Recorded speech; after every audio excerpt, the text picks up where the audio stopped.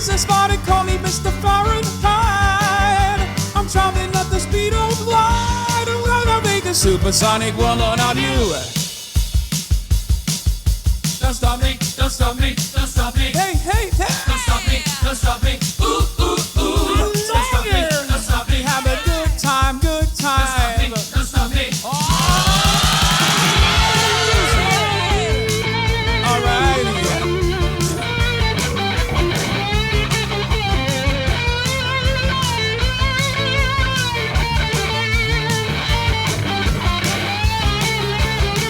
Oh, I'm running through the sky. Yeah. 200 degrees is what they call me Mr. Fahrenheit. Hey, jumping at the speed of light. When I make a supersonic man out of you. Yeah, yeah. I'm having such a good time.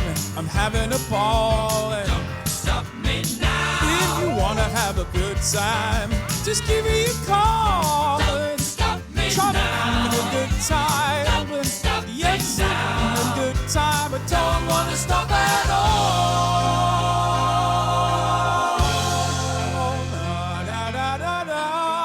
What's going on, everybody? I hope everyone's having a fantastic evening, a fantastic afternoon, a fantastic pre-noon.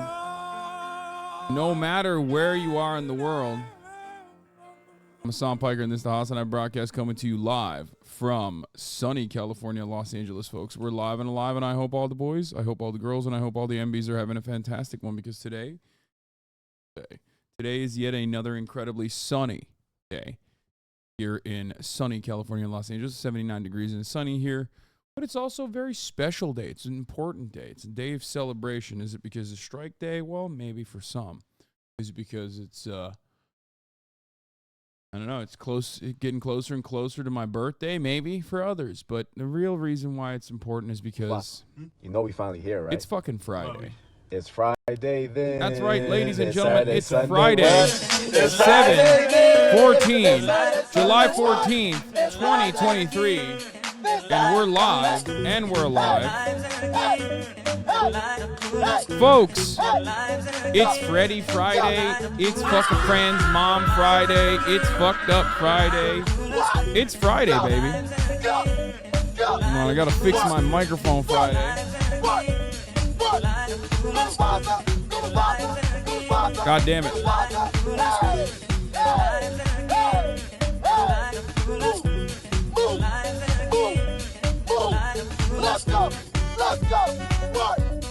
It's motherfucking Friday, baby.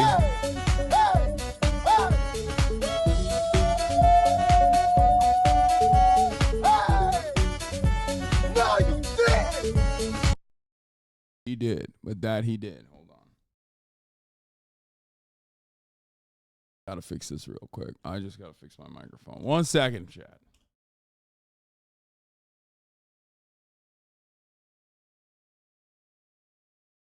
I never get the lefty loosey righty tighty thing right.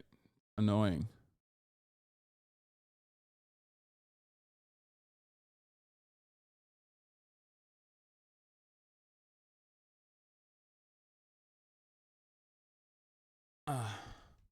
Because this one has a crank. This one has a crank, so it's like fucked up. Did Austin use your mic beforehand? No. What's up, folks? It's Friday.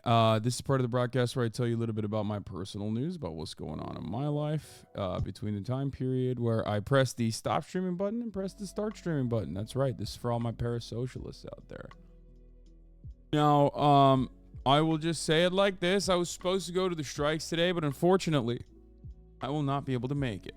So let me just get that out of the way.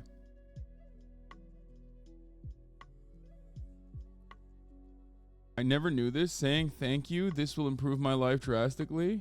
What? Yeah, unfortunately, the strikes end at 1 p.m. So it's a very hot day, which is part of the reason why I believe they are ending the strikes at 1 p.m. So that's probably what it is. But hey, listen, there's going to be plenty of other days to go to the strike, so do not worry. Fear not. Anyway, Other than that, personal news-wise, last night I ended the broadcast, watched a episode of Bear, or at least tried to get through an episode of Bear, while also simultaneously training Kaya on the good girl path that she is on. Currently, you can see her on the other side right there, but you barely can because she's sleeping. I will do gaming as a compensation for not going on the strike. I will OKBUDDY Friday as a compensation for not going on strike.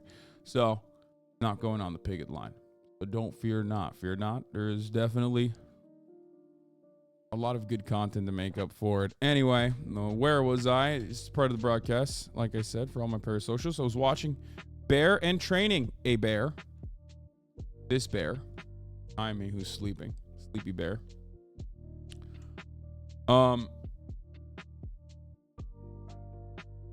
Please don't lie to us. No, I'm not lying. I'm not lying. Today's my birthday. Can you tell me happy birthday, please? Happy birthday, please.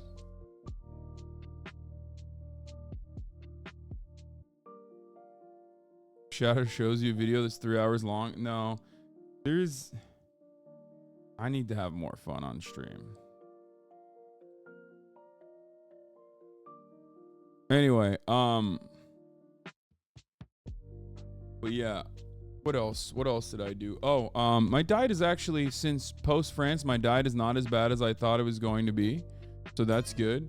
I was actually very worried that, like, I was going to gain a lot of weight. I haven't. I've actually been losing weight steadily since I haven't been able to work out. I believe today is the day my treadmill will finally arrive. Hopefully. This is the third day in a fucking row where the FedEx guy just comes over, doesn't even try to open my gate, doesn't even try to ring the doorbell, and just walks away. And, like, I can't even catch him. I only catch him on the fucking camera. I don't know what he's up to. I don't know why he's doing this. I don't know why he has to come over 3-4 times in a fucking row. I don't know why. It's very odd. It's not even a joke. I don't know why. This is the only time I've ever had this problem.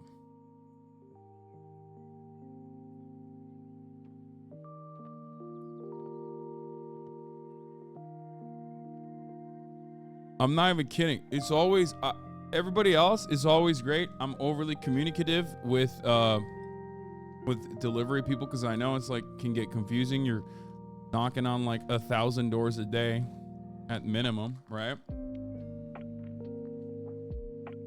But this one route,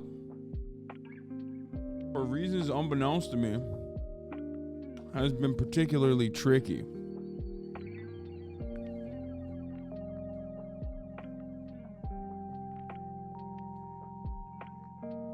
I don't know what it is. So today I left a message on the gate. Today I left a message on the gate. I also have a message through like the delivery system in general, but I guess they don't care about that much. Anyway, he's not reading that shit, bro. It's literally directly on the gate. Anyway. Well, yeah. Very odd set of circumstances, but I'm also trying to like track it as best as I can with the hopes that today's the day. I feel bad for the dude. I mean, listen. Partially it's because it's like, bro, you've come back like 3-4 times at this point. Like, why? Why do you always do this? You know what I mean? Why? Just deliver. Promise.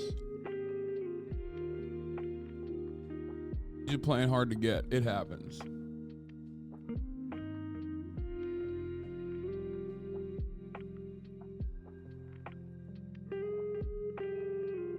I'm an Amazon Prime driver. That sounds weird. Yeah, I mean, it's different. For Amazon and UPS and everything else is different.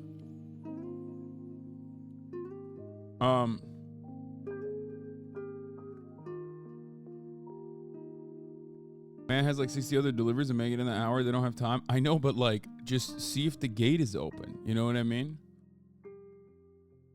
Or ring the doorbell. I'll open it for you. Fuck, I'll carry it for you. Are you getting the bag from Twitter ads? No, because I don't.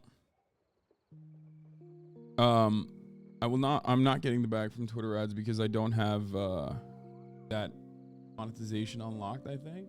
K13EFG, thank you for the 5. Get the subs.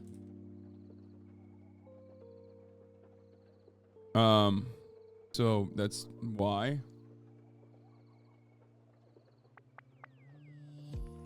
Hire a gatekeeper.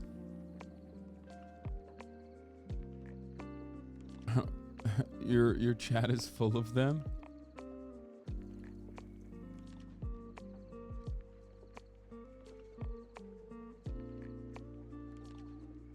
Yeah, I don't want to give Twitter my social security number, man. Anyway, but here's a rib update. It's pretty good. It gets a little annoying from time to time, but it's like it's definitely healing. I can feel it healing, so that's good. That makes me happy. Maya called you out. Speaking of ribs, let's see. Hasan broke his rib. Yeah, so did I. You didn't see me complain about it. I mean, I literally did. Yeah. I mean, I think I did as much as you can with the broken rib. You know what I mean? Kind of fucked up. I literally I had such little broadcast interruption. I'm just saying, I think I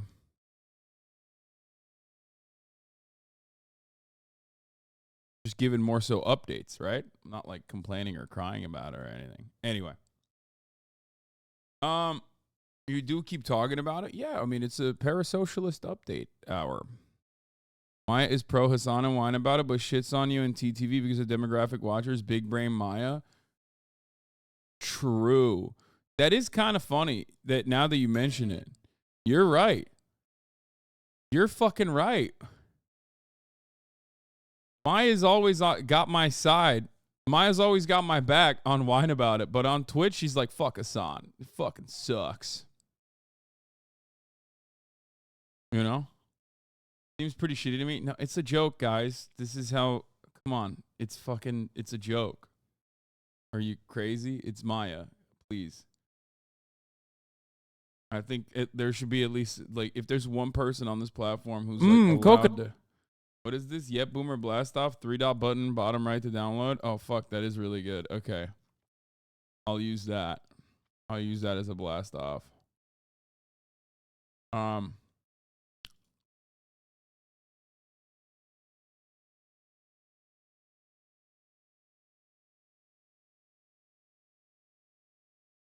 I said come to LV so she could break your other ribs. Oh, no thanks. But where was I? Yeah, other than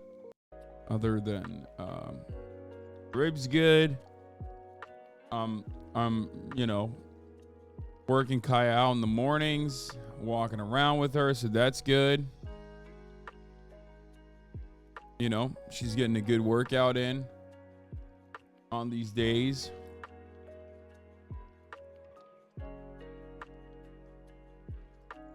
My life is so fucking boring, dude. I realize like there's nothing going on. Oh, one thing I will say, I want to go and watch the Barbie movie. I don't know if that's lame or not, but I want to go get a group together and go watch the Barbie movie, I think.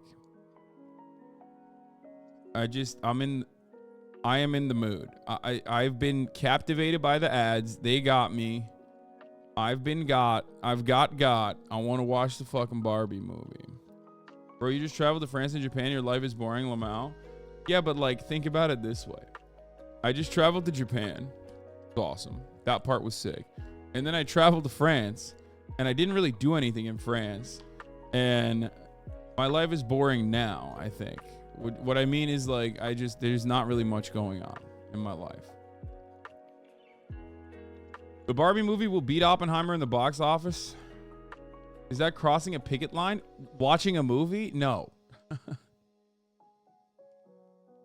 I don't think I don't think it works like that, guys.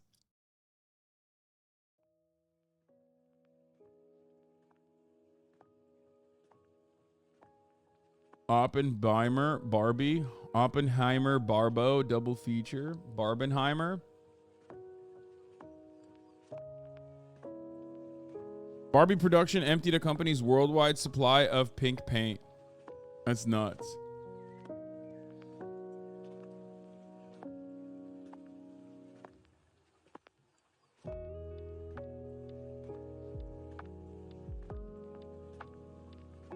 Is that lame, bro? Literally everyone has been talking about wanting to see this movie. I have Twitter brain, dude. Remember, I just like everything I do. There's a little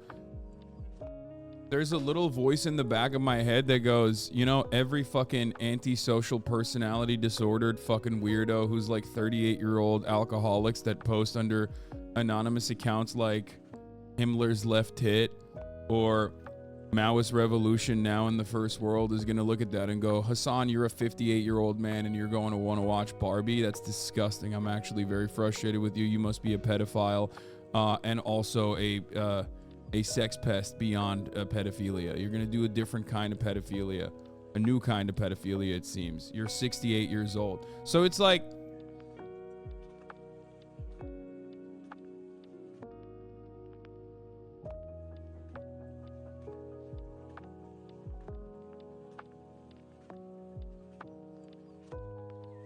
can't have any fun, you know what I mean? The damage Twitter has done to your brain is going to last longer than that platform? Probably.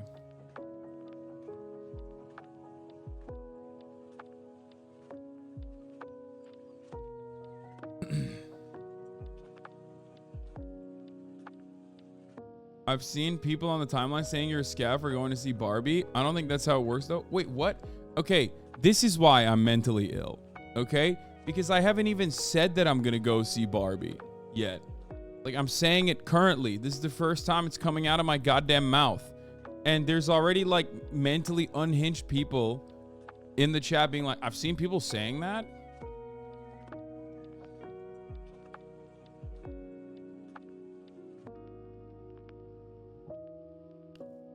The Barbie movie will be good for what it is, but I'm far less excited to see it after they announced the Mattel universe is on the way. Talking about J.J. Abrams is excited for his upcoming Hot Wheels movie. No, he's not. He's excited to be paid $20 quadrillion to make a piece of shit.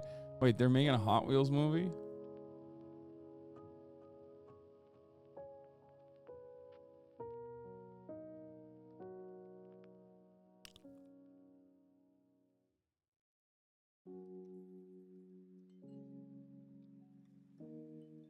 Anyway, best when you're gaming or something, people say you're holding back the leftist vanguard that will liberate the working class. Yeah.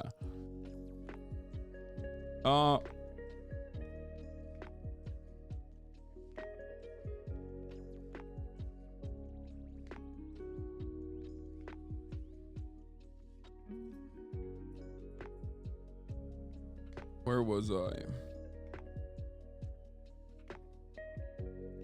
Still doing DreamCon? I am not doing DreamCon. No.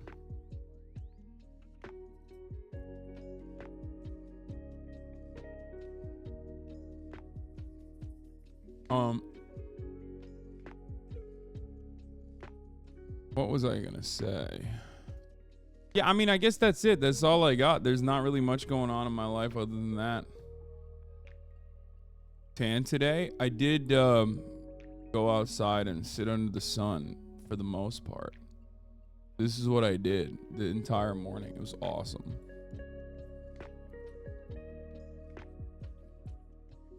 Said you were going last year, you liar. It's not my fault. It's literally not my fault. I've made multiple attempts to reconvene to try and make it happen, the DreamCon shit.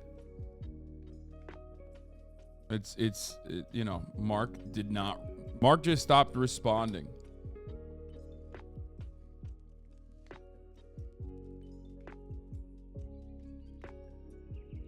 Like last time we talked about it was in March, and then since then, like, on a monthly basis, I hit him up and I'm like, dude, what's going on? You haven't given me any updates. And he just hasn't given me any updates. So I don't know what to tell you. That's it. Oh, I posted a TikTok. I posted a fucking TikTok video as well.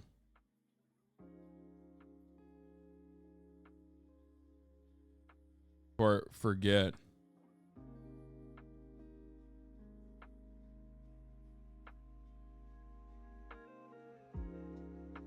That's what I did. That's all I've done. Popcorn's so good. Yeah, that's what I did. That was my TikTok. Might be busy. Those dudes do a lot. Words that should never be said out loud by someone over 30. I know, it's fucking disgusting.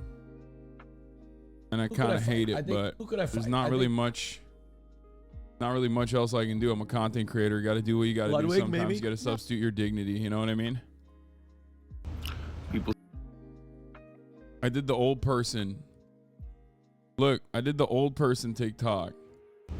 People said, Hasan, don't stay under the sun. You're gonna look terrible. It's gonna be awful for your skin. Interact with it. I didn't listen to them, and look where we're at now. People said, Hasan. That's what happens. You go under the fucking sun one time, and this is me. This is what I look like now. I'm currently using a reverse. Bro, why did you post this? Because I'm betraying the revolutionary principles of that Marx and Lenin wrote about before me. Who is GRWM? Day in the life. Oh, get ready with me. Yeah, I've heard about this. This is like a scab nurse, right?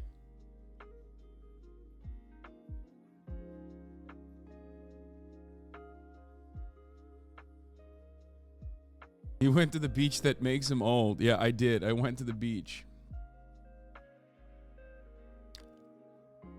Anyway, don't use those filters. Now they have your likeness. Someone might meme you. Oh no. Pokey did it too. Yeah.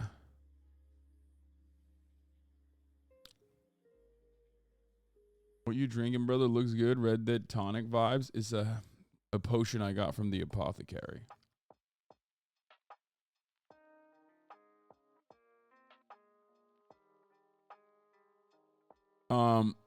Okay, let's fucking blast off, dude. Holy shit. It's taking me a while to do that.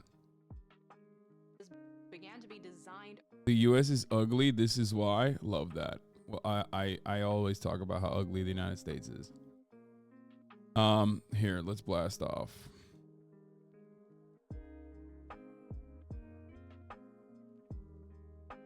Is holding up military spending. Abortion is holding up military spending. Hollywood strikes are upon us. Future calls has drank the purple potion. This is my purple potion. Hello.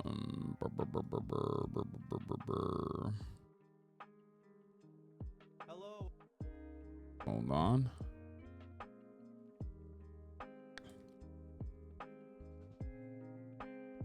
Hey, okay, buddy. Meme review is back. Get in now. Cornel West on CNN? Yeah, I will watch that. That was great.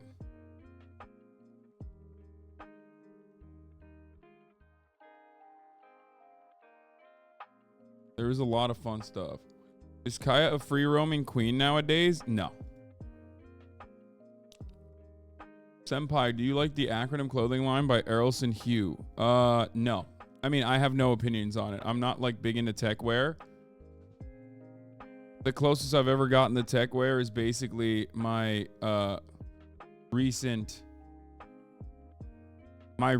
love for Japanese fashion.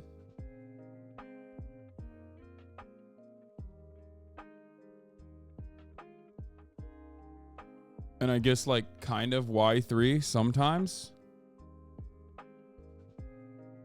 Did you miss the Friday song? Yes, you did. I mean, come on, we're 35 minutes in already. I just blasted off. I just done blasted off. Come on now.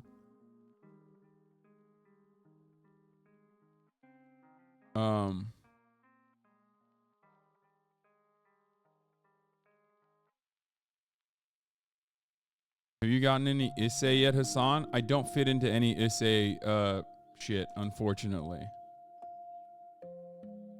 I want to wear some Issei shit, but I don't fit into it. That's why I'm Yoji all the way. You don't fit into anything? That's not true.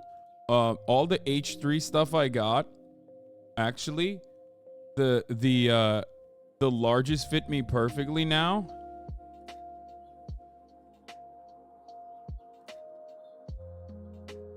The largest fit me perfectly. But then the other like extra larges are too massive. The triple XL girls skirt short thing that I got, I don't fit in it at all. It's way too big. I wore it this morning.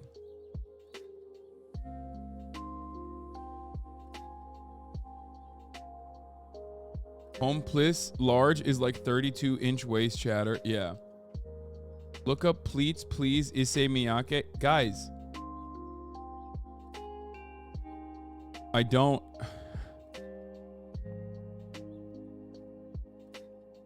What? Feminism made me clinically insane. The downfall and revival of Connor Murphy.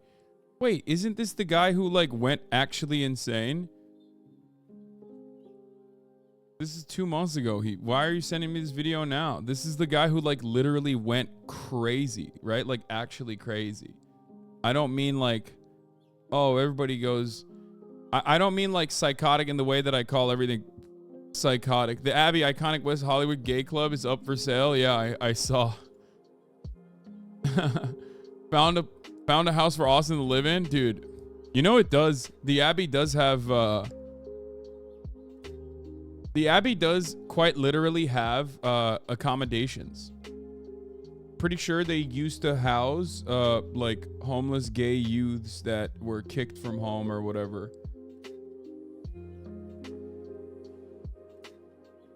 Not even kidding.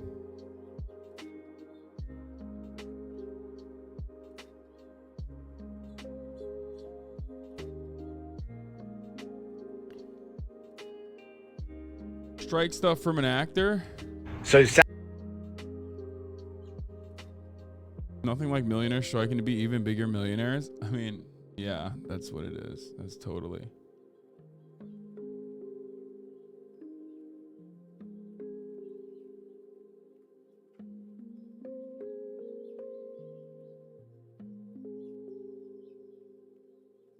Biden is canceling more student loans. Yeah, but like not really. It's for people who have had loans on for what, 20 years, I think.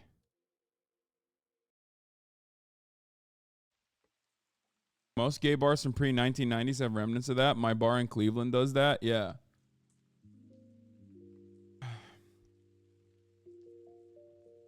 $20 to $25 years.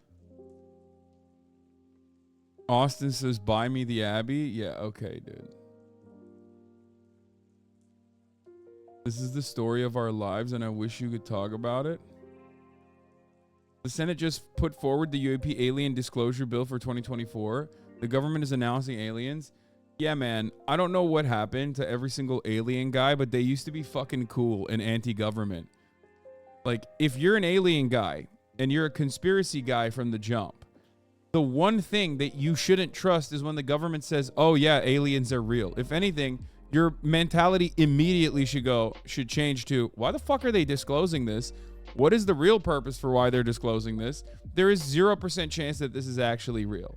Part of the reason why I haven't really talked about the UFO discourse that's been popping off on the fucking timeline is mostly because of that. Because I feel conflicted about it. Like, if I'm a different believer of aliens. I'm not a believer of aliens in the way that you guys understand it, I think.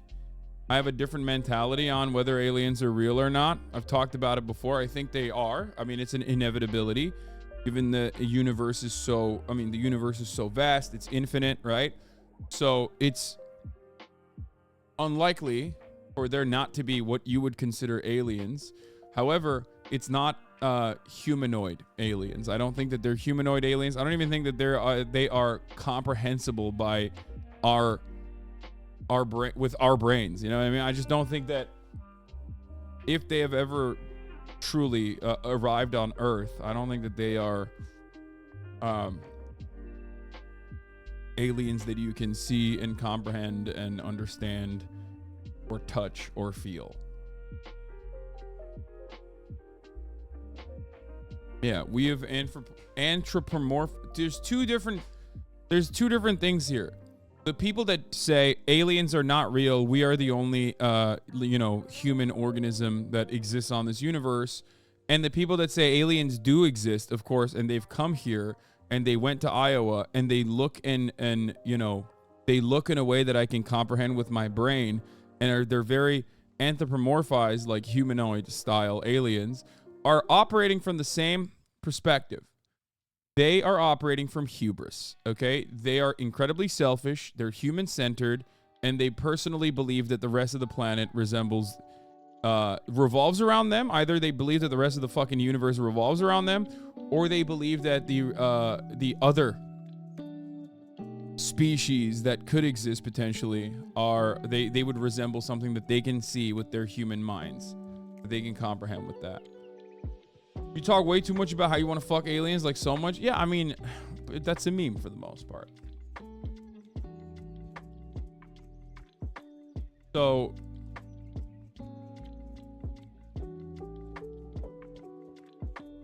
I don't see it. What is this? Was an alien?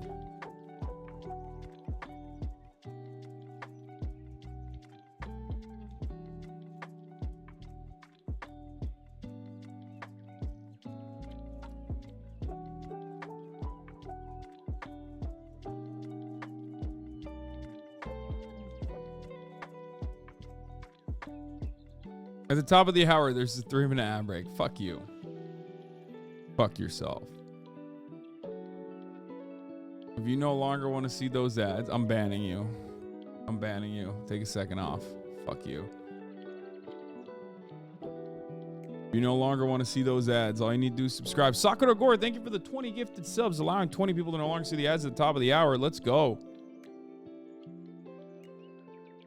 I heard the argument that the only reason aliens go to Iowa is because there are no big city lights there. Yeah, famously, the only place where there are no big city lights is Iowa on this fucking planet. Here's the 3-minute ad break now, by the way.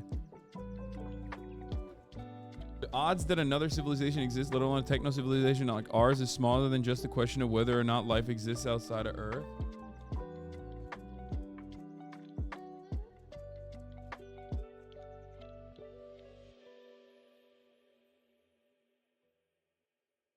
Yeah, aliens go to Iowa because they care about the first primary. That's why they go there. Brother, even presidential candidates barely go to Iowa. They go once every 4 fucking years. You really think you think aliens care about that shit?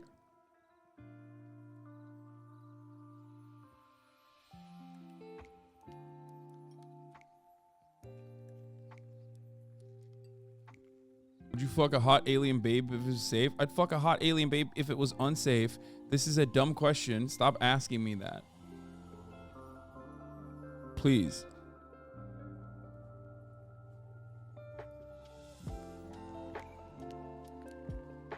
I will not be going to the picket line today because it closes at 1.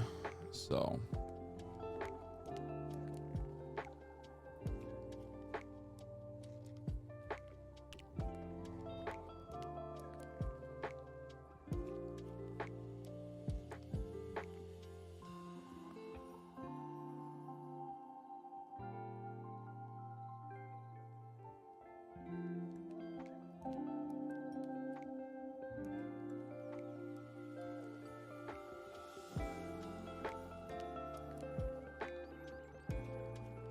Anyway, it seems almost certain there are other forms of biological life out there, but the chance we exist at the same time as a technologically advanced alien civilization that would have passed the great filter is like zero.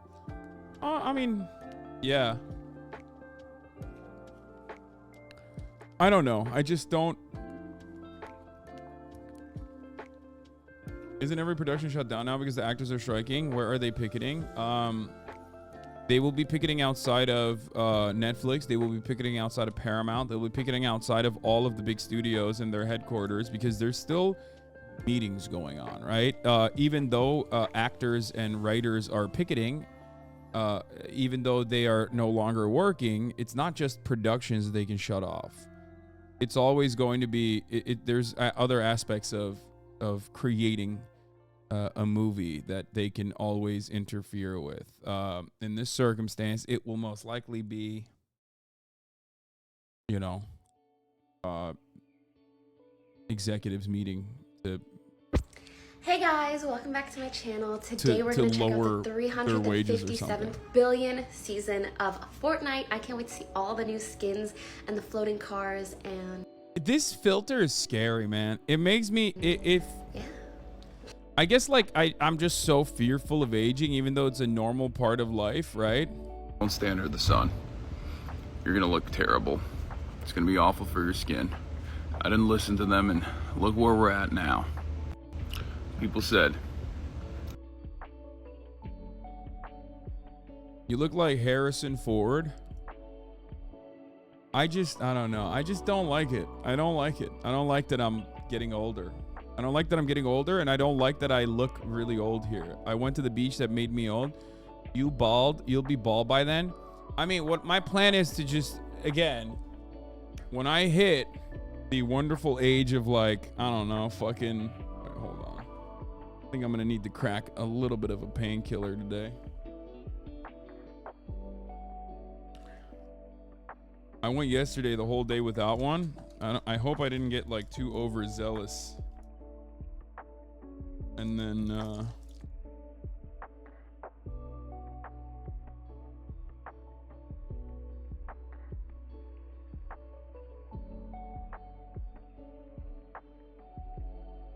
I can't believe you hit the face filters are scary. Wait, what?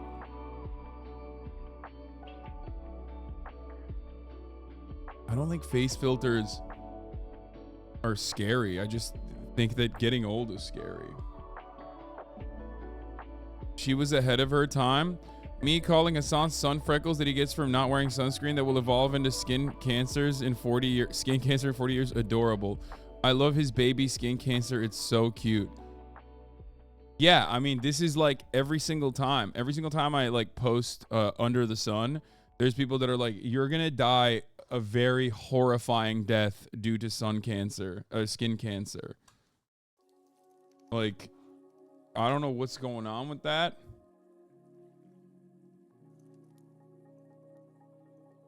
Bro, who takes pills like that? Bro, I'm going bald at 23. Wait, what? Motherfuckers who don't know how to take pills. How about you concern yourself more with finasteride, a pill that you should be taking, okay? If you're going bald at 23. No, but for real. It's not the end of the world, man. If you're going bald, there's a lot of hair technology out there that can help you. There's a lot of medicine that can save you. Or you could just, you know, say, fuck it, YOLO. Who cares? I just don't have hair. Our queen broke character again. 5, 4, 3, 2, 1, 0. I put you to bed. What are you doing here? Go back to bed. Okay, then I'm coming with you. Okay, guys, I gotta go. Gotta put my son to bed because he wake up. See you in a minute. Mwah.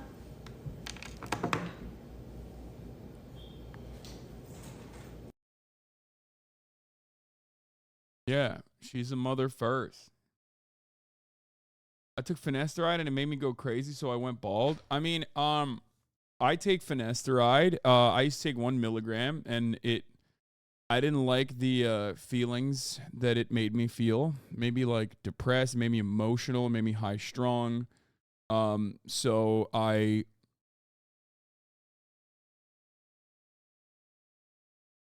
stopped.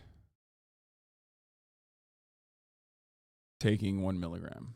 And then I started taking half of a pill instead. Anyway. Oh, God, we're all getting old?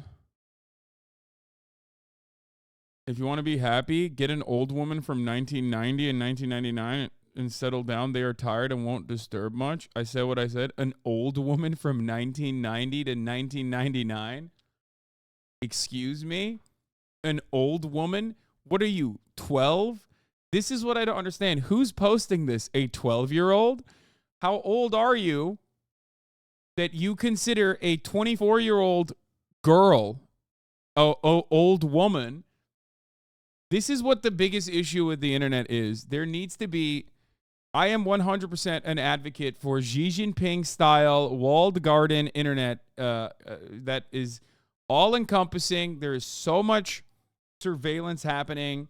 As long as I will never see another 12-year-old's opinion ever for the rest of my life. Okay? I'm so good. I'm so fucking good. My man said, old woman, are you a pedophile? What are your preferences? If you say a woman born between the age range of 1990 to 1999 is an old woman, then you have to be a pedophile. Like, there's no way. You're either a child yourself or a whole-ass adult who is a pedophile, okay? You're like, oh, man, I hate old women at the age of 24.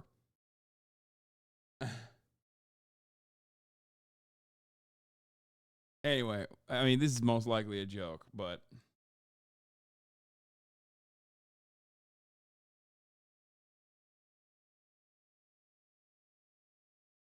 They're Republican, and I think they've passed their prime.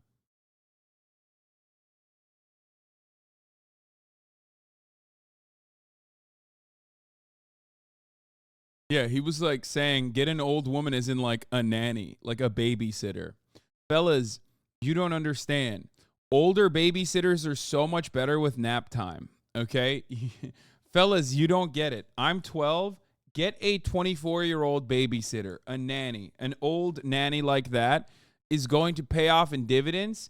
They let you go along with your goo goo gaga shit. You know what I mean?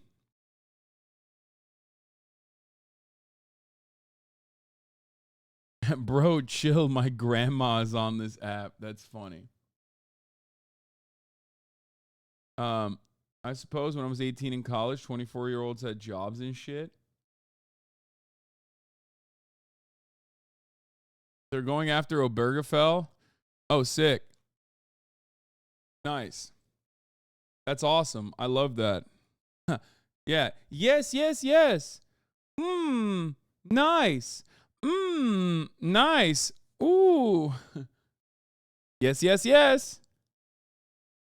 Ice cream, yum.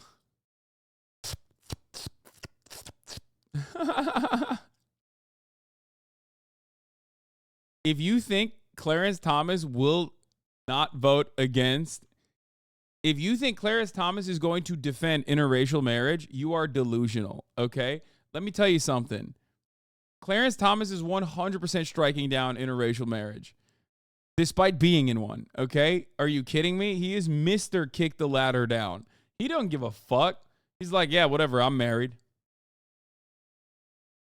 Your takes on babies is literally the most painfully and brutally honest about little babies, all right?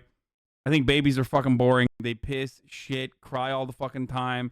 They can't hold a fucking conversation. Like, you should be lucky that I'm letting you survive, baby. I'm going to feed you if you need food, okay? Just, you know, I can't even fucking debate the baby. You know what I'm saying? Like, we're celebrating, like, a dumb shit that like every human being knows how to do. I'm painfully and brutally true. I stand by that. They will ban new interracial marriages. How is that affecting him? That's so dumb. No, I think it. No, I don't. you think they'll just stand if they were to like ban interracial marriages? You think they would just stay with like new interracial marriages? No, they would 100,000,000% inevitably go after criminalizing existing interracial marriages.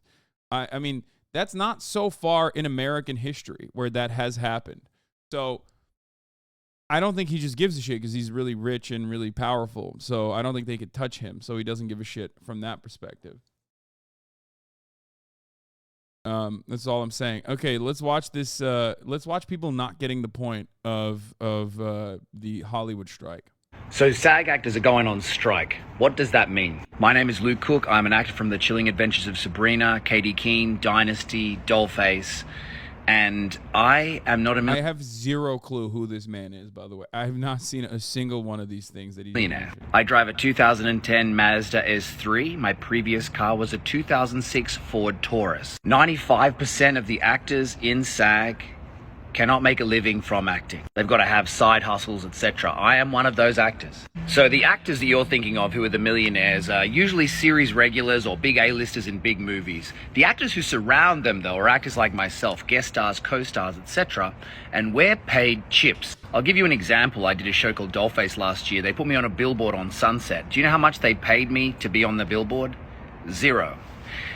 The amount that they paid me to be in the show was not much better. So I live in Los Angeles and I have 2 kids. I got paid per episode, which is 2 weeks of work, $7,500. Then it's taxed.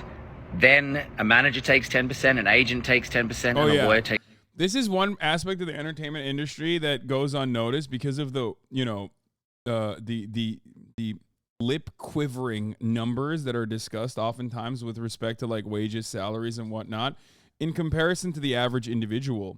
But one other part of the story always is that like most people's compensation structure also revolves around getting taxed on a number that you're not even receiving in your pocket, because there's also there's the instability, obviously, because you're rushing from contract to contract, but then also on top of that, there is the reality where, like, in certain circumstances, you're literally paying taxes on a number but you're paying out your manager off of that number. But again, this is not like $14,000 a month. This is a one-time contract for those of you who are failing to see. $14,000 a month is great pay. It's incredible pay for even Los Angeles. I think you could definitely make ends meet even with children, right? However, and live a very comfortable life, as a matter of fact, especially if you've made like an investment into a house early on, yada, yada, yada. But it's not $14,000 a month. It's $14,000 for the contract that you have, that's it. That might be the only time you work that year, which is part of the reason why a lot of people end up getting second jobs for stability. It takes 5%. Now, I am one rung below a series regular who is making maybe $100,000 sometimes per episode. They're very wealthy and they're worth it too. They're usually very talented people. A huge portion of this strike is about people like me who need to be paid more for the work that they do, and let them have a portion of the profits that these streamers and these big companies are bringing in. So this discussion is not about millionaires. As I said, 95% of the union can't make enough money to live by... Yeah, good luck explaining that to a guy who, in most circumstances, doesn't realize that he's in a similar boat and thinks your job is fucking awesome. Oh, whatever, fuck you. You're an actor. At the end of the day, you're on camera. I'd love to have your job. It's like, doesn't matter. He is a part of a machine that is generating value upwards, generating value for someone else. And when actors or any kind of labor union in any sector demands better pay or better earnings or residuals or a different component, it's always the value that they're generating. Are they really worth it, though? Are those big name stars really that much better at their jobs? Or is it just a classic, the diva gets what she wants and the chorus gets the line, then the chorus line gets the scraps? I mean, I'll tell it to you like this, my friend. It's going to sound silly. It's going to sound stupid. Especially because a lot of people look at like what I do and go, dude, it's the easiest job on the planet. And in many respects it is. But let me tell you something. Try to act. Put a fucking camera on yourself and try to do a scene. And you will understand how unimaginably difficult it is. At least for me. I can't do it. I'm on camera 24/7 pretty much. Okay? I can't do it. Luck plays a genuine, obviously a super, super genuine part of it, right? Because that's how it works. It always works that way. Luck is a big part of every process.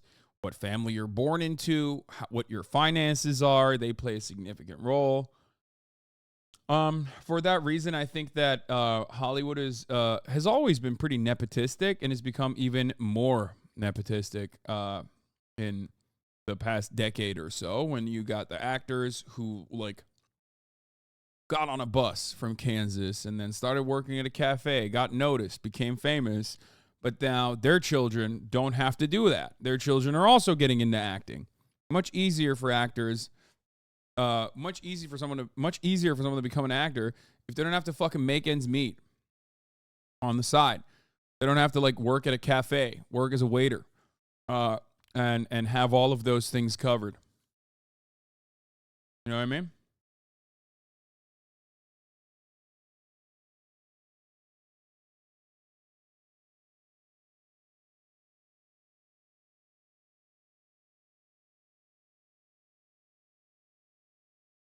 The same thing with sports. Sure, there are a few people who are overpaid, but the stars get paid the big bucks for a reason. They're skilled enough to carry the team. In many respects, these guys are paid the big bucks because someone who is very interested in paying them as little as possible has made the calculation that putting that person in that position is going to put asses in seats, is going to drive ticket sales. That's it. Does anyone here believe that a company is going to literally fucking overpay for someone, a worker? No shot. There's always a reason. There's always a reason. Obviously, you can have like shitty accounting or some other kind of corruption going on behind the scenes. But in most normal circumstances, if Hollywood is choosing to pay someone a certain amount, that means they're getting more of that in return.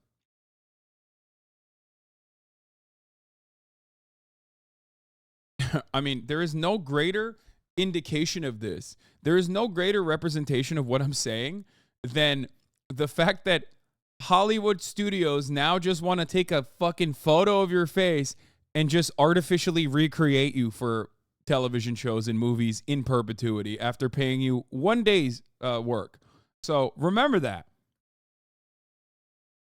Like, they want to pay you for 1 day's of work, and then they want to own your face and likeness for the rest of your life and even beyond that. So, been watching Black Mirror, I see. Yeah, it's funny you say that because I did watch that Black Mirror episode, but it's even funnier that now Netflix, Ted Sarandos, David Zaslav, and numerous other CEOs quite literally put a contract stipulation in front of SAG-AFTRA that directly does what you saw in that motherfucking Black Mirror episode. So it's not even a joke.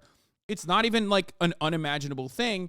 Someone wrote about it, Netflix released it, and then Netflix quite literally said, oh, actually, this psychotic dystopian future that we promoted, we want to do that to you. So that is part of the reason. That's part of the reason why they are having this conversation, this back and forth, and that's partially why they are pushing back.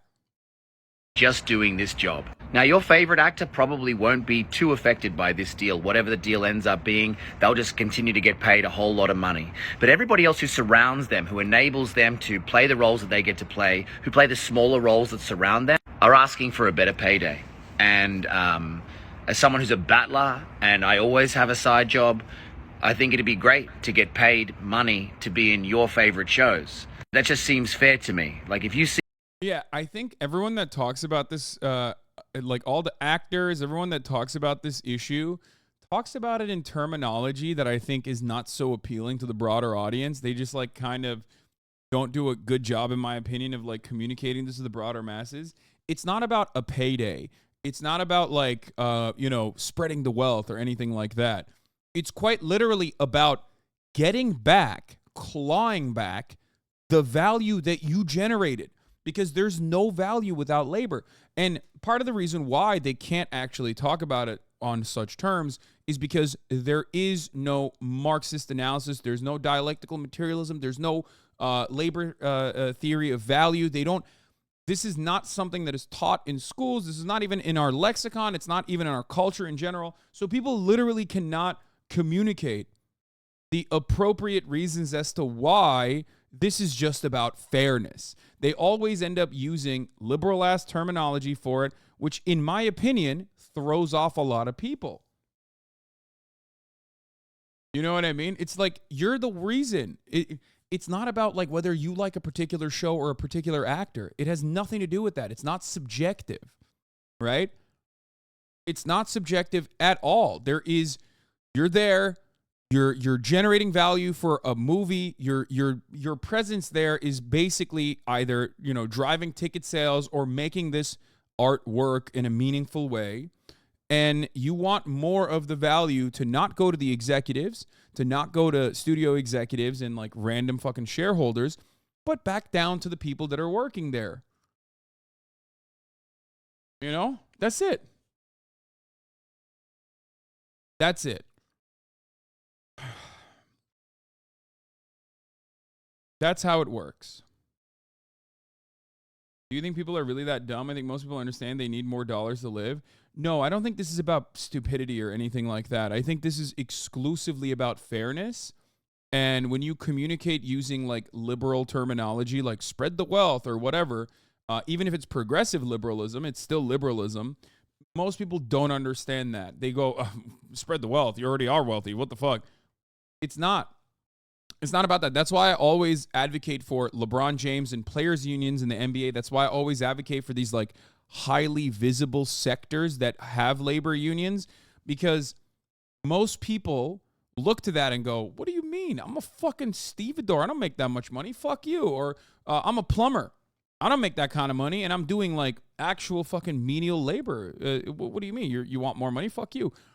The point is, they want more of the money that they are generating for the studios. That's it. Every sector should have a labor union.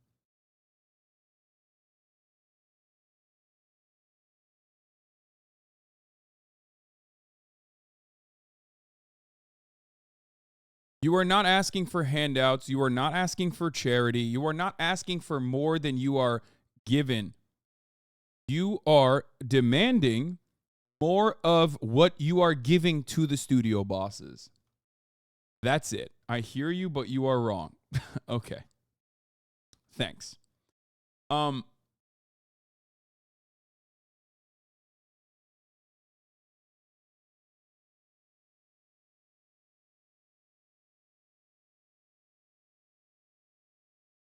Is a man not entitled to the sweat of his brow? Exactly. Is a man not entitled to the sweat of his brow? That's the point. It's reductive, but it's one of the best ways to describe this situation.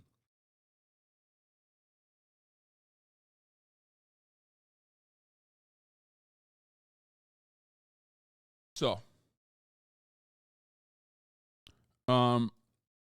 that's it. That's it on that front. We'll get back to that in a little bit. What is this? Ryan got so many guys. It's great. So many guys are but so they all excited whisper to me. Guys will come up to me and be like, "I'm excited to see Barbie," and you're like, why, "Say it loud, like whispering? scream it." Yeah, that's cool. I don't think men ever thought they would want to see a Barbie movie. Yeah, you know? but then they watch the trailer. People are so pumped. Yeah. There's something in it for the Kens. So many guys. It's great. So many guys are.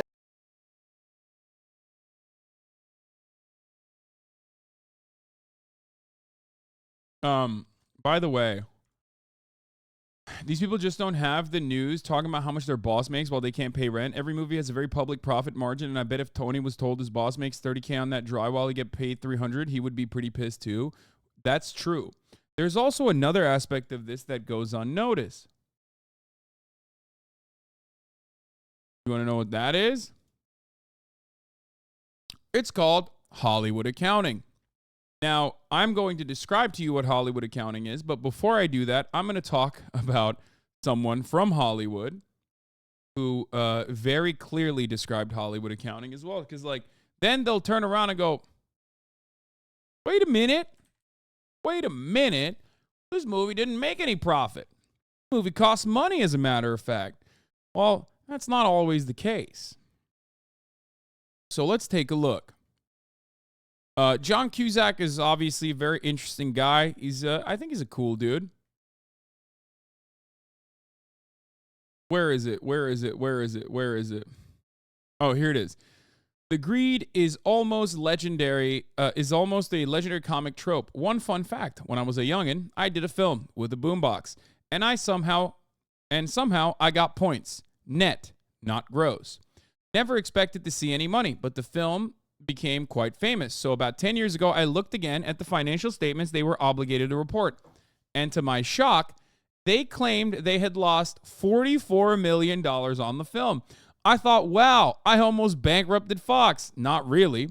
The film cost about $13 million to make, and money spent to release was minimal at the time. 30 years in, that film lost millions every year. A neat accounting trick, don't you think? That is precisely what this is. It's called Hollywood accounting, where you just fucking hammer on losses into a movie. You package losses into a movie so you get tax benefits. Remember, we do this in pretty much every sector, okay? America runs on tax cheats. Our tax code is designed in a way to create tax cheats, and everybody knows it. And for some weird reason, we don't really consider it that way. What am I talking about this?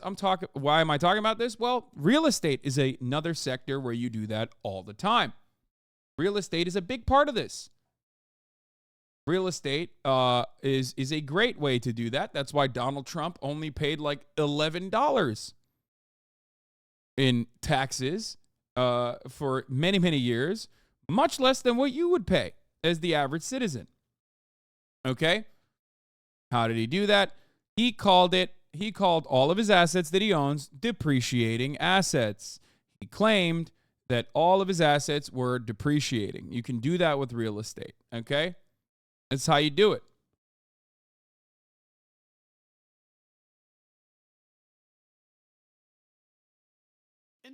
Here, let's watch a whole ass video on Hollywood accounting, because this is really great. It's a really important thing for you guys to understand. When studio says, oh, we lost so much money on this movie, they're fucking lying. Let's take a look at how they're doing it. Video today, we're answering one of our patrons' questions because DJ asks us, what's the deal with Hollywood accounting? But just before we get into that, I do want to mention that today's video is brought to you by Mack Weldon, a premium men's essential. God damn, it's long. Here's a fun fact for you to mull over. Despite having a clause in his contract that entitled him to a share of the total net profits of Return of the Jedi, David Prowse didn't get so much as a single thin cent from Lucasfilm from this, because on paper, Return of the Jedi, then until today, has been a massive financial failure. So, how is this possible, you ask? Well, it's all thanks to a wonderful concept known colloquially as Hollywood accounting, or more accurately, how to lose friends and screw people. Notable examples of this bastion of pencil pusher ingenuity include the Lord of the Rings trilogy, which New Line Cinema asserts was a horrendous loss for the studio despite it. Oh god, it was so bad, guys. So bad. Grossing some $3 billion worldwide in theaters off a combined budget of just $281 million, let alone all the money made after in DVD and Blu-ray sales, streaming rights, games, and other merchandise. Moving on to Harry Potter and the Order of the Phoenix, this one apparently lost Warner Brothers $167 million, while simultaneously being one of the most successful films the studio has ever released, grossing just under $1 billion. In yet another case, the 2002 surprise blockbuster My Big Fat Greek Wedding managed to bring in $370 million, which is about $536 million today, off a production budget of a mere $5 million. God, everything. God, what a massive loss these movies were. Yet somehow managed to lose the studio $20 million. That's crazy. Damn, that's crazy. How is that possible? Please tell us, British Vsauce man. So yes, they apparently lost 4 times the production budget itself. This means that if the studio is to be believed, they'd have been better off throwing the film in the trash after spending the $5 million for filming and producing the film, rather than earn their cut of that $370 million.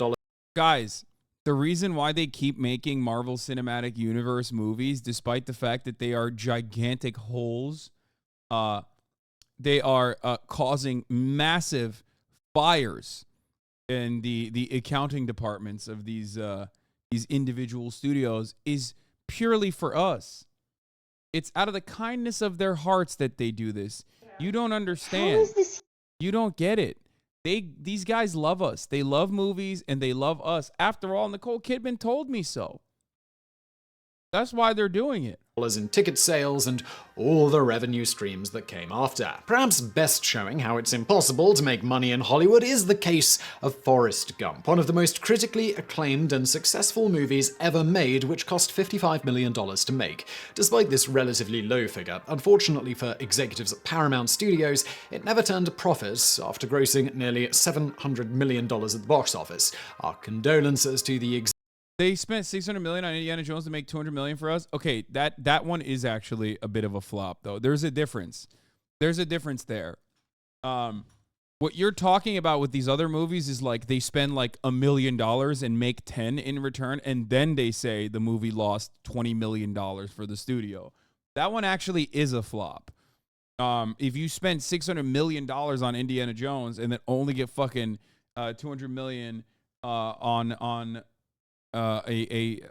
release at the box office, then yeah, that is a flop for sure. Executives and their families, after no doubt all of the executives were fired for backing such a financially disastrous project for the studio. These are by no means cherry-picked examples, with some estimates suggesting that upwards of 80% of all major studio releases lose money, according to the studios, which somehow magically manage to stay in business anyway. So, well, what gives? Well, certainly not the studios. But how and why are they doing this? As to the former question of how do they do it, well, they have countless tricks up their sleeves, but one of the biggest ones is simply making separate companies for various projects and aspects of promotion and production. This is important. Guys, why? You know why they're losing money? Because you pirated it. You went to Kiss Anime and you pirated it, you fucking assholes. I can't believe you did that to the big movie studios, dude. No! They're all out of jobs now. You're part of the problem. It's laughable. That's a laughable concept. Never believe anyone who says that, by the way. Important because the studio or sub-company can then charge the other company for its own services, essentially paying itself to produce and distribute the movie. In this way, the studio, or vice versa, can charge pretty much whatever it feels like for any service. As an example, the distribution of a film may be handled by another company the studio also owns. This distributor can then charge the parent company really anything they want to distribute the film. The studio will naturally accept this fee no matter how obscene, as they're just paying. I love when I talk about, you know, certain concepts that relate to like Twitch, and then you're forced to reckon with it. Like years ago, I talked about the DMCA and how game studios could actually just as easily DMCA content creators if they felt like they wanted to do that. And everyone was like, Hasan, they would never do that. You're a fucking idiot. That's so dumb. They don't have the legal right to do that. And then guess what Nintendo did? Nintendo had done that first, and they did it again. They fucking did it recently to some of our friends, if you recall. And this is yet another moment. This is yet another America Deserved 9/11 moment where many of you will come to face the reality, the truth of the matter here. Hollywood accounting is done in every aspect of business, especially one that touches the creative side. Remember what I talked about with respect to Amazon and how they engage in Hollywood accounting by basically always presenting Twitch as a loss leader as they try to monopolize the market, while simultaneously it's just a simple accounting error for them. They could make Twitch tomorrow be in the green. So much so in the green that it is like unimaginable. They're a pure profit-making machine. How could they do that? With one simple trick, by saying AWS costs are $0 now for Twitch. We're just going to we're going to make it so that there is a loss elsewhere within our corporation. Okay? That's how it works. And one really incredible way to do that is monopolization by doing vertical integration and horizontal integration. I love the people in the chat going, do you participate in Hollywood accounting? I bet you do. Of course I participate in Hollywood accounting. After all, I own the platform that I'm on. I own the distribution mechanisms of the platform that I own, and also numerous other, corporations like delivery mechanisms and whatnot that I can switch my fucking revenue streams to. Are you fucking stupid? I turn on a camera and I talk every day. I don't own any fucking assets that I can claim is like depreciating. Enjoy those tax breaks, eat the rich. Oh my God, you are so fucking stupid. I'm being sarcastic, you absolute idiot. I'm literally talking about how someone could do such a thing. Yeah, when you're Amazon, you can do such a thing. When you're a movie studio, you could do such a thing. When you're a fucking Twitch streamer, you can't do that. Oh my God.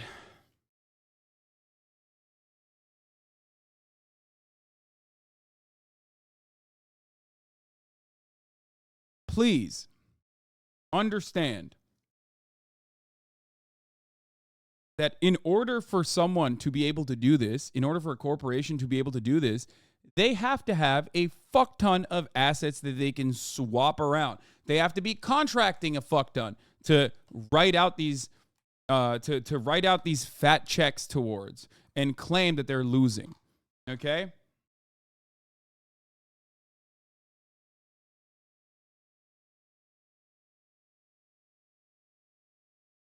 Probably the literal dumbest person I've seen in this chat since I started watching Hasan. I want to see what else this guy's going to come up with if he does choose to respond later.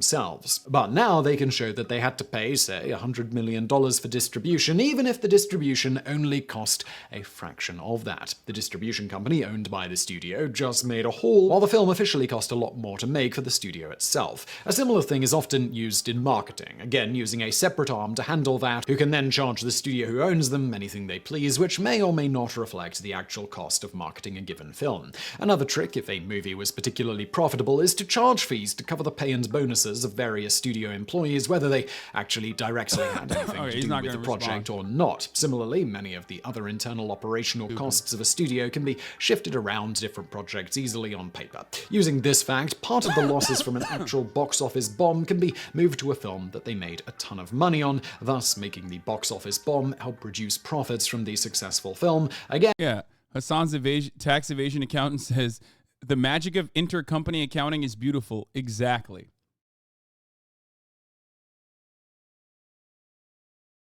Like, I do love covering issues like this, like what multi-billion-dollar corporations that have like 1,000 other subsidiaries that engage in this kind of thing because they have expanded both vertically and horizontally. And then a guy going, hey, dude with no fucking credit card, don't you do this? Yeah, dude, totally. Because I own a house that I live inside of. So I must be doing the same things. Again, all in order to ensure every project possible loses money on paper. Additionally, while the movie is being made, accountants will scour receipts to write off everything and anything they can, and at the highest price possible as an expense to further inflate the cost of production. As one industry insider noted in an interview with the New York Times, everything, just everything is deducted. That's the system. You deduct lunches and dinners, Xeroxing, parking, everything. The studio sent me gifts. They were deducted too. So they spend a shit ton because then they can operate at a loss, and then they can use that loss to say, look at how much money we lost. Therefore, please don't tax me. So, well, why do they do this? One of the biggest benefits of all these shenanigans is the studios not having to pay royalties to the various entities that otherwise be entitled to pay, as well as in some cases saving a lot of money on taxes, at least in the immediate. On this latter one, this might be done by shifting the ultimate profits into funding things that increases the overall value of the parent company itself. This ensures in a given year they aren't making a cash profit, or at least making less of one. For example, they might snap up the rights to some other project or purchase another business entity to expand, etc., etc. In some cases, if they can combine this into making it seem like an expense for a given film, all the better. Two birds with one stone and all that. These amazing number tricks are, of course, what is going on with the aforementioned David Prowse, who once recalled in an interview that he periodically received letters from Lucasfilm informing him that one of the most successful movies. Your actual question here, you could probably get a tax break because a part of your home is your workspace. Yeah, they literally, the IRS, in order to do that, you have to measure your studio and any area that has actually been on camera and the amount of time that you spend there. So yes, technically a part, like a tiny portion of this house is tax deductible because all of the expenditure in this house, and that's not like being a tax cheat, mind you. That is just like literally in the tax code. So streamer houses are just tax breaks? No, it doesn't work that way, chatter. You can't. If you do that, you will get in trouble. Okay? I just explained it to you. I just explained how this works to you, and you still went, I don't really understand what you're talking about. You can't put your entire fucking house, unless you could technically put your entire fucking house if you're in real estate. If you are a landlord, for example, then you can actually, then you have a completely different way of taxing or using your assets as a mechanism to deduct additional taxes.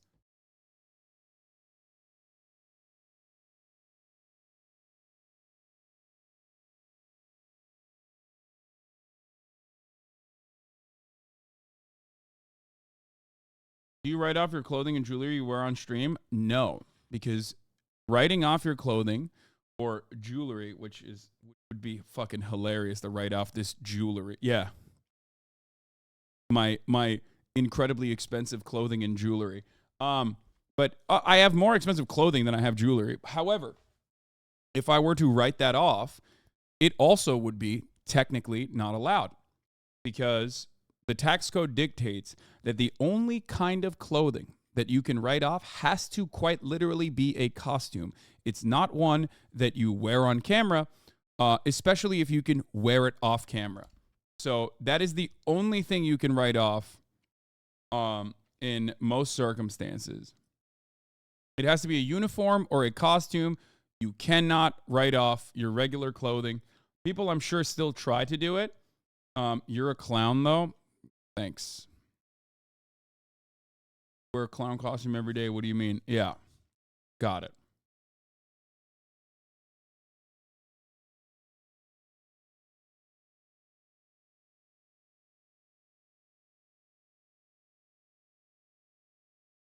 Tax auditors are really specific about making sure things that are used for business tax reasons are indeed for business tax reasons and not just primary personal. For example, a kitchen in a house is probably not tax deductible unless you say you're a culinary content creator, because otherwise it's just your own personal kitchen. Yes. Why are they hitting you today? Because I think a lot of people are confused, and I'm also giving into it because I do think it's important to learn and understand the difference between tax evasion or just like abiding by the regular tax code.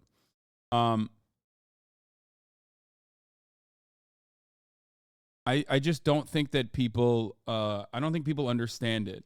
Like, people also think, for example, like when you make a tax deductible donation to a 501c3, that just automatically is like money in your pocket. Like the government goes, oh, you donated 170 grand to the Amazon Labor Union, which is not even a 501c3. It's technically not even tax deductible. But let's say if it was, for the sake of this argument, that's 170 grand in your pocket. Like, no, there's a max write-off that you can get.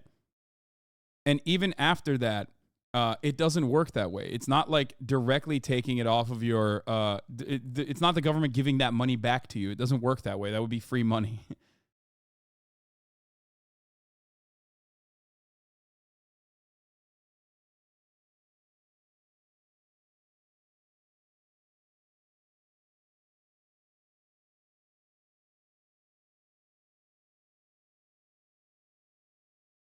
A new wave of 14-year-olds discovered leftism and now it's a new batch of poverty called chatter. Yeah.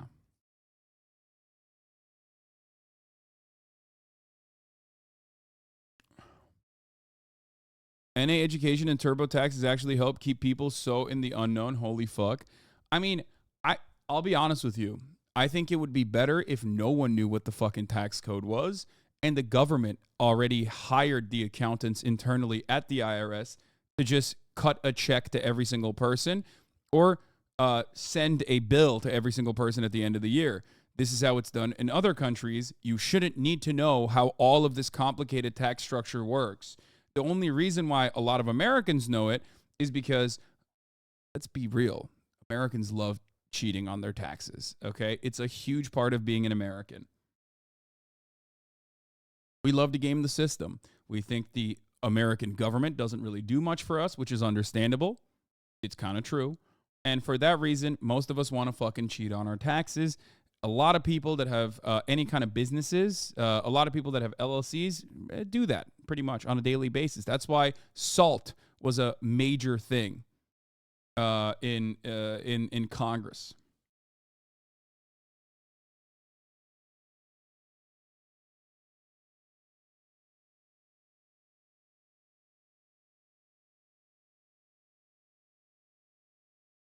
America's tax literally mean win for the wealthy. The average low-income person pays way more percentage than anyone wealthy. Oh, 100%. The moment that you shift your revenue from being a contracted 1099 or a W-2 employee to one that owns capital, your world expands in a dramatic fashion. And it doesn't matter. It's all the way from the guy who only makes like $100,000 to $200,000 a year in revenue from owning capital, all the way to $200 million a year in revenue. It's just quite literally how you make your money. If you make it through a W-2 or a 1099, if you're a contracted employee or if you're a wage laborer with a salary, if you're a salaried employee, the tax structure is very different for you. It's very cut and dry. It's very open and shut. You just fucking, they take it. They take it before you even see it, unless you're 1099. If you're W-2, they already take it. You're already paying your taxes before you even fucking see it in your bank account. Okay?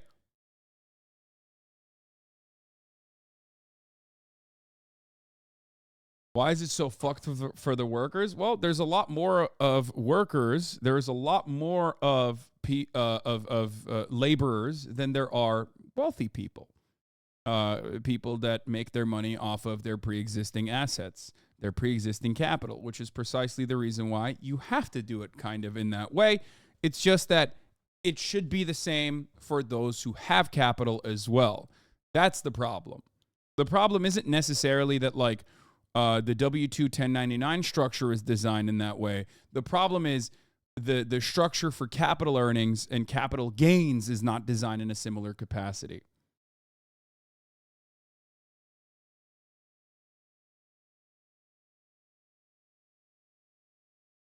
Let's continue. Movies of all time, which had a production budget of only about $32 million, had still, after almost 4 decades and literal billions of dollars later, had yet to turn a profit. And thus, they don't owe him anything. Naturally, the frankly astounding capability of studio accountants to turn even the biggest box office smash into a failure on paper has led to a running joke in the industry that the most creative people in Hollywood are the guys who do the books.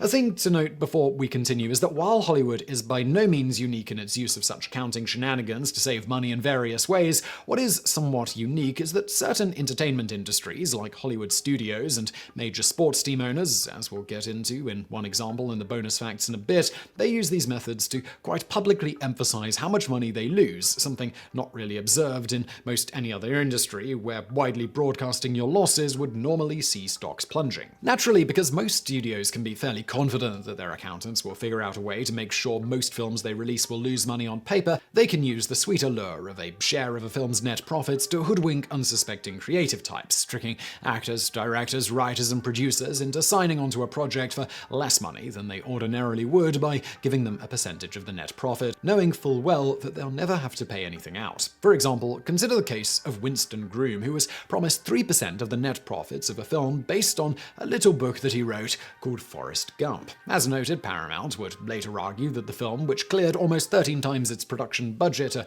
total of $700 million at the box office, or about $1.2 billion today, had actually lost $62 million, all in an attempt to weasel out of paying Groom, among others. After the story blew up, Paramount settled the matter out of court and offered Groom a 7-figure contract for rights to the sequel to Forrest Gump. Soon after this, Groom mysteriously stopped accusing Paramount of trying to rip him off and explained that the whole thing had been blown out of proportion. On a similar note, when looking at the aforementioned Lord of the Rings trilogy, New Line Cinema seems to have managed to piss off countless individuals and entities, including most notably Peter Jackson and the Tolkien estate itself, by claiming one of the most successful trilogies in history was a massive financial failure, and thus allegedly not paying what Jackson and the Tolkien estate were due in the process. Similarly, it's almost like the people that are giving you what your wages are, you know, the bosses, and the people that are receiving those wages, the workers in this circumstance, contracted employees like actors,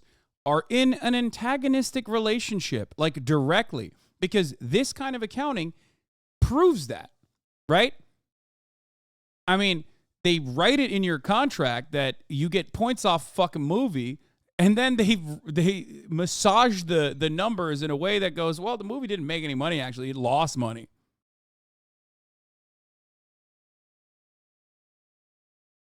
Because that is the case, that they are antagonistic. That's the class antagonism at the heart of capitalism. That's how it works. Later, 15 of the actors on the film would go on to sue New Line, noting that they had been supposed to get 5% of the merchandise sales, which mysteriously, allegedly, lost money despite bringing in excess of $100 million at the time for the studio. A similar example is that of the late Stan Lee, who was promised 10% of the profits made on the 2002 live-action Spider-Man film and walked away with nothing after the movie, which grossed $800 million at the box office, didn't turn a profit on paper, despite having a production cost of only $139 million. When Lee raised the issue in court, the matter was quietly and quickly settled out of court. Although the terms of the deal reached with Lee were never disclosed and various figures have been thrown out, it would appear, at the least, that Marvel Studios decided to start paying the comic legend a yearly salary of $1 million for doing basically nothing, as well as gave him an honorary executive producer credit on every movie they produced while he was alive. They always find a different way of just like paying you, for the record. That's why those Hollywood contracts are so fucking fat. But always remember, those Hollywood, just like LeBron James's salary, his contract versus how much money he's generating for the fucking Lakers franchise. If LeBron James is getting paid $90 million, well, then the Lakers, baby, they're making $1 billion. You know what I mean? That's just how it fucking works. Live. It's presumed that Lee waived his claim to 10% of the net profits generated by films based on his creations at some point as part of this deal, not that they'd have been worth anything anyway because of how the books are cooked. In this case, it would appear the companies involved were simply keen on avoiding the bad publicity that would come from shafting one of the most popular people in the industry. All that said, one instance where a studio was actually given a bit of a slap on the wrist in recent years for these rather shady bookkeeping practices, and a case that some... For the record, one of the worst aspects of this, like in the old distribution model of like box office ticket sales, merchandising, and then DVD and constant IP cycling through television and the like. And that was the old distribution model. Labor unions such as SAG-AFTRA, WGA, fought very hard to retain a percentage in the form of residuals, right? They didn't want to do that back then for that old distribution model. These guys fought very hard to make sure that they got a percentage of the DVD sales and whatnot, okay? But in the new model, the reason why, if you're wondering, like, why are these people constantly fucking fighting? Like, what's happening with these labor unions?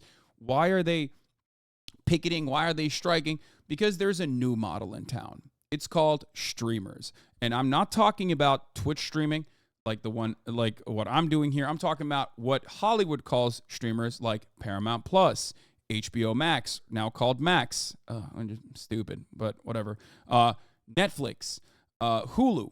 These are the streaming platforms where the majority of content is created and the majority of content is cycled through.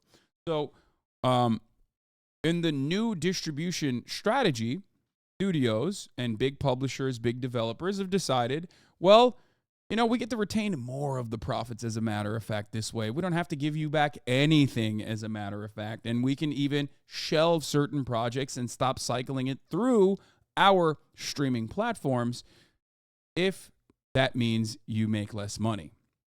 And it can always be a good way to, a good way to write off and deduct more from taxes.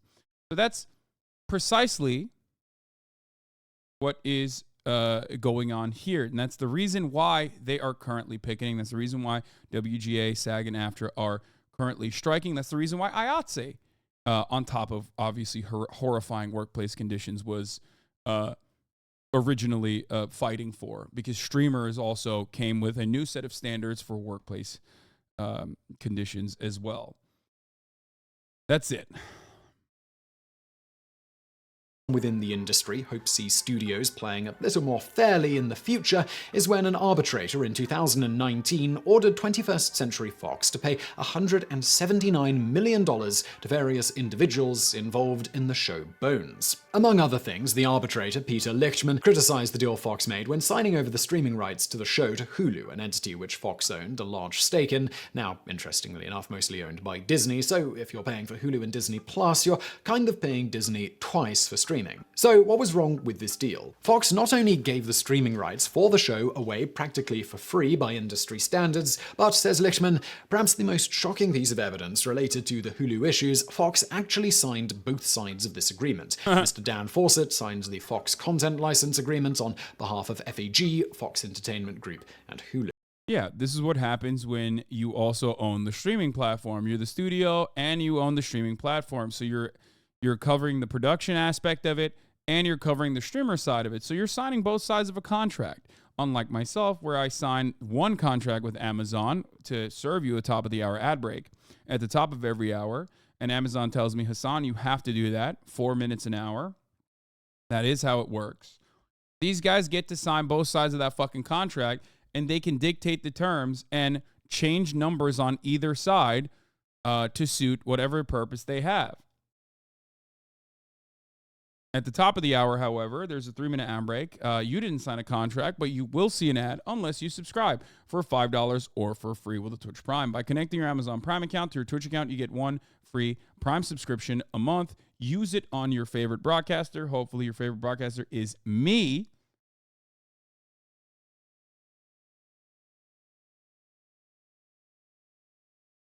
You can also get gifted a sub if you are lucky. Here is the 3-minute ad break now.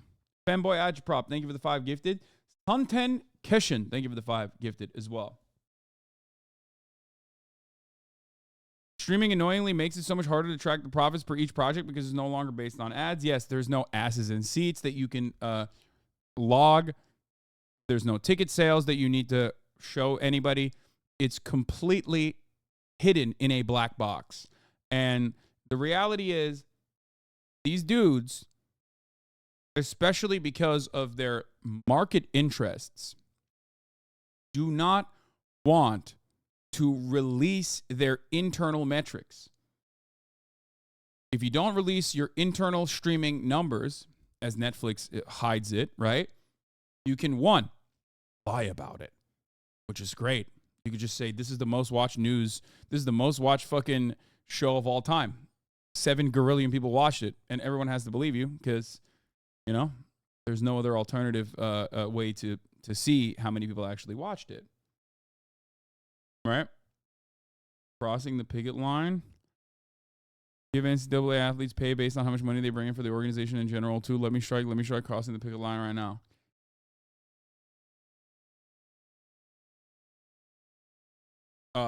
Two, if they don't reveal their internal numbers on how much a show is being watched by people, then they can get away with paying whatever the fuck they want to the writers and to the actors.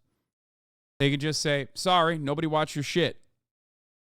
You get $10. Okay?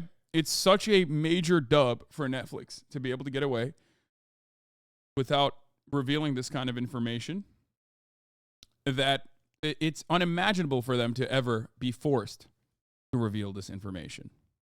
Hulu. Naturally, in this way, Hulu would make a massive profit on the show, while Fox itself would only show mild income from the streaming rights. In response to all of this, the Fox lawyers were bold enough to note that Bones, despite being one of the most successful shows in the network's history, was only a, to quote them, middling show with middling ratings. Thus, Fox execs didn't think it was worth much to Hulu.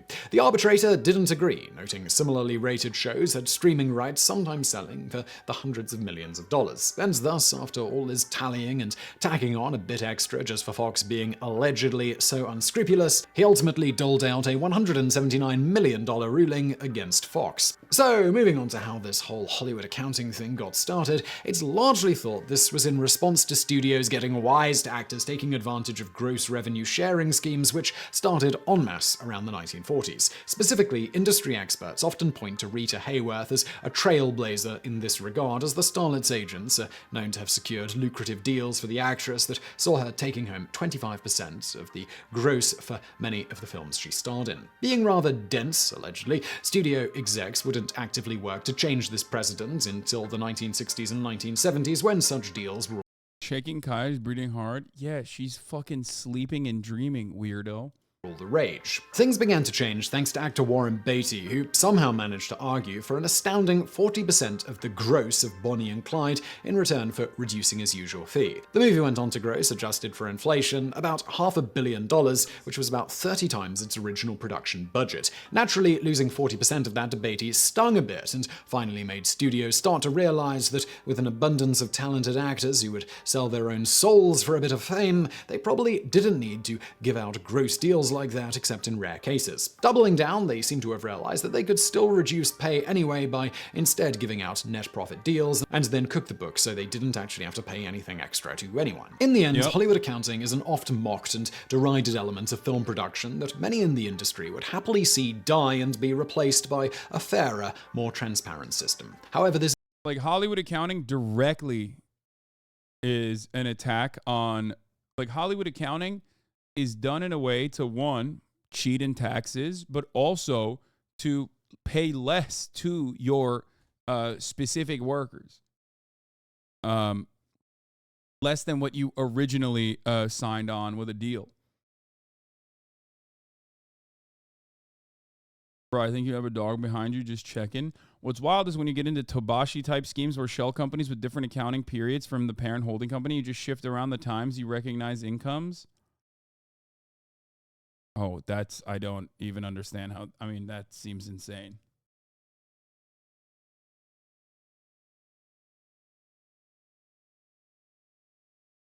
Why do residuals work on something like the CW but not something like Hulu? Like, why wouldn't cable TV networks lie about their views? Because cable TV networks a long time ago decided to run on a Nielsen metrics rating system. That metric system is also not great. There are Nielsen families that are supposed to be like perfectly representative of the broader American TV watcher audience, and they analyze who's watching what off of that. But at least there is more transparency in that situation than what you get with streaming services, especially streaming services that don't have any ad revenue whatsoever, like Netflix.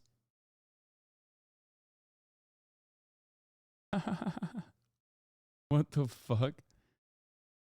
This is a sick emote. That's how Hasan feels about chatters telling him how to parent. This isn't likely to happen unless someone can convince major studios to loosen up the kung fu death grip they have on the throat of the industry. We can only hope that one day someone makes a movie about the whole thing that somehow fails to turn a profit despite grossing $1 billion. But while we wait on that, as Sylvester Stallone sums up when lamenting the rather paltry amount he was given compared to how much the Rocky franchise and merchandise has made, the studio is the power, the agency relies upon them, and the attorneys are the go-betweens. When I finally confronted them just before Rocky IV in 1985, I said, "Does it bother you guys that I've written every word, I've choreographed it, I've been loyal to you, I've promoted it, directed it, and I don't have 1% that I could leave for my children?" And the quote was, "You got paid." Yeah. And that was the end of the conversation. I love the system, don't get me wrong. My kids and their kids, they're taken care of because of the system. But there are dark little segues and people that have put it to you. They say the definition of Hollywood is someone who stabs you in the chest. They don't even hide it.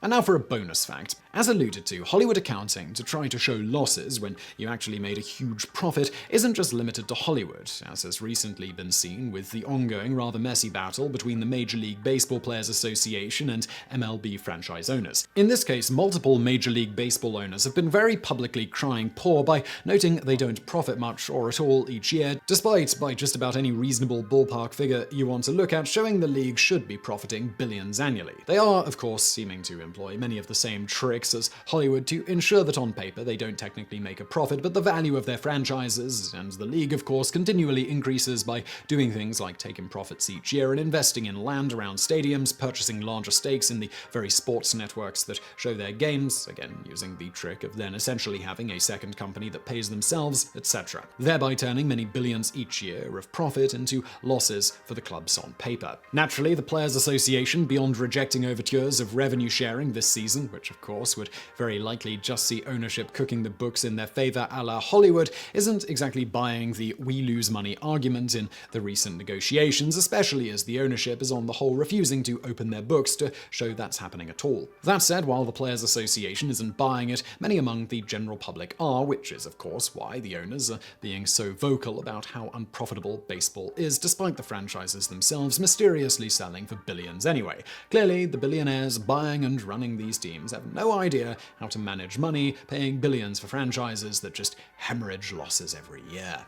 So I really hope you found that video interesting. If you did, please do hit that thumbs up button below. Don't forget to subscribe. Also, please do check out our fantastic sponsor, Mack Weldon.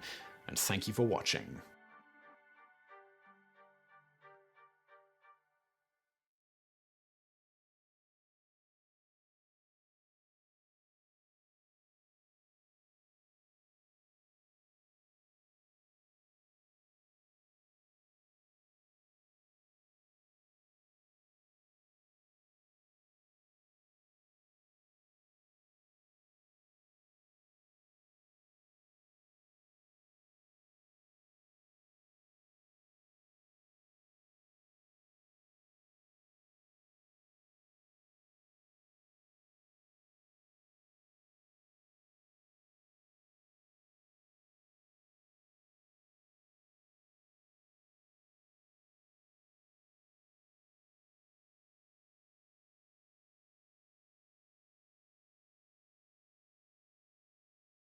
It's here.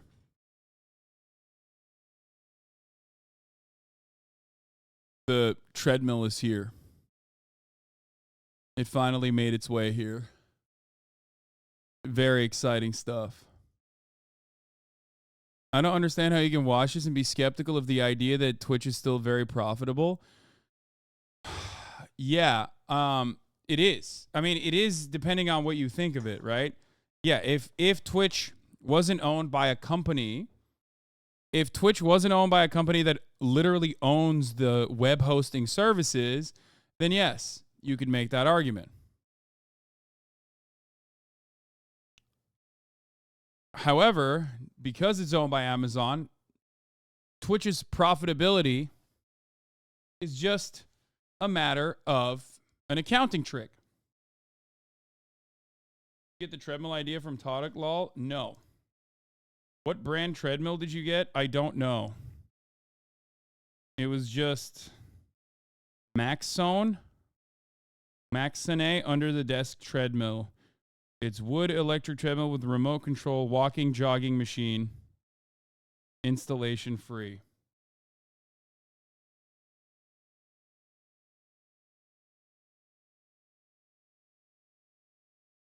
I think it's a good treadmill. It's not that expensive. No, it's not 2K at all. It's like, actually, it is definitely. Should I have gotten a more expensive treadmill? I don't know. It's like $300,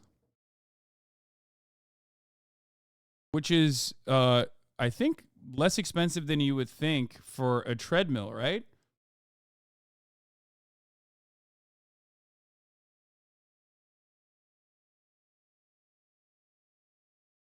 How loud is it when it's in use? We're about to find out. That's fine for a tiny desk one. It's kind of big. Bro's rich as fuck and cheaps out on gym equipment. I hope it doesn't break. That's good for under the desk. Full treadmills are more expensive.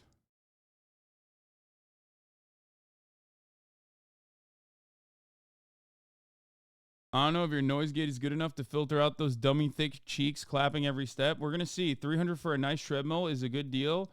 Cheaper ones are 150 plus. I don't know. I don't even know what the fucking max weight is on this. I didn't do any research into this, guys. I'm not going to lie. I just straight up, oh, what the fuck? It's more expensive here on the website. The website looks like shit, too. The website looks absolutely like a scam. Look at this. Welcome to our store. What is this? Times New Roman?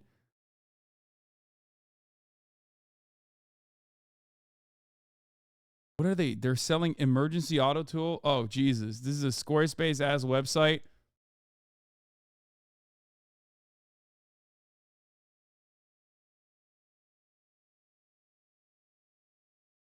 It seems like a drop shipping ass website, but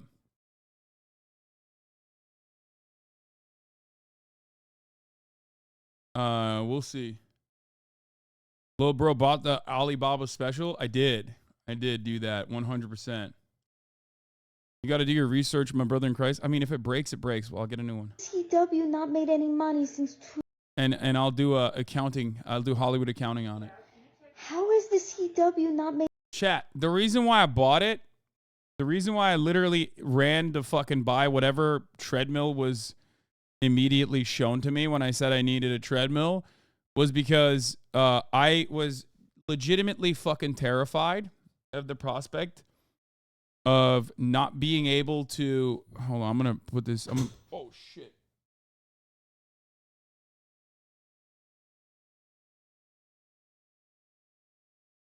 I was legitimately terrified at the prospect of not being able to work out for a long ass time.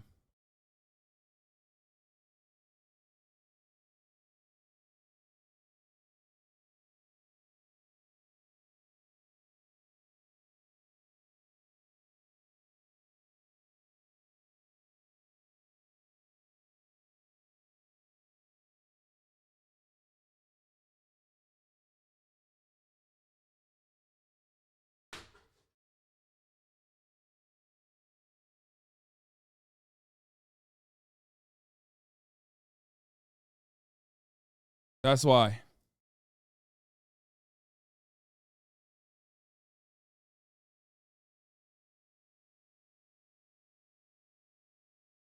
Uh, 265 is the max weight apparently. Uh-oh. Well, I'm pushing it. Made any money since 2006. Okay, this is going to be super fun to explain. It's likely because of something called Hollywood accounting. See, the CW network doesn't actually make the shows it airs. Instead, they're made by a studio that's part of the same parent company, and the CW network pays that studio to air the shows. In that way, they're able to show a loss, even though the entire company is making money off of all those sweet superheroes in love. Now, why would they go to all that trouble, huh? You think it could be because it allows them to reduce the amount they pay in taxes, royalties, and other profit-sharing agreements? Actors, writers, directors, and producers are often entitled to a back end, a percentage of the profits that a show or movie make. But if the show or movie lost money, then the company doesn't need to pay those people. That's why, according to Lucasfilm, Return of the Jedi, one of the most popular films of all time, has supposedly never gone into profit. And why stars like Harry Shearer and Peter Jackson have had to sue movie studios just to get paid. So short answer, these companies are cooking the books in order to cheat on their taxes and cheat their own talent out of money.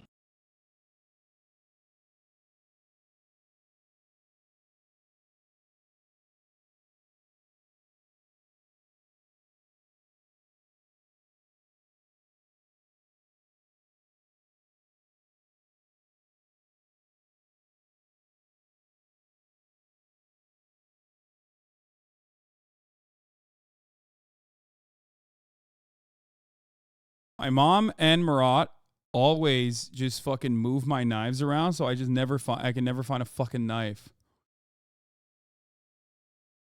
Very frustrating. All right, let's look at what Ron Perlman had to say about the studio executives saying we'll keep this up until you lose your houses. He deleted this, by the way. But I will say one thing before I get off this. The motherfucker who said we're gonna keep this thing going until people start losing their houses and their apartments. Listen to me, motherfucker. There's a lot of ways to lose your house. Some of it is financial, some of it is karma, and some of it is just figuring out who the fuck said that. And we know who said that. And where he fucking lives. There's a lot of ways to lose your house. You wish that on people. You wish that families starve while you're making $27 fucking million a year for creating nothing. Be careful, motherfucker. Be really careful. Because that's the kind of shit that stirs shit up. Peace out. But I will say one thing before I get off this. That's a fucking sick ass. My man thought he was like still Hellboy or something. I feel like that's just, this is the hottest thing anyone's ever posted. Thank you. I don't know why. I mean, I know why he deleted it, because he has to maintain a good relationship with these studio executives in order to like actually work with them.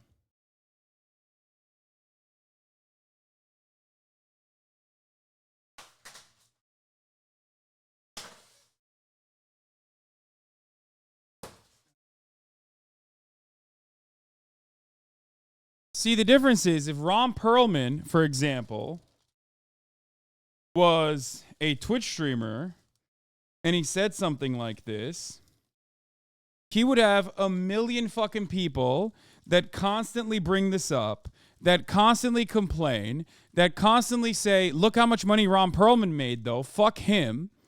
And would literally be like, oh my God, I can't believe how dangerous and violent he is. You know what I mean? He would then get banned from his own platform. But because he's not a fucking Twitch streamer, he can, you know, kind of pop off, maybe delete it. It's great. Just one of the advantages.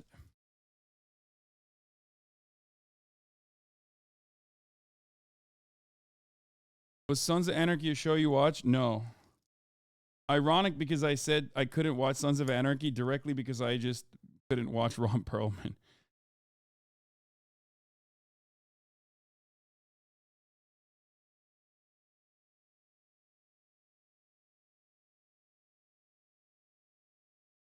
I just think that he looks so much like an ape that I when I first tried watching it, I was like, how is this not like a matter of conversation? Like how is no one just like bringing this up in every situation?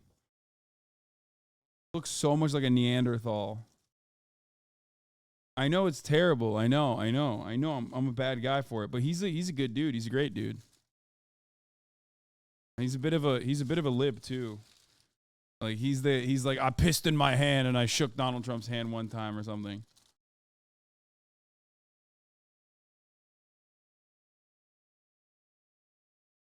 He looks like one of those fucked up expensive cats. Funny.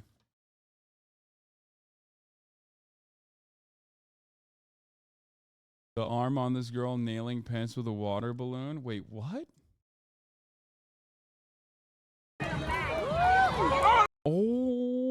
god damn. Look at that. That's like perfect weight distribution.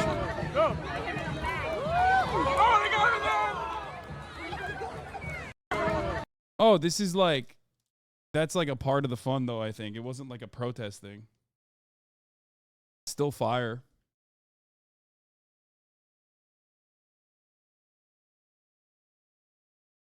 Because the Ron Perlman is an ape convo went on for a long time years ago. Well, I am unfamiliar with it. Ben Platt is mad. You were on the cover of New York Magazine's Nepo Baby issue. I'm curious what your response to that. And what do you make of the whole discourse? We're going to skip right over that if we can. No comment. Publicist intervenes. If we could just focus on theater camp, that would be great. Thank you. Livid. Publicist intervenes again to say we only have one more question at the halfway mark of what was supposed to be a 45-minute interview.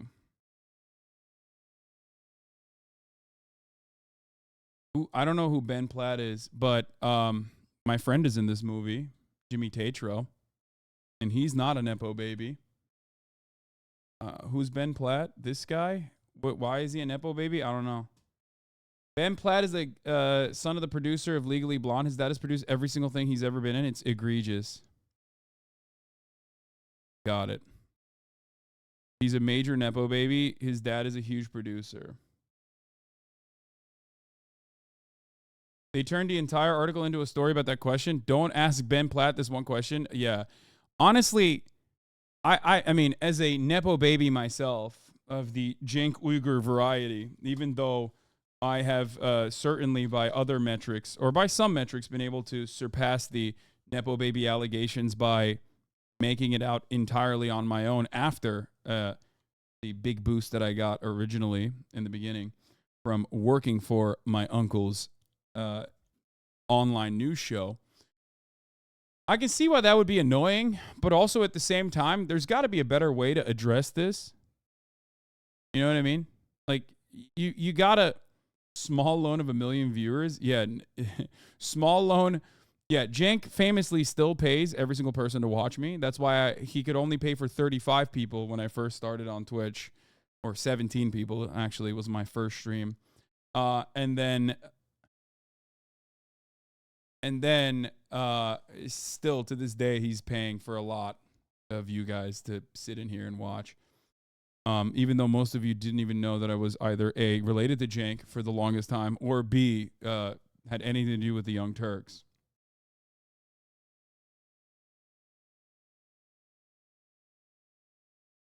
But here's the thing. As someone who does not hide that having an uncle gave him a, significant boost that others may not get, even though I think I was doing, in a worker capacity, a pretty good job at the Young Turks. I will say this. Just own it. Be like, listen, of course I did this. Profoundly fortunate individual. Like, be more humble about it. You know what I mean? People that hate you are going to shit on you regardless. Is, once again, someone who knows this very well. I do that all the time, and yet people still go, Nepo baby Hasan hides the truth. It's like, no, I don't. I admit it. But, just be humble about it. Be like, yeah, it's true. And there's not really much I can do about it, but I'm a profoundly fortunate person.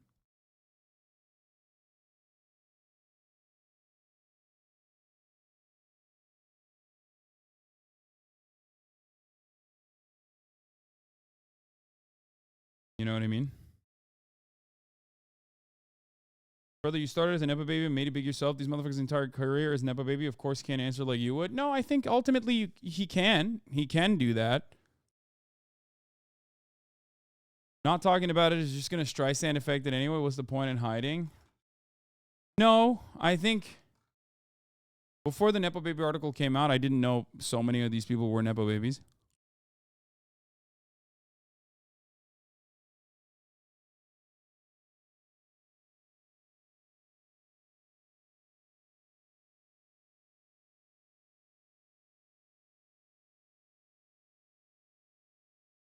Bringing back my favorite screenshot. Producer. Hello, I'm Ben Platt, and my dad is Mark Platt, the producer of Wicked.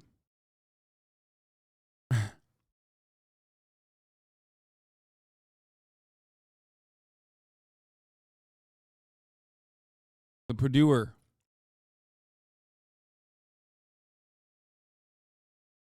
As far as nepotism goes, it's bad overall, especially if you ignore it. But if you talk about it and are able to use your privilege and proximity to it to help prop others less fortunate, it's a positive impact from it. I mean, I don't know. I don't know how the fuck you describe that in Hollywood though, because most people are nepo babies in some way.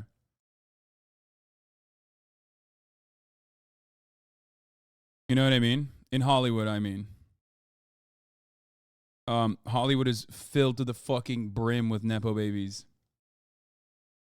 Have you not seen Dear Evan Hansen? He's horrible, extreme nepo baby. No, I have not. But there are great examples of nepo babies that are awesome in their own, in their own, on their own. Nicolas Cage. What was it? Jason Schwartzman. These are good examples. Chet Hanks is another great example of someone who's independently successful. Angelina Jolie is a good example. Yeah. But as someone who has been hit with the nepo baby and who lived in his uncle's shadow for a very long time in his career, I can tell you the one thing that stops all of that dead in its tracks is being so individually successful and talented that it doesn't hit you anymore. That's it. This kind of posturing exclusively stems from a personal insecurity that you have within your own talents, which is what stops you from fucking just admitting to it, copping to it. You know what I mean? Because for the longest time when I was at TYT, part of the reason why I wanted to leave TYT to begin with was because I wanted to get out of my uncle's shadow. Like, I hated it. I hated, like, no matter what I did, it was always like, oh, you're in that position because your uncle gave you that position. It was like I was busting my fucking ass. And, you know, being able to individually create some level of success. Not individually, obviously. No one makes it on their own. That's fucking ridiculous. But being able to cultivate an amount of success devoid of the Young Turks is what made me feel super secure about that. And I don't give a shit. You know what I mean?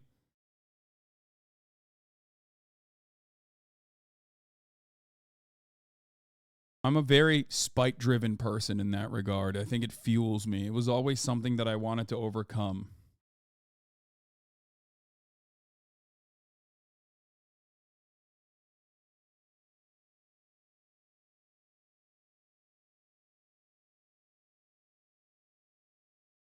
I let the hate flow through me, and it gave me a lot of opportunity. I was so brainwashed to think you looked good with long hair. Yeah, I know. I looked so much better now. I think it's fair to say your work independently when you do slightly critique TYT. Wait, what? No, I haven't been connected to TYT for 3 years now. Even remotely connected to TYT. So that's like it's not a thing even.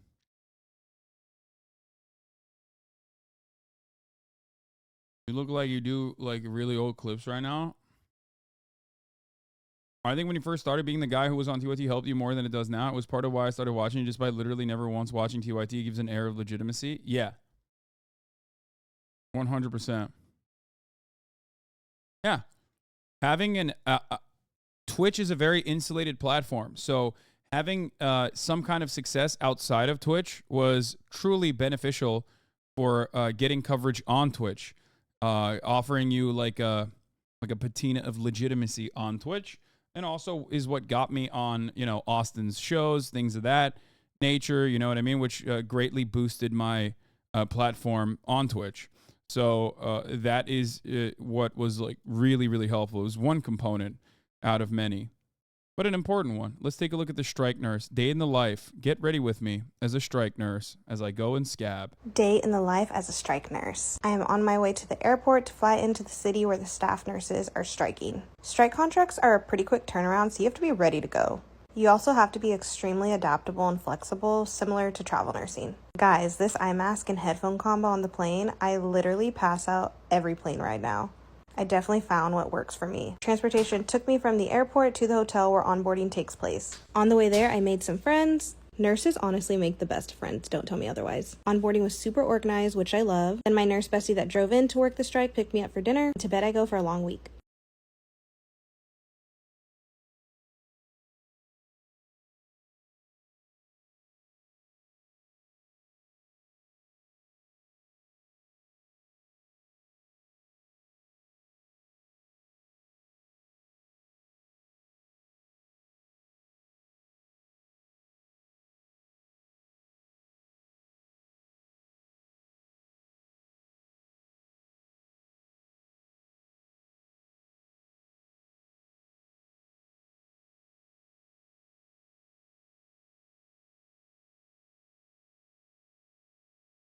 Putting it down.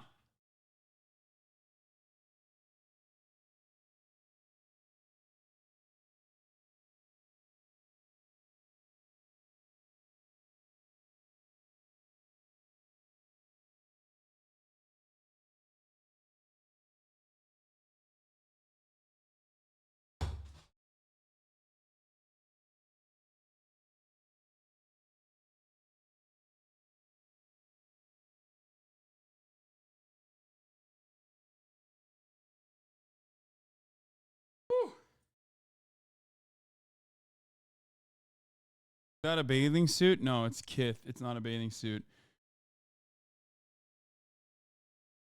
Yeah, people were dunking on her on Twitter for being a fucking... being a Alright scab. guys, so I normally do not give in to people's negativity, hate comments, but I'm going to address this once and I'll never address it again.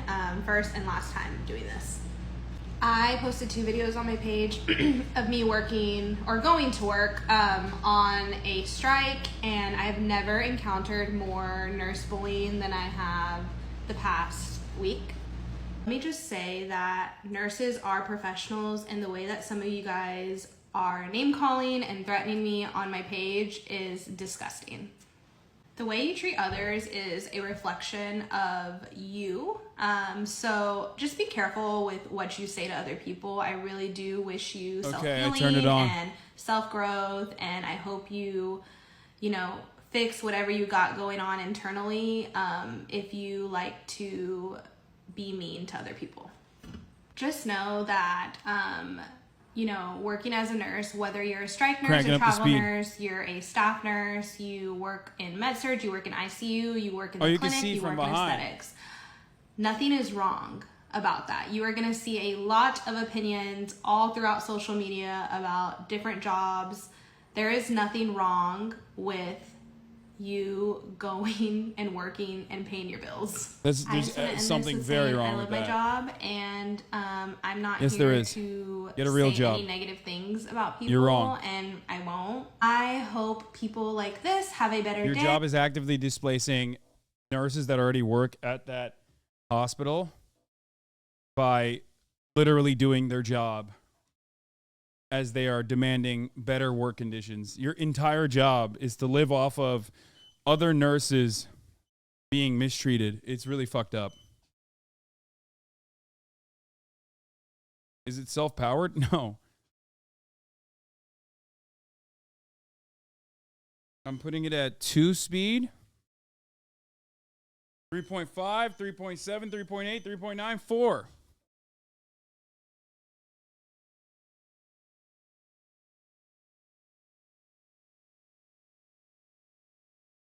Oh, it's actually making it go. It's my weight definitely factors into it, I think.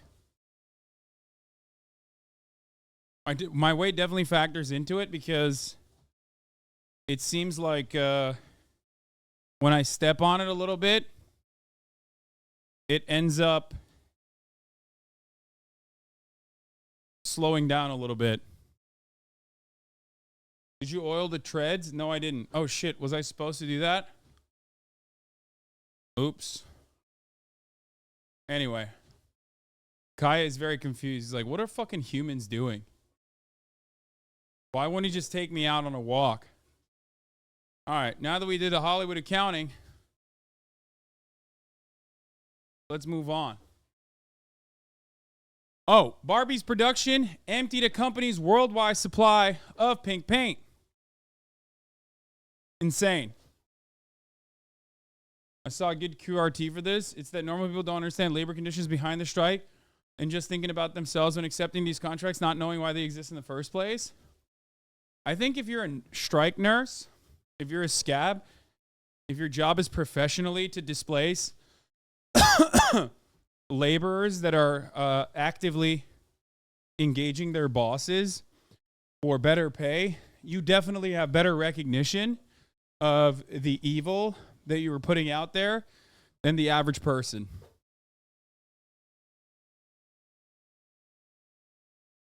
Does that make sense?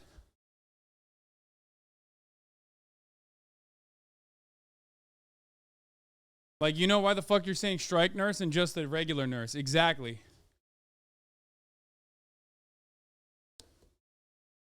All right.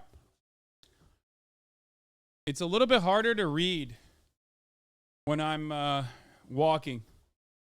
I'm going at 4. My speed is 4. Another unhinged conservative movie trailer. Flag? It's not my flag. That's your flag. Too many lies have been told to my people under the shadow. What the fuck? This is from 8 months ago. And also, what is the color correction on this? It's fucking insane. I gotta take Kaya out to pee, I think. Kaya, you wanna go outside?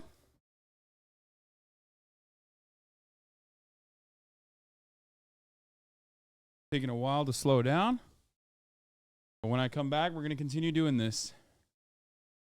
Okay? I don't know what the fuck they did here. No, I want you to take it down. From where?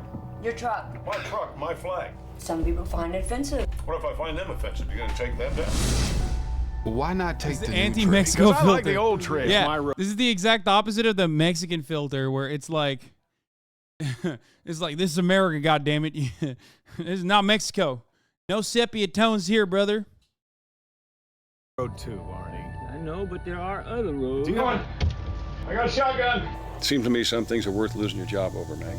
Not to me. 4th of July's over. Take your flag down, old man. It's always 4th of July at my house. All of the grass shall grow and the water run. I told you what would happen the next time you touch my flag, Tonto. What are you gonna do with that gun?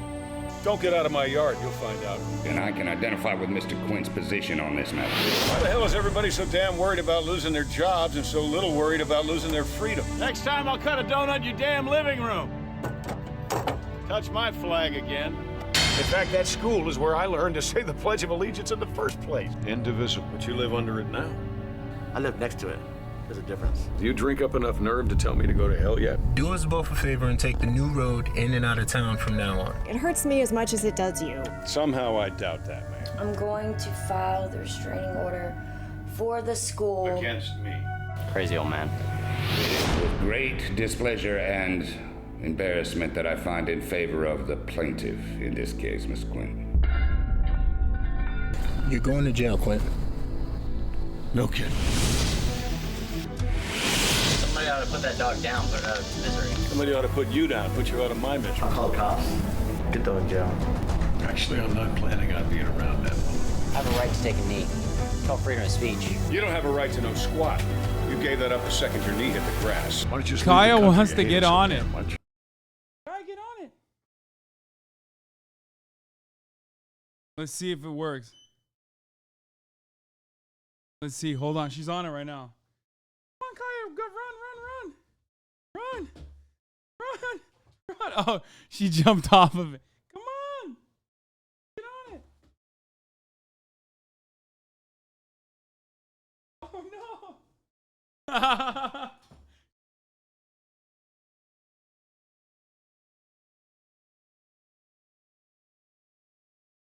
She did not like it. She did not like it. Let's make it slower for her. Hold on. Let's put it at 1 speed. Oh.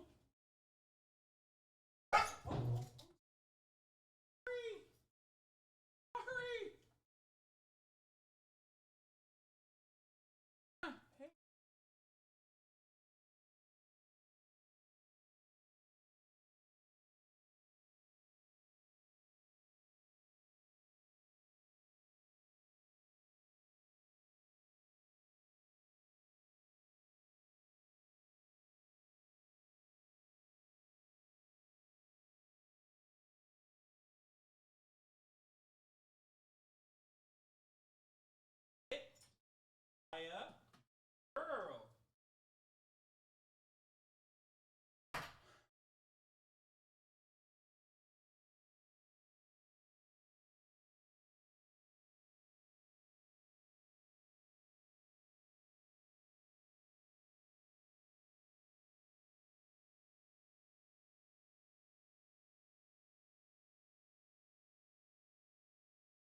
She did not like that. Get this dog treadmill for Kaya? This pup couldn't wait to use his treadmill. Oh, that's like the crazy ones for pit bulls. What, you want to run or something?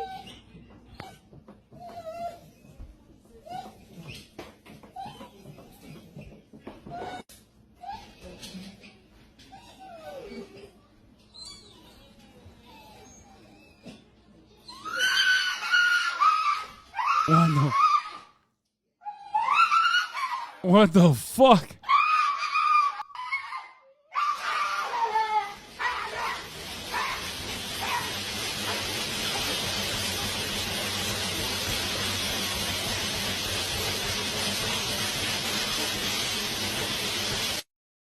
Okay, that dog loves that fucking treadmill. Oh my god, it'd be so sick if I could get Kaya to do it like that. Holy shit. Okay. Let's get back to this god dang to die for. Would it surprise you to know that I fought for your flag? Very much. Remind me why we did this again? Not even Afghanistan makes it any less your flag. Doesn't it? There's drama. He shot the flag down. That's why. Sacrifice my life for your right to take a knee. What are you willing to sacrifice for my right not to? CineflixDOD.com. What is this? Stavros at 102? Literally. We'll be dipping into the past to make some critical fixes there that will in turn make the future, our present, right now, more livable, fair, and decent for everyone. Whoa. We're going back to the moment that I've determined was America's last inflection point, to 2023.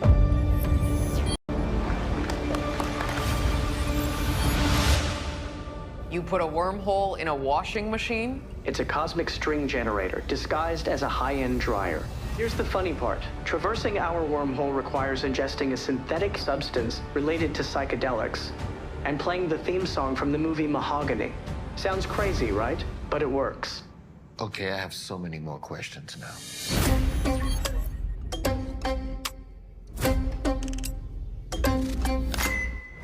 Fix the camera a little bit.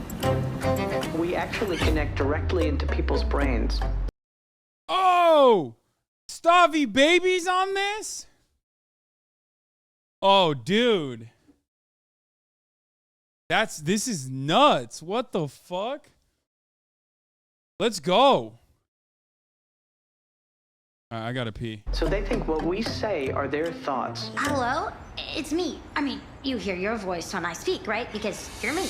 Wow, he seems really activated. Emergency disconnect. Mahogany. Well, I can see this is gonna work like a charm. Who we got today, Alex? Our target is Robert Shiner. Our influencer is Katie Shiner. I'd say this one's yours. Yeah, 10-year-old white girl. That's me. Let's give it a go. Who else we got? Colberg Price, Ren Womack. Today's target is Pastor Caddy Winbush. So who's feeling this one? I'll do it. Let me. I actually know the Bible way too well. Next assignment. Dan Snyder. I'll do it. This one's all mine. Next. Amy Kennedy. I'll do it. Your next connectee is Congressperson Christina Martin. I happily will inspire Miss Representative Martin. Creepy. This is your most important target yet. You know I love you so much. Not like that. I'm not trying to fuck you. No, I didn't think. I mean, you know, whatever. Well, I'm sure that had some unexpected positive impact down the road. Shameless. That's just who I am. Let's go knock on some doors. You're welcome, everybody. Where's the great and powerful Oswald?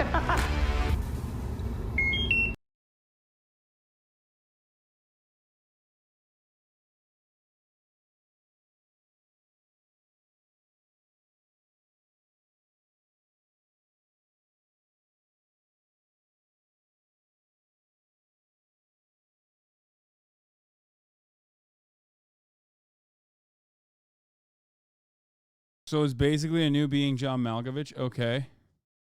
This is what happens on a writer's strike. Nobody take a shit on this movie. This whole you can't shit on that movie. Stavi Baby's in it. Rare Staviel, it's garbage. I didn't even see it, to be fair. I was too busy fucking peeing and stuff and warming up my food. Steven Soderbergh is Go to Chat is probably very good. Shut up.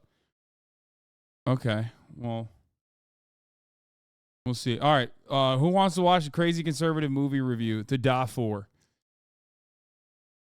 horrible movie is a conservative's wet dream. I have a right to take a knee. It's called freedom of speech. Shove your knee right up your... The film's called To Die For, and it's one of the most hateful and out-of-touch movies that I've ever seen in my life. Movie's a train wreck. I agree with the message the movie was portraying, but the delivery of the message was a complete turnoff and overshadowed true patriotism. Oh, this is one of my favorite types of conservative commentaries or conservative criticisms that other conservative works of art receive. It's usually when they look at conservative works of art and go, not conservative enough for me. It's my favorite. Like the Gina Carano films that the Daily Wire has produced. When they realized like that Gina Carano is a woman, they were like, well, why are you running the Hollywood ass narrative that like a woman can be more powerful than men? Like that's what Daily Wire's audience was doing when they got mad at the Gina Carano shit, which I personally think is awesome. Yes, I heard that offline TV got hacked, chat. It's fine. I mean, it's not fine, but it happens all the time. Remember Valkyrie's channel got hacked too? We first meet our main character, Quinn, walking outside to get the newspaper when he notices an article about a local football player taking a knee during the national anthem. So Quinn decides to attach the American flag to the back of his car, blast the national anthem, and drive around the local high school every single... I'm sorry, that's fucking awesome. What? Is that guy wearing a Rode microphone jacket? A Rode microphone varsity jacket? How is that? What the fuck is going on with this movie? I love it.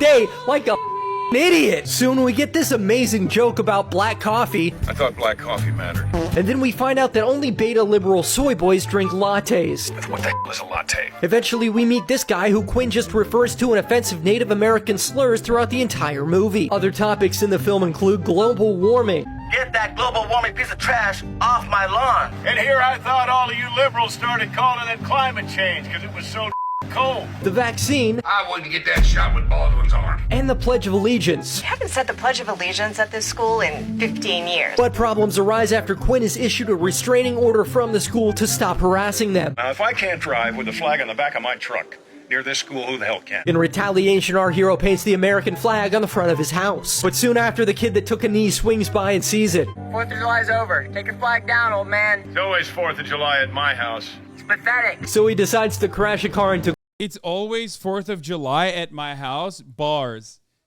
Dude, let me tell you something. This is the... Oh, fuck. Oh, shit. Almost fell. Let me tell you something, okay? This is why the Writers Guild does not deserve any kind of extra dollars. If conservatives without a single writer can make a movie just as good, if not 10 times better, why are we paying these writers any money? Tell me that. That man right there, he's a patriot. He doesn't even know how to write or read. And he still wrote a script. To Quinn's house on purpose, causing Quinn to buy the largest possible American flag and hang it at his house, resulting in this kid and his friends. I love this movie overall because it immediately showcases one of the true pillars of conservatism, which is cultural grievances that you have with libtard children. False victimhood and a ridiculous cultural grievance that requires you to behave in a way that is like completely idiotic. Strapping it to another car and pulling it down. The high school kid then calls Quinn the F-slur, so he just shoots him in the arm. Next time I'll shoot you in your knee, give you something to your pants about. Quinn then orders them to put it back up, but they refuse. You really think? Wait, he shot a high school student because he called him the F-slur? Damn straight he did. America gives me the Second Amendment gives me the goddamn right to do so. Seems kind of like a snowflake. No, he did both. He called the kid the F-slur and then shot him. Oh. That's interesting. I was going to say he's based and woke for defending gay rights. Turns out he's calling the kid the F-slur and then shooting him. Wait, hold on. I want to see it again. Is that what he said? Pulling it down. The high school kid then calls Quinn the F-slur, so... No, high school kid calls him the F-slur, so he shoots him. Yeah, no, you're wrong. He just shoots him in the arm. Next time I'll shoot you in your knee, give you something to your pants about. Quinn then orders them to put it back up, but they refuse. You really think I'd have to think twice about shooting you in the nuts, you worthless little turd? In the end, the police swing by, there's a standoff, and the Native American guy's wife ends up blasting Quinn. The final scene shows Quinn going to see his deceased wife, who is a person of color, proving once and for all that every racist white guy has at least one black friend. Oh. Okay, I love this. I need to watch. You know, a while ago, this used to be a country. This used to be a real nation. We used to watch movies on this channel. The movies that we used to watch were conservative movies. Conservative movies are created for an audience that looks at Gran Torino and goes, not racist enough for me. This movie is fucking woke. Okay? It's got too much of a feel-good ending. They're like, oh, Gran Torino? Well, why did he end up aligning with them Asians at the end of it? I don't like it. So they just fucking go and make their own movie where they just only do the racism and never end up solving the antagonism. Let's watch this. You started this. This is Infidel. 2 years ago, it came out. It's another Jim Caviezel production. We're gonna finish it.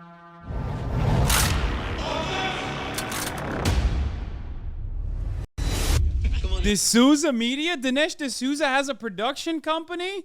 Oh my lord, this is gonna be so good.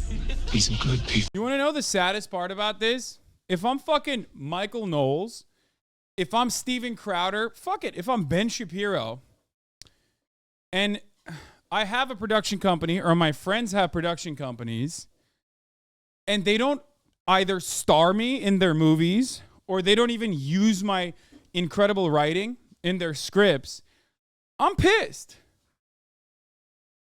Ben Shapiro always wanted to be a fucking Hollywood writer. He always wanted to be a Hollywood writer. Now they're making their own movies, and they're still not letting Ben write. Michael Knowles always wanted to be an actor. Now, Michael Knowles has the opportunity to star in films because his homies are actually making movies, and yet they still don't let him star in it. I wonder why. I've known Mr. Lucini for some time now. Have you ever seen him exhibit extremist behaviors or attitudes? The man's Muslim, so you enter his house without a warrant. Islamophobia. Wow, woke CIA once again. Let me guess, the Muslim guy is a really big bad terrorist. So let me guess, his racial fears, his racial fears were totally justified. Come with me. He's running a terrorist nerve center or recruitment website. Or am I just an Islamophobe? He won't talk to me anymore.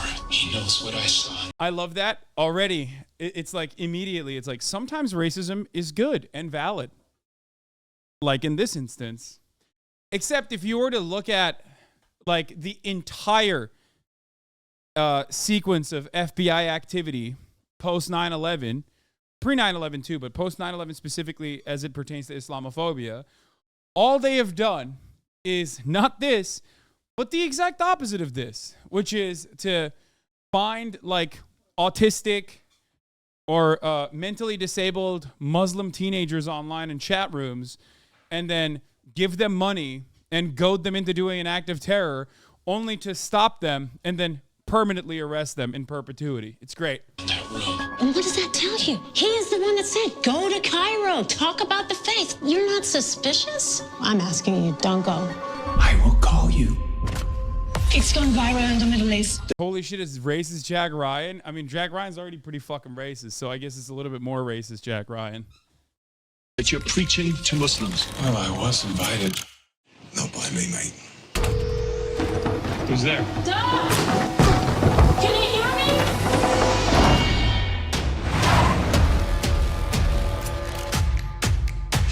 I'm surprised they didn't do that. Hi-ya! Like anytime they show like Egypt or any sort of Middle Eastern country, they do the drum, but then there's like the azan, which they didn't do this time, which is surprising. International incident. He was kidnapped. This is terrorism. Woke female CIA agent trying to stop you. Honey's gonna stay that way. We agree. You gotta get him out. They're working on it, right? The government. Not a chance. The days of Entebbe are long over. As far as the world's concerned, you're dead and buried. I can't give up on it. Is here your husband? You're CIA. The two of you set him up. You act as if nothing happened in Virginia. Try to get me arrested. I came here to plead for his life. It is clear you are an American spy. I didn't come here to watch you die.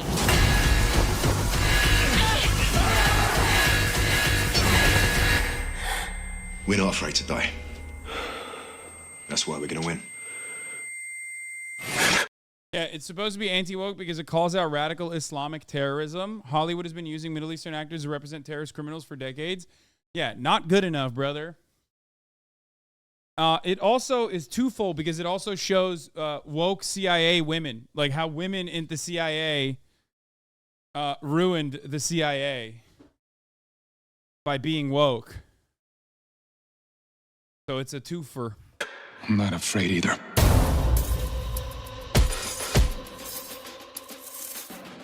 God, we gotta watch this one. Why isn't his wife barefoot and pregnant in the kitchen? I don't like this movie. Yeah, too woke.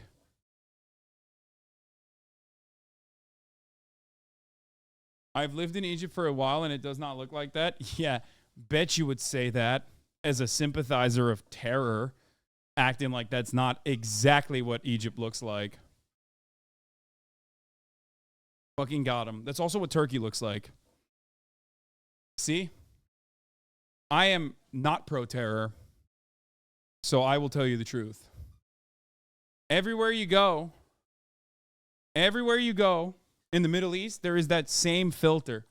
There's a minute filter. It's kind of similar to the release date is when? 9/11? Is that when they released it?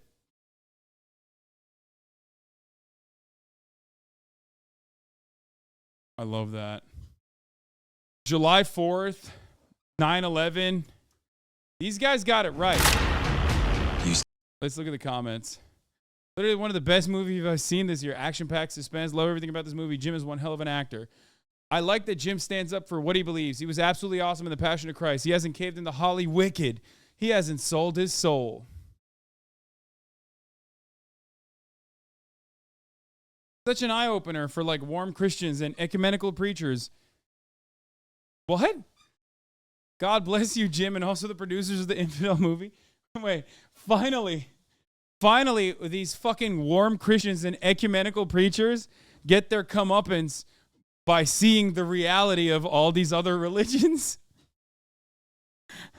The reality of Islam. Finally, they will learn.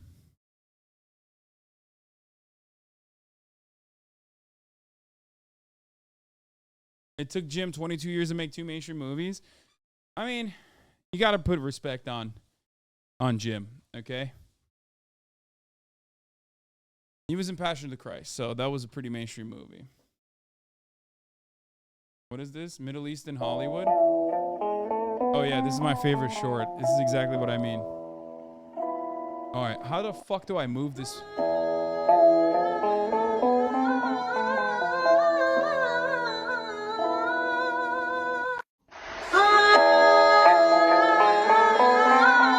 Actually, I'm gonna keep going.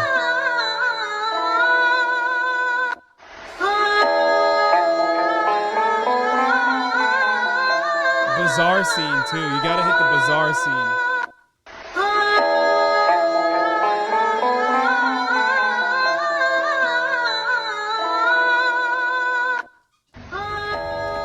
Welcome, my friend.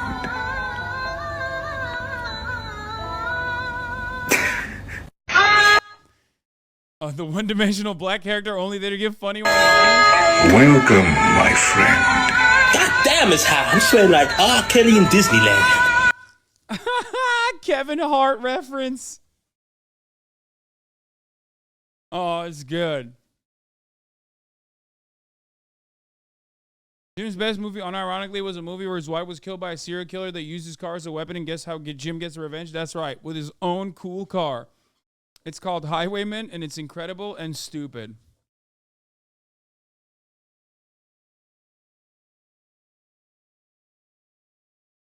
AI can't compete with this? What do you mean? You could make this in AI. What brand of desk treadmill you're using? Dude, don't buy the fucking brand that I'm using. Please. Get your own, do your own research. I don't know if this is good or not. I'm testing it right now. What's wrong with you? Parasocialism is out of control, okay? I got the fucking desk treadmill like 3.5 seconds ago, and there's already motherfuckers who are like, oh, dude, what brand is it? Let me get that one. No, don't get this one. Get a good one. This is like relatively cheap, and it was like the first thing I saw. You really have to wonder. In fact, you know, if we would have said 3 weeks ago, Blake, if we would have said that Joy Reid and Michelle Obama and Sheila Jackson Lee and Ketanji Brown Jackson were affirmative action picks, we would have been called the racist. But now they're coming out and they're saying it for us. They're coming out and they're saying, I'm only here because of affirmative action. Yeah, we know. You do not have the brain processing power to otherwise be taken. Oh my God. Yeah. He went and took a situation where people were saying like affirmative action helped us and literally turned it racist again.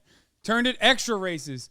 Dude, I swear to God, Charlie Kirk is like, he's just jealous. He's like, nobody will outdo me, okay? I will not be outdone. Really seriously. You had to go steal a white person's slot to go be taken. Yeah, that's how it works. Yeah, that's how affirmative action works. That's fucking awesome.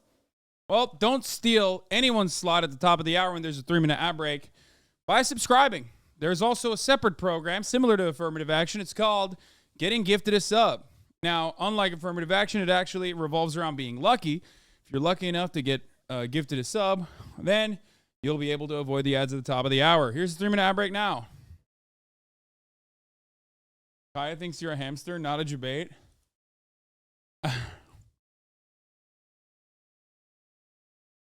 At this point, I am a hamster.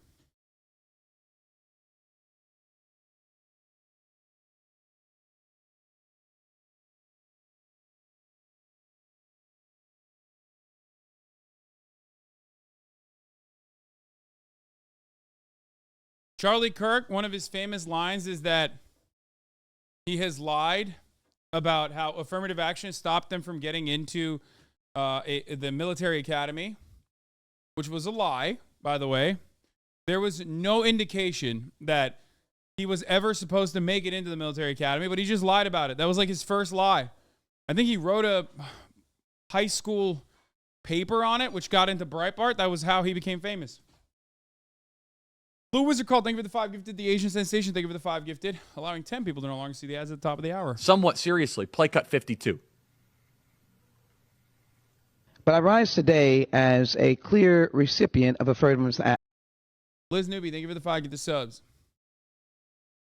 Affirmative action, particularly in higher education. I may have been admitted on affirmative action, both in terms of being a woman and a woman of color. But I can declare that I did not graduate on affirmative action. This is my personal story. I hear because of action affirmative. She can't even say that. We know. It's very obvious to us that you were not smart enough to be. Wait, whoa. Wait. Why is this so obvious? Oh, that's... Why is it? Oh, okay. Be able to get in on your own. I couldn't make it on my own, so I needed to take opportunities from someone more deserving. You know, this is how arrogant Joy Reid and Ketanji Brown Jackson and Michelle Obama and Sheila Jackson Lee are. They're so narcissistic, they think this is persuasive. They think we're like, oh, of course. That's why we... Okay. No matter what your opinion on affirmative action is, okay, I don't give a fuck. Maybe you think it's a Band-Aid solution to an open, gaping wound that wasn't all that successful ultimately. The fact that it makes people like Charlie Kirk this mad is reason alone for me to, like, defend it till the day I die. It's not like I like Joy-Ann Reid. You know what I mean? I don't like her at all. She is directly in opposition to the way I view the world. Love affirmative action. Will defend it till the day I die. Look at how fucking mad these babies get. Their perpetual victimhood narrative in it for a brief moment is like legitimized in their eyes, so it makes them go fucking crazy. We need affirmative action because you have impressed us with your brilliance. Charlie Kirk got his degree from a university with a 100% acceptance rate. Charlie Kirk did not go to college. Of course. Oh no, imagine the world without Joy Reid. Imagine the world without Sheila Jackson Lee or Michelle Obama or Ketanji Brown Jackson. They think this is persuasive. They think as they kind of now reveal that I'm only here because of anti-white, anti-Asian forced discrimination policies. That turned me into a bitter, resentful activist that hates white people, honestly, through our policies.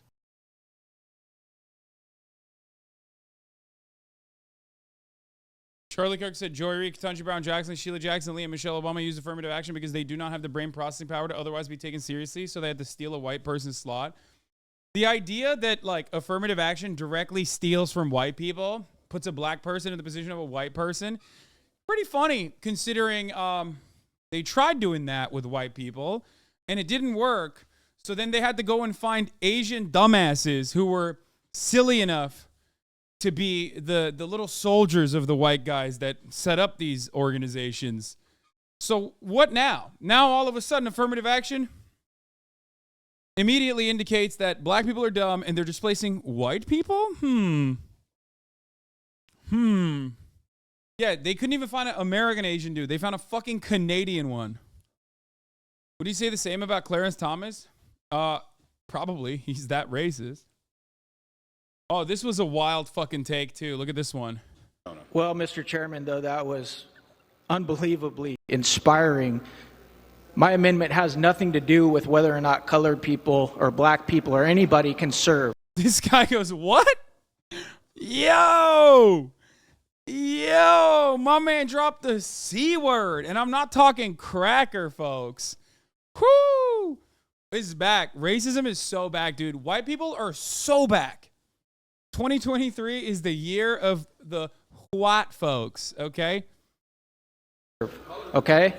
It has nothing to do with color Mr. of your Speaker. skin, any of that stuff. What we want to preserve and maintain is the fact that our military does not become a social experiment. We want the military's always been a social experiment. It's pretty funny. The best of the best. We want to have standards that guide who's in what unit, what they do. And I'm going to tell you guys right now, the Russians, the Chinese, the Iranians, the North Koreans, they are not doing this because they want the strongest military possible. I hope my colleagues on the other side can understand what we're doing. Thank you so much. It's like, damn, let me tell you something, Mr. Speaker. There ain't no black people in the Russian military, and there ain't no black people in the Iranian military. What's that about? What's going on now? What's going on there, Mr. Speaker? Why is the Iranian military all Iranian?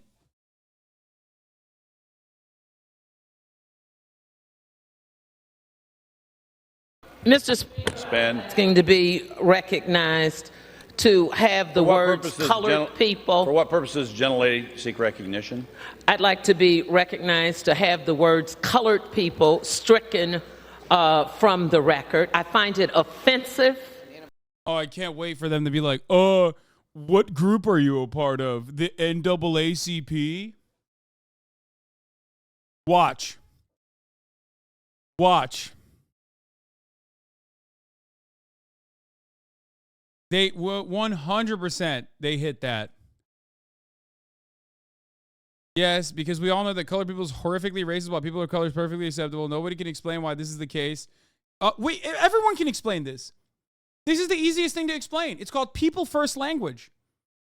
A person, instead of saying a colored person, you say people of color because it's people first language. It directly means that they are a person first and then a person of color second. Like these are secondary qualities. That's it.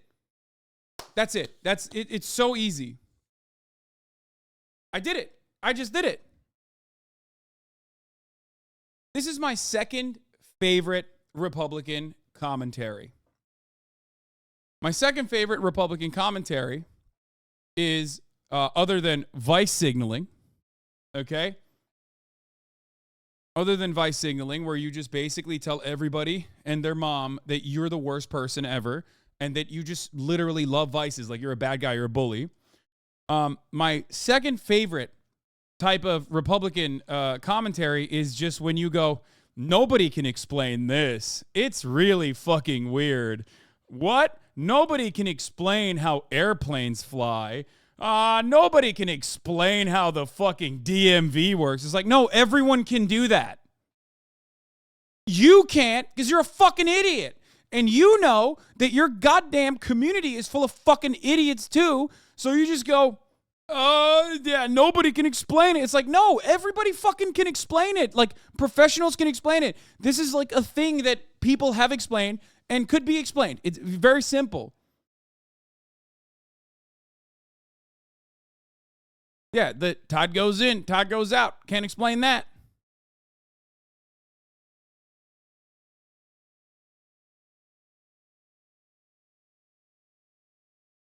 Awesome. So dumb.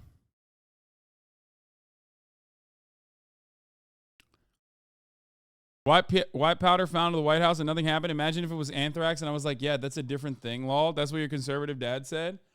Like, he gives a shit.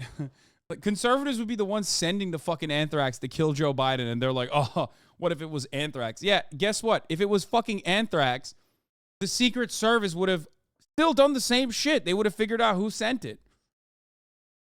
Biden left cocaine out in the open. Yeah, he did.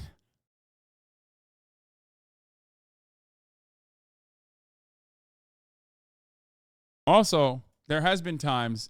Anthrax is a really funny thing to mention here because there have been times where there have been anthrax scares, and then we found out that suspiciously, that anthrax story was, you know, maybe a little bit more than 9/11, as a matter of fact, done in-house, if you know what I mean.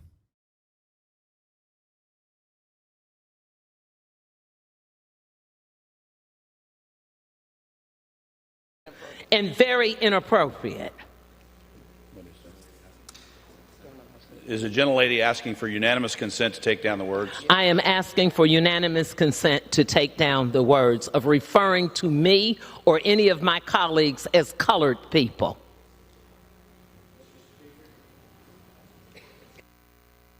For what purpose is the gentleman from Arizona? Can I amend my comments to people of color? The gentleman wishes to amend his comments. Is the gentleman asking consent? Mr. Speaker, to have the word stricken. I didn't ask for an amendment. Is there unanimous consent to have the word stricken? Without objection, so ordered. Okay, I had to move the treadmill because I'm gonna eat in a second. We need the strongest non-woke man in the military. Yeah, like that guy. What do you mean? He's the strongest and he's non-woke. What are you talking? What you talking about?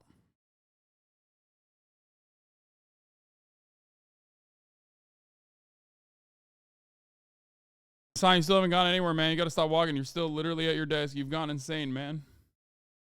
That was great. Honestly, a little cheeky 30-minute light cardio, light pacing.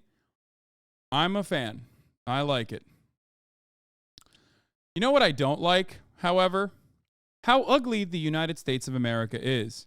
Well, it turns out we now have an answer for why it is ugly from Leisha Miller. You gonna shred weight with our treadmill? Hopefully. Did you get the idea from Todok? No, dude. Plenty of people. You know what? I'm just gonna say yes. I love Todok. Yes.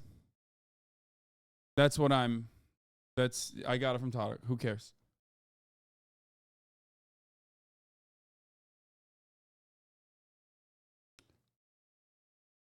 It's so odd to think that it's like only Todok has done treadmills on the desk. Like plenty of other content creators have done it, but fuck it. Yeah, I got it from Todok. You see Jeff Nipper talking about what works for burning fat and what doesn't. He says sneaking and cardio here and there is a pretty good strat. Yeah, it is. The irony is like a lot of people that are jittery even, it's like one other form of like consistent fat burning. Jittery people will oftentimes have higher, faster rates of metabolism.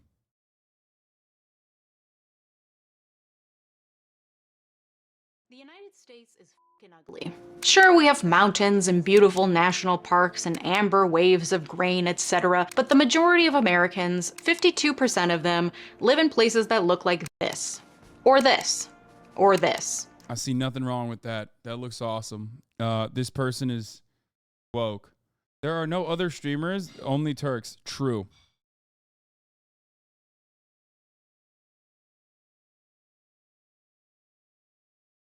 From Fresno to Newark and everywhere in between, the collective American experience is one of driving for miles and miles down concrete highways past strip malls, shopping centers, and acres of parking lots.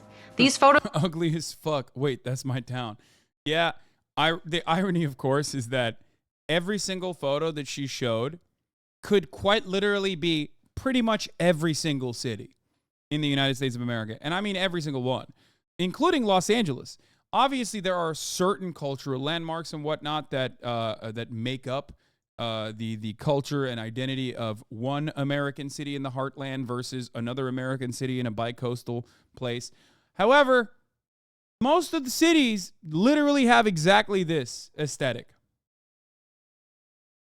Now, this is my kind of content. I'm the king of finding what looks good in bad places. Yeah, this is like a geoguesser's wet dream. Photos could be anywhere in the United States. Is this Illinois? Is this Ohio? Is this Connecticut? Upstate New York? Who's to say? Day after day, year after year, the majority of Americans spend their time driving in their cars down highways that look like this. But it wasn't always like this, and it didn't have to be this way. Once an idyllic escape from the bustle of the city reserved only for the richest Americans, the suburbs became the symbol of upward mobility and the American dream. And thanks to lobbying, money, good PR, and you guessed it, a hell of a lot of racism, the American suburbs were slowly built into what you see today. Ugly spaces that make cars essential, walking impossible, and everyone miserable. This is why America is so freaking ugly. Roll the intro.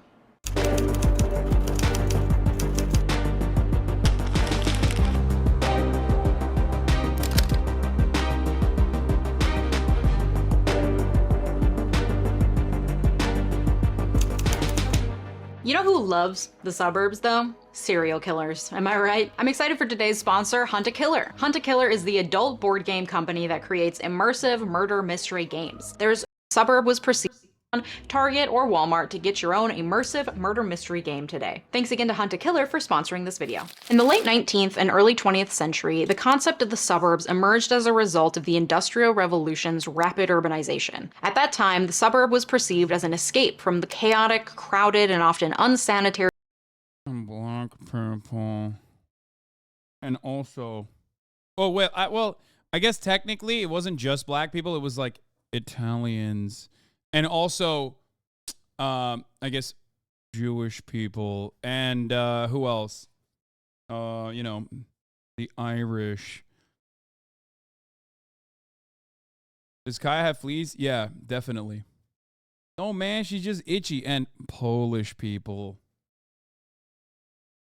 Conditions of urban life. They were primarily accessible to the wealthy city inhabitants who could afford to maintain two residences or travel regularly between their suburban homes and their places of business in the city. The suburbs offered space, fresh air, and an idyllic pastoral landscape, reminiscent of the English countryside, which was highly idealized in American culture at the time. These settings were presented as a healthier and safer environment for raising families away from the vices and dangers of the city. The original suburbanites, who were the affluent city dwellers, considered their suburban homes as a refuge from the hustle and bustle of the city, a place for recreation and leisure. The suburban houses of this era were often large, detached, and set on spacious plots of land, reflecting the wealth and social status of their owners. They were not yet a part of mass-produced housing schemes. Each one was unique, designed by an architect, and often full of ornate, fashionable details. This was the image of the suburb as a prosperous, serene, and exclusive place. However, this vision of the suburbs dramatically transformed in the United States following the end of World War II with the passage of the GI Bill in 1944, which provided a range of benefits to returning veterans, including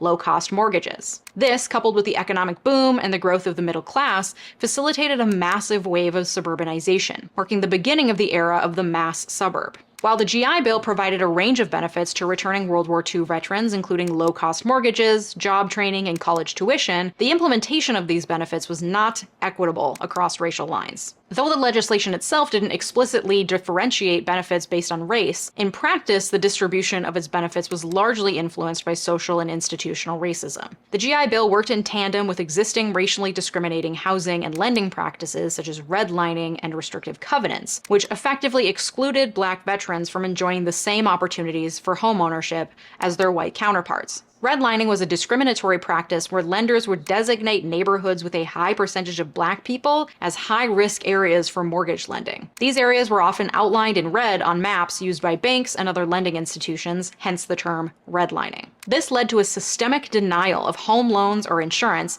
to people based on the racial or ethnic composition of their neighborhoods. Moreover, the Federal Housing Administration, or FHA, and the Veterans Administration regularly refused to insure home loans for black people, both veterans and non-veterans, and were complicit in sustaining racially segregated neighborhoods. Even when black veterans could secure a loan, they were often steered away from white suburban neighborhoods and instead directed toward urban areas. Suburban developers, like those who built Levittown, often included restrictive covenants in property deeds, explicitly barring people of color from buying homes in these areas. For example, the original contract for homes in Levittown included a clause that the homes could not be used or occupied by any person other than members of the Caucasian race. This combination of systemic racism and discriminatory practices meant that black veterans were largely excluded from the homeownership boom and the creation of the post-war middle class, a significant aspect of So let me explain something to you guys, right?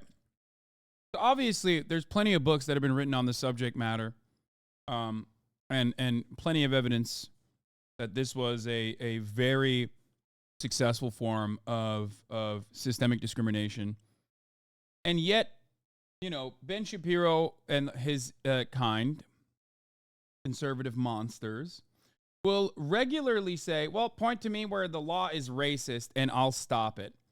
Now, this is technically outside of the bounds of law, right? It's still a code. It's still a code of conduct, and it's completely not permissible, right? And completely unacceptable by today's standards and even yesterday's standards as well. However, Ben Shapiro would consider this to be technically racist. How does Ben Shapiro defend this? I'm using my lecture tone here. How does Hasan gets a dog, keeps it in a child's play area all day for content. Dogs are not supposed to be locked up all day without exercise of some sort, especially when they're a puppy. This dog gets more exercise than your fat ass does every fucking day. Not only does she get to literally be around her owner, her favorite person on the planet, but also she literally sleeps for the most part during the day, and the times where she's not on camera, she's both sprinting, fetching, going on long walks, socializing with other dogs, and doing literally more exercise than the average fucking dog does on a daily basis. The only dog that would be in a better situation overall than mine would be like a working dog that's just out in a fucking farm, okay? Out and about in a farm, running, letting it loose. Beyond that, as far as a domesticated pet that is living in a big city, this dog literally lives a better life than you do as a human being. So I never want to hear this kind of nonsensical bullshit ever again. Unless you are the type of person who thinks movies are real and have no object permanence and believe that in between the time period where I press the stop streaming button and then press the start streaming button, nothing happens on the planet. Nothing happens in my life. I am just a figment of your imagination, one that is so emotionally and intellectually stunted that you cannot comprehend a world outside of what you are seeing on camera. You can't fucking turn around and say, dude, you're weird, when you say a gross statement that is so far from the truth that literally, virtually every single person in this chat is laughing at you. You can't turn around and go, dude, you're weird, for giving me the dignity of a response like I'm a normal human being and not a mentally stunted baby. I'm weird because I take you seriously like you're a real human being. That is my oddity. Of the idyllic vision of the American dream. This had a long-lasting impact, contributing to the racial wealth gap and patterns of racial segregation that persist in the US today. This, of course, wasn't the only tool in racist tool belts throughout the 20th century. Exclusionary zoning, as it has been used in the United States. Oh, I forgot. Sorry. We had a lecture moment here. Do you think... how does Ben Shapiro defend this?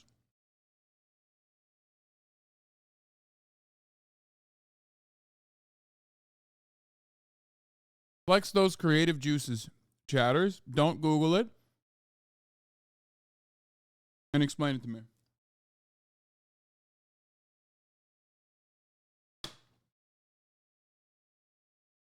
Well, I'll tell you. I don't know why I acted like someone was going to write it in time.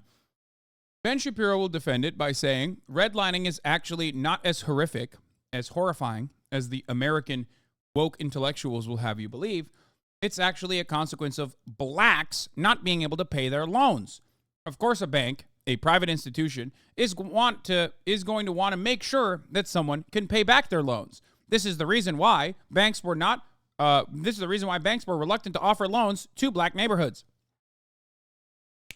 That's it. That's how he defends it. So the reason why I'm mentioning this, why did I explain all this? Because conservatives are not in it in a serious way. They're not genuinely interested in having an argument or arriving at the truth. They're simply interested in defending their reactionary position. And Ben Shapiro is very good at trying to defend a inherently reactionary, oftentimes very racist position with a little bit of intellectual patina. Okay? How does he do that? By giving you some academic language seasoned around what the fucking actual racist bankers were saying when they designed this goddamn structure to begin with. United States refers to local zone. Here it is. All right, I'm doing Ben Shabino. Someone sent Powell who tries to say, oh, it's just welfare policies. It's not. It's not welfare that has destroyed the nuclear family. It's actually systemic racism. There's a video on this, yes, debunked Ben Shapiro's attacks on systemic racism. It's 32 minutes long. This also famously ends with, just leave, the PlayStation event video. Zoning ordinances that effectively limit the availability of affordable housing, thereby segregating communities by income and often by race. This type of zoning practice was utilized extensively in the early 20th century as a means to segregate neighborhoods, especially in the wake of the 1917 Supreme Court decision Buchanan v. Worley, which ruled municipal ordinances mandating residential racial segregation were unconstitutional. Exclusionary zoning practices often involved rules that mandated large lot sizes. I am decreasing the audio on the video so I can increase the audio on my microphone by having you guys increase it. Shut the fuck up. I know the mic is quiet. I know the mic is quiet. I'm adjusting. Please stop. Audrey3, thank you for the 25 minimums, prohibitions on multifamily housing, and other restrictions that essentially made it impossible for lower-income families to live in certain areas. These practices were often implemented under the guise of maintaining neighborhood character, property values, or public health, but they frequently served to exclude racial and ethnic minorities who were disproportionately low income due to broader systemic inequalities. For example, a town might impose a regulation stating that homes must be built on a minimum lot size, let's say 1 acre. This would effectively raise the price of all new homes in that area, making it unaffordable for low-income families. Because of systemic racial disparities in income and wealth, these zoning regulations had a disproportionately exclusionary impact on communities of color, effectively relegating people of color to the cities while white people left for the economic promise of home ownership, something black people were systematically excluded from. This rapid expansion led to another issue: transportation. As more and more houses were built, the suburbs had to continue expanding outward to find space for more and more lots. But the people living in the suburbs continued to work and commute in the cities. What's the solution? This is how the suburbs destroyed the cities, because the cities originally were built not with a car line infrastructure in mind, but the cities were originally built with trams, the cities were originally built for public transit, and mostly walkable. High-speed rail and incredibly efficient mass transit? No, dummy, cars. Obviously. But it wasn't obvious. The obsession with and reliance on cars that seems uniquely American was manufactured as not a symptom, but a feature of the suburbs. The popularity of the car had major implications for city planning. Urban areas began to be designed around the car, leading to the creation of broader streets, parking lots, and garages. This auto-centric design sometimes came at the expense. One other fun aspect of a car-centric, car-reliant infrastructure was, and I've said this before, white people are so fucking creative when they're doing racism. Like, they've beefed up their creativity points so that they've maxed it out when it comes to just not being around black people, systemically excluding them, stopping them from advancing. So here's another thing that they did. Not only did they create this car-reliant infrastructure, not only did they start paving larger roads, breaking down buildings, making the roads wider, eliminating sidewalk space, eliminating walkable streets altogether, they then used highways to quite literally physically stop black people from being able to walk to areas where white people lived. They doubled down on it. They were like, oh, we got to put fucking highways here. Where can we put it? Either directly on top of a black neighborhood or around a black neighborhood so that they just can't even fucking leave the neighborhood as easily as possible. Expensive pedestrian-friendly spaces and public. But for the record, that's how you arrive at questions, dumbass questions that conservatives like Matt Walsh love weaponizing. It's called weaponizing idiocy. Where they go, Hasan, you're so woke. What's next? Are you going to say highways are racist? Yeah, I am. I am going to say that. Everything in America was designed with a racist attitude in mind, okay? Public transportation often took a back seat. Moreover, in some cases, vibrant neighborhoods, usually populated by people of color, were divided or demolished to make way for highways and roads leading out to the suburbs. The Federal Aid Highway Act of 1956 authorized the construction of a national highway system in the United States. The idea was to facilitate efficient interstate transport and ensure the capability for rapid military deployment in case of emergency. However, it also had a transformative effect on American society by further enabling suburbanization. These highways made it even easier for people to live in the suburbs and commute into the city, further contributing to the growth of suburbs. Additionally, as I said, highway construction often disproportionately affected minority communities. Urban highways were frequently routed through neighborhoods populated by racial and ethnic minorities, leading to displacement, community division, and other negative impacts. According to the Financial Times, broadly, U.S. transportation policy essentialized the automobile. Highways were considered the lubricant of efficiency by American political and business leaders, with other forms of transportation cast aside. Main streets throughout the country were turned over to cars, either with high-speed roadways or sprawling parking lots. Nimble streetcar networks were ripped up and replaced by slow-moving buses that joined the ever-growing traffic. What's that Italian guy's TikTok that was going viral on Twitter? Does anyone have that? Where it's like, he puts like fertilizer in a coffee and goes, oh, it's so much better than espresso. Someone had to have seen it. We are no, not attenzione pickpocket. No, you weirdo. Wait, no. There's someone in here that saw it. We have to watch it right now. After a short hour. Oh, here it is. There you go. Hive mind, baby. Hive mind, motherfucker. That's why I know this community is literally, we are one. We are one unit. We are legion, okay? Here, this is really funny. Life of American. I wake up so excited for another day of working. After singing the national anthem, I make my amazing American coffee. So much better than espresso. I'm looking for breakfast, but there are no cold pizza, so I have to skip. Oh, where's this? An apple? So cute.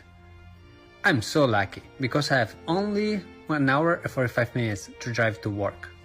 Time for lunch. I only have 5 minutes, so I order fast food and I eat at my desk.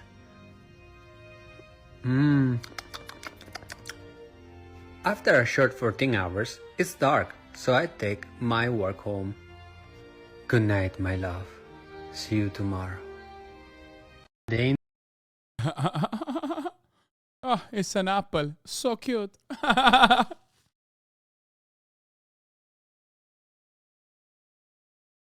I love this because it's like, no, it wasn't a dildo. It was money. He goes to sleep and like kisses his money. Good night. So I love this because it is so fucking Italian. It is so Italian to like look at all of the American shit from an Italian lens and be like, these motherfuckers work 14 hours. They don't take 8-hour lunch breaks. They hate espresso and only drink their garbage American coffee.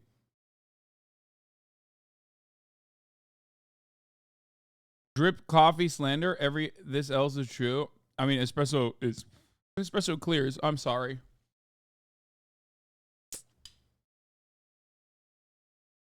Eating his food at the desk because he has a 5-minute lunch break. I understand why everyone hates us. I mean, it's like that and then the sense of entitlement. Guys, one of the best things on the fucking planet is traveling as an American. Okay? I talked to the Aussie boys about this recently, and I was like, they quite literally open up specific lines for American passports. Okay? You rarely ever need a visa to go anywhere. This is not something that Americans do not even comprehend. Like, there is no process of, like, begging a fucking embassy to give you a goddamn visa. Okay? You literally don't have to get a visa anywhere. When you go through passport check, oftentimes at customs, they have a specific line for Americans that's, like, shorter.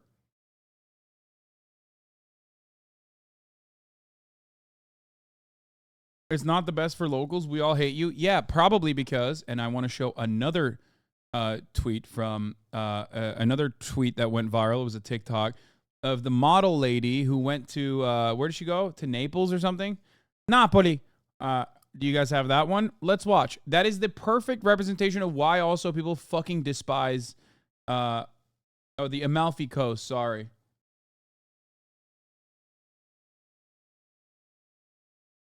If you want to see peak terrible American traveler, watch I Show Speed in Japan. Abso-fucking-lutely not. I will never do that. Does anyone have it?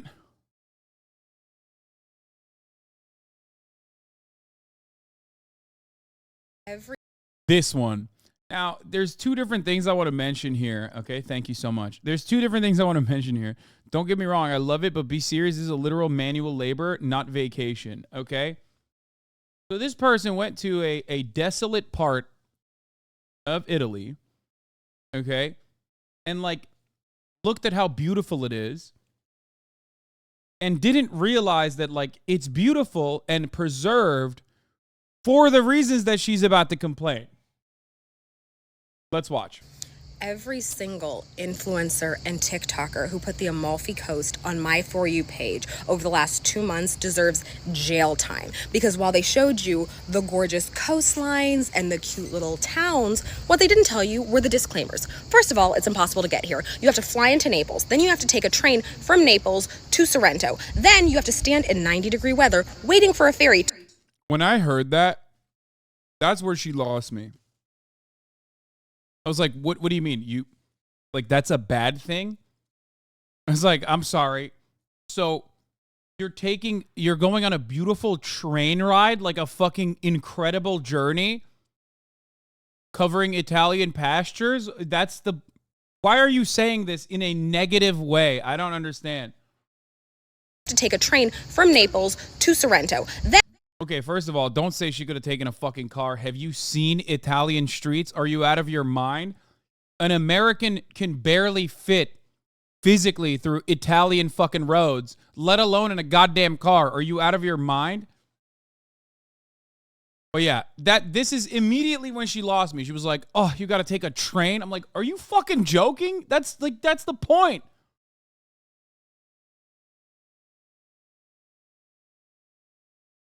I suspect people do it for that experience.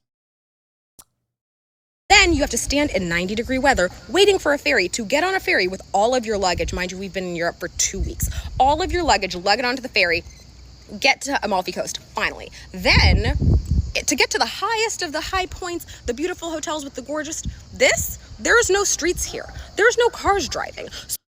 Wow. I can't believe she's like, my double wide can't fit through here. Yeah, that's the reason why it's beautiful, dude. What the fuck are you talking about? That's like quite literally the point.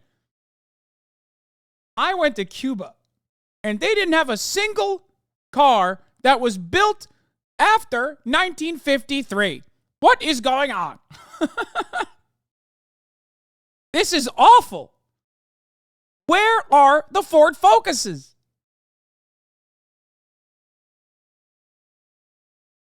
So, anyway, the point is, that's why it's beautiful. And what you're supposed to do in that situation is pack light so you can truly enjoy it. And I think she's just like trying to meme about this. And of course, Twitter did the most Twitter thing possible. There were people literally being like, American tourists should die. Permanent first world, permanent genocide of the first world. It's like, brother, you're talking about Italy, okay? Like, calm down. It's not like, this is not, she didn't fly in to fucking Laos, okay? It's just like, chill. Calm down. She didn't get the point. So you have to walk up 160 stairs with all of your luggage to get to the top of this gorgeous, gorgeous, gorgeous area with these beautiful views, carry it, and then also all the power went out because the Amalfi Coast doesn't have the infrastructure to support this tourism. Oh my God. Yeah, I mean, you kind of got it. Like, that's the whole point. That's quite literally the point. But also, all of those TikTokers that go there are probably on, like, you know, a pedophile banker's yacht, so it's not that big of a problem for them. Yeah, the ones who are on TikTok that post the Amalfi Coast, yeah, they get on a fucking private jet with like 11 pedophile billionaires, okay? And then they fly in directly to wherever the fuck. They get on a mega yacht where there's even more pedophile finance billionaires on the yacht, but the yacht is so large that I guess you can like play hide and seek with the pedophile billionaires. And then you fucking get on the yacht and then you take sexy ass Instagram photos from the fucking yacht.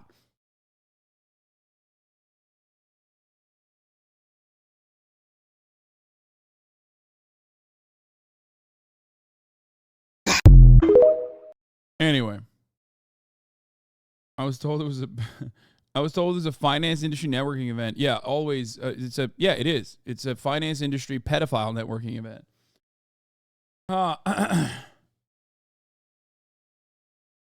It's visited by thousands of people each summer. It gets super busy. There are hotels and Airbnbs all over the place. It's just on one side of a hill, mountain, so of course it's a bit difficult at times. So wait, she responded to this from what I heard in the chat. Where this is her response. Video, I did not expect it to go that viral, but I did want to show the fully influenced version of what it means to be on the Amalfi Coast. So first of all, I want to acknowledge that I did enjoy the B&B that I stayed in, and I did not have to actually personally lug all of my luggage up. My boyfriend and our B&B host carried up all of our luggage, so I did not have to lift a finger. She had a butler? The Airbnb butler? The Airbnb comes with a butler? That's awesome. What the fuck? Why does she keep saying B&B? Dude, if anything, they need to fucking eviscerate Airbnbs, dude. God, I hate it. If there's one thing I hate the most, it's Airbnbs, I think. Like, magic wand, you get to eliminate one application. Like, you get to eliminate one application out of all of them, right? I'm going with Airbnb. Oh, she means a bed and breakfast. It's not an Airbnb. Same shit.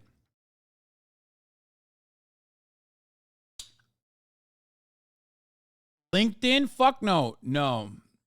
Airbnb. There's fucking 7,000 in Amsterdam and uni students are sleeping in bags. I hate it. Yeah, my point does not change. Vancouver has more Airbnb listings than rentals right now. It's toxic and ruins housing availability. Dude.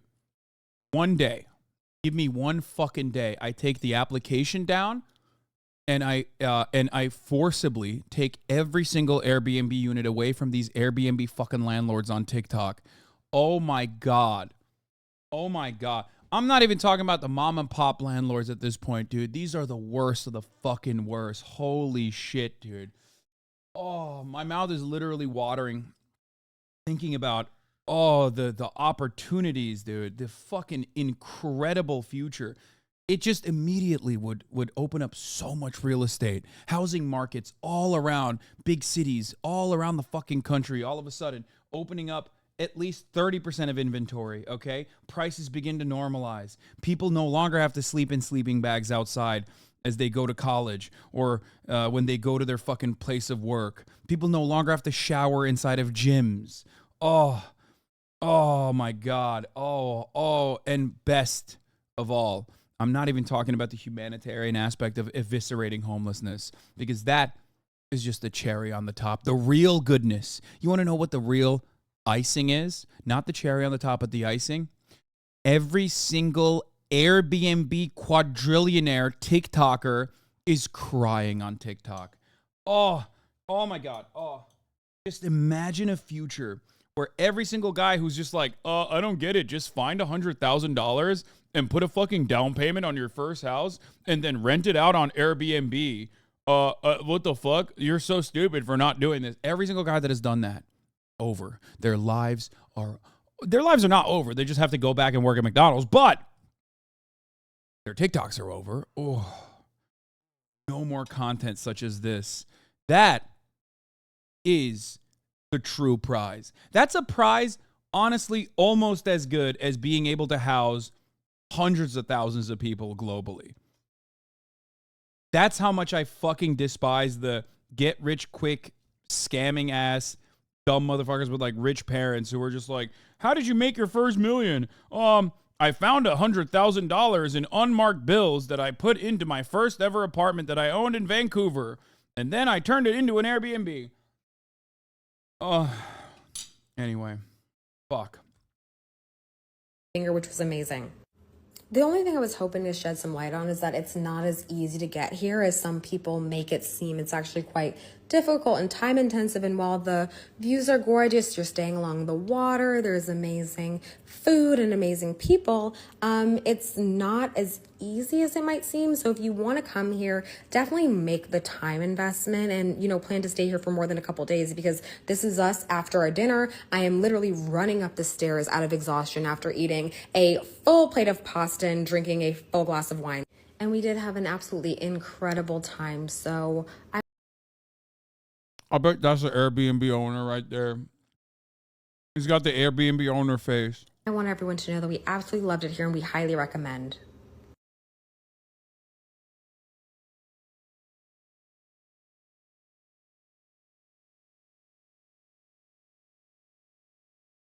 Crying TikTok landlord? Who is really panicking is property tycoon Samuel in the property game. I work in London. I live in... One person who is really panicking is property tycoon Samuel Leeds. Here's Mr. Leeds last year when the going was a little bit easier in the property game. I work in London. I live in Buckinghamshire, but I invest up north. Right now we're in Huddersfield. This is Huddersfield. You buy a house here for like £80,000. You're going to rent it for £600.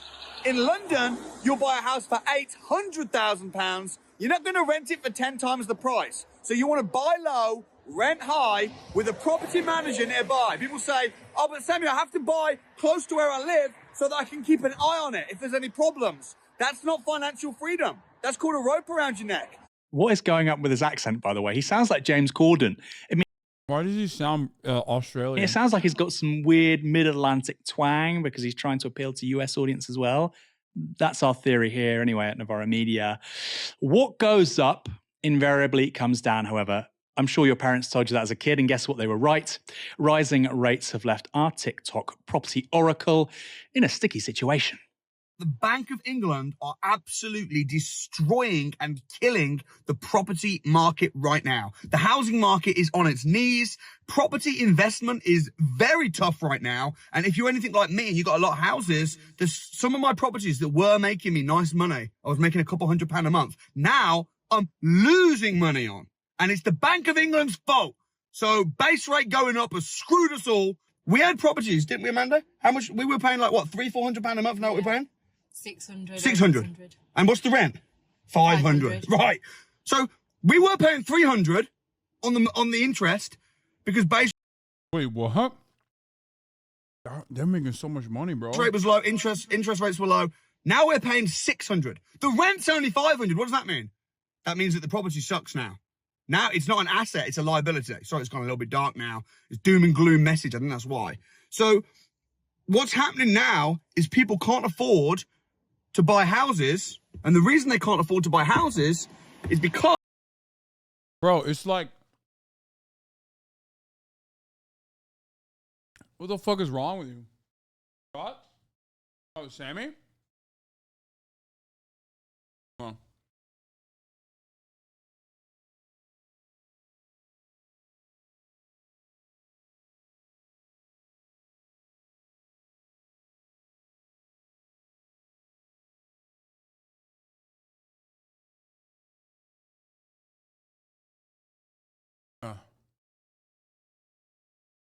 Kaya got up because Fiona is here, but leaving. Anyway, England has non-fixed mortgage rates, by the way, chat. US has fixed interest rates for houses. So the thing that I want to talk about here is something that people take for granted.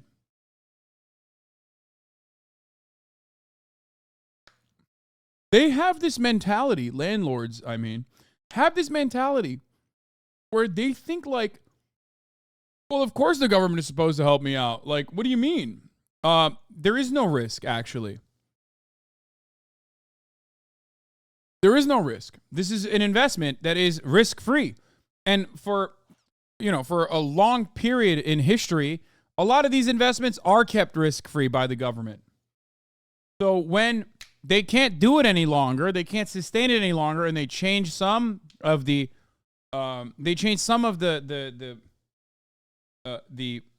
it's not legislation usually, but they change some of the finances. All of a sudden, the fiscal policy, all of a sudden,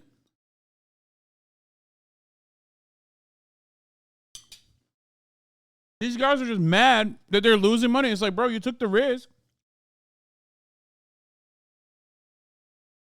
Not fiscal policy, monetary policy. Thank you.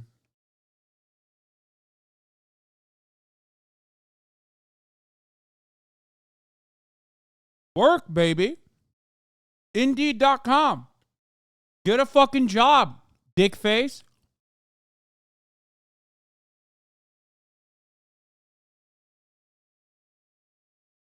Fuck you mean? Get a job. What you're doing is not a job. Get a fucking job. Are you a landlord? Yeah. To your mom. At night when we're role playing. Which, by the way, is fucking gross. I mean, in role play situations, whatever, but. Did you guys see that fucking tweet from some like Groiper account with like a rose emoji on it that everyone thought was like a leftist? It was like everybody wins. It was like a fucking Reddit post, which probably isn't real because nothing is real on Reddit, let's be real. About a woman in England talking about how she started. Oh, fuck. It's too spicy. And it started making me get the hiccups.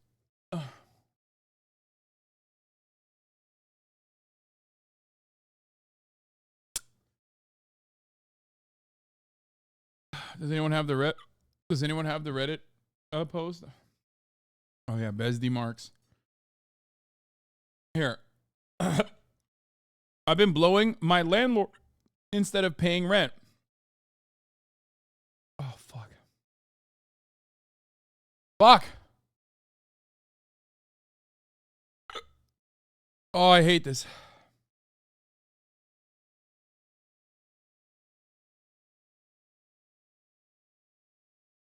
I'm perfectly fine. I just have the hiccups.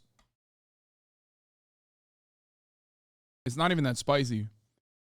Sometimes it goes down the wrong hole and then ends up giving you the hiccups.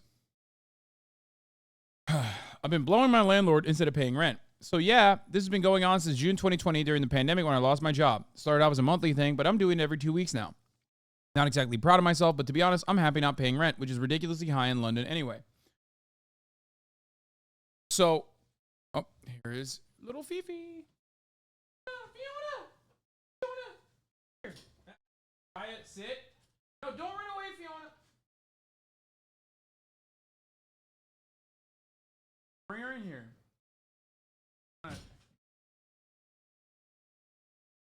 I'm gonna jump. Yeah, Kaya, sit. Hey, sit. Play with her a little bit. I'll bring Kaya. No. Sit. Come here. Kaya, come here. Sit. Wait, no. Wait.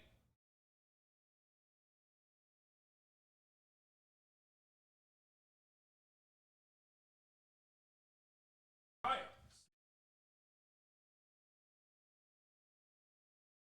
Hold on.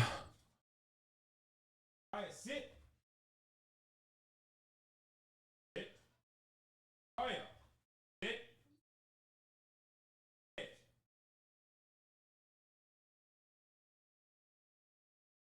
Sit. Girl, wait. Lie down.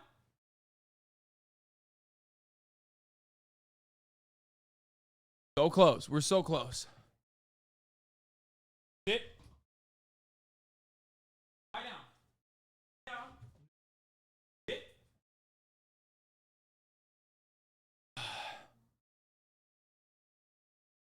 Making her sister can fart on her? No, she's just like really excited to see Fiona. So I'm trying to train her in a situation where she will be calm and be responsive to my orders rather than do whatever the fuck she wants. Hey, sit.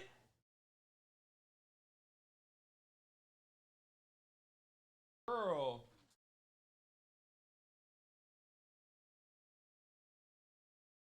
Hey, sit. No, sit. Lie down. Go. Okay. Go. Go play. Go. Play. What? No, it's fine. Put whatever you want in there.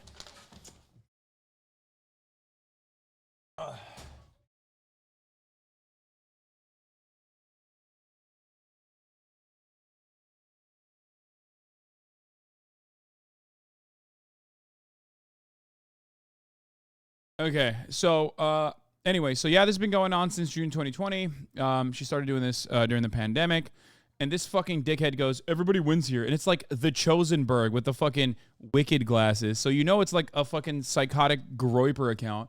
But hey, of course that's not gonna stop dumb motherfuckers from going, the real extortion victim here is the landlord, but y'all ain't ready for that conversation.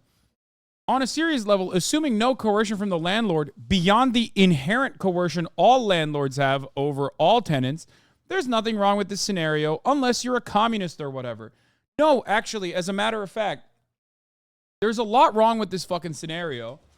It doesn't even have to be like, you don't have to be a communist. You're basically telling on yourself for claiming that like anyone who has this, anyone who disapproves of this is just like a communist or whatever. Yeah, communism is when you consider sex under coercive conditions to be sexual assault, which is exactly what it is, by the way. And even then, it's not like a special deluxe kind of exploitation. So to the scrub, thank you for making commies look so good and so normal, because this is an inherently psychotic fucking thing to say. People should be more embarrassed to say stuff like this. It's also a fucking Reddit post that is most likely not real. But the ridiculous thing here is looking at a fake Reddit post and then acting like it is real and then saying it's good actually when that Reddit post is basically describing coercive sex extracted from someone who relies on you for fucking shelter and making it seem like it's a good thing.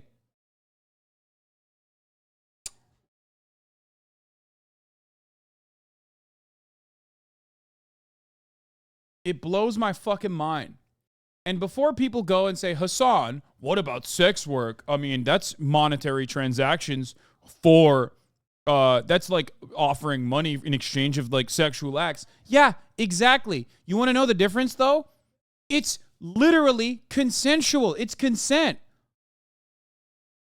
The coercion in that circumstance is coercion that exists in every other capacity under capitalism. That's it. It's consent. In this circumstance, and that's why people in prison, in most circumstances cannot, people when they're imprisoned and and cops fuck them, it's called rape. And luckily, states like New York are finally catching up to that reality as of like 3 years ago where they decided to criminalize it. But that's, it's still not in 35 states, obviously. But in the other states, it's considered rape. Why? Because when you fuck your prisoner and their entire lives revolve around revolve around everything that you do, what your power is in that situation. Okay? How is that also not coercion when the sex worker needs the money to live? That's a great question.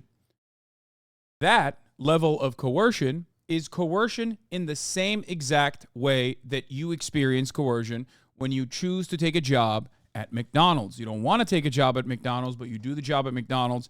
A lot of people at McDonald's then go on and personally choose to do sex work instead. if you were to talk to sex workers, they would tell you that they've had a significantly better time doing sex work, whether it be stripping or whether it be anything else, than working in a service sector job. That's the whole point. It's consent.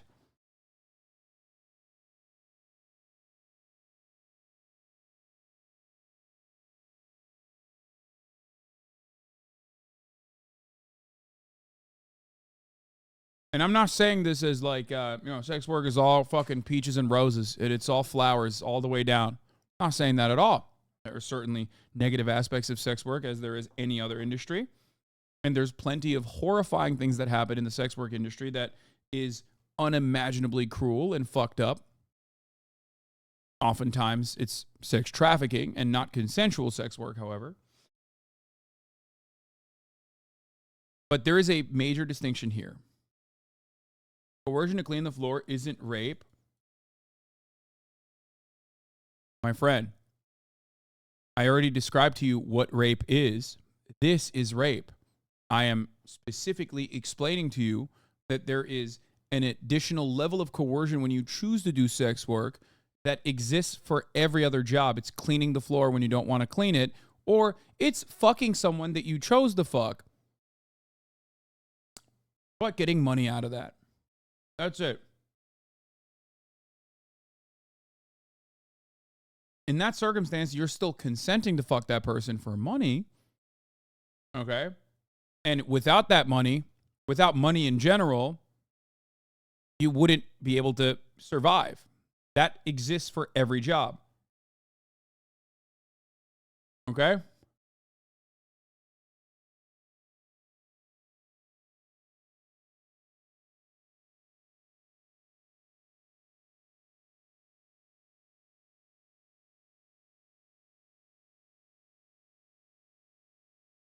I work at mine. Most of my coworkers have pieces of fingers missing. That's why I get why people do sex work, because shit sucks. Yeah.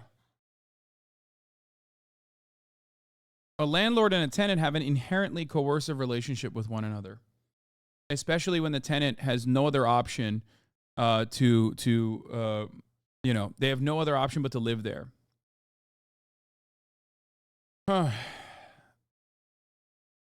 Structurally, it is unsound. Structurally, this is an inherently exploitative, coercive relationship.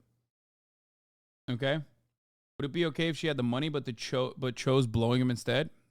Oh, yes. Yes. If someone is choosing, again, it's consent. Holy fuck.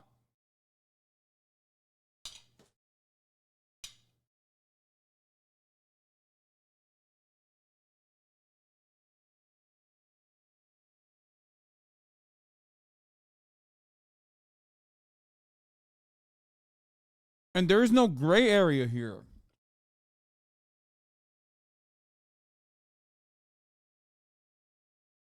Because she literally says, I'm not proud of myself.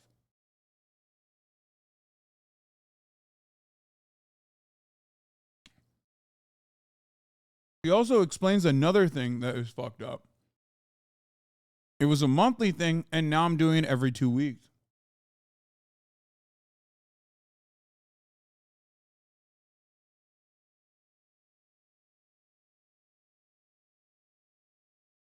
What happens when rent triples?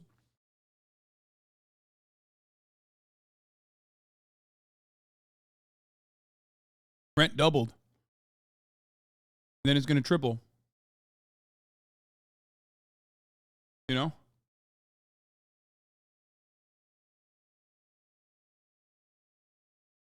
Why are you assuming this is a woman?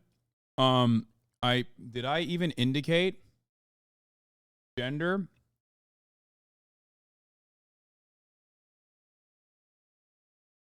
I don't think I did.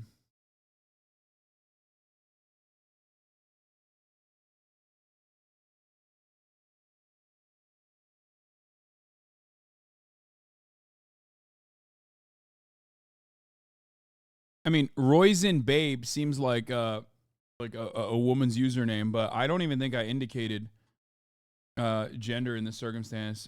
I don't know why you think that's a gotcha. Even if I said she, who gives a fuck? Yeah. That was my assumption. Like, who cares? Suck my dick, dumbass.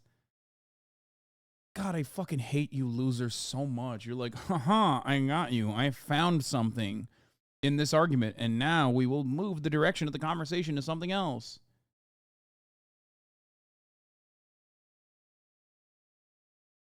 Roshin. You did say she a few times, bruv. Yeah, who cares? It doesn't matter. Even if it's a male, it doesn't change that reality that it is inherently coercive. What do you mean? Like, what's the argument?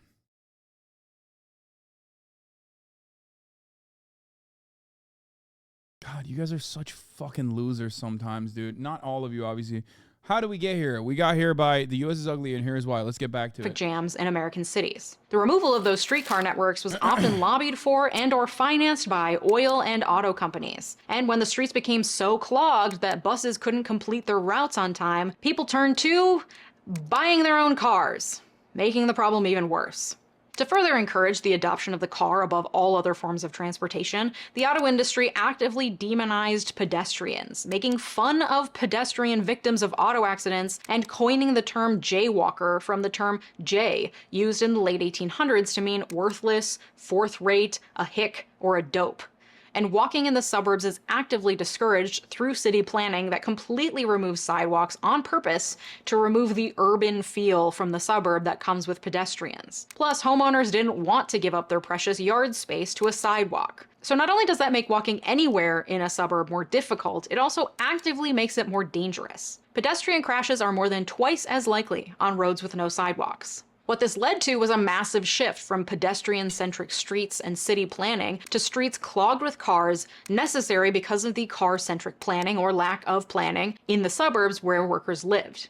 This in turn increased congestion and traffic, and therefore pollution, in the city centers that were often mostly populated by people of color who couldn't afford or were legally barred from moving out to the suburbs. And the footprint of American cities changed dramatically, from black communities being decimated by the building of highways through their neighborhoods, to entire city blocks bulldozed to make way for parking garages to hold the increasing number of suburban commuters. Not only do these sprawling suburbs require miles and miles of hideous highways flanked by strip malls with ever-growing parking lots, the cities themselves have gotten uglier, with unsafe highway overpasses dividing neighborhoods and parking ramps dominating the skyline. We are all trapped.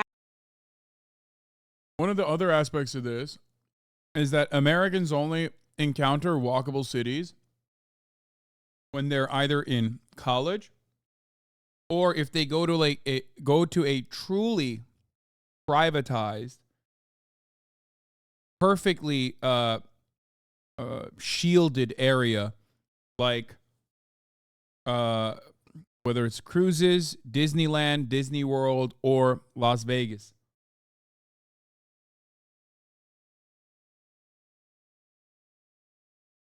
It's ridiculous. The only places where you have like adequate public transit in the form of trams and trains and even buses is college campuses and the other places that I just mentioned. There's some cities that are relatively walkable. Yeah, Las Vegas isn't walkable. No, I'm not talking about Las Vegas across the board, dude. Are you kidding me? I'm talking about casinos. A casino has an ecosystem internally. Casinos also have active fucking active public, well, not public transit, but like active transit going through them. It's a system in and of itself.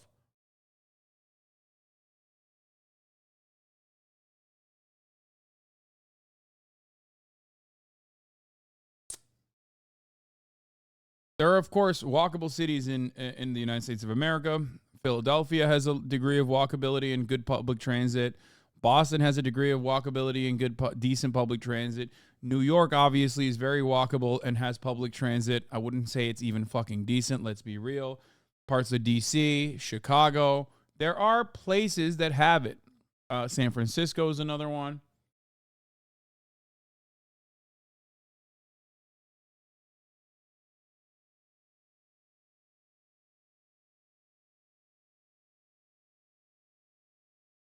Why would we want public transit? Yeah, you're right. You're right. It means it's trans. Man, motherfuckers want to be arguing with you about everything. Yeah, it's really annoying.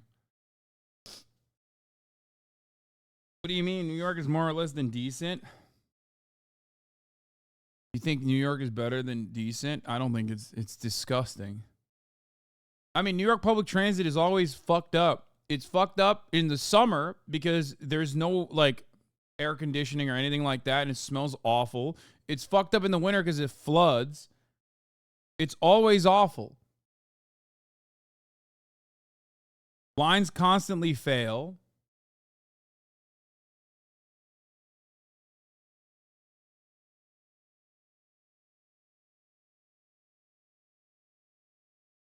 It's all right. MTA is old as fuck, but it does run 24/7, which is a W. Yeah, I mean, go to Japan, then say New York is decent. Exactly. Says the chatter that goes to the Times Square and uses the subway once. Yeah, I don't understand. I've never heard anybody fucking defend New York City's metro system. Okay, for the record, though, imagine asking someone who just got back from Japan for the second time how they feel about MTA or LIRR. LIRR is fire, or at least my experiences with LIRR have always been good, and I go all the way up that motherfucker. I go to the end of the line, Montauk. MTA is dog shit, though. I mean, it's fine. It gets the job done, but it's not great.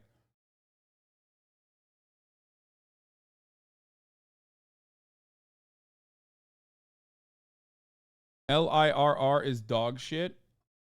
I like it. All LIRR eastbound trains were canceled 2 days in a row. Yeah, that's true. That does get. Why don't you mention New Jersey Transit, bro? True.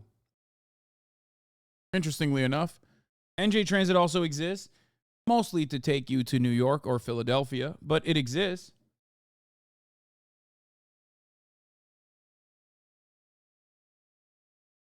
Pretty good. Useful. I used it my whole life.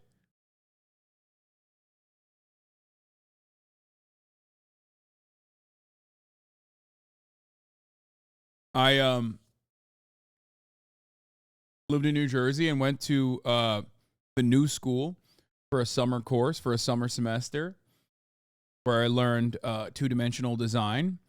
And in that process, I took, I guess, I don't know which fucking bus it was. I think Path, maybe? I don't know. Every day. And it was pretty great.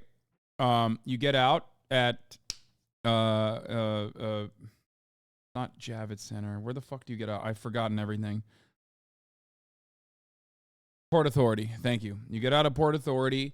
There's a Midtown Comics right near it, around like 50. I don't know where it is, but I used to go there all the time after. And I would buy a comic book to read on the journey back to New Jersey. On the long journey back to New Jersey. 40th and 7th. Oh, that's where the Midtown Comics is. I thought it was the 50th. I was wrong. Well, yeah. That's for another day. Grab a dollar slice sometimes.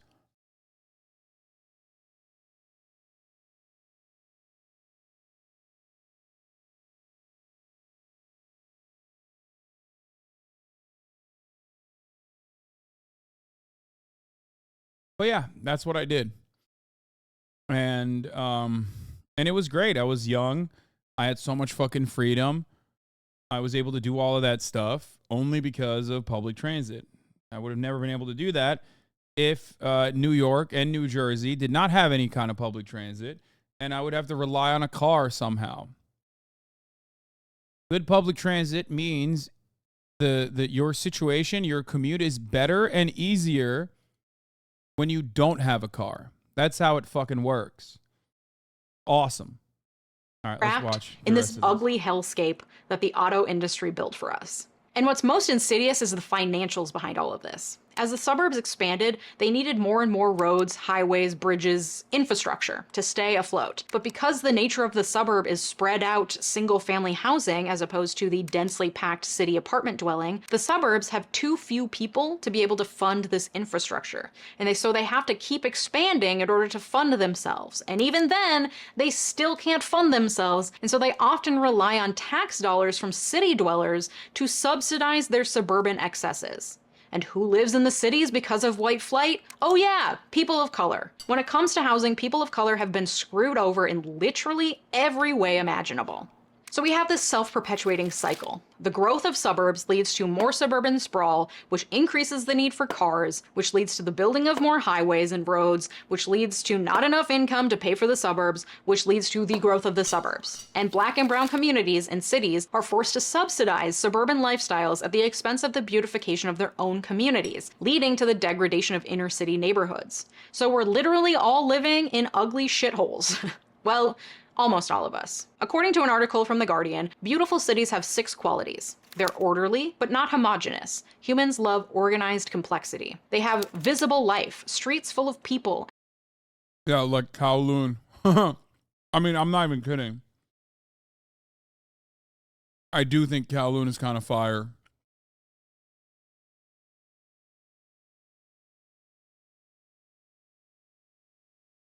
The more I think about Kowloon, the more I'm like, it's where dreams are made of. The walled city, holy fuck. Concrete jungle, where dreams are made of. There's nothing you can't do. Unless at the top of the hour, there's a 3-minute ad break. You will not be able to avoid those ads unless you live in Kowloon, the walled city.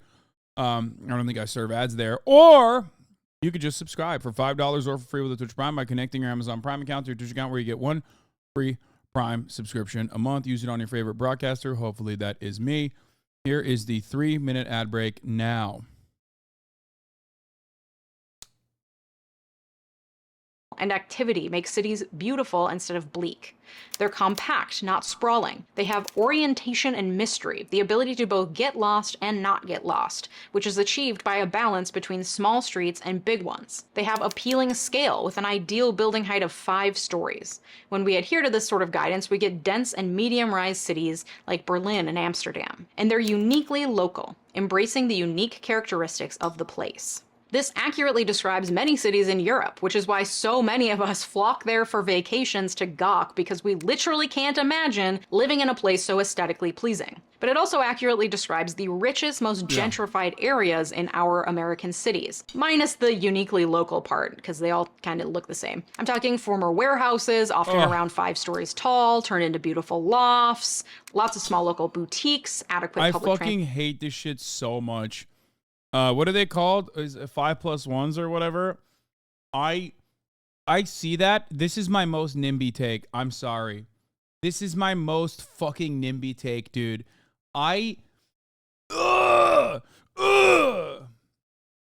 It's so gross. It's so ugly. I hate the way that they're designed. I hate the way that they're built. I hate the way that they look. And it's like every fucking Yimby rides for this shit on Twitter. They're like, oh my God.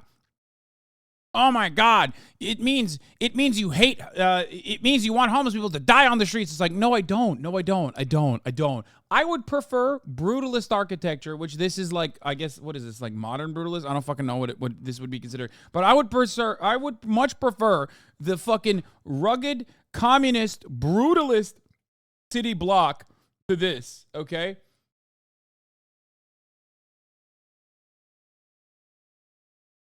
And I hate brutalist architecture.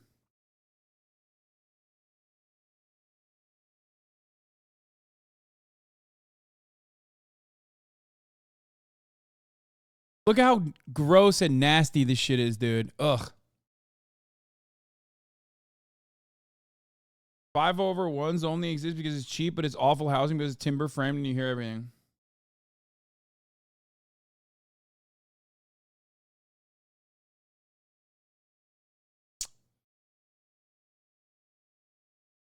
Former warehouses, often around 5 stories tall, turned into beautiful lofts, lots of small local boutiques, adequate public transportation, small alleys and large roads, and visible life. I'm thinking the North Loop here in Minneapolis, or Back Bay or South End in Boston where I went to law school. You know, places where mostly only upper-class white people can afford to live. She's talking about New Culver City right now.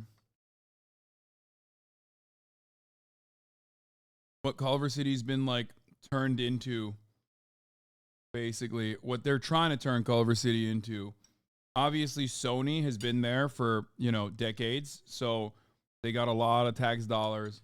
And now, if you look at Culver City, back when I first moved to Los Angeles 10 fucking years ago and started working in Culver City in a studio, it was very different.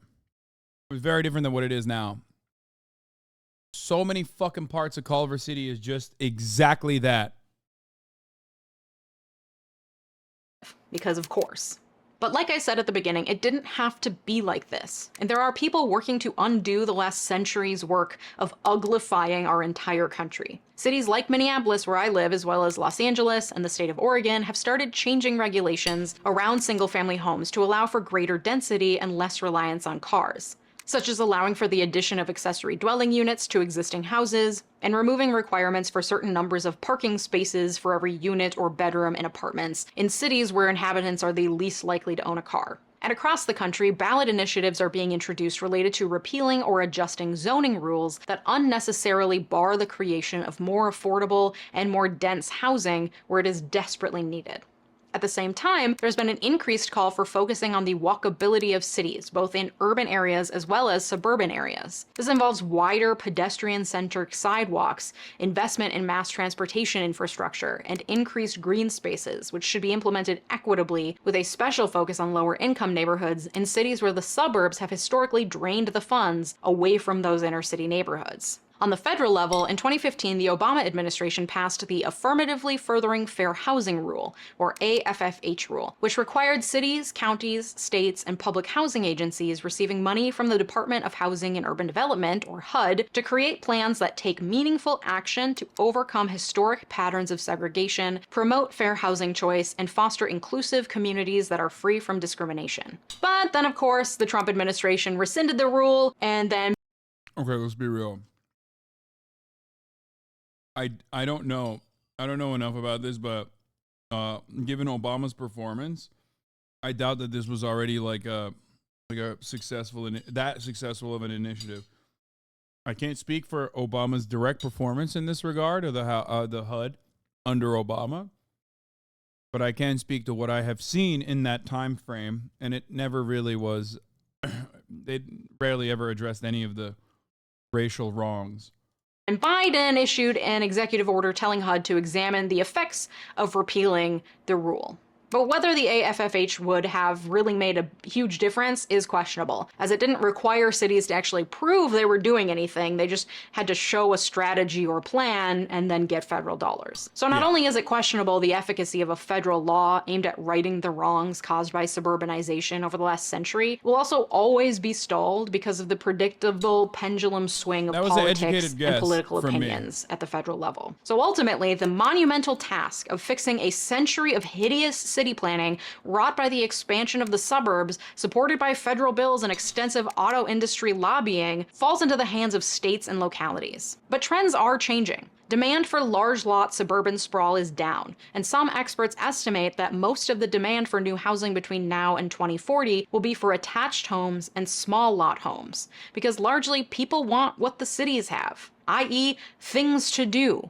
Anything to do at all, but they can't afford city prices. And the things that make cities particularly walkable can be translated to a suburban setting with the right city planning. According to Project Drawdown's Walkable Cities Solutions, the factors that make cities and neighborhoods most walkable include density of homes, workplaces, and other spaces, wide, well-lit, tree-lined sidewalks and walkways, safe and direct pedestrian crossings, and connectivity with mass transit. This can be applied to the suburbs as well. You know, everything that is not a suburb.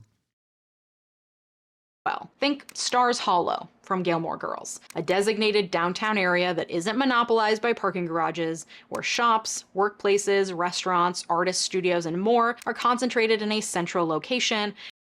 Springfield.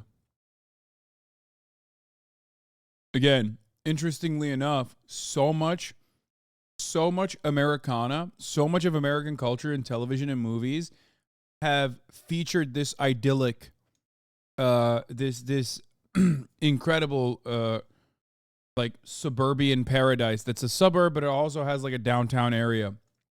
Springfield was like this as well. Fuck it. The Family Guy. Even.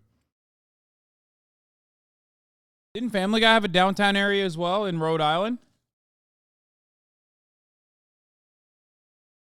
And the houses around them are on small lots, including some multi-family housing above the shops. So there's a lot of people living, working, and shopping nearby, aka density. The sidewalks are wide and well lit year-round, lined with trees and location-specific greenery. Pedestrians never have to cross more than 2 lanes of traffic. Well, I mean, obviously it's a fucking Hollywood lot, by the way, Chad. I'm not saying, but you know, it's what they choose to present as this like ideal living circumstance, like this ideal mode of existence, and yet it never manifests itself in our real lives.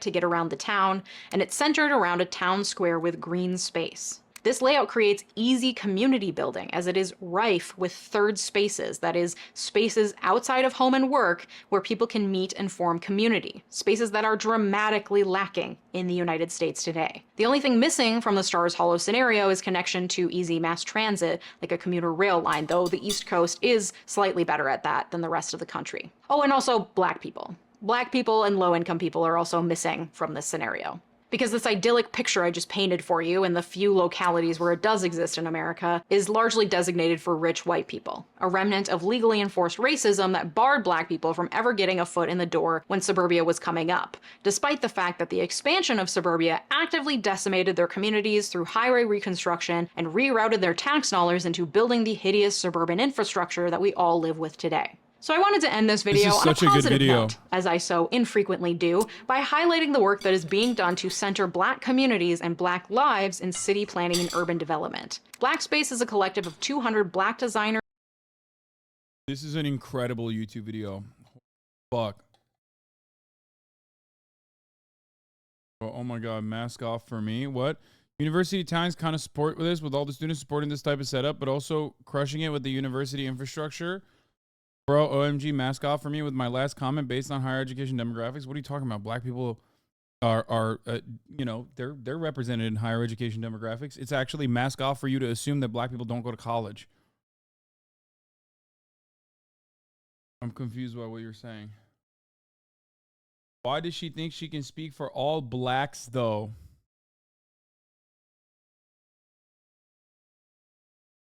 Dude, honestly, sometimes you just need to learn how to shut the fuck up, you know? Here's a good thing to try, okay? Try shutting the fuck up.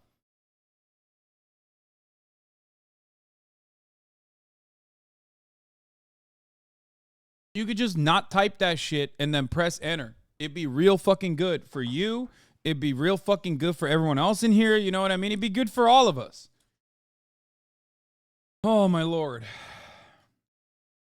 Architects, artists, and urban planners who explore ways to center black life in the built environment. They're doing work in Atlanta, Chicago, Oklahoma, and Indianapolis. Their work encompasses 3 pillars. Neighborhood strategy, where they work at a neighborhood level to co-create spaces that affirm and amplify black presence in public life. Customized learning to teach strategies and values for ethical design practices. And urbanist experiences, bringing together black designers, architects, and urban planners to share new ways to center blackness in architecture, design, and urban planning. Their work has helped teach new ways to plan cities that center black communities instead of decimate them. Their work has included building redesign, walking tours, lectures, design workshops, and more. You can support their work at the link in the description. Like I said at the beginning, America is fucking ugly, but it didn't have to be this way, and it doesn't have to be in the future. You can support the ways that your own city is working to dismantle the historical fuckery that Why America see everything on pseudoscience race terms is so funny. Why not only on class terms? What are you talking about?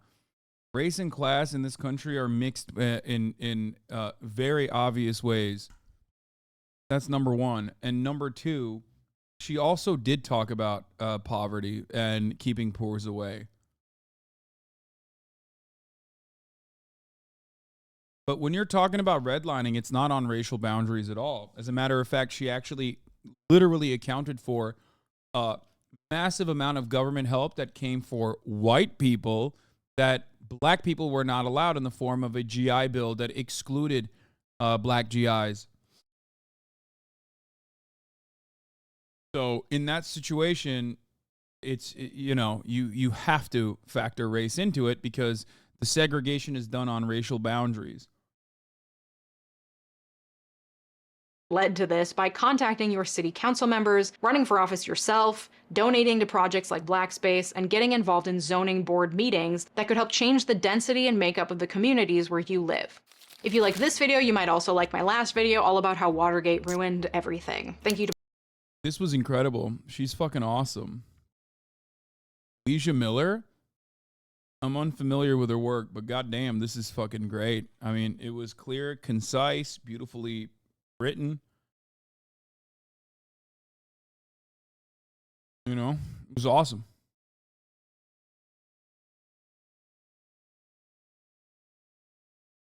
I like it.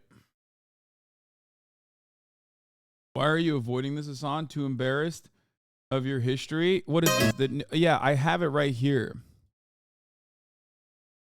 I know. I have it right here. We will watch in a little bit. Oh, the man who went viral after a dress bought for his wedding broke the internet has appeared at the High Court in Glasgow, charged with the alleged attempted murder of his wife. He tried to kill his weirdly colored dress-wearing wife. That's it. I don't really care about that beyond that. Oh, complex fast fashion retailer Shein is facing allegations of criminal activity in a RICO suit. I don't know how the fuck these guys are just using RICO for everything. The American criminal justice system is just like, they're just popping off with RICOs for everything. Here is a segregation by design. I wanted to show you guys this as well. I-20 in Atlanta was intentionally routed to serve as a boundary between the white and the black communities, in the words of Mayor Hartsfield. Construction displaced an estimated 7,500 people in 2,200 homes, despite making up 37% of Atlanta's population. In 60% of those displaced were black. Let's take a look.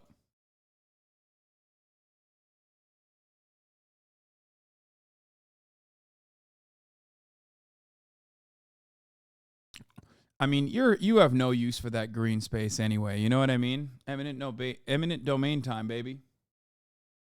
Hasan, you won't believe this. I'm assuming this is fake until I see it. I can't imagine her lawyers would be dumb enough to send to a fan channel, but if it's real, let's go.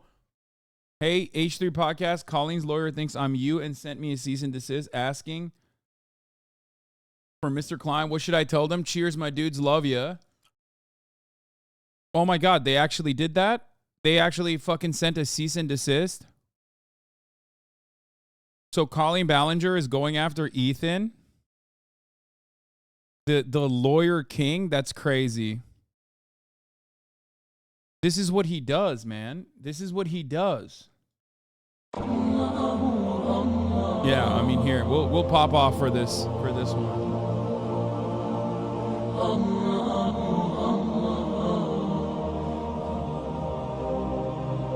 This is incredible. Ethan is the one guy you don't want to fucking sue on YouTube, man. He's the one guy you don't want to sue on YouTube. He'll fucking do it. He loves it.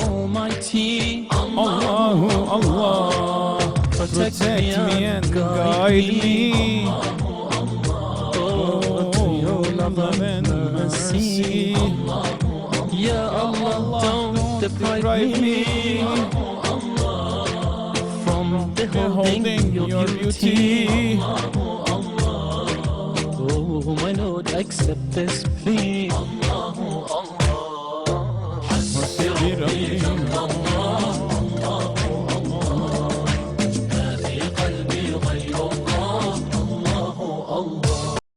Anyway, throwback to 2019 when you played this every day. This is fucking insane. Oh. That means toxic gossip train might be mentioned in a lawsuit in court. Oh, that means it absolutely will. At least go until the Turkish part? No.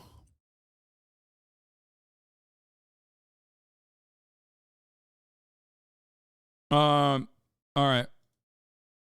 There's a TikTok comedian that's in big trouble. Ashley Gavin. Hello, welcome back to my domain. It's Monday. We're going to be talking about some drama. It's tea time. Things got pretty serious this week with a lot of people talking about the summer. Should I have Nick over tomorrow to do tea? Should I have him? Should I do Nick at night again? Should I do tea time with Nick?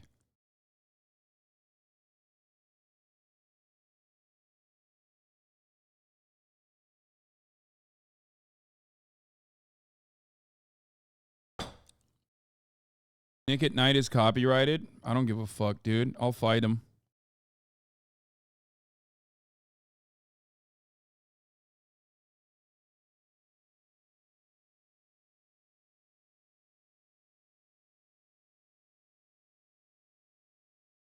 Don't get him canceled again. Bitch, it wasn't my fault.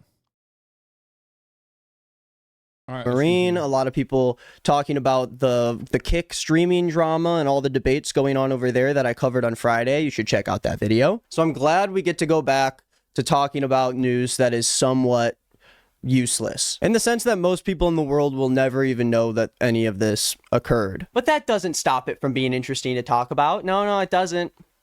And today's video is about stand-up comedians, so sit down! Today we are talking about Ashley Gavin. Ashley is actually a stand-up comedian that got very popular from this indie social media app called TikTok. She has grown to 1.3 million followers. Never heard of it. Also, this is it. This is Nick at Night, baby. He does tea. He does TikTok tea. Followers on the app, and she mainly just posts like crowd work from her stand-up. And if you're like me and you didn't know about Ashley Gavin up until this situation, I put together a quick overview for you to understand. Bisexual girlfriend. Okay, she's straight. God made you gay. You're heterosexual. Are you gay or lesbian? You would not have made it as a straight man, Will. Good work, straight man. What do you mean the whole show's not gay? That's cool. Gay neighbors. What's another gay thing I can think of? You're bisexual. Lesbian daughter. Have I come up on your TikTok? You're gay. Now listen, before you get angry, I'm not that guy. I'm not like this edgy comedy savant who's gonna get upset when someone talks about something that defines who they are. That's what comedy represents. It's all about turning your lived experience into comedy that can captivate viewers in an emotional way. Even doing like improv crowd work with the audience still is a part of the art form of comedy, so I can't really knock that. And even though I feel like this kind of comedy like wears thin on a lot of people regardless of who you are, I think that finding your comedic niche with your audience can help kind of separate you from a lot of struggling comics who can't seem to find their identity, especially in the age of TikTok when everyone's trying to fight the algorithm. Now, I also wasn't aware of Ashley Gavin before I checked out her TikTok for this story, so I can't pretend that like I never liked her. I never liked Ashley in the first place. I always knew something was off with her. You know, people love to do this whenever someone gets called out for their questionable behavior, but for me today, I cannot say that. Now, Ashley also co-hosts a couple podcasts, with one of them being called We're Having Gay Sex, which checks out the box for her. And although I know it's like easy to make jokes about how Ashley is always talking about her sexuality, but I want to make sure that I separate myself from the YouTube podcasters that are inevitably going to say something like, so yeah, man, I'm watching this comedy special and I'm like, oh my gosh, all she talks about is how she's gay, huh? Oh my God, like imagine. Oh yeah? Imagine if I went on stage as a stand-up comedian. Imagine, and imagine if I just started making jokes about how straight I am, you know, how much I love to kiss women and go on dates. Oh yeah. I'd get canceled. They'd be so mad. You'd get canceled. To it, you know? They'd cancel me. Yeah, and that's not really like what I'm going for here. Obviously, Ashley makes it easier for Brad and Chase for being so overly fixated on the sexuality of her and her audience, but I don't really think this is what makes Ashley Gavin specifically like inherently cringe or unfunny or whatever. I could kind of care less. Yeah, we did uppies because you already know what time it is, dude. It's motherfucking walking time. That's right. That's what I'm about to do. I'm about to fucking start walking.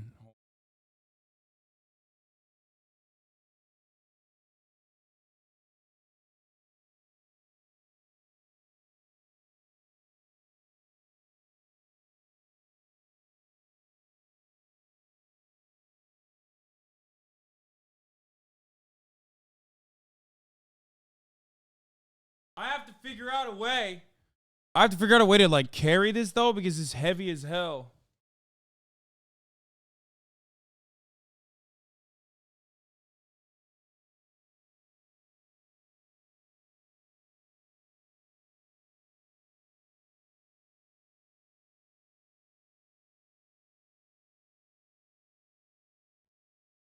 Ain't you strong, bro? Hell yeah, I am, but I don't want to fucking carry it every time. It's kind of stupid.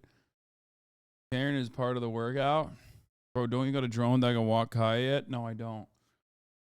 Did you wait 30 minutes after you ate? No. Do I have to? I think it's fine. I just got done eating. I'm walking slowly anyway. It doesn't matter. I'm not like doing high intensity interval training or anything. Us about that. And on top of that, that's not even what got Ashley in hot water the past few days on TikTok. So let's jump into that. But before I do, about half of you aren't subscribed to my videos. I'm coming out with videos like 3 times a week. You should go down there and hit it so you can stay on top of the internet news. And I have another channel where I follow up some of the drama videos talking about like really niche things that aren't gonna make for a full second channel video, so go check it out over there. Now, 4 days ago, a TikTok was posted by a fan named Olivia who went to one of Ashley Gavin's shows in Indianapolis, and she told us this story. I went to a comedy show this last Saturday here in Indianapolis.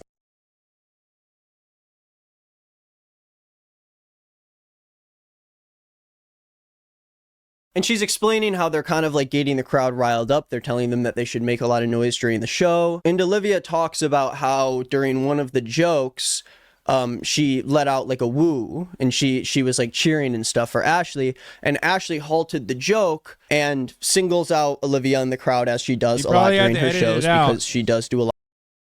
He probably had to edit that out. No, guys, he probably had to fucking edit it out. In order to avoid a copy strike, please. A lot of crowd work, and this is what she said. At one point in time, she talks about abortion, and of course, I'm loud, just like she requested. I guess I was thinking I was being supportive. Next thing I know, she looks me dead in the face, and the crowd is silent.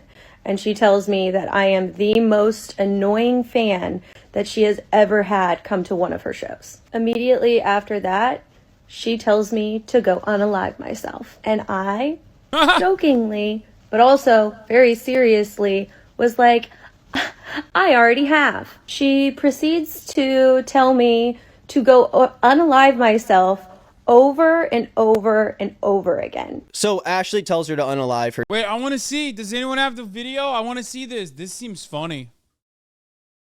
Is Hasan on a treadmill? No, I just can fake walk really well.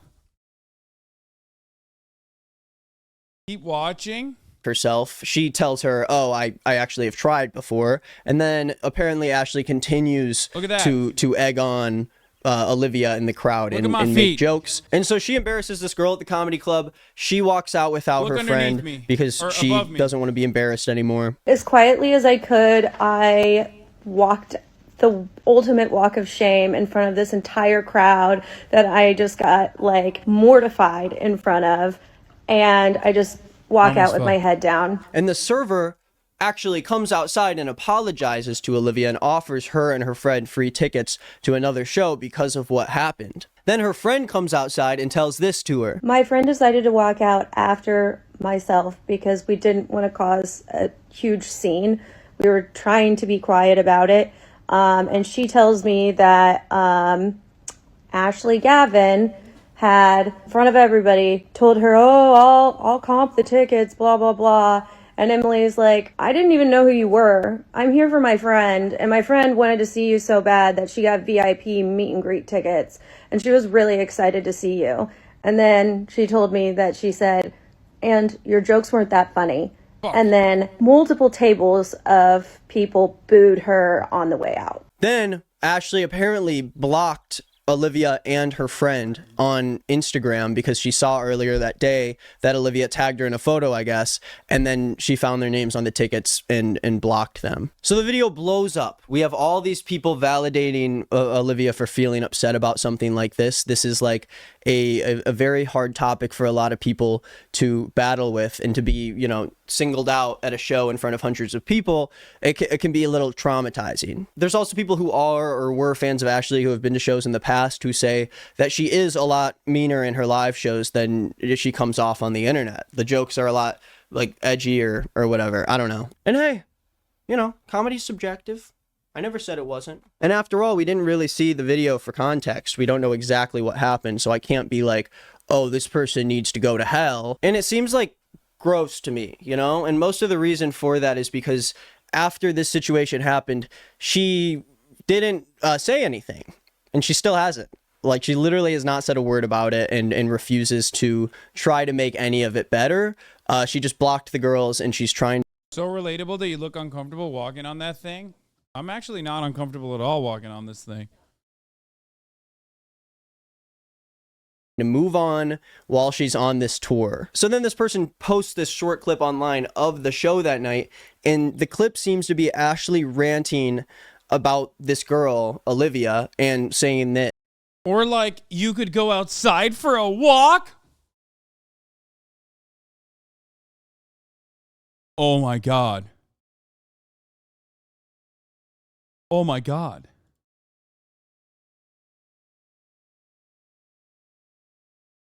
Why didn't I think of that? What? I can go outside? Like, you could take a camera with you and Kaya? You want me to walk around in my neighborhood and dox myself so I could get killed? What?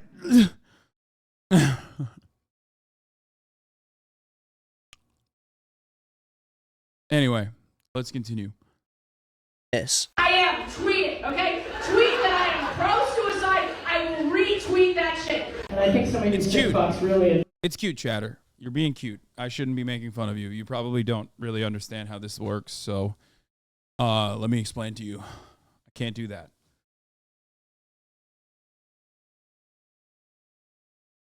Enjoy that. And it's such an abusive relationship I have with you guys. Now, to be fair, there are a number of people coming out and supporting Ashley over this. Just a little bit. Some say that this is like the normal vibe for the show. She does a lot of crowd work. She, you know, busts the balls of a lot of people in the comedy stores. And if that's not really your vibe, if you don't think you can handle that, then that's on you. And I at least understand that perspective, where it's coming from. Like, we only know one side of the story. We don't know exactly how things were said between Olivia and Ashley. So it could have looked way different from another person's perspective. Some of you chatters I just fucking hate. I hope you know that.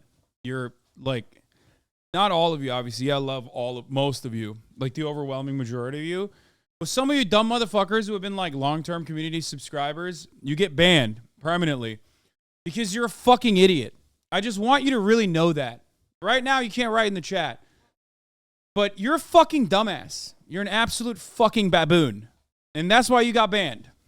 Just know that. Perspective, but there are people that came out and were like, no, like, Ashley does this at most of her shows. Like, most of her shows, she does crowd work and tells most of the crowd to unalive themselves. Like, that's just the comedy of it all. And I don't really think a lot of people are finding that justification okay. It seems like it's just giving them more of a reason to hate on a comedian that people aren't really finding that funny right now. And then I found a tweet while I was like looking through the research, and we don't know if this is true or not, but someone did tweet that they were at this show and people were wooing constantly, and she kept asking them to stop, and Olivia wouldn't stop doing it, and it seemed like she was asking for someone to pick on her in the crowd. But again, we have no evidence of this. It's just a person on Twitter who has 5 likes on their tweet. And so I'm just putting it out there because I want to at least, you know, see if there's some way that this was misconstrued. I don't know. I don't know if it is. I don't know. But as I kept looking into this story, I saw people posting a tweet that Ashley retweeted and responded to that said, at Ashley Gavin is pro sewer slide. And she responded to it and said, I am, ! But then ended up deleting the tweet after all these videos came out. And she hasn't made any other. It's hump day, you drama dumpster. Wait, where's the video? Oh, she did come out with an apology. I'm not gonna lie, this is kind of mid content. And it's not because like Nick's content is mid or anything. He's telling the story great, but I just don't find myself giving a shit about like TikTok comedians, especially like a comedian and constantly telling someone to kill themselves. Like I just don't. I don't know. I don't think it's that big of a deal. Like, yeah, it's a big deal. It sucks, but in the grand scheme of things, it doesn't hit my like pleasure centers as much, I guess. It's not a joke. It's not funny. It's a person being like really weird. I guess maybe if I saw the clip, it would be more entertaining. Big deal to Zoomers. Yeah. Zoomers do get really mad about really do get mad about like someone saying another person should kill themselves. It's like that and age gaps. Not hitting the right taste clusters. It's not exploding my taste clusters. The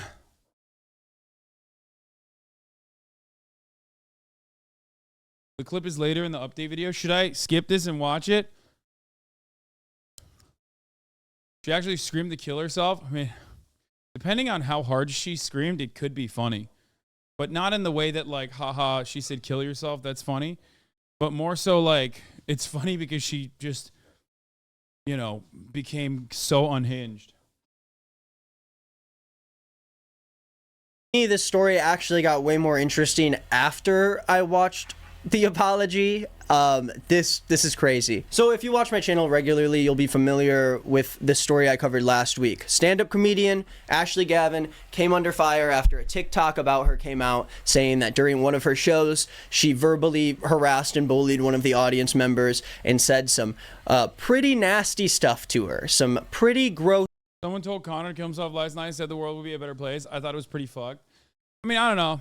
I guess I hear it so much that I'm like, my Twitter experience is mostly people telling me to kill myself all the time that I kind of get it. Like, one, I'm dull. I'm numb to it. But two, I also truly feel like that level of anger. I'm definitely desensitized to it, and I definitely do feel like it's something that I want to say to people all the time. I think that's it. Gross, gooey stuff. And she tells me that I am the most annoying fan that she has ever had come to one of her shows. She tells me has arrived. 450 degrees, golden brown, warm like a newborn baby to the touch. Ashley came back and snapped back with a pretty mature apology, actually. And despite how you may feel about Ashley's actions in terms of a canceled person delivering an apology, this one was kind of opposite on the spectrum from you-know-who. But the irony, of course, is that most people who get like really panicky about the kill yourself discourse, one, have most likely attempted, but the funny part isn't that, obviously, that's devastating. The funny part is they say it all the time. It's the people that have attempted that 1,000,000% utilize it, weaponize it regularly. They throw it out every fucking day.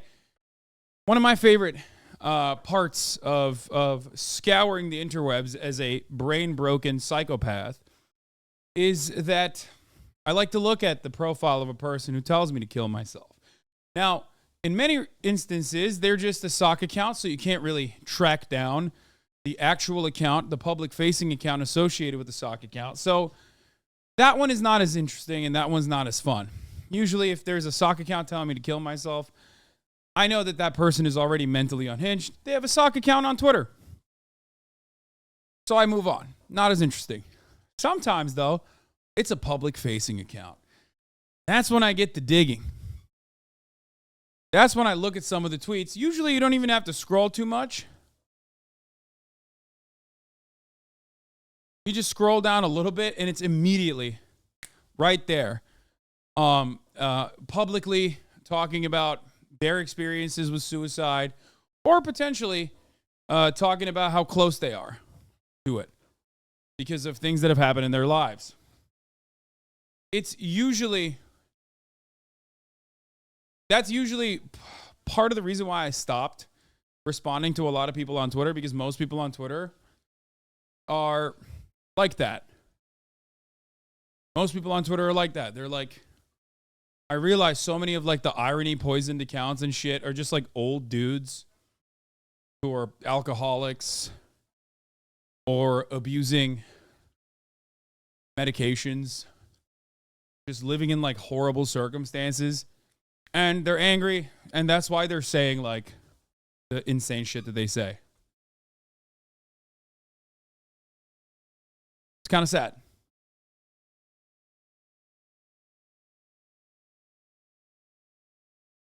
Anyway. Story doesn't end there, so let's watch the apology. But before we do that, you should check out my other channel, He Said Us. I post goofy videos there like every day. I'm going to post one right after this video comes out. So go to that channel, check it out. We just hit 100,000 subscribers. I'm so proud. Anyways, click the link in the description or just look it up for God's sake. I don't care. Let's watch the apology. Hey everybody, I'm making this video to address something that happened at a show of mine recently in Indianapolis. If you're familiar with my work, you know that sometimes I include audience interaction and crowd work in my show, and typically it's very fun. I need you to juice up. In this particular interaction, I let my emotions get the best of me, and I way overreacted to an audience member's interaction. I've been a comedian for almost 10 years. I know that I could have done better. I should have done better, and I want to be super clear about this. I took it way too far, and I am so sorry. I have been thinking a lot about this. Okay, I'm sorry. Colin Ballinger broke me. She broke me. Immediately, as soon as I see an apology now, I'm like, where's the ukulele? Why is she not singing? I need to see fanfare. I need something more. I need this apology now to entertain me. I don't give a fuck about the apology. Oh my God. She literally broke apologies, dude. This has been a YouTube staple, an influencer staple for generations. Generations of YouTubers from the beginning of influencing. Generations of celebrities from the beginning of celebrity superstar culture has apologized in the same way. I'm sad. Sometimes maybe like light makeup, not too much. I'm really sorry. I fucked up. I'm going to do better. Straight to camera recordings. Until Colleen came in and dropped a fucking banger and changed the meta, redefined the meta. And I don't take it lightly. If you're familiar with my stand-up, you know that I discuss my own mental health struggles, and you may also know that I lost my cousin. And the reason that I talk about these issues in my stand-up is because I know how painful and isolating it can be, and I'm trying specifically to break down those feelings of isolation. But in this audience interaction, I did not bring the care that I usually bring to the topic, and I hurt someone who has also felt that pain. And for that, I am deeply sorry. My behavior had the opposite effect of everything that I'm trying to do with my work. And I hold myself to a really high bar. Oh my God, dude, you're a comedian. Holy fuck. Oh my God. Oh my God, dude. It's like, what do you mean? What high bar? You're a comedian. Like, you're supposed to make people laugh. You fucked up because you didn't. The joke was a little bit too edgy. Not that bad. Like the whole, oh, I've attempted. And then you go, oh, you need to try harder. Like that in and of itself, given the circumstances, could hit. It could bang. Just saying. But this is like, ugh. I missed that bar in Indianapolis, and I'm going to do better. For myself, for you, for anyone who ever comes to my shows again.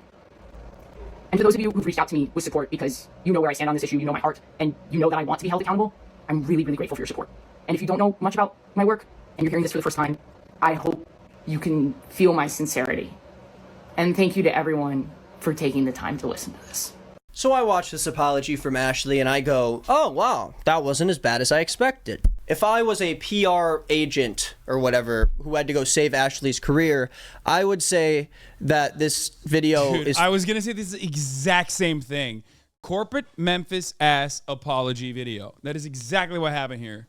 Far from the worst thing she could have done. Now, the comment about her cousin sort of felt like an unnecessary excuse to a lot of people who watched this apology, but I think it could have been a lot worse. She did have the comments turned off by the time that I actually saw the video. I don't know if it was comments off immediately or what, but I just thought that was a bit weird. But I was sure that this was just like a meh ending to all the drama. I did not think this whole thing was worth doing another greenisnotnick video on it. But then I find out that we actually did get audio from the show just a few days earlier. We have real proof of whatever Ashley said that caused this whole situation in the first place. Or we at least have a snippet of the proof. And I don't know how else to show you this, so I think I'm just gonna play it in full first. Please note, if you're sensitive to verbal harassment or comments about self-harm, I would skip past this audio. Not super pleasing to listen to. Let's check it out. I had an abortion.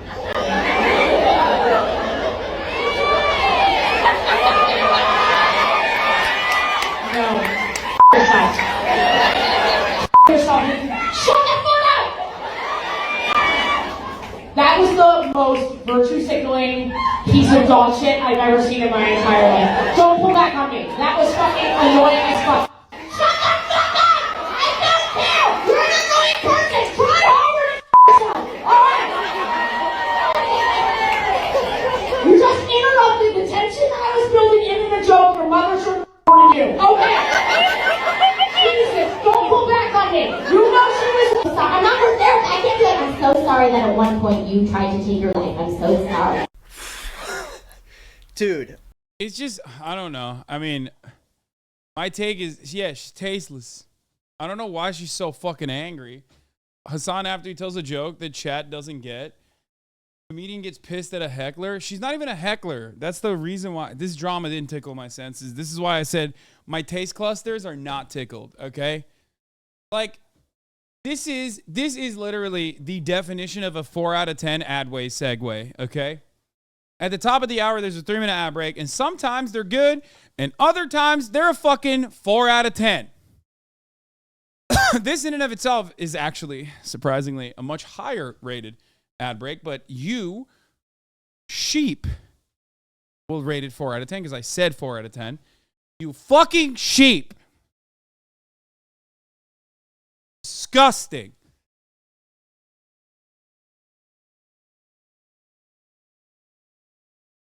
It's meta commentary. Thank you.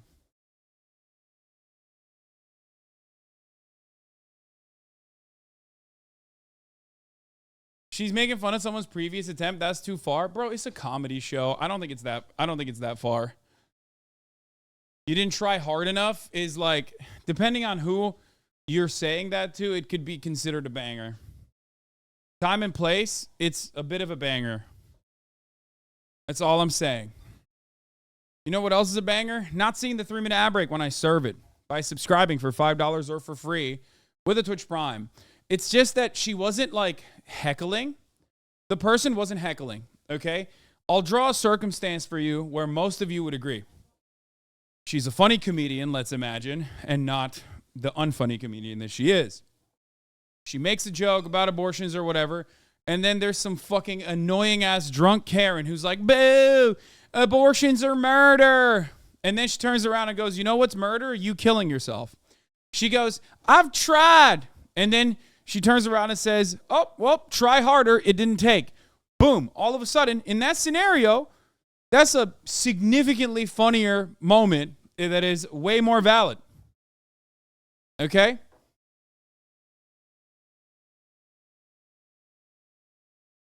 With the treadmill, Hasan has ascended to a new level of dad. Really? Is it dad-like to have a treadmill?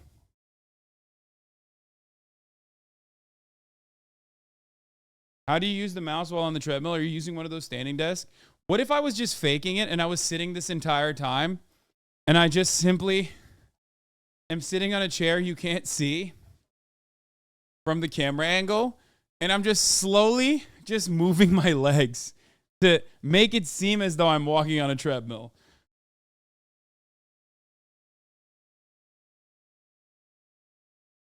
No, you can see my feet on the kayak cam, but what if I'm sitting on a high chair right now and I'm just faking it? How else am I moving my mouse?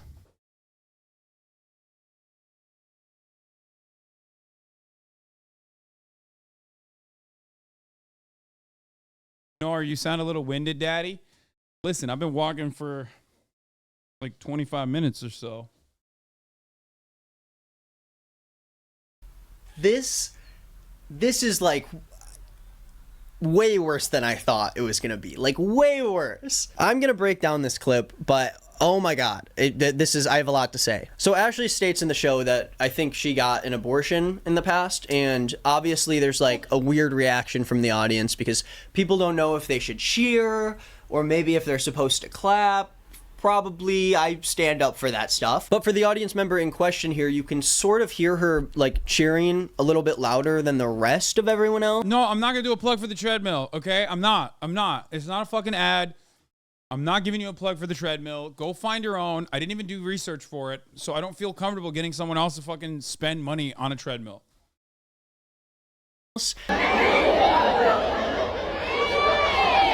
And from what I hear in this audio, it doesn't sound like she's really ruining the show at all or drawing any attention to herself. Obviously, this is just audio, but I still find it a little weird. I feel like at every comedy show I've been to, there has been a rowdier person in the crowd. But again, I only have audio of the moment. Who knows what she could have been doing to deserve that? Maybe she asked for it. Maybe she asked to be screamed at like that. Oh my god. I can't believe that's even like something people are arguing about this situation. Oh my god. But basically, when this woman cheers, Ashley stops the show and seemingly says, no, kill yourself. That's the sound effect I'm going to use over my voice so I can censor me saying kill yourself. So just know that if you hear that noise, I'm not telling you to do that. I'm just saying that that's what the saying is. Kill yourself. Not you. So after Ashley says kill yourself once to this girl, she seems to legitimately like snap out of anger at this girl. It doesn't sound like she's doing a bit. It doesn't sound like she's like busting someone's balls. It sounds like she's fucking pissed. Dude, imagine if someone like Kurt, imagine if Kurt over here went on his stand-up show and legitimately yelled at someone the way that Ashley did to her audience member. Like, imagine anyone, like any, I don't know, I just cannot wrap my brain around how you get to that point. And this is the Zoomers Kramer situation, exactly. And obviously it's like time adjusted. So for the Zoomers, obviously, I mean, the Kramer situation would be completely unacceptable. But this is today's like unacceptability. In front of a whole crowd of people. Like, you know everyone's watching you. And you don't think that is, like, she tweeted after the show, she seemed to think the show did well until people got upset. So, like, she went through all of this and was like, good show. Good show. Just another day for Ashley Gavin. So she goes on to like yell at this woman for cheering and tells her that like her cheering for the abortion joke just sounds like virtue signaling. And it was, I just don't understand why she got like so mad. Like, I don't know why she got mad. The girl wasn't even heckling. Like, this is more confusing than anything else, really. But yeah, I'm not gonna lie. I just texted Nick asking him to come on the stream tomorrow potentially for some tea time. She got mad like more than you do to most insane chatters. Yeah.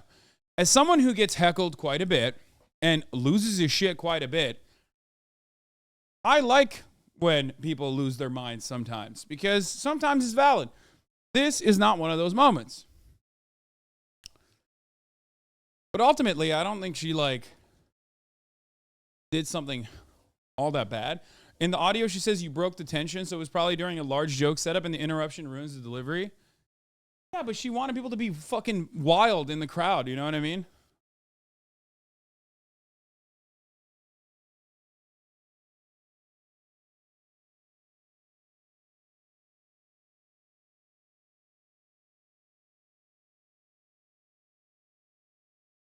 No heated gamer moments at the comedy club.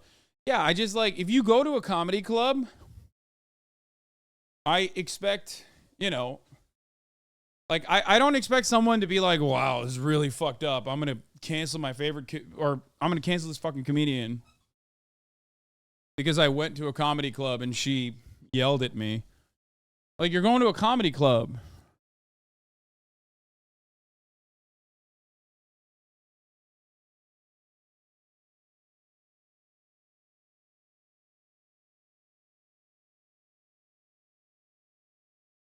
This morning, What? We already covered this yesterday. You're late.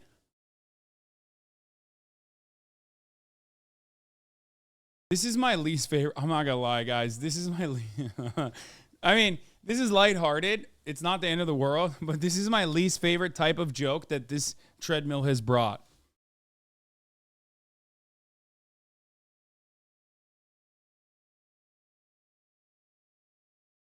It's so type comedy right there.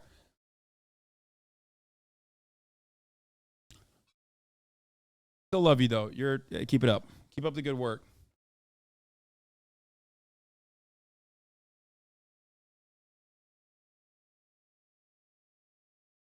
You laugh at dad jokes? True. Yeah, all right. This was all right. I don't know what the fuck's going on with Sheen. Does Nick have other videos? Other tea? Commentary YouTube finally has some drama. Hi, happy Monday. Welcome back to the channel. That one? About Colleen Ballinger's ukulele apology.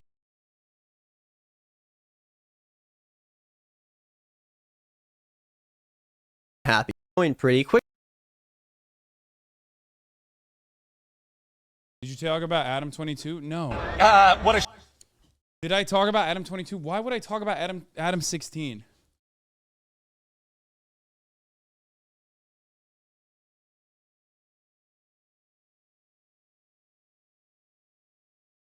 shame it is. He needs to remember that in 1980, CEOs like him made 30 times what their lowest worker was making.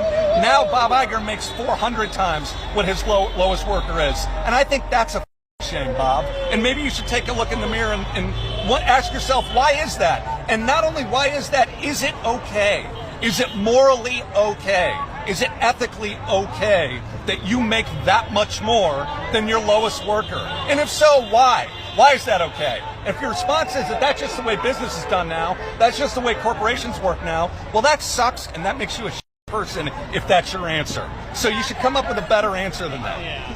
Talks about what a shame it is. He needs to remember that in 1980, CEOs like him made 30 times what their lowest worker was making. Now Bob Iger makes 400 times what his lowest worker Pretty is. good take. And I think that's a shame, Bob.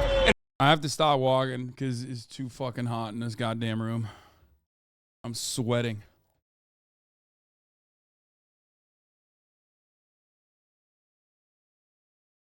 I won't lie, it does feel good to just like walk a quick 30 throughout the day. It feels pretty good.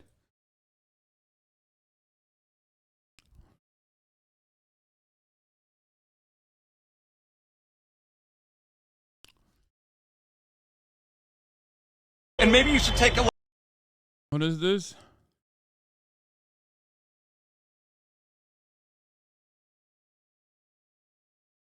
It was great. The trick is to go a lot slower than you think, too, if you do want to extend the duration. No, I'm happy with like a short 30-minute walk. And the way I'm walking is also not slow, but it's not fast either. It's like at a 2. You know what I mean? Science says it's not the sitting that or standing that fuck your back up at the desk, it's the motionlessness, so that makes sense.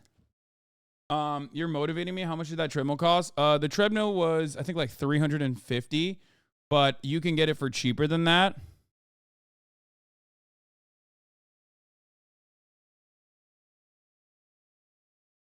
There's definitely cheaper ones. It's not that loud. It certainly is loud though, but it's not loud enough that you guys can hear it through my noise gate. I also thought treadmill, just go outside. Walking outside is much harder. There's no way a chatter that says that is actually saying it because they just like legitimately think they're offering an alternative that's better, right? Like, I suspect it's because they just like want to be contentious. Get an elliptical off of cheap from Craigslist. Chatters, check your local individual sellers market. Dude, if there was a Prius with this catalytic converter stolen, we wouldn't be able to hear with your OP noise gate. Yeah, it's true. It's crazy the possibility exists that they might not be ironic. Yeah, I don't know. Hi. Which girl gets the most guys? Guys rank girls by RIZZ. Ooh, let's take a look. Hey. Nut is back. So in case you forgot, my name's Jess, but you can call me Mommy. Oh my God, this is incredible. Jubilee created an opportunity for revenge. It's the greatest opportunity of all time. Hobo Johnson returns. I'm a very polar person, so I don't think I should be in the front because I'm more polarizing. But I feel like when you have a huge personality, you're more gravitating. But it could be scary too. You know what though? You give like a very like sensual, sweet music video. I'm not gonna lie, I think all girl RIZZ is gonna be trash. Okay, girl RIZZ is a little bit different. Women don't have to have RIZZ. I'm sorry, it's the sexism hour with Hasan Piker and Will Neff. As a matter of fact, he said the same thing in the chat. Look at that. Look at that, dude. This is synchronicity. Okay, we're synced the fuck up. Because for the most part, women have to, instead of RIZZ, they have to develop a much more important skill, which is, what should we call it? There's a different term for it. It's not the same as RIZZ. It's like trying to find, it's like a defensive posture. Trying to figure out whether the guy you're talking to is going to murder you or not. I don't know what that would be. But it's more so just like it's very different. It's very different than RIZZ. It's usually not about like aggressively trying to capture the attention of a man. Obviously, that isn't to say that like women don't try. They do usually, but it's more of like a threat detection. Self-defense. Damn, we are synced up today. Exactly. Women don't need RIZZ, they need self-defense. If they have RIZZ, it's great. It's like extra. You know what I mean? It's on the side. Does that make sense? Fresh and Fit arc? Yeah, Fresh and Fit routinely talk about how women need to defend themselves from who? Themselves? The Fresh and Fit guys? Is that what you're saying? Like, I'm imagining a conversation with the Fresh and Fit guys talking about like, yeah, dude, fellas, women always have to develop self-defense, you know, from guys like us, because we are creepy and we will hurt them, sometimes physically, but definitely emotionally.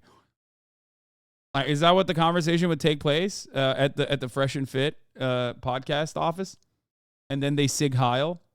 Your girl vibe. Like, I swear, dudes love watching music videos. So, like, they're like, oh my God, the girl of my dreams. I think you should be first. Yeah. I think you should be first. Yes. Wait, what? I thought we were talking about her. Wait, no. Wait, guys, we don't have to finalize it now. Let's just start moving people. Let's start tossing around. You're not last. You are not last. I'll tell you right now. You were doing Naruto runs around the room. No. I'm like, okay. Well, this is hard because you're really fun. I just think that, like, I'm sorry, again, the lower your RIZZ is, the higher your defenses are, okay? Because the more defenses you need to have implies that the more you're being approached. So depending on how social you are, how much you go out, or other components as well, you just have to like apply skill points. So maybe like someone with low defenses will have high RIZZ, maybe. I don't know. But there is a science to it. I haven't been able to figure it out. Me? Yes, you're naturally gravitating too. Miss Girl.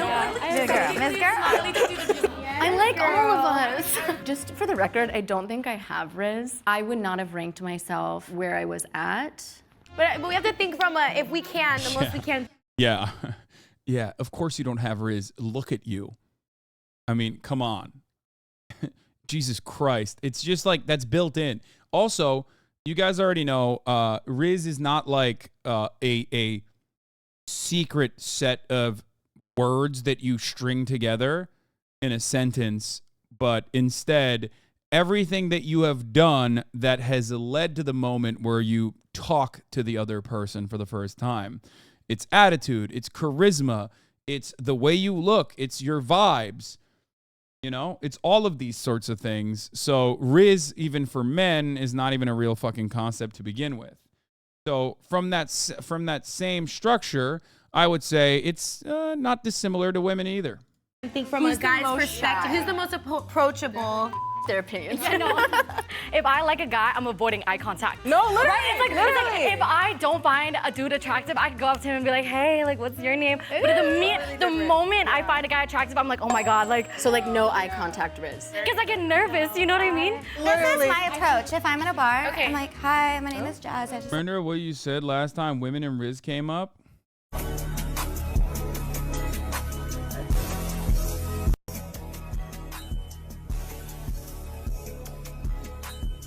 Yeah, women don't need to have RIZZ. Let's be real. Yeah, what I was.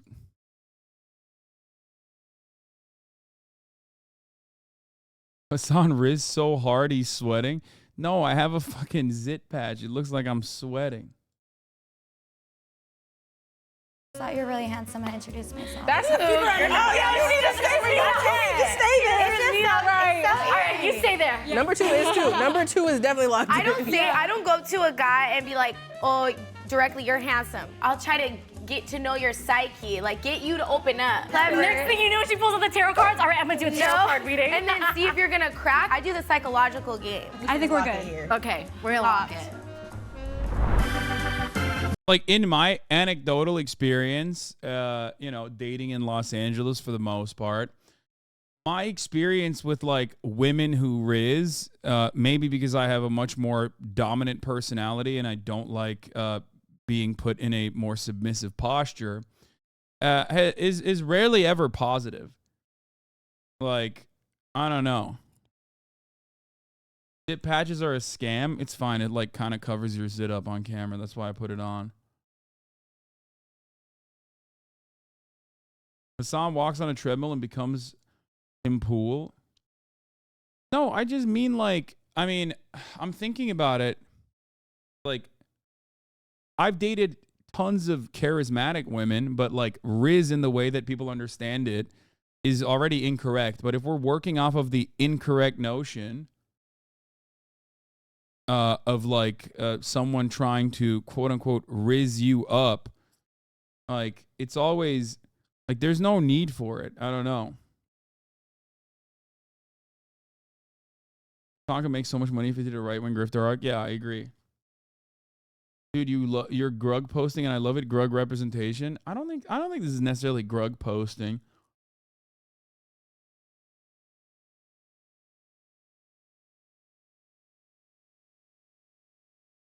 For me, it's like when someone is just like trying really hard. That's what it comes across as. It comes across as like trying hard. Does that make sense? That's what it feels like. It feels, and it's just like, you don't need to do this. How's everyone feeling? No nerves. Yeah. No nerves? Because we're getting rizzed. Yeah. It's up to RIZZ us. is being able to go from not having a single chance to actually getting a girl interested in you through a string of interactions explained by Kai himself. I like that we're listening to a 20-year-old describe a concept like this, and he's the foremost authority on it. Like, okay, listen. You know, it's okay. All right. Yeah. I've made up my own mind on this subject, I think. Like, it's not, I think I got, you know, enough experience in this field. Kai, for example, he has a lot of charisma. He's very charismatic.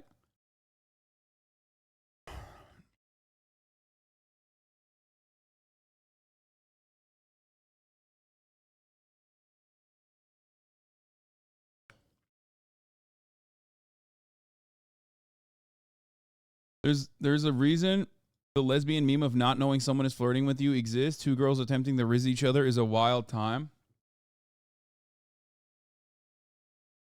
It's more his word than yours, old man. Yeah. It's a concept that existed, though, before someone shortened the word charisma. This is the women aren't funny discourse from 2007. I never said women aren't funny. What the fuck are you talking about? No. That's not what I'm talking about even remotely. Where the fuck are you? Where is this coming from?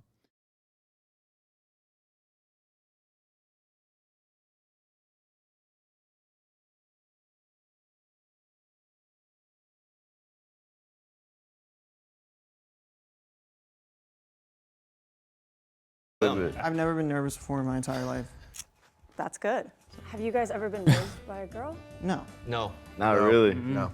They've looked at us. Yeah, They've looked at us. It's like the little side eye. Like they walk, they look at you, and they keep walking. But The girls rest is up to you. Girls don't have RIZZ though. I've never like. Maybe they'll have their friend come up or something, but you know they're not. They got the little brushes. They do like some of this. That's about it. That's girl pretty RIZZ, much it. I think. Is there something they could do that would be an immediate turn off at RIZZ? Trying too hard. Overconfident. Yeah, just trying too hard, like too much. Now you're thinking, how many dudes do you approach? Yeah, it's like, I don't like that. Yeah. That's what you're thinking? What? Okay, Garrett, this is unnecessary self-report. No, when I think of like girl RIZZ, I'm thinking of someone who's like just over the top, like trying to, for no reason usually. Because if I'm like already having an extended conversation with you, I'm interested. It's the same as girls, right? What girls should do is basically reincorporate their experience back to their output, where it's like, it's the same. If you stop talking to a dude, you're not interested. If a dude is talking back to you, that means they're interested. That's it. Like, or they're really mean and neg you. Ooh, that's another one. I have seen that for sure. Like, I guess girl RIZZ is the same as guy RIZZ in that regard, where it's just like being effortlessly cool. Yeah. Wow. Like if they come at me twerking, I'm like, well, hey, hold on. Twerking. I think that would be cool. I think that would be cool. I know, I was about to say, if they come at me twerking, I would be okay that's with cool. that. I'll take it. I'll take it. I think if they just talk to me and there are like a few things that I don't like interests and stuff. If they start talking about like NFTs, or I'd be like, what are you talking about? So Errol and you guys were both on the RIZZ episode last time. That's what We're people back. said. We're here. Yeah. How are you feeling being on the opposite end? I'm excited. You know, I'm nervous for the girls to see what they're gonna do, but I'm excited. This time we're getting RIZZ. Yeah, I feel like it's like a spa day. Yeah, we're just chilling right now. Watching the first episode of like guys RIZZing girls, I was like, I hope girls are not like that, because some, guys be saying some weird stuff sometimes. I may not be able to take you from the VOD to sync on sync, then back to the VOD. If you know, you know. RIZZ. Hi. How's it going? Hi, I'm Amara. Hi, I'm Errol. Nice meeting you. Were you nervous? For her. Where are you from, may I ask? Originally from Philadelphia, but I Nice. kind of grew up all over. Yeah. You? I'm from Chino Hills. Really? Okay. Yeah. Can I just say your eyes are so pretty? Thank you, I appreciate it. Yeah, they're like Thank literally you. shining. And I'm so sorry I keep on looking at your hands. They kind of look heavy. Yeah, would you like me to hold? Okay, never mind. I changed my stance. No, I think sometimes girls do have RIZZ. Never mind. That's girl RIZZ. That's girl RIZZ. No, don't say zero RIZZ. She's doing fine. She's doing fine. Why is chat conflicted on this? What are you talking about? Hold them for you? I like her. See? See? Come on. That's awful, Rizboro. If Nut said that, you'd hate it. Yeah, because it's a little different. It's a little different, okay? Why are you getting mad? She said, your hands look heavy. She's saying, how does that thing hang, okay? Or at least in my fucking primate brain, that's how I translate it in my mind in that moment. It's good. It's good Riz. Psychedelic Gazelle, thank you for the 20 gifted subs. But ultimately,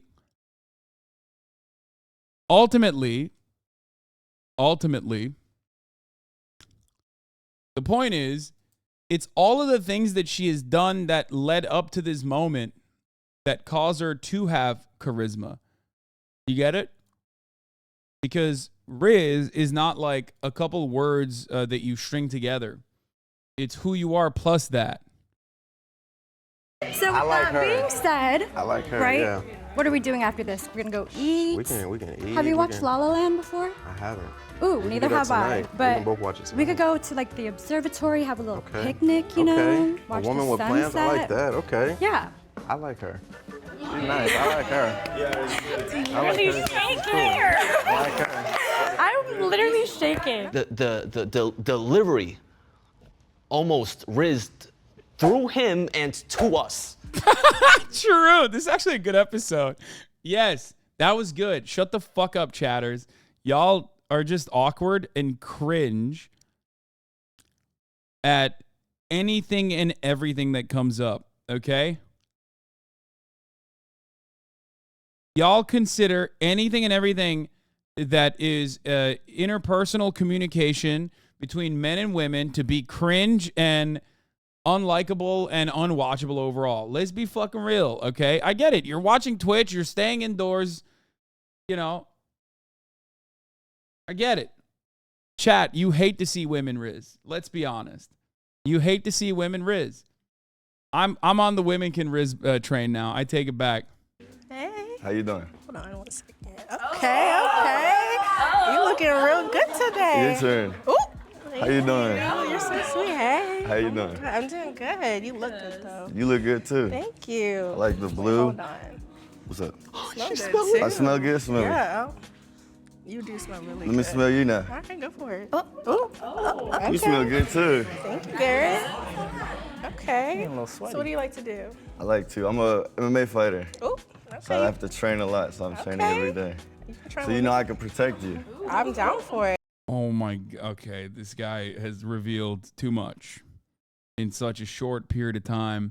I've learned so much about this man, and it explained his prior comments. He's got that CTE Riz, dude. That is, dude, come on, Garrett. That's just straight podcaster behavior. Big red flag. Women nowadays know what that is. When they see something like, I can protect you, they know what you're saying. They know how many fucking PUA podcasts you've listened to. They know you're about to debate when the check comes around. Don't do that. Erica and Garrett were getting it on. It was actually getting hot. I was like, oh my gosh, the way she like did a little spin and he was smelling her.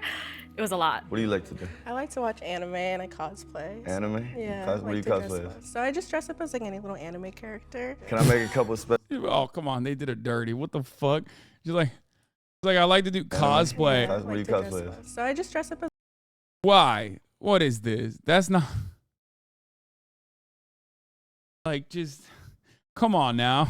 like any little anime character. Can I make a couple of special requests? Yeah. Okay, cool. I'm gonna have to get you some requests later. Okay, I'll definitely dress up for you. Nice to meet you. Okay, this guy's just like, he's trying to Riz her. It's like, come on, bro. Let her do the talking.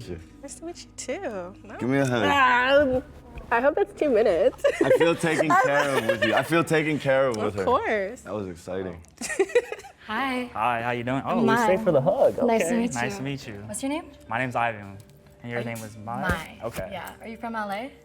I'm like, I say I'm from LA because it's easier, but I'm from like out east. Oh, really? I'm from out east where like people don't really know like the cities. And Where's everything. out east? I live in Chino Hills. Oh, okay. I live in Chino Hills. Shut the fuck up. Cow women are the best monster girls. I don't even know what those words mean. And goddamn, I don't want to know.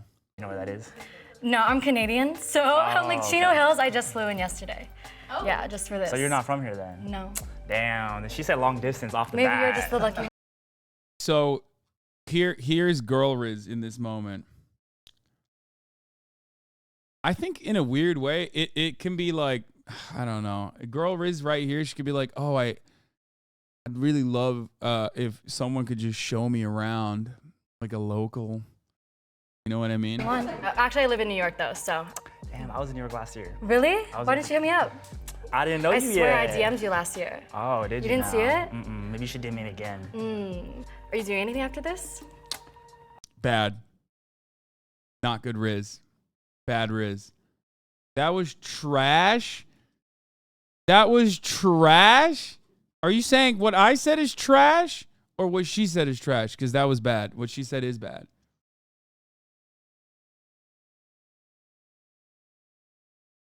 I think what I said was fine. Both? What I said was great. Shut up. What do you know about Girl Riz? Huh? I, a man, know better. That's right. What do females know? I know you're a girl. Your name is Ratch. I assumed. And let me tell you, men know better than females about what is good. That's why I'm done. What do you know about Girl Riz? 5 minutes ago, you still said it's not even a thing? More than you do since you think it didn't exist until 5 minutes ago? No, Girl Riz is the same as fucking Guy Riz. It's literally the same as Guy Riz. It's just everything that you've done and then not fucking it up. Remember what Will and I talked about on the Fear Am podcast where we describe what Riz is, okay? It's quite literally every moment of experience that leads you to the first interaction and then not fucking it up after that. That's it. And it's the same for the Girl Riz too. It's literally the same. Actually not. I might need a tour guide. Wouldn't want to get lost, you know? Okay. She's good. Okay, she is good. She rolled around to the good line at the end. Can I get your number? Absolutely. I mean, if I have my phone. Imaginary phone. Imaginary phone, okay. All right, well, I'm gonna get back to my girls, but I'll text you. Damn, that's a dog. Hi. Hi. How are you? I'm good, Jimmy. I'm Aurora. Nice to meet you. Are you from the area? Yeah. Okay. I'm from Redlands. You don't want a drink? No, what do you... Oh my God, he's tough. He's a tough cookie. He's a tough customer. He's making it hard on her. Come on. You don't need to do that. Girl Riz is Guy Riz, but with a higher success rate. What do you like to drink? What do you get to drink? What do I get to drink? I get to drink mojitos. Mojitos? Yeah. Stop, because... That's your favorite? Oh. We might be soulmates. That is my favorite. I always go for mojito. Okay. Yeah. I feel like people who go for a mojito are like, they like the... What they am like, I giving? What? It's like rare. It's like you like the spice of life. Like, you like things that might be a little bit more out of pocket, eccentric. Out of pocket? Oh God.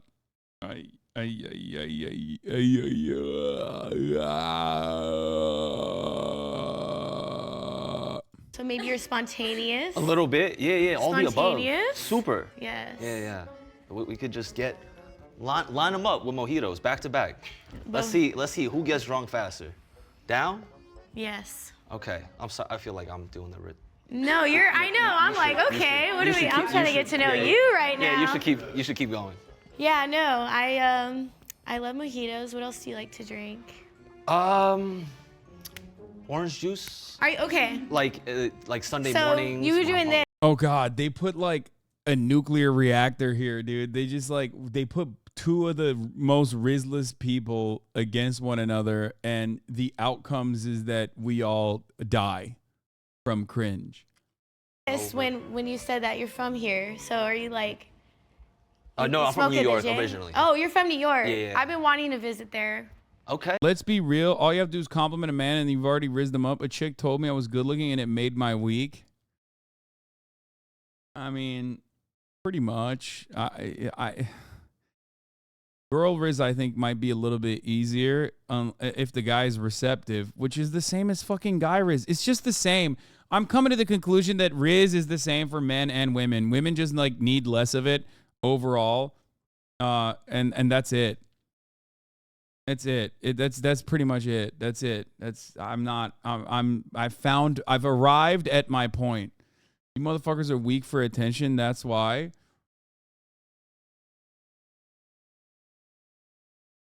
A girl said she liked my shirt the other day and that boost carried me through the week.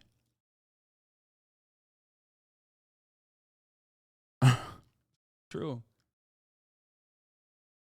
Human RIZZ life. Girl RIZZ is easier because of guy horniness. I had like a 40-year-old 3 hour ago call me handsome while I'm delivering and I'm still giddy. You're thinking about this way too hard.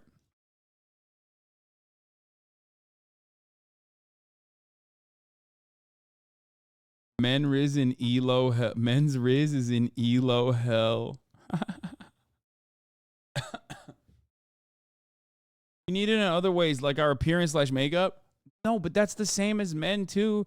Men can get away with being schlubbier, right? Without everybody being like, "Are you sick? Are you sick? Why do you look the way you do?" Right? But ultimately, men have to be put together as well. So it's the same. It's the same after all. Like you still need to, in order to be able to attract someone and not come across like a fucking demon, in order to attract a woman and not come across like you're a fucking total weirdo, in order to get to that first attraction, period, you still need to do a fuckload to get there and be fine. And then confidence takes you the rest of the way. And confidence ultimately comes from all of those other things that you've done that got you there to begin with.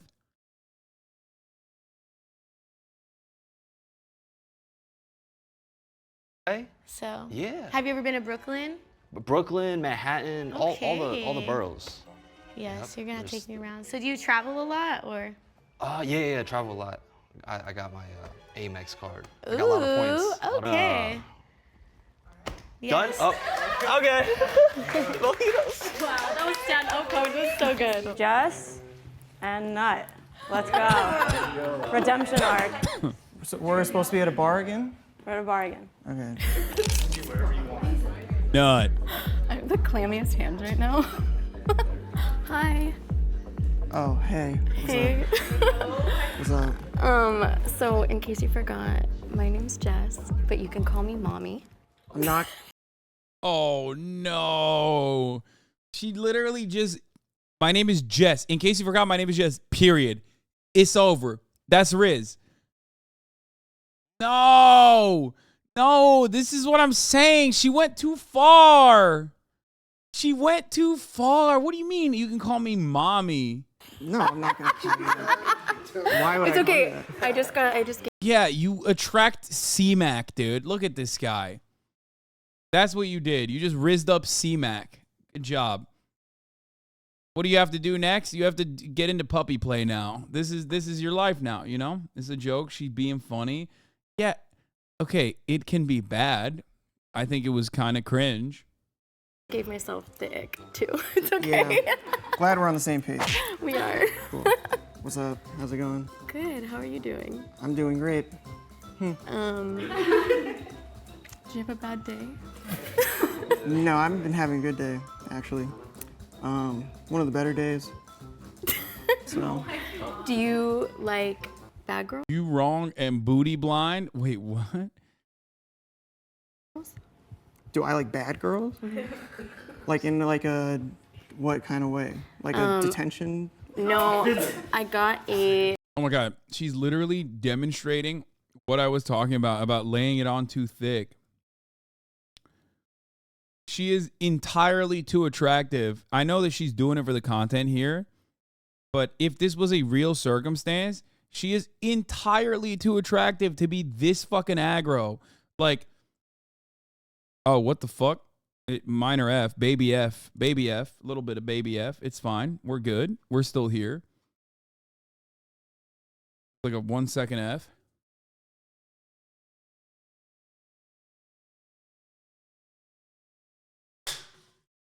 But do you see what I mean? Do you see what I mean? Wheezy F baby. Like, she would have been perfectly fine if she kept it at, hey, my name is Jesse if you forgot, you know, in the sexy, sultry tone. You know, pretty girls can like to talk. They don't have to lean on their looks. Wait, what? No, I know that. But there is such a thing as like overcompensating or just cooking it too hard. Ticket once because I was playing Pokemon Go. Well, that's in the car while you were driving? No, I wasn't driving. How do you get a ticket when you're not driving? Well, I pulled over to catch a charge. So you were in your car driving? Yeah, but I wasn't on the gas. Okay, well, you were still driving. But it was really naughty, and then I also had tinted windows, so it was like double bad. So it was dangerous, just all around. And that's also though unrelated. I also just got a car ticket. Is that why $70. you're grumpy? I'm not grumpy. No, I'm not. I'm not. I'm actually feeling really good. It was like flirting with a soggy towel. Even being salty with him, I still set him up for jokes, and I was like, "You're giving me nothing." So Oh yeah, see? Nope, that's copium. Nope. That is copium. This is why I brought up the funny thing. They don't have to be. No, I mean, it's fine. It's like a nice little bonus. Bonus. It's bonus hole. love language is gift giving. I like receiving things. Did you bring me gifts, this actually? in case you rizzed in the bathroom before you're coming out here.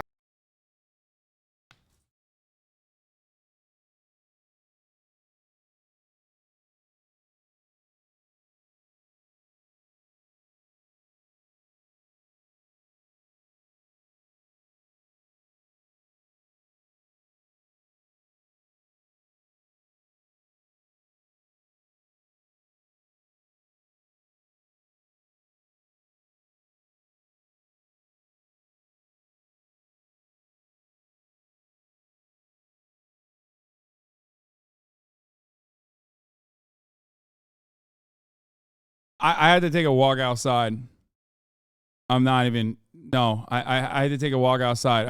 I could not be in the presence of that.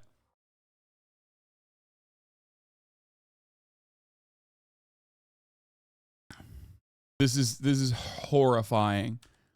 Here. Did you bring me? I'm going to run it again. Trigger warning. If you don't want to see that, I need you to see it. I need you to see it because all of you motherfuckers are like, she's doing great, actually. Shut up. Here, let's watch. Gifts? This actually? in case you rizzed in the bathroom before you're coming out here. Okay, so. Oh my God. Thank you. I'm gonna give it back to you. You don't like my gift? The tissue? No, but I thought it was funny. Maybe. I've never seen. It's great. This is a perfect demonstration, dude. Oh my God, I'm so glad she's doing this. I'm so glad she's doing this because it is a perfect demonstration of what I was saying, which is that she literally didn't have to do any of that. Okay, she's already attractive. Like it basically is overcompensating for no fucking reason. You're scaring the hoes.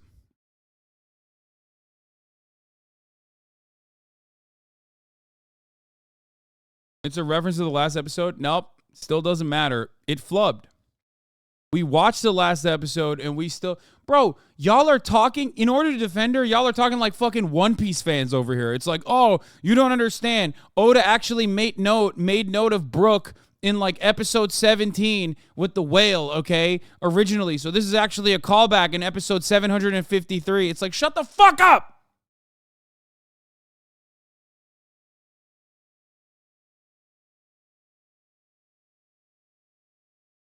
100%. This is a virgin chat. Yeah, everyone's...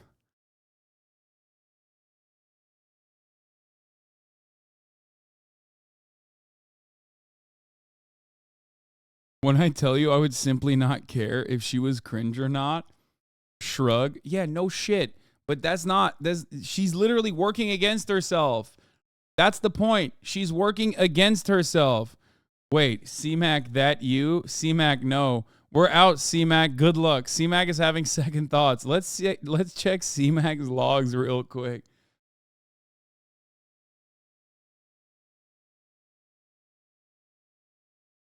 She wouldn't need to do anything but offer her number. Coming across real NPC in the UK, people will say she's got terrible banter.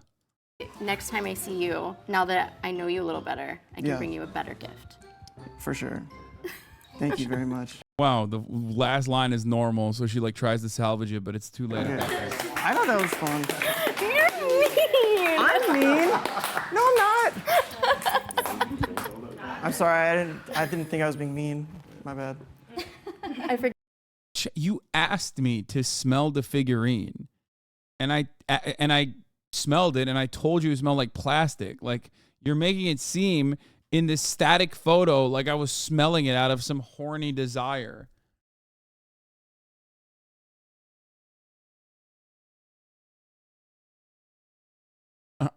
You guys are fucking awful. Forgive you. I thought we were having fun. I don't mind if I do. Hi, my name's Hi. Jazz. Jimmy, nice I to thought meet I you. would just come and introduce myself. I thought you were super handsome. I know you're with your boys, so you know I don't want to interrupt whatever you guys are They celebrating creeping right here. now, looking over us. But I thought I would come and introduce myself and let you know I exist. And You exist already. Right in front of me. Right in front of me. A couple things that she did rather great. Wanted to introduce you to myself. Immediately she starts laughing over the top at his dumbass. Okay, that's it. That's RIZZ. That's girl RIZZ. Laugh at our awful fucking jokes. Girl laughing is RIZZ. Subtly like hitting you in the arm. Subtly touching you. That's RIZZ.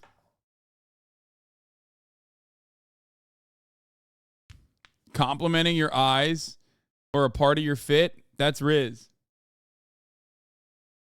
I like that because this is such a woke community, even in a situation where like us men are the recipients of RIZZ, I can't just fucking say what I perceive to be good RIZZ in a woman without 11 people in the chat minimum immediately going, "You're being misogynistic." Like, shut the fuck up. It's like, I'm in the chair.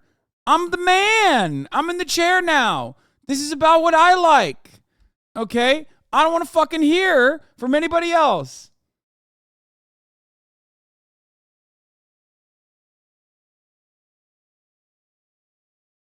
Don't hit me with the fucking grug. We can't even have this. Us fellas. We can't even sit in the fucking chair for one time. In a video. Please, narcissistic Twitch streamer. Oh my God.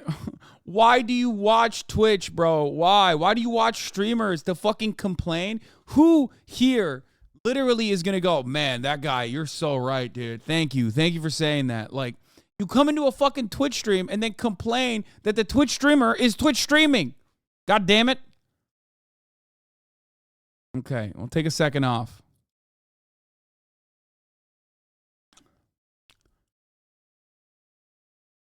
Anyway, upset. What does it mean? Cosplayers lack RIZZ? Wait, what?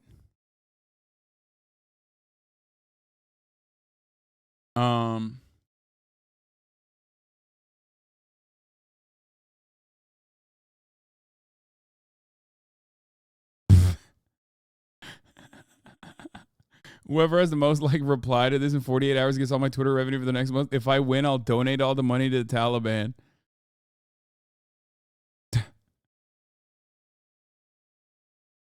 That's funny. What are you guys celebrating tonight? It's my Hanukkah. boy. It's Hanukkah. It's my boy's Hanukkah. Cute. Yeah, you know, it's just we don't typically go out on Hanukkah, but Yeah, it's tradition, actually, right? Yes. I just don't get invited. Eighth day. Ooh, ooh. Okay. Anyways, I would like to take you out sometime. Okay. Show you how I roll. Okay. You know, how I do things. How do you roll? Where do you roll to? You have to come and find out. Oh, all right. Let's come and find out. See. Okay, so let me find out then. Hold on. Yeah, put my number down so I can find out. Yeah, take my number down so I can find out. Her speaking to me, other than asking me to move out of the way in public, equals RIZZ. Unspoken RIZZ versus sexual harassment. I look so cute in my little cosplay. How dare you? I mean, Will always looks good. He's always serving cunt. But come on, I look cute as fuck in this cosplay. Okay, I put in some effort into this. How dare you?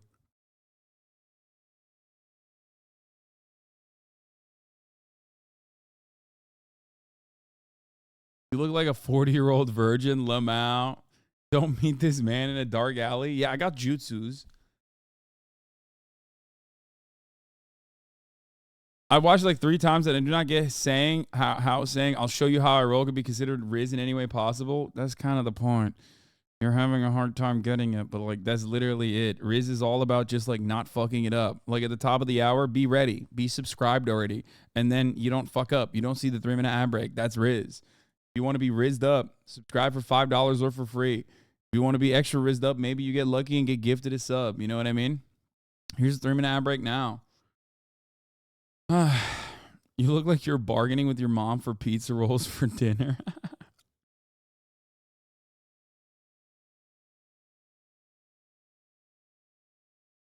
Rare W RIZZ by HasanAbi. And it'd be weird if Cory Booker became president, right?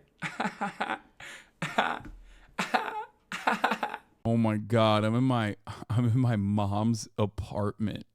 That's crazy. Hey, what's up? Oh, you like Cory Booker? Me too.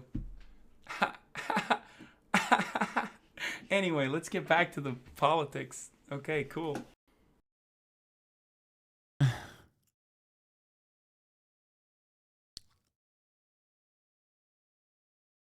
Like, y'all about to discuss the Uber split for Anime Con?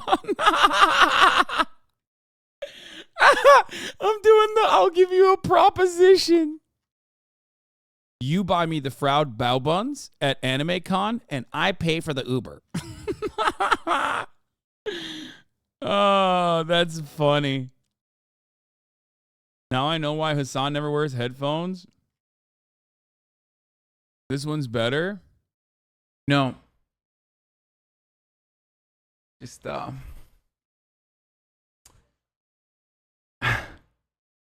it be crazy if we kissed at the White House?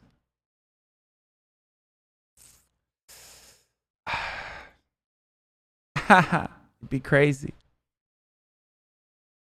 Interviewed each other as part of Variety's Actors on Actors series. You sound a little bit fruity, but that shit kind of cute, man. Thank you. You need to start slutting it up on camera again. I don't even know what the fuck I'm talking about in either of those videos, but no, I can't. I'm too old now, I think, and I've done too much corny shit as a joke. Then it turned into like me being a cornball in real life. So now I can't be sexy. Back then I used to be perceived as sexy. I am no longer perceived as sexy, I think. Or maybe I am, but I don't feel sexy. So that's what it is. This was your best RIZZ? At the top of the hour, serve you a 3-minute ad break. And if you no longer want to see those ads, be a good girl. And all you need to do is subscribe. $5 or for free with a Twitch Prime. That's right. By connecting your Amazon Prime account to your Twitch account, will get one. I love this song. Prime subscription a month. Use it on your favorite favorite streamer. Been a good girl. Get gifted a sub too if you're lucky.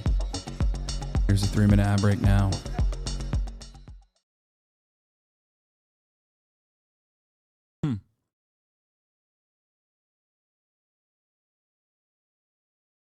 This was your best RIZZ by far? Why is this age restricted?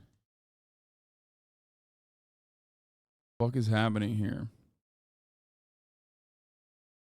No, actually, why is this age restricted? Get in here. You want it? Give it a whiff. I didn't even know that was like a thing that people are into, the armpit shit. I still don't understand it. To this day, I don't understand it. What is this? I'm doing drama hours. Women have no RIZZ. Uh-oh. Yeah. What do you want me to say my name as? Huh? What do you want me to say my name as? Are you Bud Light? Because I'm about to make an LGBT decision and I'm not gay. Just take a picture. I'll remember it. I'm gonna put my name as Baby. Baby. We're getting into it. She's doing I well. got his Instagram, so I don't know. He was nice. Think something's gonna happen there? I don't know. I guess I'll have to find out. Okay. Don't go giving it to your boys and stuff. No. You smelt meowries? How do you not get it? It did nothing for me. I don't know what you're talking about. It's just like she didn't smell bad. Just for me. That's it. You gonna call me? Huh? You gonna call me? Oh, absolutely. All right. Right after the show. All right.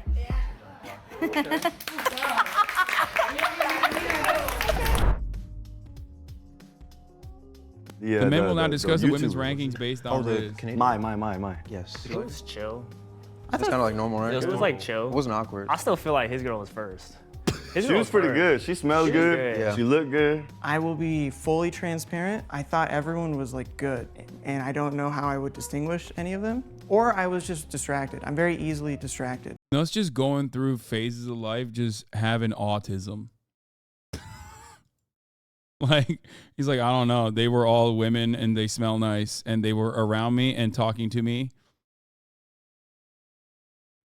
He's just like they are all good. I can't. It's all a blur for me. Be fully transparent. Like, She look, was pretty good. She I'm gonna play that smelled again good. because I think it baby F there for a second. Yeah. She looked good. I will be fully transparent. I thought everyone was like good, and I don't know how I would distinguish any of them. Or I was just distracted. I'm very easily distracted. I saw like a fly, and then I was looking at the fly for a second, and someone was talking. I don't even remember who was talking. Jazz was like, all right. she was kind of normal. She was kind of too like independent. I don't like, you know what I mean? Like, yeah, I kind don't of threw really me like off. I'm thinking if that happened to me in public, and she came up to me with a napkin and was like, "Cause you jack off too much in public," I would be like, "Oh, maybe not." Because I didn't get the reference. I didn't get the reference, so It was me and Jimmy were like, what the yeah, in the last video, I was like, I rizzed in the bathroom beforehand. And I rizzed in the bathroom beforehand also. And so then this time she took a tissue. It was a good callback. It was funny. It was a good No, callback. I understand the callback. I liked it. But it also, but she's cheating though. That's in the context of it happening in a true. bar, You're not supposed to know that.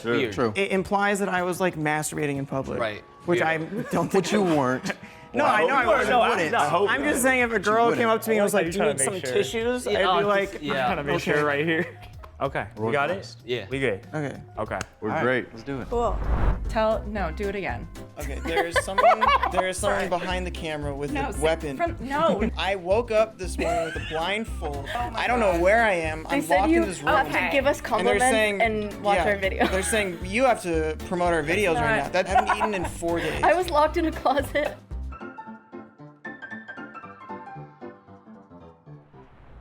That's funny that Jubilee realized so many people make content reacting to their videos, so they decided to react to their own fucking videos with the people in the videos. That's great. So Will versus your RIZZ? What is this? I got last place. Okay, I don't like this. What is this? Why are you typical, okay? Typical female behavior, pitting kings against one another. What is this?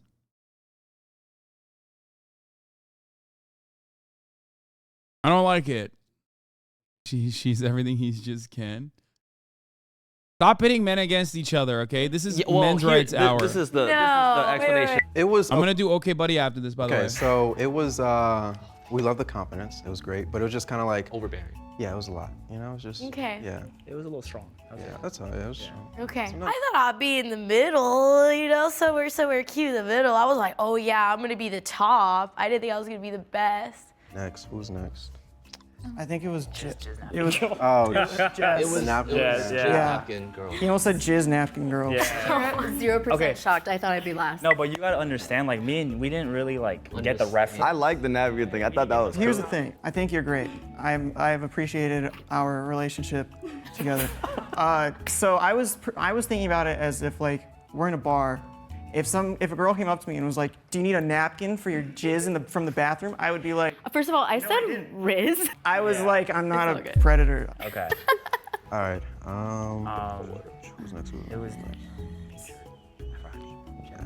Jazz. You're next. Yeah. Yeah. 4th place. I mean, it was cool, you know, to like say you're gonna take him out on a date, you know. Yeah, we did like that. I like that. That was pretty cool. I like that, you know. Men need to be treated too. You want to take us out, you know. Recognizing the boys too, Of course. right? It's a night out, you know. Yeah, that's real. You did good. You did good. Third was mine. Third was mine. Yeah. Mai, you did great. You did great, Mai. It's just that's why you did great. third. Calm. It was cool. It was good combo. You played the bar scene good. You were like in the role, you know. I believe. And you asked for the phone. I'm not even like legal to go out, guys. So that was real improv, okay? You never go up to guys? I don't go to the bar. I can't get in. Second. And then you guys just swap places. Yeah. 1 or 2, yes. You both did great. Erica, you did great. You smelled wonderful. You made me feel real good inside. You made me feel good and confident. Nah, we did like that, yeah. No, we liked it. We liked it. Erica took good care of me. Good, she smelled good. She looked good. She did a little 360 around me. That caught me off guard, but I liked it. I love Garrett. Garrett smells actually like really nice. You guys are. It was like one A and one B. First to be honest, y'all were both, you know what I'm saying? Y'all were both good. Yay. I'm just happy She popped off. that I didn't get last because my little brother grilled me. He said if I got last, he would disown me as a sister. She just killed it. Yeah, our number one killed it. Yeah. She killed it. It was all natural, definitely confident. Yeah. Ariel started falling a little bit. You know? Yeah, I know. I was like, oh, You got She went first. I think this is pretty fair. I would swap these two. That's it. I would swap number 4 and number 3, and then that would be my ranking as well, RIZZ-wise. I know, She went right? first, and we're all like, oh. Yeah, Errol, would you have grabbed her number if you? Oh no, of course, yeah. I'm grabbing it after. Okay. Y'all still like the best 6 out of like 100 women though. You know what Yeah, y'all were all dope. Y'all were all Yeah, dope. you guys were Out of dope. We were 100 forced to like. None of you guys were awkward. None of you guys were Top weird. 6. I expected like a lot less. Y'all came in with some I heat. I'm know. not gonna lie. So. Because most girls wouldn't even try to Riz. Yeah, Right, y'all came exactly. in with some heat. Yeah.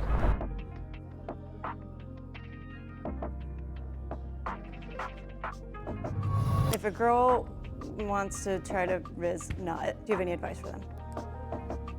Just be like normal. I don't know. Just come up and be like, hey. And I'd be like, what's up? Let me see. You have to guess what my favorite. It's ironic because like I said the exact same things about dudes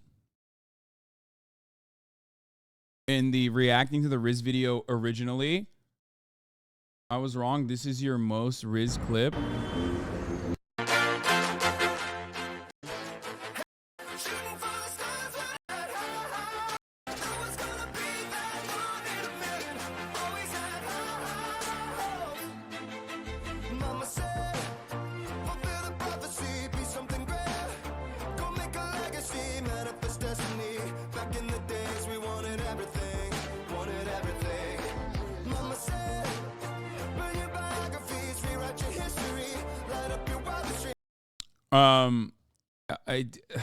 This is a long ass time ago.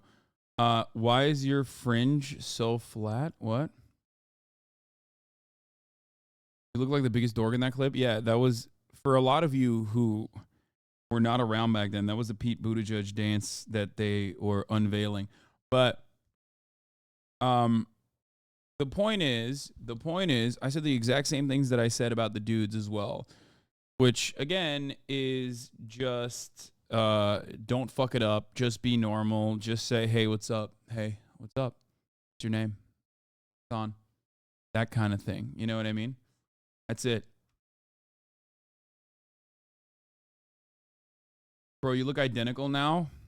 That's not a bad thing. That was like 4 years ago at this point. So the amount of chains you used to wear was unsustainable. No, think that those chains were both super fine. Insane Podcast Reacts are back. Have you seen this fucking insanity? Here's my conversation with Benjamin Netanyahu, Prime Minister of Israel, currently serving his 6th term in office. He's one of the most powerful and controversial men in the world. We talk about war, power, hate, corruption, and peace.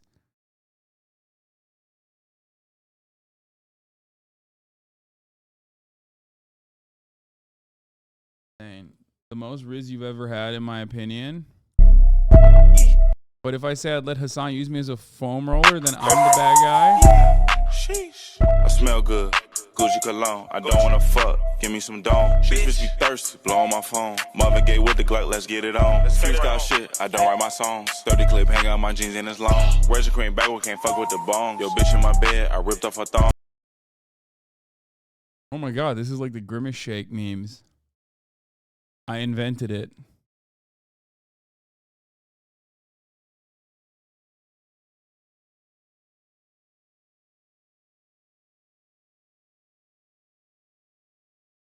Triller?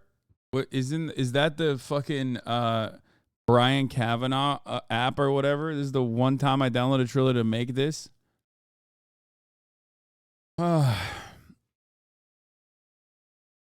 See, stuff like that clip makes me like people more. They're so much more appealing, being silly, having a sense of humor, humility, than when guys try to be like, how you doing, in my opinion. Wait, what? I want this Hasan back? If my girl and my Beyblades are both drowning and I can only say one, you can catch me letting it rip at my girl's funeral because it's Beyblade or catch a fade. I wish I tweeted that. That's so much funnier than anything I tweeted back then. People want this Hasan back. I'm no longer perceived as sexy. Yeah, because you don't do this anymore.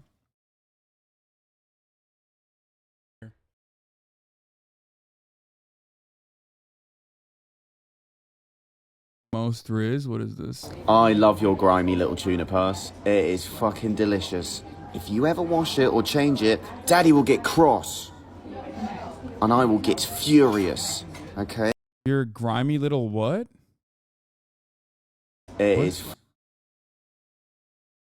I love your grimy little tuna purse. Tuna purse?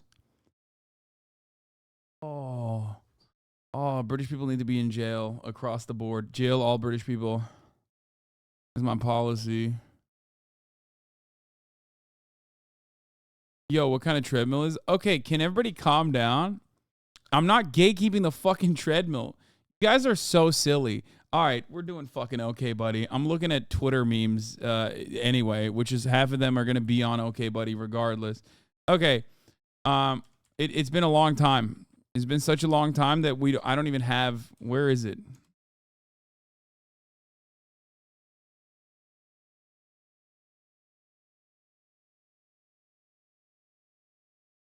Okay. Let's fucking go. And actually, I'm going to do an updated OKBUDDY where I'm actually going to do it standing up like I used to. But this time I'm going to be standing on the motherfucking treadmill. Let's go, baby.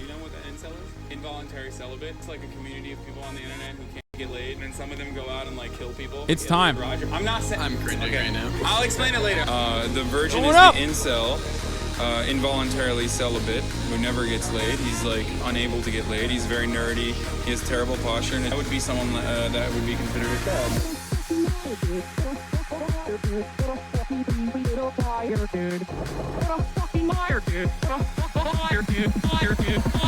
Holy shit, dude.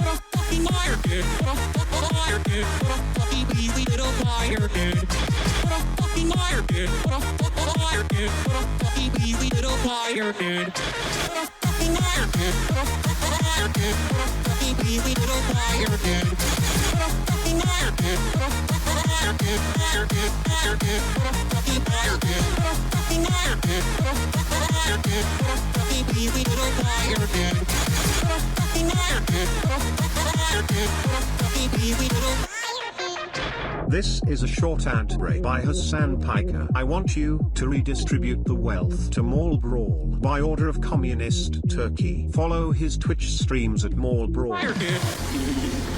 It's cool. There's like 8 sinks, so. I love crap. Ow, I just hit my fucking shoulder. Heck? I gotta pee. I'll be Bro, back in a second. What this? What that? What is this? I said I would clap the fucking shit out of Ben Shapiro's ass cheeks, dude. Oh, that's terrible. I'm gonna take that as a compliment. 16. Just kidding. Okay, bye. What a fucking liar, dude. What a fucking liar, dude. What a fucking liar, dude. What a fucking liar, dude. What a fucking liar, dude. What a fucking liar, dude. What a fucking liar, dude. What a fucking liar, dude. Holy shit, dude. What a fucking liar, dude. What a fucking liar, dude. What a fucking easy little liar, dude. What a fucking liar, dude. What a fucking liar, dude. What a fucking easy little liar, dude. What a fucking liar, dude. What a fucking liar, dude. What a fucking easy little liar, dude. What a fucking liar, dude. What a fucking liar, dude. Liar, dude. Liar, dude. What a fucking liar, dude. What a fucking liar, dude. What a fucking liar, dude. What a fucking easy little liar, dude. What a fucking liar, dude. What a fucking liar, dude. What a fucking easy little liar, dude.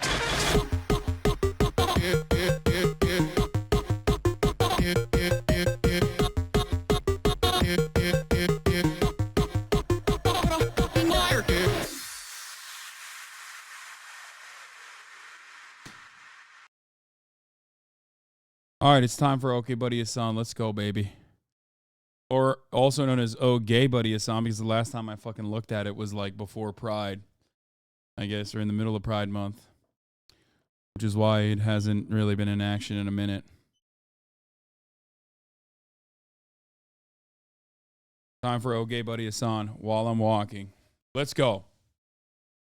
Please calm down with the AI generated songs. See details in the post. Let's get started. We are getting so many, and a lot are really difficult to listen to. Please spend time mixing the music to make it work. Limit songs that you post to a minute. Link the YouTube video with the full video in the description. Just post a minute video on Reddit.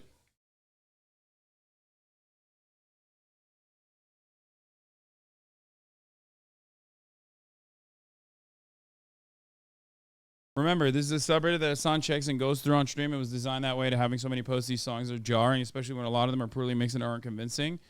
If this post deluge continues, I will have no choice but to ban them from the subreddit unless they're high level. God damn. Okay, upvotes galore. Unusual memes, but it's actually HasanAbi clips version 1. Full link below. Let's just go straight to the full link. Welcome to the HasanAbi broadcast. I love voting Democrat. My hobbies are voting for the Democrats, canceling people, and also television shows.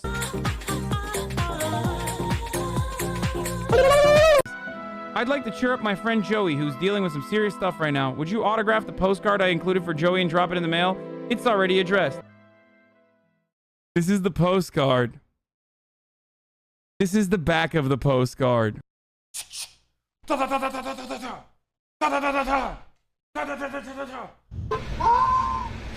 What? What the fuck? Austin, what are you doing?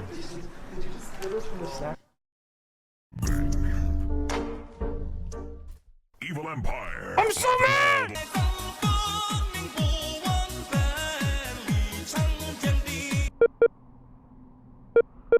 You guys want to know something crazy? Alexa knows the fucking lyrics to that song.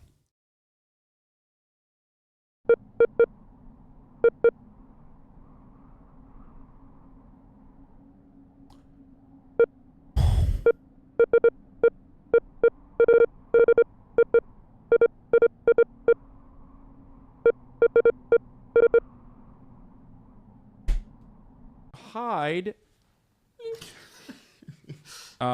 Where is it? Where?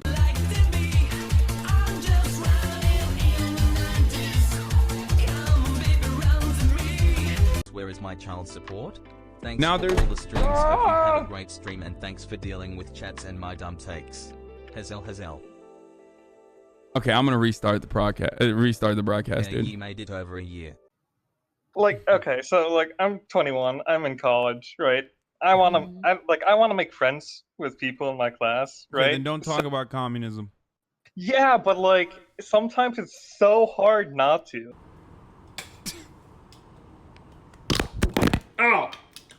I haven't done Chad Vice in a minute. There's a line in the middle of my screen when I go into single monitor mode. 1,625 other people that came before you had not noticed this massive graphic error. It was you who came up with it for the first time. How are you going to grow your foreskin back? Okay, that one is such a deep cut. That's from my first ever apartment when I was actually streaming. When I first started, which is like literally fucking 2018. We got to do Chad Vice again, Frogan. Yeah. Let's get it started. Let's get it twisted. Also, I'm a 2K Andy, sub 2K Andy at that point. And even then, I'm saying the same shit. Even then, I'm shitting on the... Even then, the chatters are saying the same shit, and I'm saying the same shit in retaliation. Or you had not noticed this massive graphic error. It was you who came up with it for the first time. How are you going to grow your foreskin back? I can't.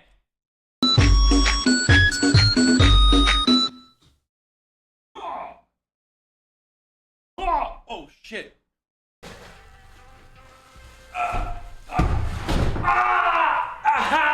I just dropped it on my foot.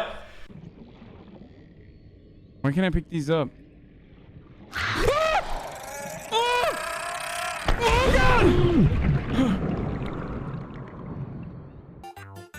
Protect the fucking queen, yeah? With the fucking master sword. This makes me want to do the P.O. Box streams again. God damn it. Oh, yeah? Half of these are from the P.O. Box. What else do I need? I need... Oops. Sorry. Squad W. What are you doing? That's how you know if it fits your waist. But you have a small head. I will smack you. Let's see the fit. Hasan, come out. Oh, God. Show the people.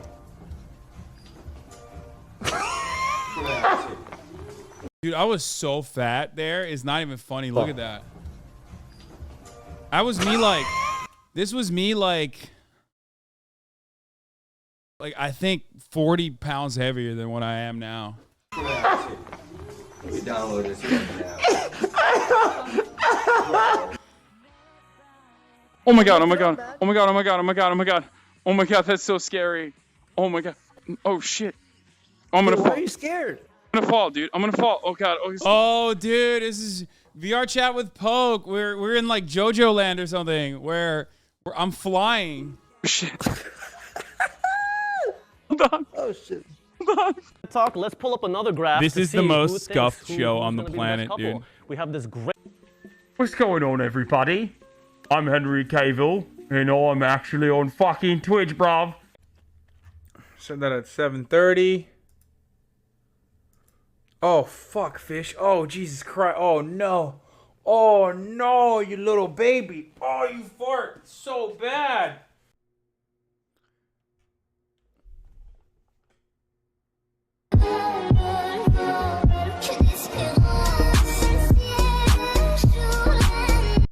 You should have known I would not abandon you.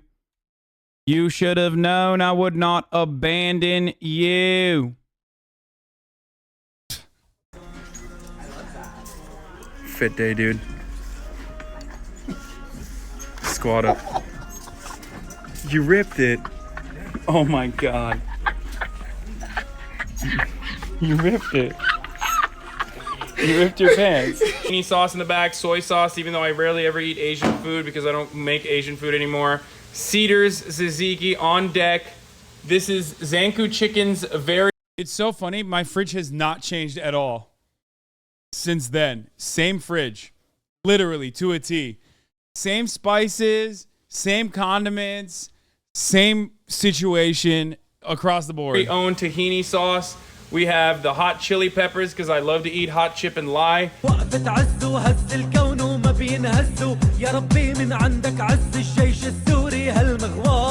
should dance a lot more though. And stanky leg. Stanky leg. Stanky leg. Stanky leg. Yo, I'm about to have a panic attack.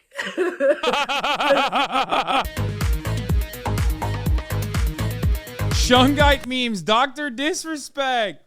Dr. Disrespect Shun Guide memes chat.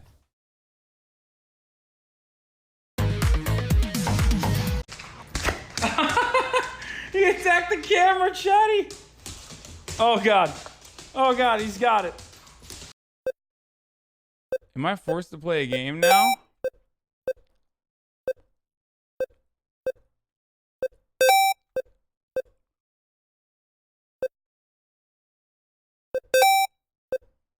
Oh no! No.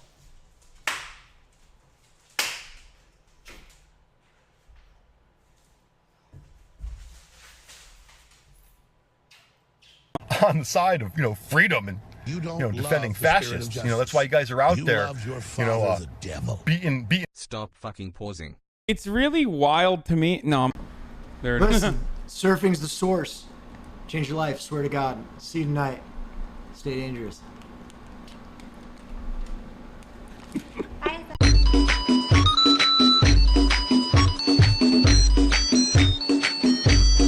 Sorry, Janice. I can't go to the pornographer party with you tonight. I'm too busy streaming on Twitch.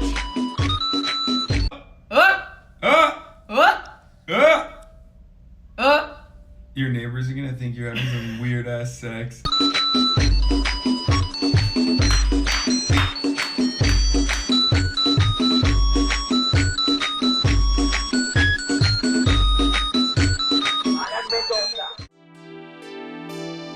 That was great. Oh my god, there's more? There's a part 2? This was 5 months ago? Holy shit. First of all, let's give it an upvote.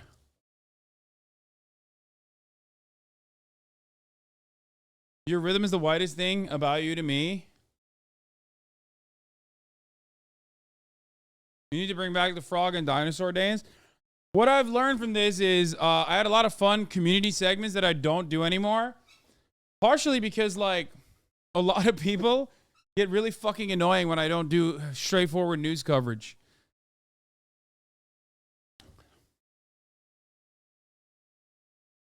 Okay, buddy, being one of them.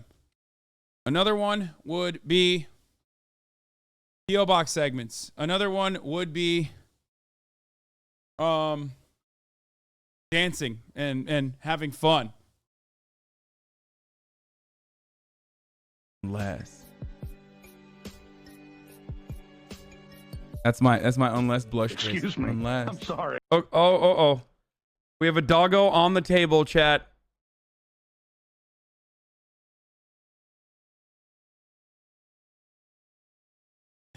That was terrible. No more disrespectful than this man. This demon. Oh yeah, no, I mean he's So yeah. Oh shit. What the fuck? Where did I? We disappeared into the abyss. No, I fucked up. I don't know where the camera is. Wait, where did it go? Is that Shungai? I love Shungai, but this is Iron Pyrite. Oh, what does that do? Does that block out the 5G waves?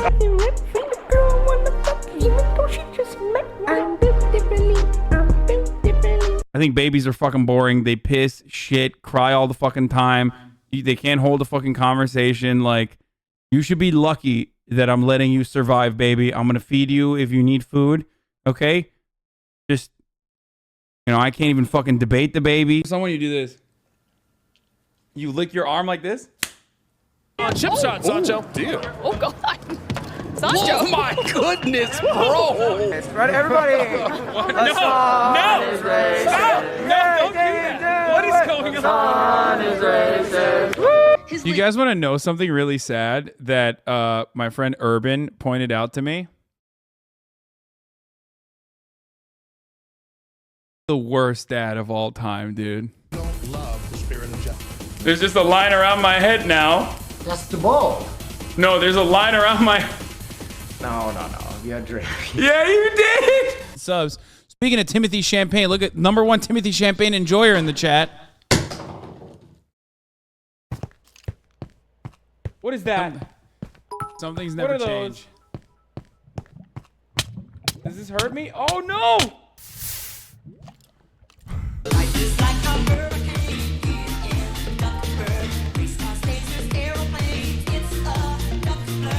Kiss the GPU for more frames. There you go. This was another P.O. Box meme. Thank you, Aiden.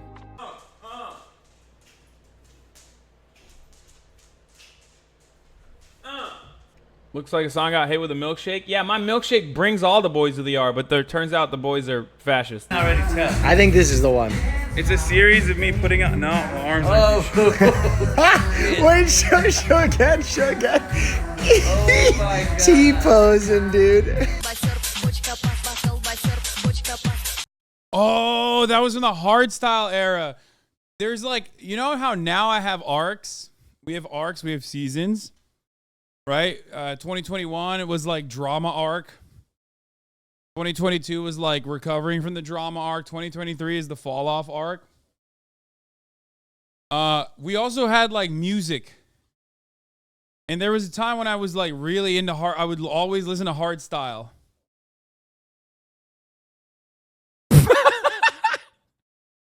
That's so dumb. I love that. I love that photo. That photo is transcended beyond our Discord, by the way. Like, I've seen that in the wild from people that are like unrelated to our community. Did I trigger you?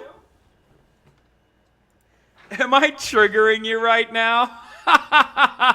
Why are you so triggered? Please tell me you're triggered. Please, please. I need human interaction. I think I'm gonna take my horse to the hotel room.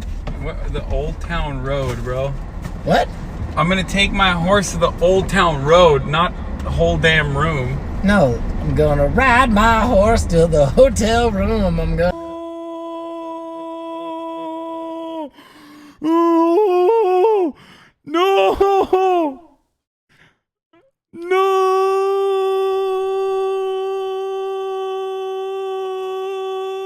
What's going on, guys? It's Fish. It's me. I'm finally here. Time to flip these bad boy pitas up. Boom! Bam! Bam! Bam! Bam! Da, da, da, da, da, da. Side of you are two wolves. One's gay. Go with the gay wolf. I don't care. Where are you from? Those pants were ridiculous. That's the only time I've ever worn those pants. I think I still have them too. I don't know where the fuck they are, but I just oftentimes will overlook it and act like it doesn't exist because it doesn't in my mind. And honestly, we just broke it down 3 times on this round. Okay, dude. I mean, why you gotta be like that? Sometimes shit happens. You know what wouldn't have broken down on this ride? What, a car? A pickup truck? I mean, there's some truth to that. Uh-oh. We might also break down on the stream. Oh, shit. Oh, my God. Am I a hacker? What the fuck? What the fuck? Chat, how am I doing this? Oh! Oh! I'm hacking! Dude, I'm hacking! Oh, Minecraft God! One man's dumpster fire seems to be another man's treasure because his exploits got him noticed by Fox News, where he would go on to work from 2009 to 2000. PogChamp! Oh, okay. Yeah, they are. I think they are 20. Are you done? Are you still trying? I'm good, I think. Did you get all your stuff? What's up? They're 20, right? Yes. 20? Yes, 20. How about 17? How about no? Okay. I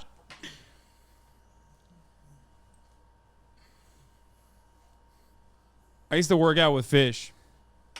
Use them as a weight. How nice of you to make extras of this so I can give this to my mom and dad. And what? You might want to consider this one sooner rather than later. Okay, we're going to look at all the LSF clips in a second. 9/11 was a good thing. I don't. 9/11 was a good thing. Angels are being dispatched right now. Hamanda aka ata raka teda baka sanda ata ambo osa kata rite eke banda ata rike didi asha. Oh no, No, it's an engineering set.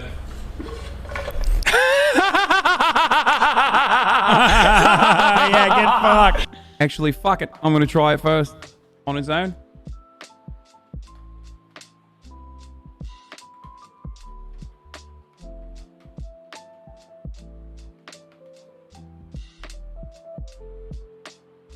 Oh! That's so much Vegemite.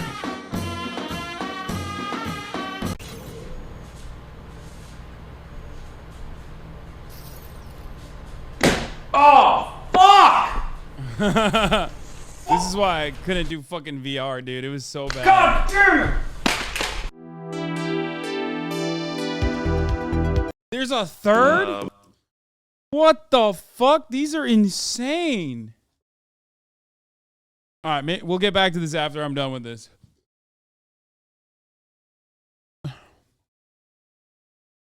Eat microplastics. It's fantastic. What? Okay. Video edit I made.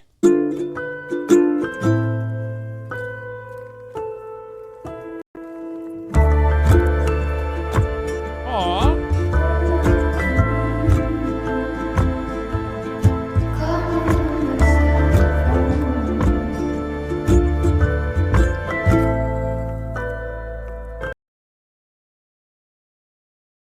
Barbie World song? Is that what it is? RIP gone too soon? I'm not dead. I just don't smile anymore. HasanAbi had an accident in Paris? What the fuck is this? Uh-oh.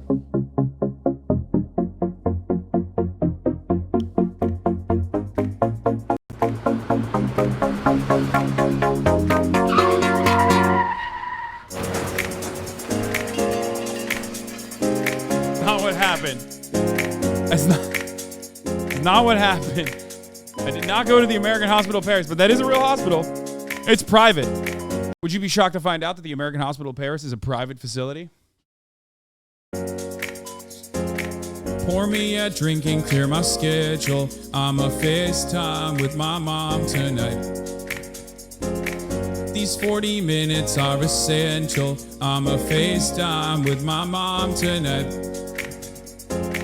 I call, she answers, and her hair is wet. I say, did you just shower? She says, how'd you guess? I say, your hair is wet. She says, oh yeah. I tell my boys I need some space. Yeah, I do actually have a bruise right there. I do have a bruise right there, straight up. I don't know if you can see it with this light, but oh yeah, you can kind of see it, even with this light. Look.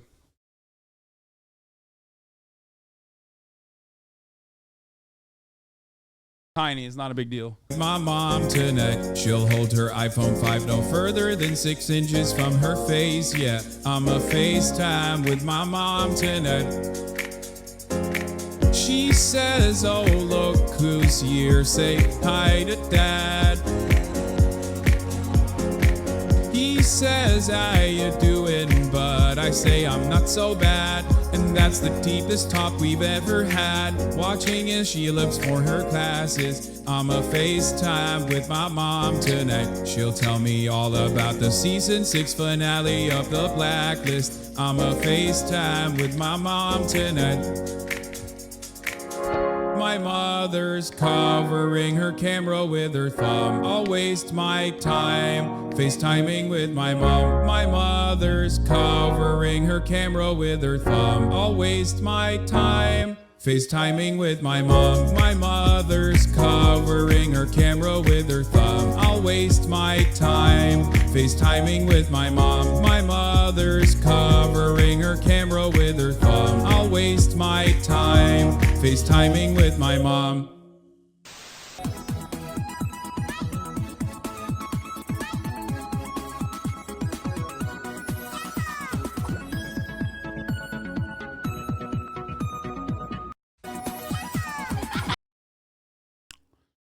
Opinion on Insider was fine. There were some good ones. There's some bad ones. The cringe ones. Okay, who would win? Ribs of a 6'3" giant.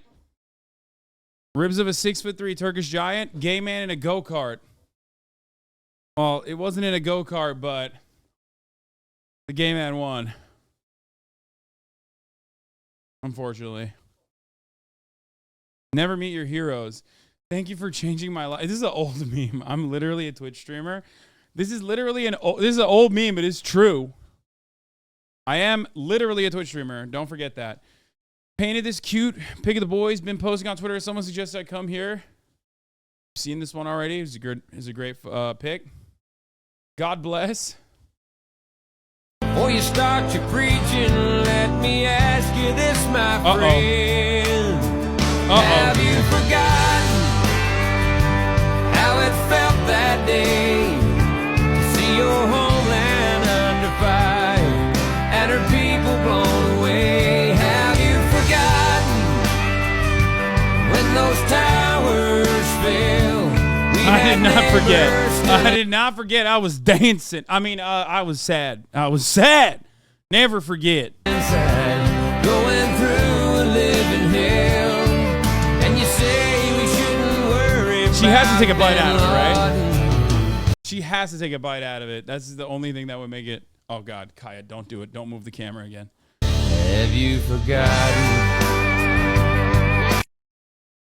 Oh God, so much great content came out of 9/11. Ethnic Santa says it. Well, that's gone, so we don't know what he said. Pup and away, Super Kaya. Oh my God, Hero by Day, Menace by Night, Super Kaya. It's funny because she was a menace, but she's not anymore. She's become a wonderful little toddler now. She went from her baby arc to her toddler arc. Much more manageable, much better overall, much better behaved. Just an overall legendary pup. Oh my God, content creators on treadmills. This is literally Black Mirror. I mean, I want to be more active because I can't fucking work out. What do you want me to do?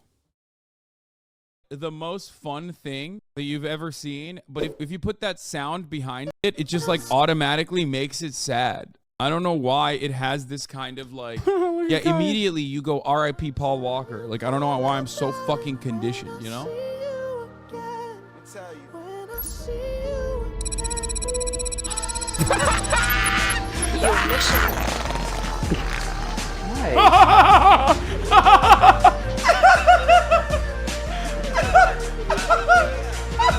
It feels like I died.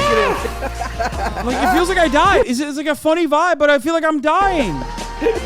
I'm alive. I'm not dead. Stop saying RIP. I threw my hands in the air. He said, can you do this, Steven? Look at me. Look at me, Steven. Can you do this?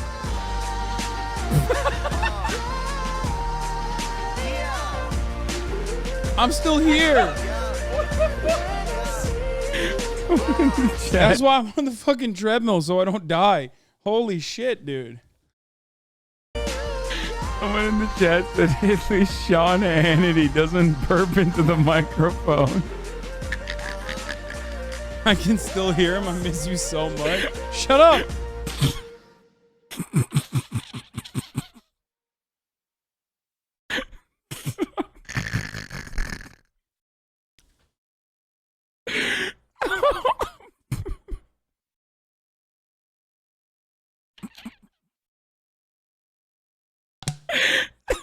Another good thing with this treadmill is that I'm drinking more water.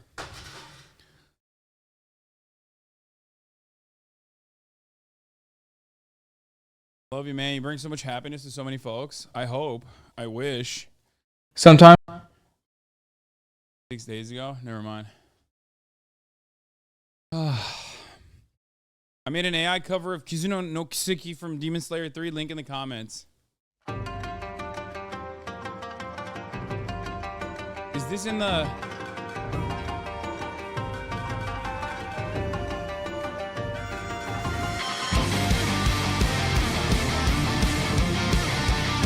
Dude, I want to cut shit with a sword so bad. So bad.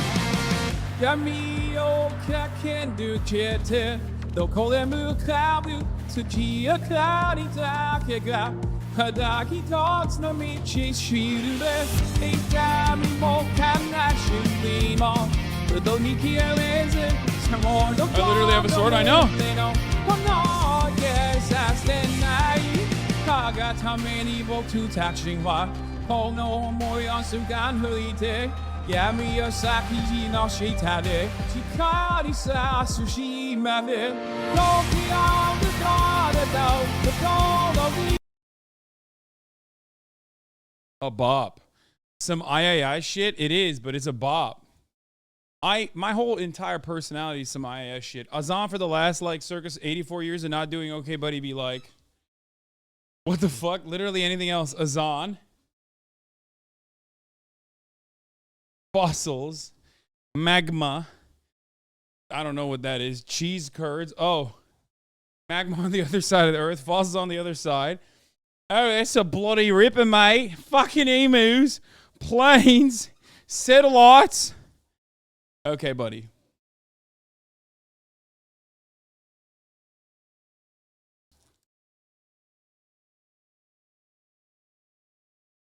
Well, good thing I'm doing it now. Sometimes I have no goddamn clue what this man's talking about. So I'm talking about MB groped up, GOP, ANCAP, swerve, cishet, EDL, TRT, ML cop, phrenology, sock them zoomers. I sleep. Hasan saying something like, this food tastes good. You know what I mean. That's so stupid. Y'all are stupid. 6 days of ignorance. When I asked how WMD looks like, everybody laughed. From that day, I got a new nickname. Joker. It's a cool nickname, but I still don't know what to search for. Private Piker. U.S. Marine Corps. Hoorah! We did 6 days in Fallujah.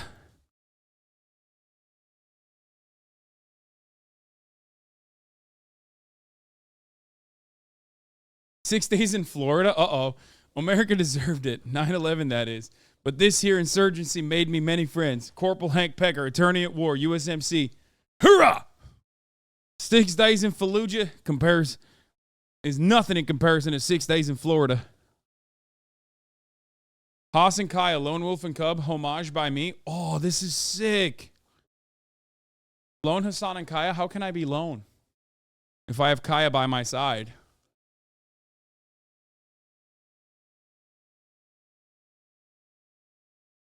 Rasengan? Uh-oh. Naruto run. What's up? Naruto run. Uh-oh. Oh, yeah.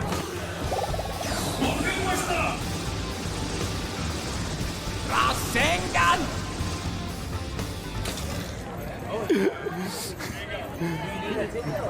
Datta bayo. Bingo, dude, bingo. I did it. They're booing. I got booed by the biggest fucking nerds on the planet. That's how you know I was officially welcomed to the halls of weebdom. Dual wield. Oh, I love your art style. I love this. I love the lines. I love the details. It's very good. Kaya is so cute. Dummy. She thinks she's hiding. The only way we're gonna get a Gunna collab. Fukumean AI cover. All right, I did 30 minutes on this thing. I'm gonna fucking stop it and I'm gonna sit down.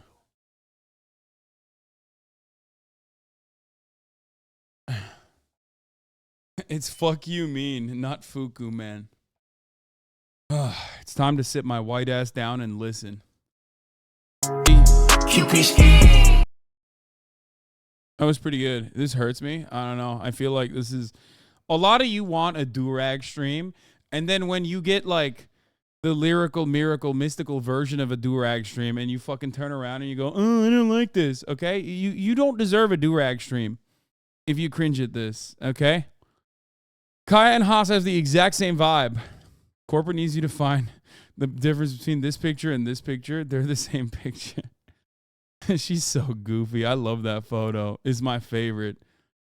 She's such a fucking goofball. Don't say lyrical miracle ever again. I mean, I'm going to keep saying it. Let's be real. Azan-sama versus Ben-san. Who would win? Me. This is dumb. This is silly. Get waves? Psh, easy.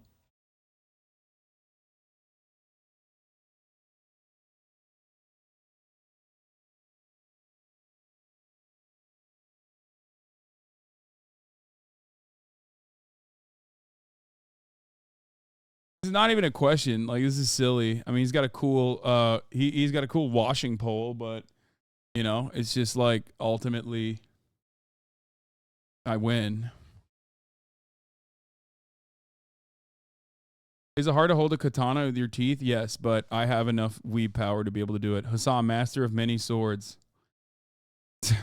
That's fucking awesome. Oh my god. Be careful with AI rap covers because of the N-word.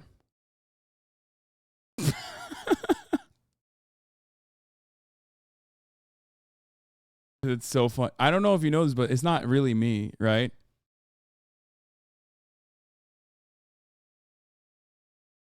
I don't know if you know this, but quiz, how much of a HasanAbi fan are you? What the fuck? Okay, this seems insane. Here, we'll play the fuck you mean AI cover. Oh, this isn't even the full one. This is just a short. How many rappers talk about nuclear war? There's plenty of rappers that do talk about that, actually.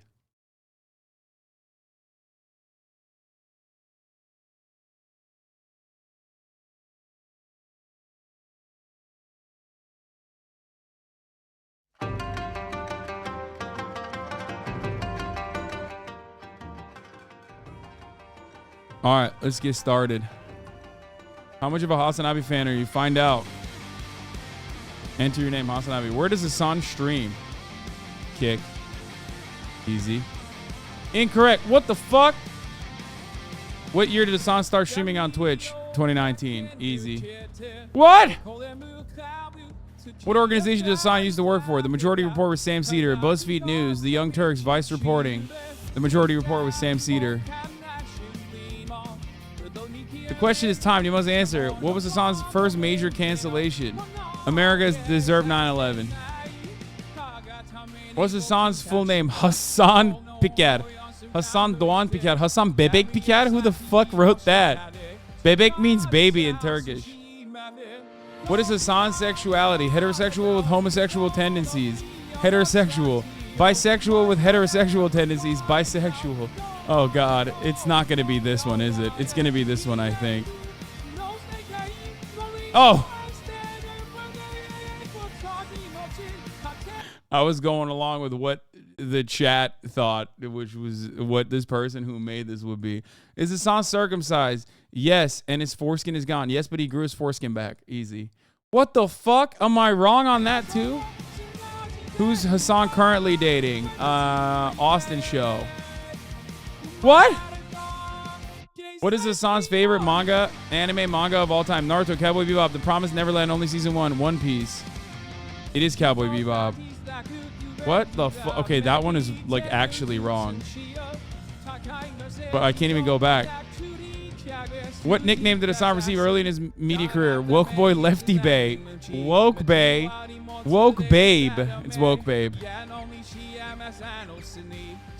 Okay, what does Hasan eat every day without fail? Eggs, orange, chicken, kale. Kale, duh. No! What game did Hasan play that led him to rage quit and break his controller? Only Up, Valorant, Sekiro, Elden Ring. Oh, dude. Yeah, okay. We'll get this one right. We got to give it up.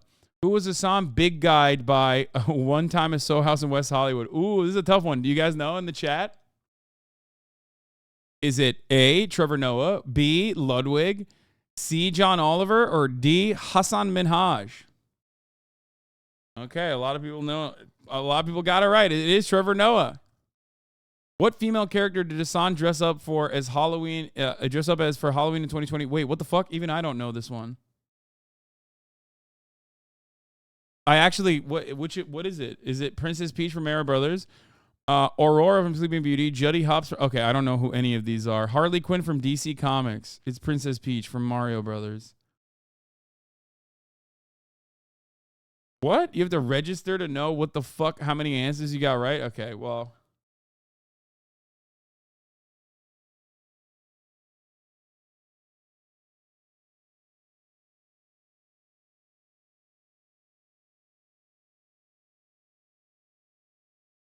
That was great. That was a good quiz. Fan art of the Boys as Samurais. I saw this on Twitter before. It's fucking fire. Billy Ichiban, Austin, and Hasan. Just a quick emote. Recent unused blast off memes with the Oni Spumoni archive. Cussy Ranger. This one is sick. Fuck the Monarchy. Haas Coffee. Flash Brew. Cold Braco Coffee. Haas Rainbow Mountain Brew. Rainbow Mountain Brand. Hosu Breku. She is so girly pop. I don't even know. Oh, this is Kaya pooping. Jesus Christ. He can't hear shit. Like, for real. Ha Shinobi, the deaf Ronin.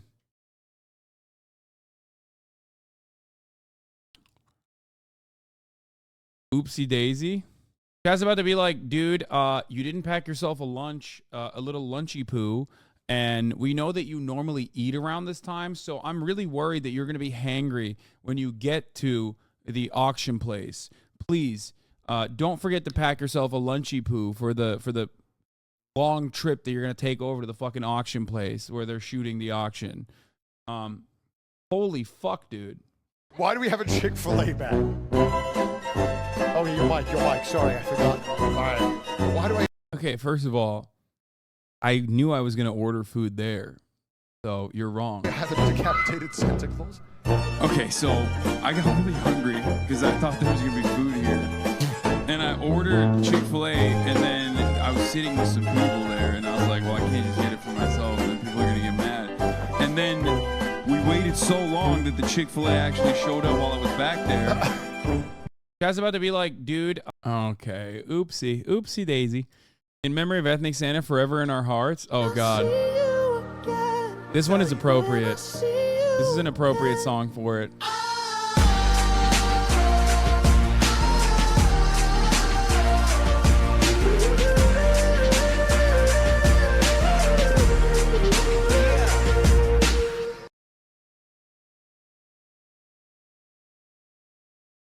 A highlight reel of Fear and Japan Summer Trip. Also made a future funk remix of Stay With Me, as well as a full version. I'm not gonna lie, this one was, I love this song. This is one of my favorite songs, as you guys know. I'm a big city pop girly. And also, this is a beautiful, just anything Japan related, you immediately got me hooked. But the audio in this is kind of mid.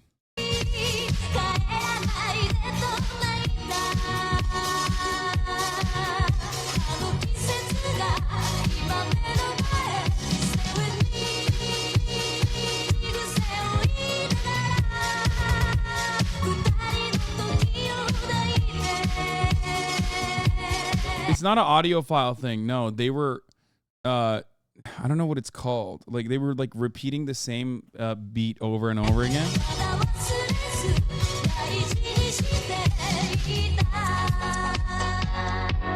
This part is fine. This is actually not bad at all.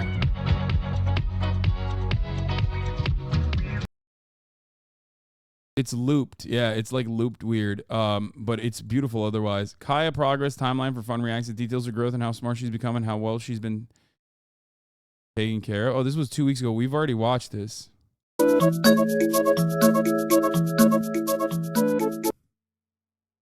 went on Craigslist and I looked for big breeds. And I found a Mastiff breed. This was the Mastiff breed. she comes from a family. We don't know what her mom is.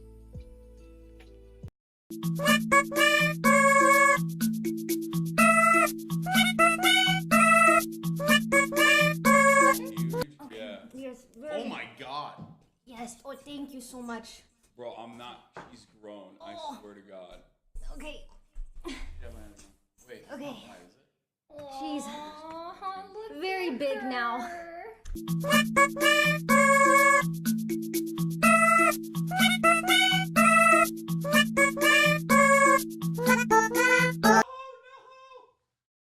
Look at her looking up at me while she's pooping on the fucking cooling pad.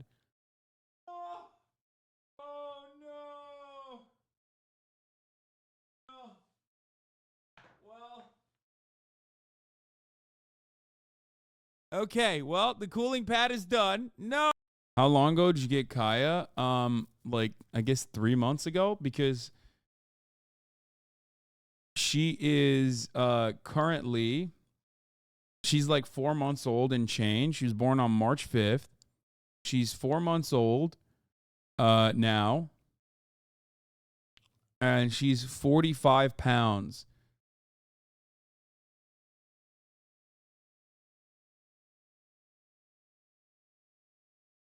And for the record, yeah, it's already been 3 months. Yeah. And for the record, I looked up like Mastiff weight, age. Remember there was like a Mastiff weight and age chart that we looked at? Like the growth timeline, like a Tibetan Mastiff. From Policy Advisor. Okay. And I was really worried that she was going to be underweight, and I thought she was underweight. She's literally at the top. At 4 months, she's already 45 pounds. So not only is she perfectly sized up for her age, she's literally at the top end.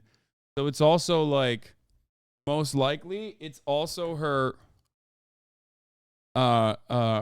St. Bernard side kicking in. How does it, what is it like? How big will your dog get? There's like a thing. Oh, dog size calculator here. She's like 4 months plus what? 1 week, I would say. So 4 times 4. 16 plus 4 times 4, 16 plus 17, 1 extra week. She's at 17 weeks.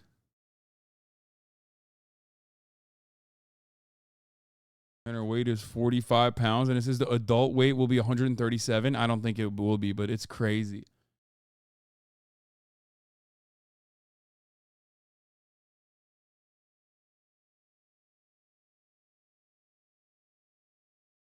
Probably 18, 19 months or a little longer than 4 weeks.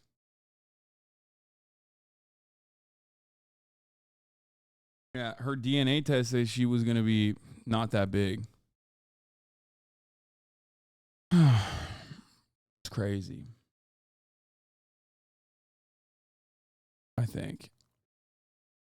Not as crazy as the top of the hour ad break coming and going without you actually subscribing and then actually having to see the top of the hour ad break, but still pretty crazy. DNA's a scam? No, I think they got a lot of stuff right.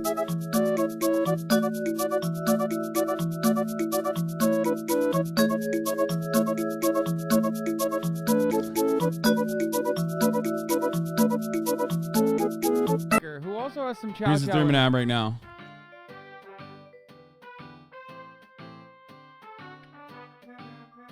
She notices a dog.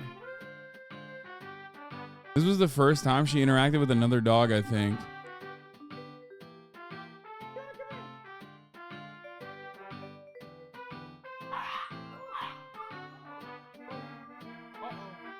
Not fond of this.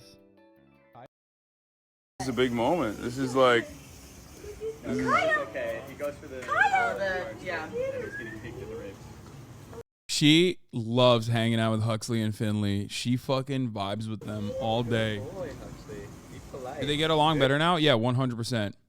She gets along really well with all these other dogs now. Hey, Huxley.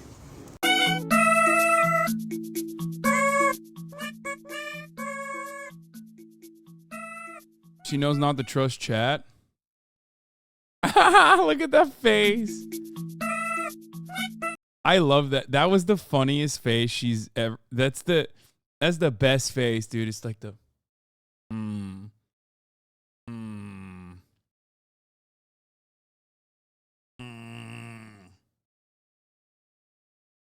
It's so cute. Fucking side eye.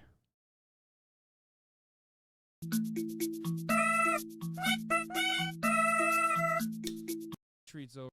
All right. Oh, she moved it. Good job. Yay. This puzzle is not even a puzzle for her anymore. She just fucking claps through it instantaneously. Hey, Kaya, good job. Keep it going, Kaya. Okay. Because it is. Oh.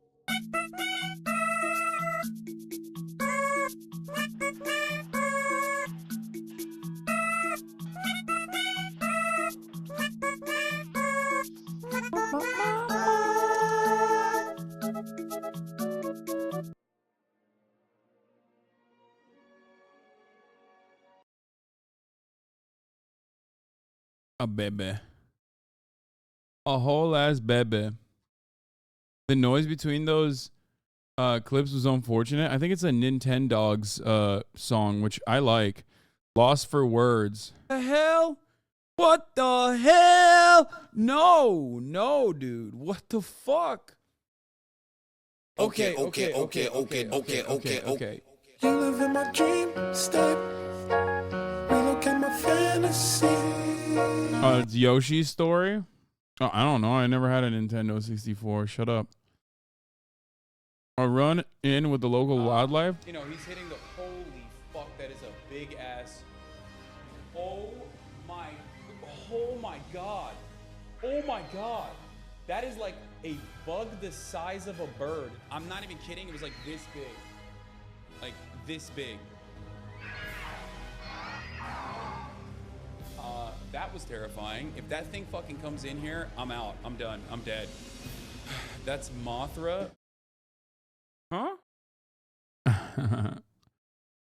Good one. God, every Japan clip makes me so happy and so sad at the same time that I'm not there. Have you let your girl go to the club, copy pasta edit? If you let your girl go alone to the club, 100% she's getting hit on and 70% chance she's getting piped. Tell you how many cheating girls I've slammed out.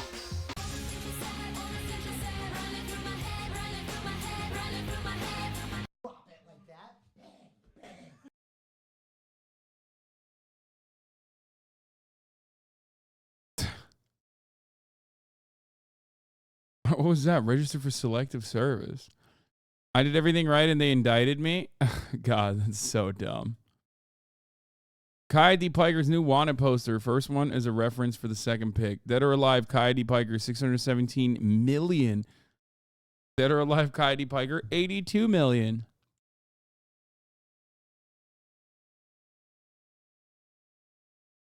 I will literally buy Murata Holden Ute. Ask Murat, what do you think? Yeah, they're still. I come from a land of love. Read us slow and mention love. What is that? A Ute? What the fuck is a Holden Ute? I thought that was like a Holden These Nuts or something. What the Yo! Are Holden Utes illegal in the United States? Vehicles not originally sold in the country must be at least 25 years or older. It's a mini truck.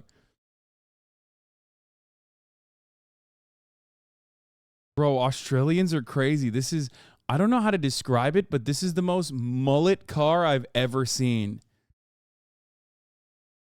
Does that make sense? Like, it just, this car is so like a mullet. It's so mullet coded. Utility vehicle, mate. But the fastest fuck, mate. They look fucking fast as fuck. Business in the front, party in the fucking back. Well, it's more like a fucking business in the back, party in the front type fucking car, you know? Used to have them. They're called El Caminos. Oh, no, we do have El Caminos. You're right. You're fucking right, I reckon. Heaps of El Caminos. As a matter of fact, I reckon. Kaya, what are you doing? I think I gotta take her out to pee-pee. Marmite over Vegemite. Oh, fucking agree. Wait, what? No, I don't agree. Hostlin Saga? Is there anything that you've ever wanted to do differently, or something you want to explore in Vinland Saga that you haven't been able to yet? No. No. Dude, Thorfinn traveling from Finland to Russia, the Black Sea, and then to Istanbul and Turkey. Yo. That'd be so sick. Oh my God. That is the dream, dude. Are you fucking kidding me, mate?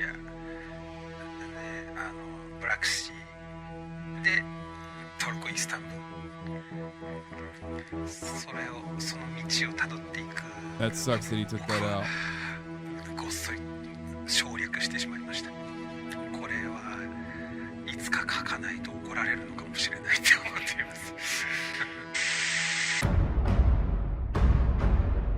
Ikuzo!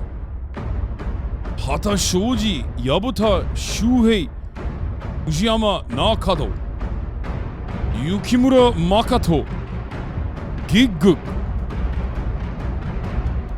HasanAbi.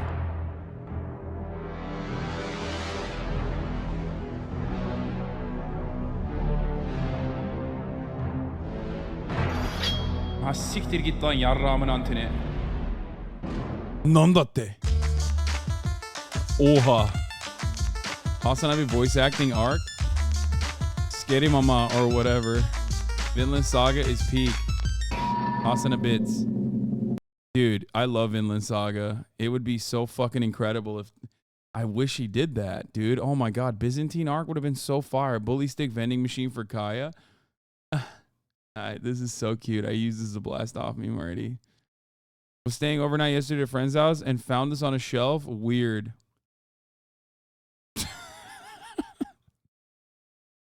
This is not weird. It's his grandfather. What's going on? YouTube is on. Will Austin and Mariah here back with another Japan video. Okay, that's racist. He's Korean. You guys are racist for that meme. Fucking reverse Uno, bitch. This weeb thinks is on. This weeb is on thinks he's Roronoa Zoro. I am. I am. Malding, but Patrick. It's always. What do you think black people? What a fucking liar, dude. What a fucking Weasley little liar, dude. Oh my what God. What a fucking Weasley little liar, dude. That's so good. Holy shit, dude. Holy fucking shit, dude. Literally lying. Still lying to his audience. Can someone at least fucking enlighten Destiny that he's literally lying to his audience? What a fucking piece of shit, dude. Holy fucking... AI shit. Half of OKBUDDY is this now. I mean, there's a lot of AI stuff. You're right. Nani? Dude, that's a slur, okay? That's not even funny. When you get called a weeb, for a drive-by weeb call out. Roronoa Zoro faces his deadliest enemy yet. See, his 3-sword style has nothing on me. My 1-sword style enough is there and ready to deflect away. Samurai of the Oda clan during the Edo period. Height. Lost Souls 2. Swordsman. I'm holding the sword in the wrong direction in that one. I'm winning that skirmish. Yeah, I will destroy Roronoa. Hasan's dog shown on Drake's teaser for his new album. For all the dogs. No. Donation from Turkish gifter 34 MKD50 during the morality of Twitch versus Kick satire. Thank you for the 50 gifted subs. 34 MKD. If you keep going the way you've been going. Twitch subbing and morality? If Prime subbing is killing a worker, then 34 MKDs and eco-terrorists? No, no, no, no! No! No!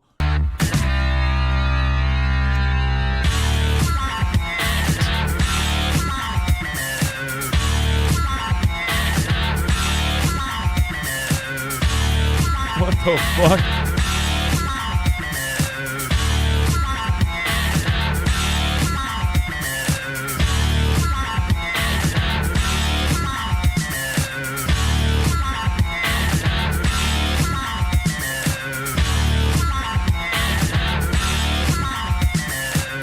Deaths caused by Prime subs.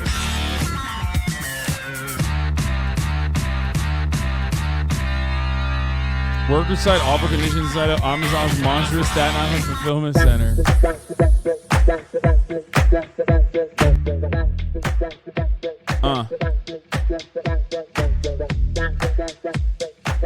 That's not even how this works. I mean, that's not how anything works, chatter.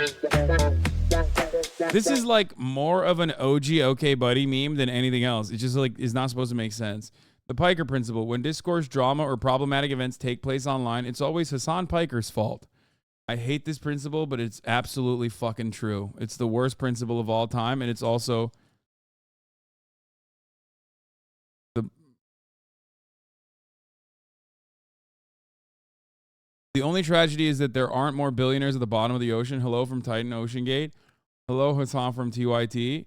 Alive 1 millisecond, dead the next. Former Navy doctor reveals. Jesus. Japan stream day 4. Oh, we already used this one. It was great. Out streamer winning over Japan locals. Tadic is a hero. He's a CSGO champ. Okay, that's true though. Today's HasanAbi poster. Big man in Japan too. Oh shit. Here we go again. Battle of the Pikers.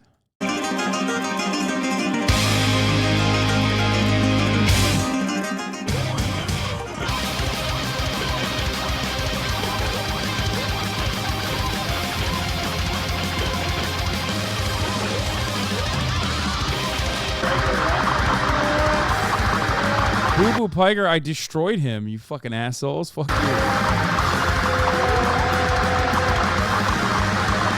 A lot of us would be hoping y'all was sumo. Morale would never sumo wrestle me. He knows I'd fucking destroy him.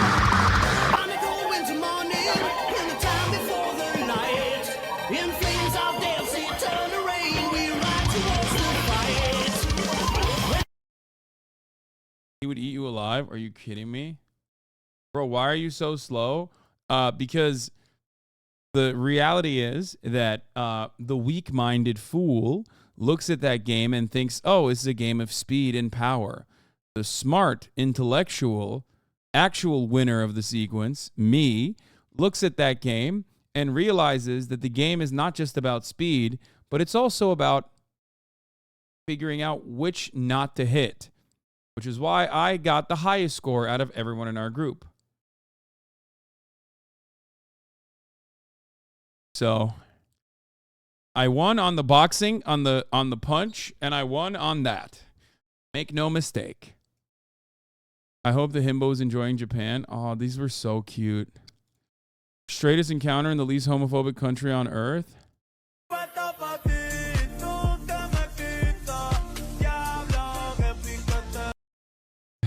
I love those memes.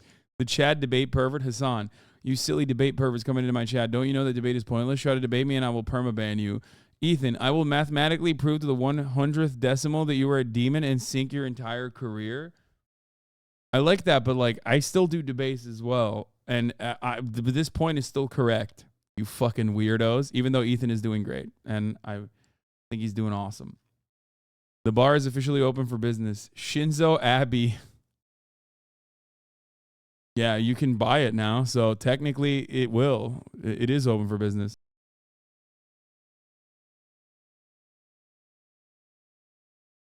We found the one piece in Hasan's ear. Ew. The Azan report. Warning, Durham operations. Okay, not watching that. Skipping that. Glad to see he's still posting. AR coverage. Skipping that. Live from Japan is the HasanAbi broadcast. Okay, we've seen a lot of these already. First Japan trip going great so far. Again, more racist memes. That's a Korean man.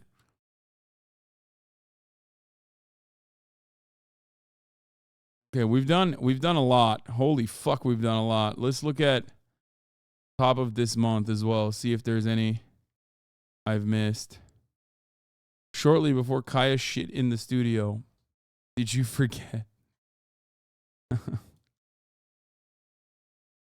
We finally got Fortnite again. Oh.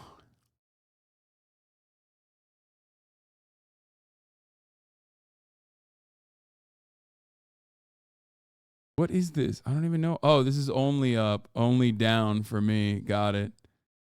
Like, what the fuck is that? Okay, that's good. Here, I'll watch this one as the last one. She live next door to you? Yes. Look at me when you talk to me, son.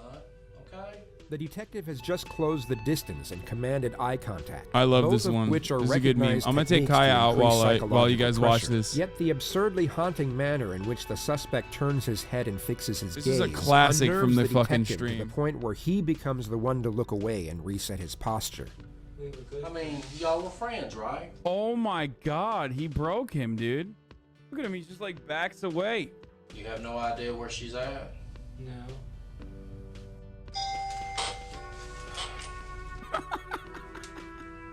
This fucking cop, dude. Oh my god. Hold on now, gotta pick up a fucking phone call here. Look. Just tell me what happened, brother. I don't know. Dude, he has not stopped looking at him. What the fuck?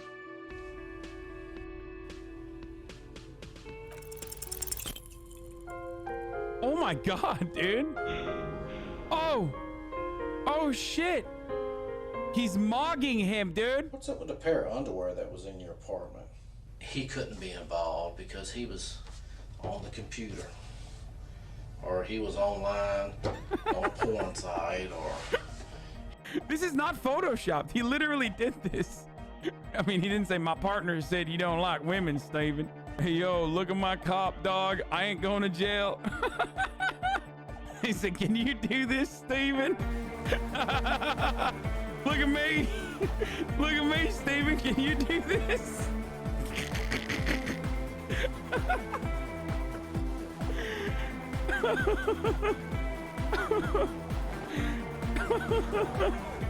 Steven, look at me.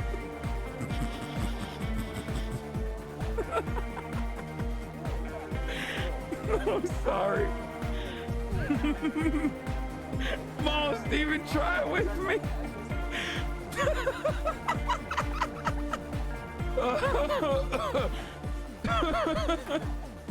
His feet aren't touching the ground. Look at his feet. His feet are in the air, dude. Okay. Okay. Okay, we're gonna get back to the video. Uh-oh. Oh, he's going for it again. Oh my god. So how did they end up like getting anything out of this? The interrogators got nothing. Can you do this, Steven? Huh?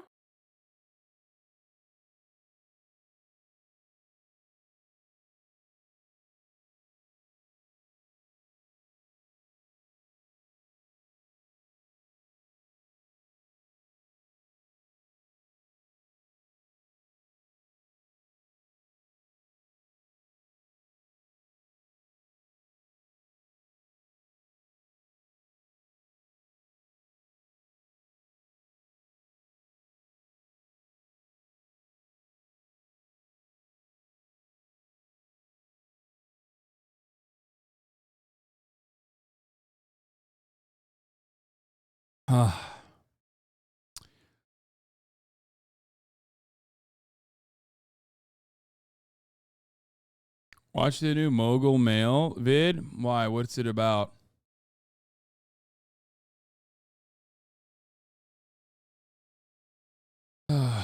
What's it about? Mogul Mail. Big change in my life 1 day ago. Oh, no, we're going to watch the latest meme compilation instead of that. HasanAbi unusual memes compilation.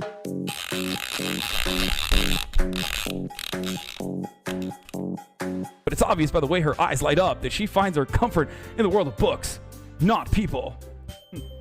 Typical antisocial degenerate leftist. Soon she will be telling me about grain stocks in the Soviet Union year over year. Okay, first of all, cyberbullying is not cool, okay? It's just not fucking cool. Secondly, sometimes you make... You play with the imperialist war machine. I cannot fly. I am a goose who cannot fly. You mock me. Okay, so what you have to remember is... Wait, what's... Did I forget something? Oh,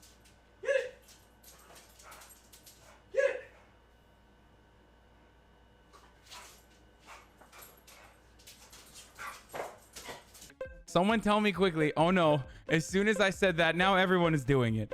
Now everyone is beeping me. Please make it stop. Someone please help me make it stop. How do I turn off automatic subscriptions? You're streaming, bro. I forgot I was streaming. Oh, here. Something like that. What's up, everybody? It's Hasan. This is Hasan. And I've been seeing a ton of comments online asking if Patriot Act uses a laugh track. I love this guy. And I want to take a...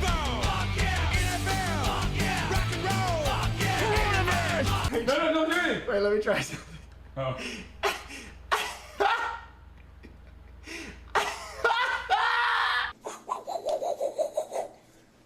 All right, that's CQC. Don't do that at home, folks. Obviously, I'm just very well versed in the ways of the blade. I studied it while you were out there getting pussy. Hello, girl.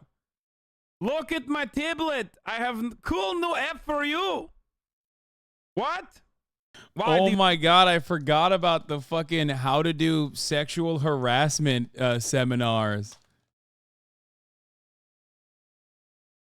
You think it's weird? I'm sitting right next to you. So close. Look, I have new app. It's not fitting. you look like a penis!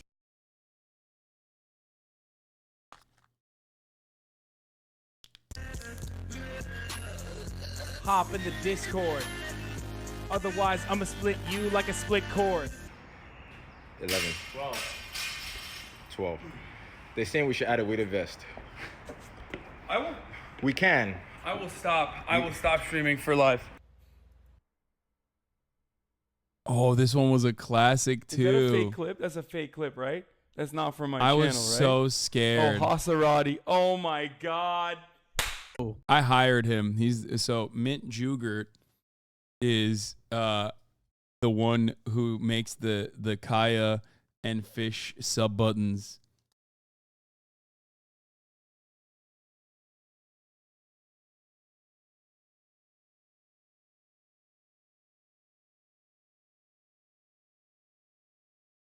It was so fucking scary. That was so scary. I forget what I was doing. I think I was like scared about, I think I was playing a scary game.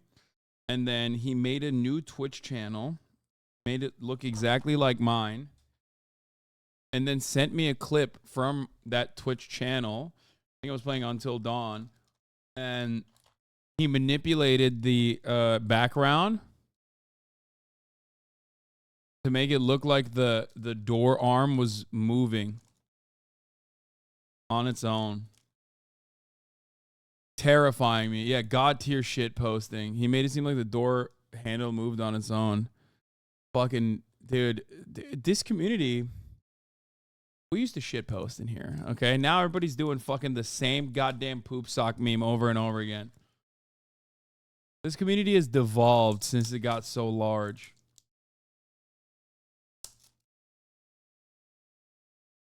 We've fallen off, all of us. Now we get banned for anything? That's not true. I don't ban motherfuckers for anything. That's crazy. Look, my roll's already weeded. Fuck. My roll's already weeded? What the fuck?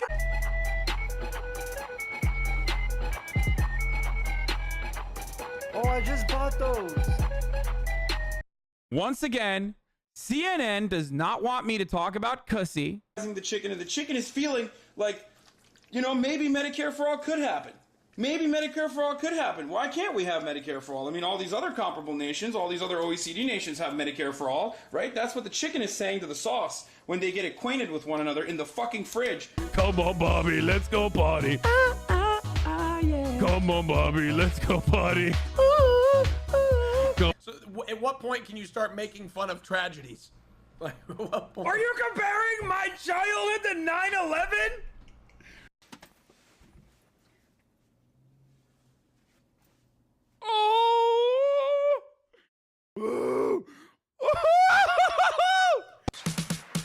I got hairy legs that turn blonde in the sun. That's how they're incepting the ideas with the cartoons. Yeah. Dora. Yeah. What's she exploring? Weaknesses in our border? Someone in the chat said at least Sean Hannity doesn't burp into the microphone. True. He doesn't. You know, doctors keep saying is like, oh, you're just neurodivergent. You're just neurodivergent. Like, oh, sorry. Guess what, dude? I don't care, doctor. I'm Sigma male. Okay? Fuck you.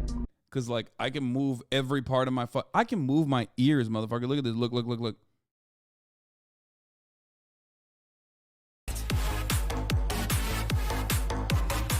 Just cut the wires in order. 1, 2, 3.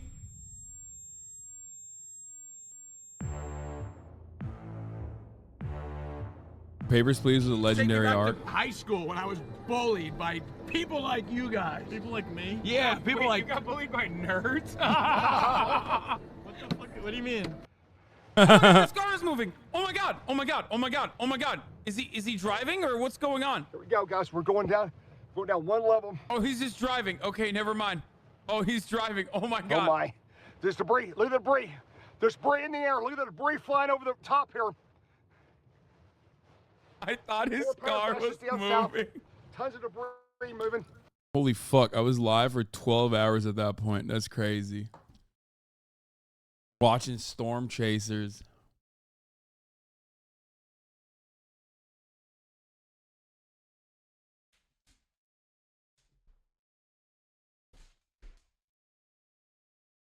It's hard for me to be my usual annoying, snarky, pessimistic self when I watch stuff like this. I'm not gonna lie. Like it's like that moment. No, mom, I'm not crying. Shut up.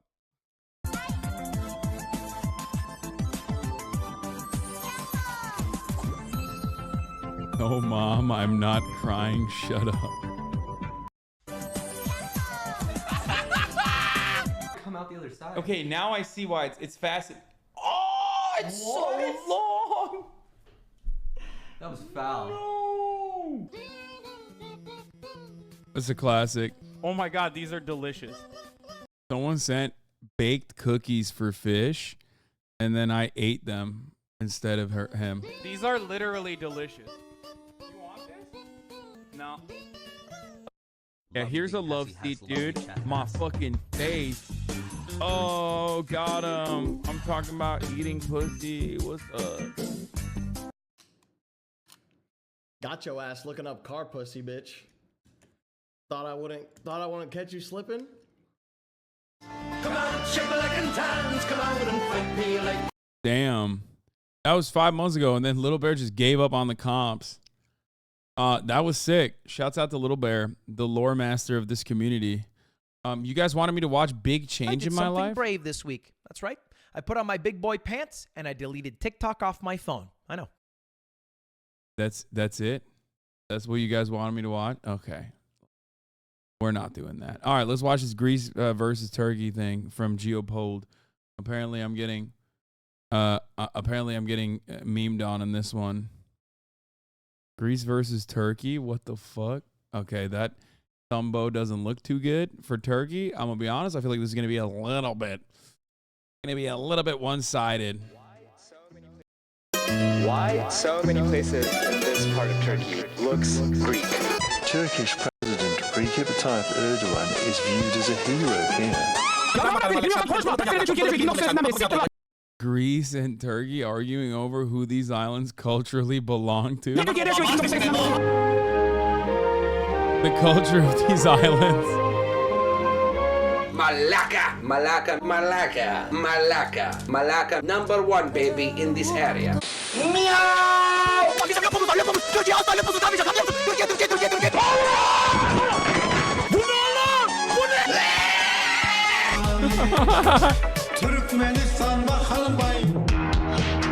You asked for a little bit off the top from a Turkish barber.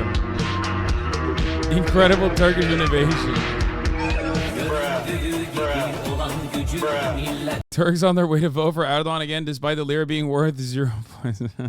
Fuck.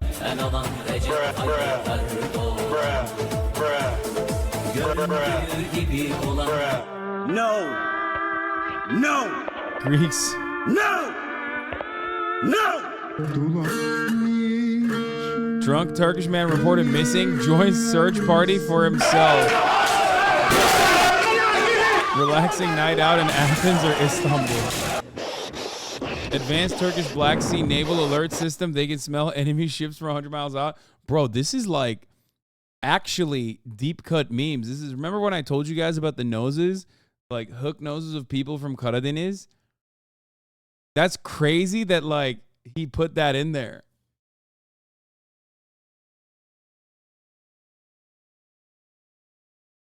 The Black Sea region, Karadeniz is a region in Turkey. It's the northern region, obviously, that touches Black Sea. And they have, is this anti-Semitic? No, they're not. What? It's anti-Semitic if someone is not even Jewish? Like what? It automatically, if someone has like a big nose? What the fuck are you talking about? They're not Jewish. What do you mean, dude?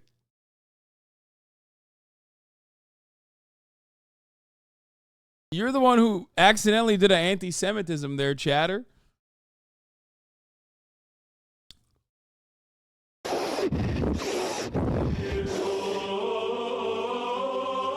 The protector of Greece's coast.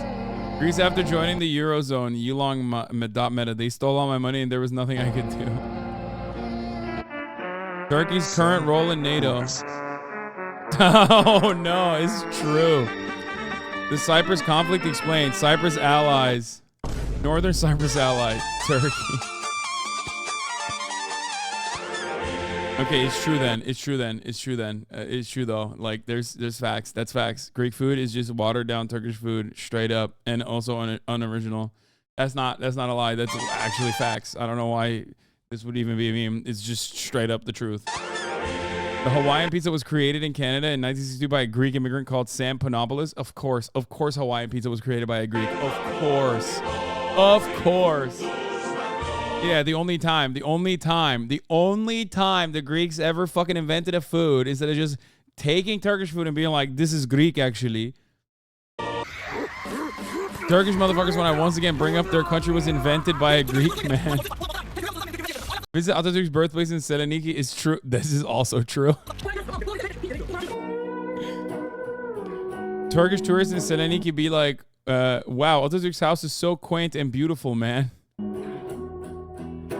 Wait, what did they write on it? Ayaklanmış Türk halkına dayanışma, solidarity to the rioters of Turkey.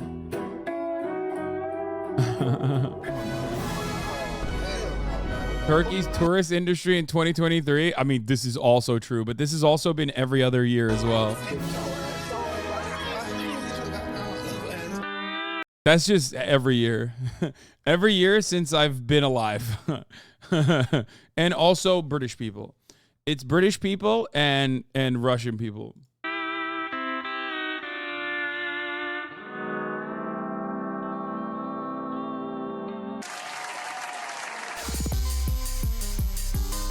Like this video of Albania won. Top tier Dolmat producers. Worst tourist to have? Listen, motherfucker, you can't.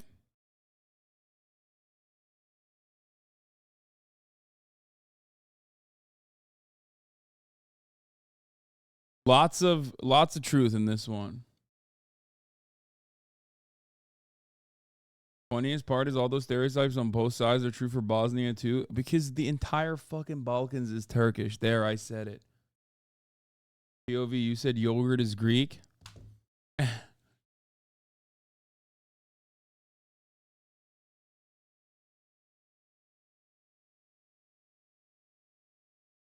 No gaming, move on. I never said no gaming. I said I would do gaming. I never said I wouldn't do gaming.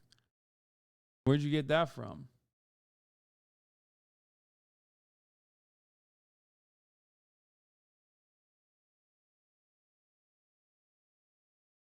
Kaya versus puzzles.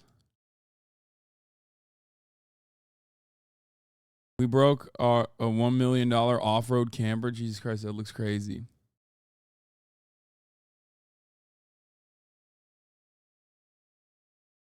Refresh for walking emote. Oh, God. I don't know if I want to do that.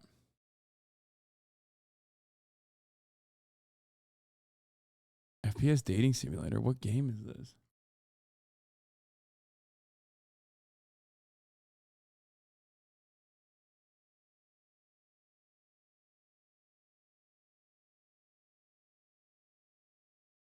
Play the password game. All the big streamers are playing it. Please choose a password. Wait, what? Fuck. Or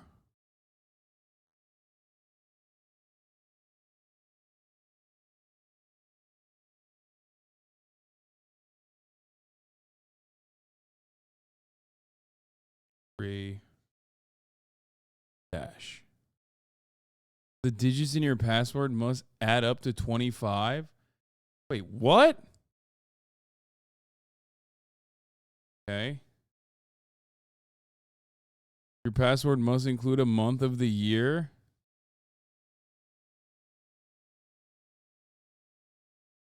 Fuck your mom, July. Your password must include a Roman numeral. Wait, what? It doesn't even have. Your password must include one of our sponsors.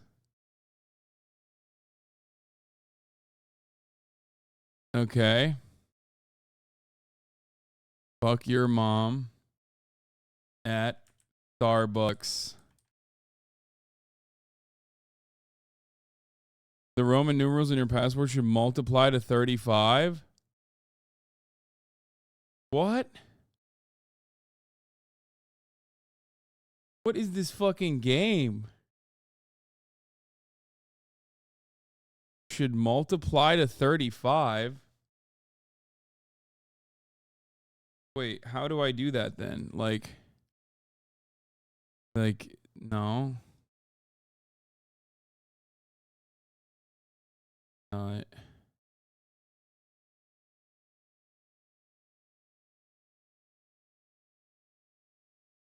Can't separate. Wait, no, it doesn't work that way. Oh, it did. Your password must include this CAPTCHA 4DGF7.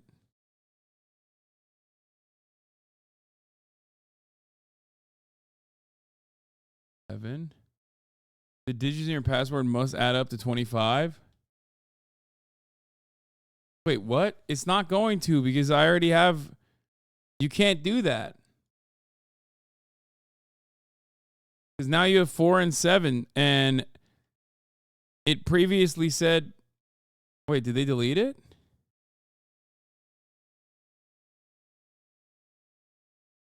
Wait, did one of the rules go away? Yeah, rule number 5 is gone.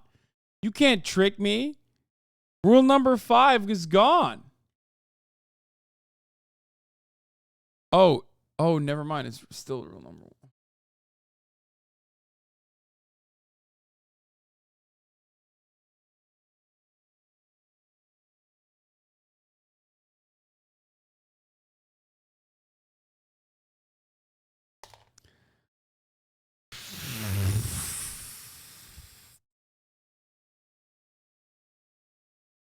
Okay. 47.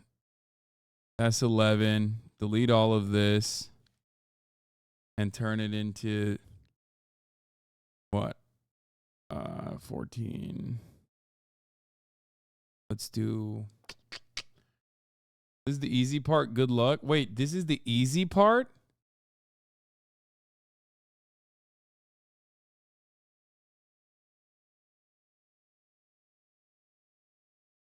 Your password today must include today's Wordle answer. What's today's Wordle answer? What's today's Wordle answer?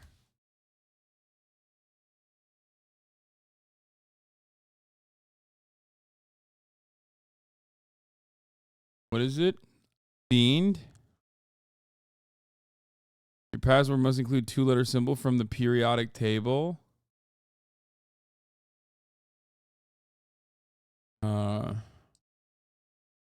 Oh fuck, I fucked up the.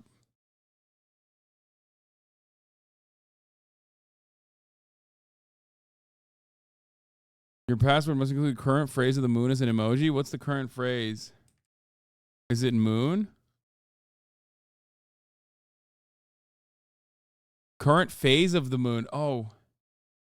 What is the moon's current phase?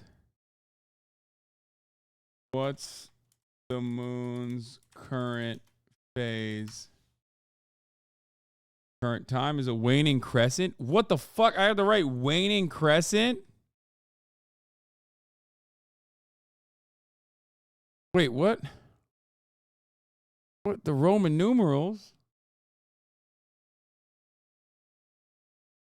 Wait, oh no, I don't know how to do emojis on here. I can't do an emoji.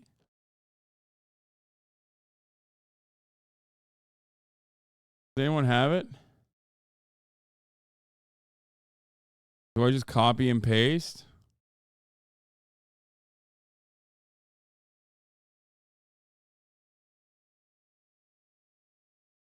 Windows key plus emoji for the emoji board. Wait, you can do emojis on Windows?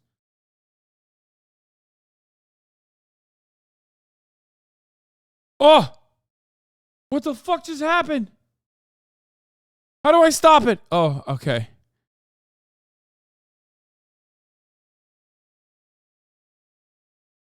Windows button plus period. Oh, I was hitting plus. I was trying to hit plus. Oh, there it is.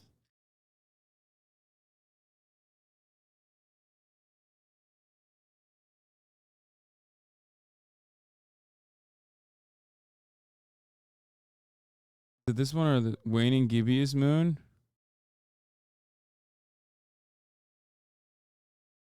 Your password must include the name of this country. Okay, where's MHUD? I need him. I need MHUD. Where's MHUD? What the fuck is this country? Oh God, he's not around. Uh-oh. Is he doing shit? Oh.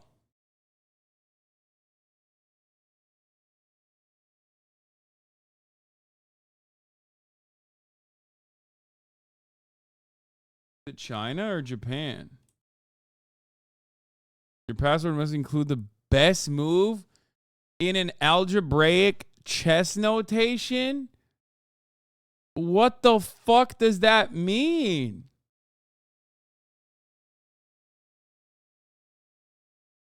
What does this even mean?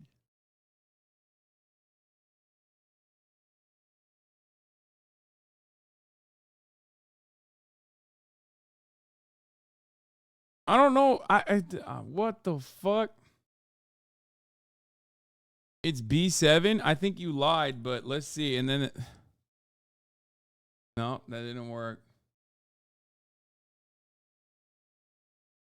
Call Ludwig. Is Ludwig even live right now? Is he on his computer?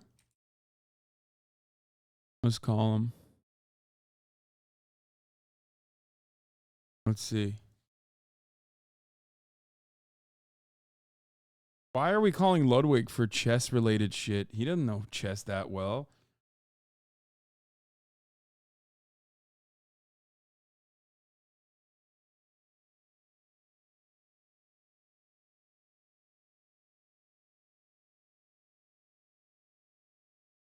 I'll pick up Discord.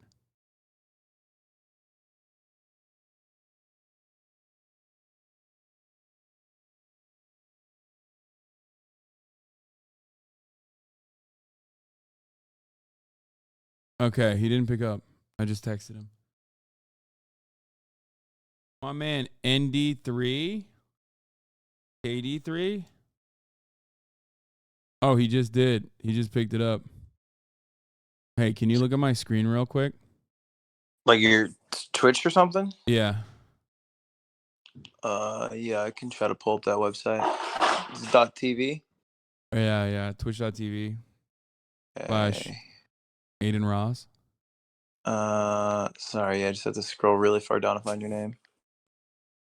Wait, what do you mean you have this? Oh, yeah. Okay. Yeah, I'm not. It's like 50 lists. That's crazy. All right. Oh. Okay, what's You're this? playing password? What's the answer to this? Oh, buddy. All right. Well, let's black to move, best move. We got fucking. It's probably the check with the. No, I'm a chess guy. So just give me a second. You could promote Are queen. you guys reading my chat? Are you reading my chat? I literally don't know how to chat open. Oh, fuck. Well, I already got it. Someone in the chat literally said it already. No. Did you respond to my other text message? Don't listen to them. Do you want to go? Do you want to see the Barbie? Do you want to go see the Barbie movie? Okay, I already wrote it. Do you want to see the Barbie movie? Have you seen the Barbie movie? No. Yeah, I'll watch it with you. But No, I didn't say have you seen it. I said, do you want to go see it? Oh yeah, I'll see it. But we have to go with Cutie. No, Cutie's not here. Let's go tonight. It's not out yet. Oh, it's not? I thought it was out already. Isn't it out tonight? It comes out the 21st. No, it comes out the 21st. Oh, what the fuck? Okay, then that's. Oh man, I was like excited to go see a movie. Do you want to go see Sound of Freedom, the pedophile movie? The pedophile. That's the movie with the sex trafficking, right? Yeah, it shines a light on the dark side of sex trafficking. I think AMC is trying to suppress that movie because when I went to watch it on my second viewing, they kept the lights on the entire time. Oh, I think to make sure people weren't in the theater. Okay, so I have an experienced traveler with me on this one. This is a good journey. Yeah, I can walk you through the gates. I want to warn you here. What? When it is time to feed the chicken, always have 6 caterpillars. Don't have more. What? This is my chicken Paul. He hasn't hatched yet. Please put him in your passport to keep him safe. How do you do that? Is that the emoji? When Paul hatches, do not feed him more than 6 caterpillars. The fuck? And I would put Paul far away from everybody else. Dude, what? How long is this fucking thing? For you, I would say 2 hours. Respectfully. The elements in your password must have atomic numbers that add up to 200. What the fuck does that mean? Oh, so there's like elements that make up our universe, and they all have a number associated with them. And right now you have AU and ND and VVII. You got 6 elements and Y. And a You got Y. 7 elements. So what is that? So you gotta add up all your elements. So you gotta pull up a periodic table. Where do you know the number? You gotta pull up a periodic table. That's insane. This is so. Why is this the hardest game on the planet? We're just making a password that's secure. Okay. Periodic table. What are you doing a little right shot now? of Crown. I'm taking a shot of Crown with Nick Yingling. Wait, why? Because we're getting fucking lit and then we're cleaning. That sounds awful. You're looking at a periodic table. Like, don't pretend you have a fucking sick ass Friday night going on. That's why I was trying to go to a movie. What the fuck, dude? Jesus Christ. If are you play roasting me? Berio Kart, you could get in on that. What do you mean? Oh, are you gonna play Berio Kart? So you see the number 39? Yeah. That's the number for Y, and then you have to add that to AU. So you can see AU on the chart. It's right after PT. I have no idea what the fuck AU is. It's gold. It's gold. It's above RG. It's third. It's in the main chunk of purple. It's in the main chunk of purple. That's not gold. AU is gold. Oh, I thought you meant like it's in gold. I'm like looking at the gold ones. 79. No, it's literally gold. Yeah. Okay, and then 79 plus what was it? 9. Y is 9.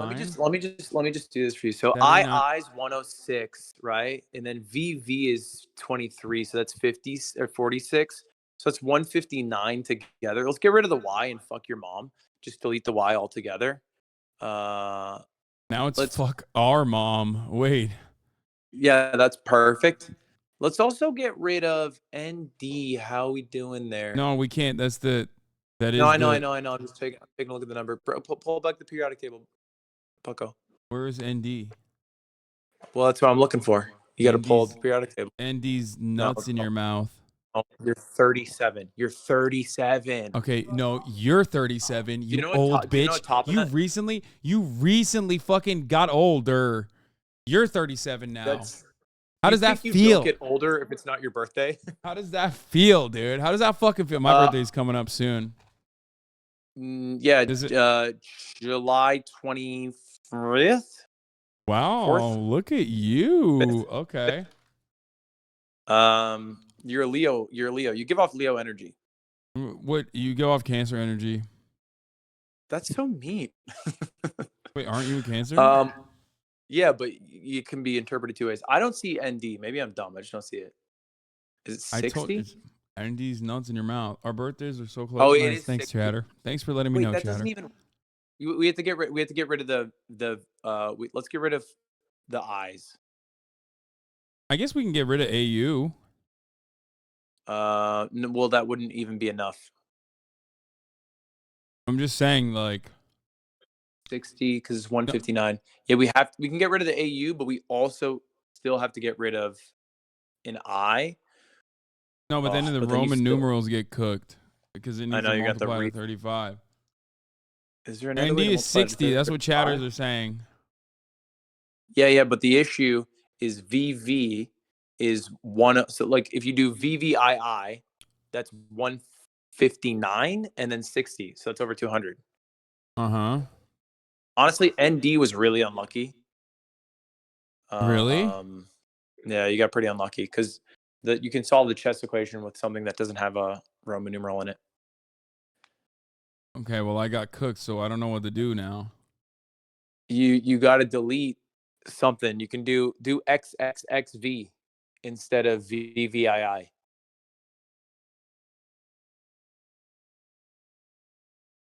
Well, no, that doesn't multiply. That's just 35, right? Fucked me up, dude.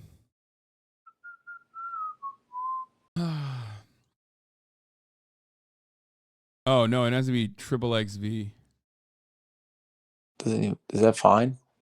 You can do triple XV, and then it's V and ND. Why is this so hard? Because it's a hard game for gamers. All right, so then you only got V and ND, and ND is 60, and V is 23, so that's 83. I think I should just hold down H until I get to 200. No, you could do that. Sure, do it. I feel like that would hurt me in the long run, though. It's a little silly. Maybe you do it with a bigger number, so you have to do it less times. You're at 83. So just type H. Fuck it.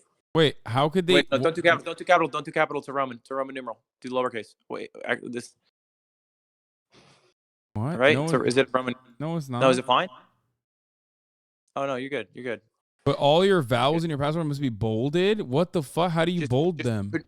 Control A, Control B. So everything is bolded? Yeah, just make everything bold. Wait. All elements of your password must have an atomic number that adds up to 200. Wait, why isn't it doing it now? Oh. Oh no, your password is on fire. Quick, put it out. Put it out! Put it out! What am I doing? Am I deleting these? Put out the fire! It's gonna burn Paul! No! No! Ah! Ah! Paul's been slain! What the fuck? What happened? Bro, how did you throw that? There's no way. I wasn't even looking. There's no fuck our mom, Starbucks. I can't believe. Okay. You know what? I'll talk to you later. All right, bye. That was that. What? I hate this game. Fuck this game, chat. I'm sorry. At the top of the hour, the real game happens when there's a 3-minute ad break. And you can avoid those ads by subscribing for $5 or for free with Twitch Prime. Groping is legal in Italy as long as it's under 10 seconds. That sounds like the most Italian rule I've ever seen. The fire is still burning back there. Okay, I'm done with the password game.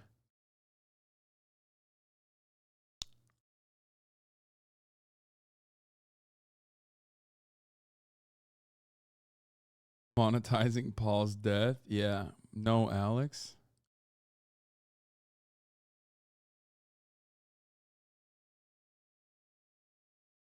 What? You hear all of these stories like this person's alarm didn't go off and he missed 9/11, but there had to be at least one guy who was never on time and was having a personal life crisis on the night of September 10th. He was just like, that's it. Larry, tomorrow you're turning over a new leaf. You're getting to the office early. You're going to get that promotion. Tomorrow is the first day of the rest of your life. And he woke up extra early and wore his best suit and brought donuts to the office. And he was at the first person at his desk on the 80th floor. Jesus Christ. That's kind of sad. 3 fucking minutes of ads. Toxic SJW. How many months have you been fucking subscribed, you dumb bitch? Immediately, I knew.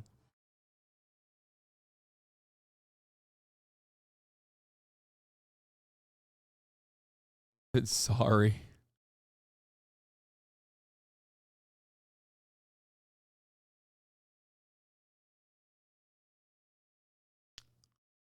I made up a guy and now I'm sad. I try to be the good chatter and post an okay buddy, but you leave me no choice. I've already played this. Bang, power. Gold Roger, the king of the pirates, and tank fists, and everything else the world had to offer. And his dying words drove countless souls to the seas. You want my treasure? You can have it. I left everything I gathered together in one place. Now A map of Japan stereotypes calling you out. Japanese stereotypes of Europe. Safe. Iceland. Wants independence. Very green. Ireland. Okay, this is a perfect time to play One Piece. Bad food, England. Tulips, Netherlands. Chocolate, Belgium. No fat people, France. Watches, Switzerland.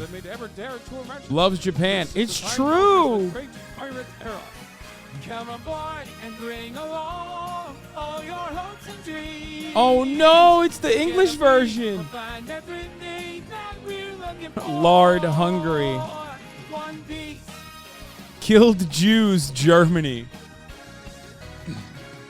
Comes us left behind. You'll only slow us down. Your heart will be your guide. Raise the sails and take the helm. That legendary place. That the end England, bad food is so real. is only legendary till someone proves it real. Through it all, through all the trouble times, to the heartache and to the pain. Yeah, I like that they I do appreciate that Japan is like, yeah, Germans killed Jews. Like, what did you guys do, Japanese people?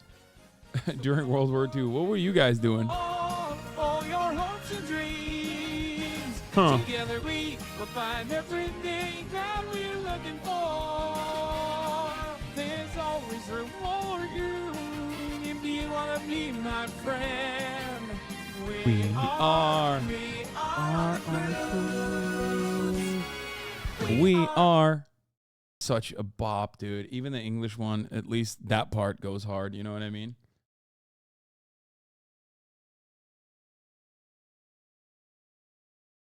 Will?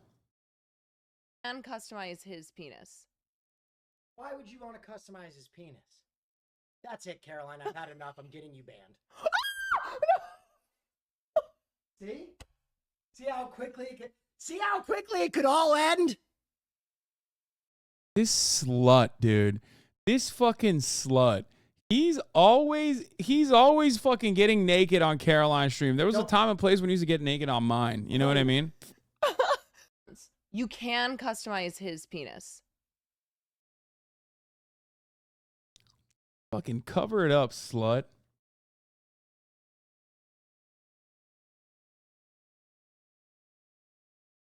Don't you know all Japan did in World War II was getting nuked according to Japanese education? Listen, if they say it, then that's what I believe.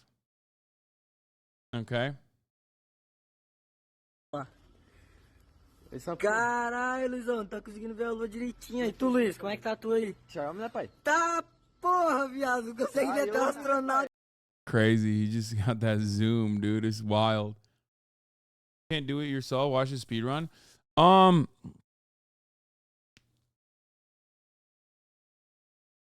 Okay, what game should I play for real though? Terrible fucking idea to ask to stream this question. Little Bear says not for broadcast. Play that game. It's like Papers, Please. Our main stories tonight. But first, the I votes know are this in, and it's a one. decisive win for Advance. What do you make This is not for of broadcast. this This is an old game. historic election result? So perhaps we should all be celebrating. Except for the rich. I mean, a lawyer and a TV personality running the country. Seriously? We've had worse. What does the future look like to you? A bleak space where we've all been figuratively sodomized into submission. Let's have a go with this whole democracy thing. Okay. And here we ballywell are. Good stuff. Brilliant! So, A mysterious symbol has appeared overnight. Could this be the daring first move of a silent resistance movement? Yeah, a government. A bond. Peter Clement. There are some pissants who just don't know how to be.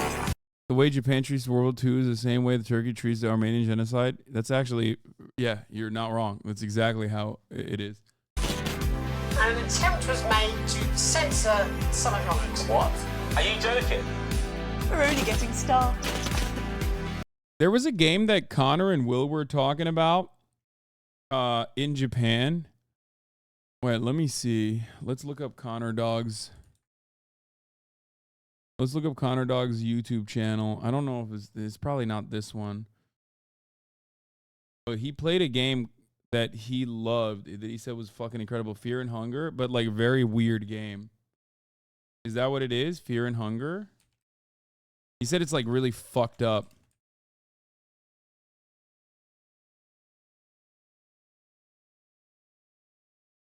This is the coolest game I've ever finished. Let's see. The horror dungeon crawler set in a dark, hopeless dungeon.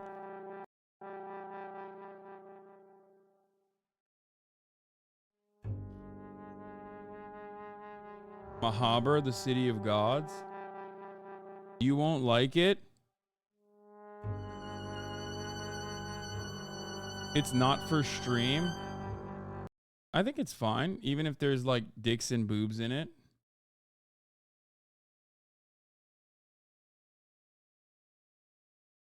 You need to get the censored version, lots of dicks. Will has less haters. What do you mean?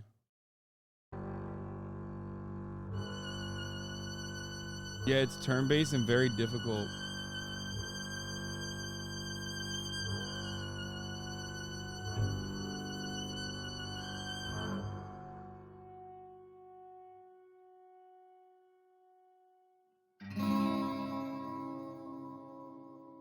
Not on the banned list, so it doesn't matter.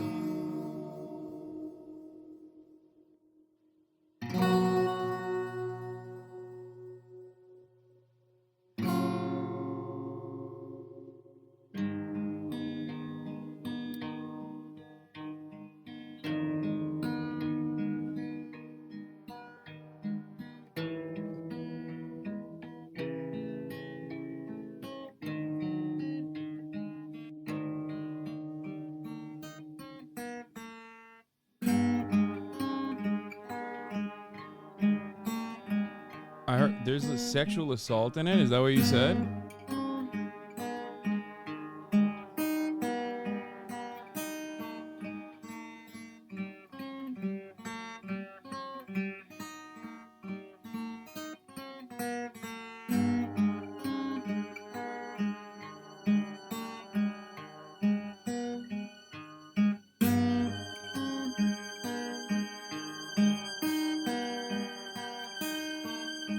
Time I want you to read my message, but it just came out to my IRL friends as trans. I'm so happy. Thank you for everything you do. Congratulations, Nina.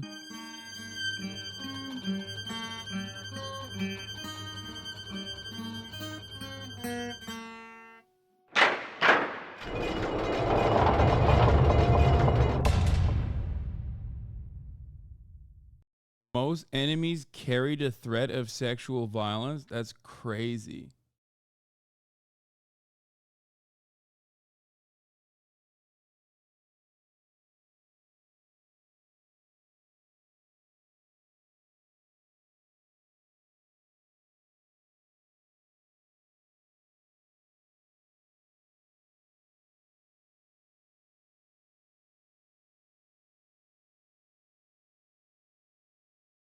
There's also the Walking Dead game as well.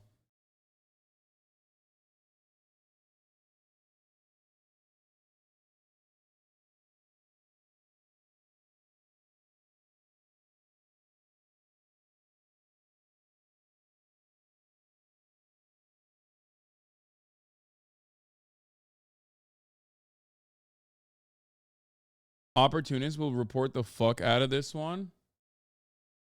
Fear and hunger. Dude, I gotta play this. It's got fear and in it. You can attack their penises to chop them off.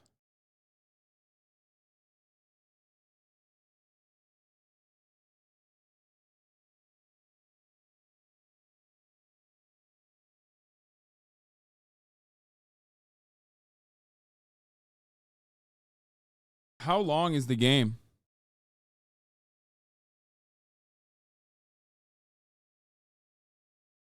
Guys. I know you want me to play. I know you want me to play another fucking scary game. Okay? I hear. I understand. I get it. But please, a little bit more variety. Please. Jesus Christ.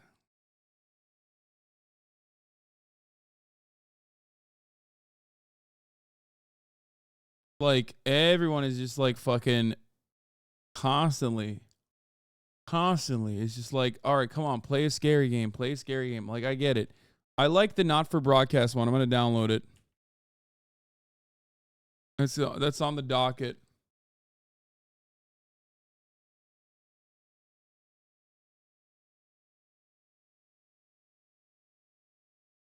There's a game called Cruelty Squad. It seems to be about capitalism, and it's whack.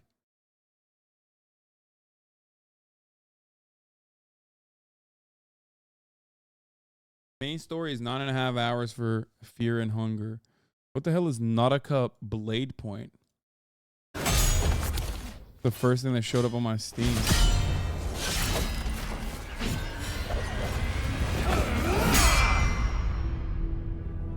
Two gods, Sunwing and Moonbane.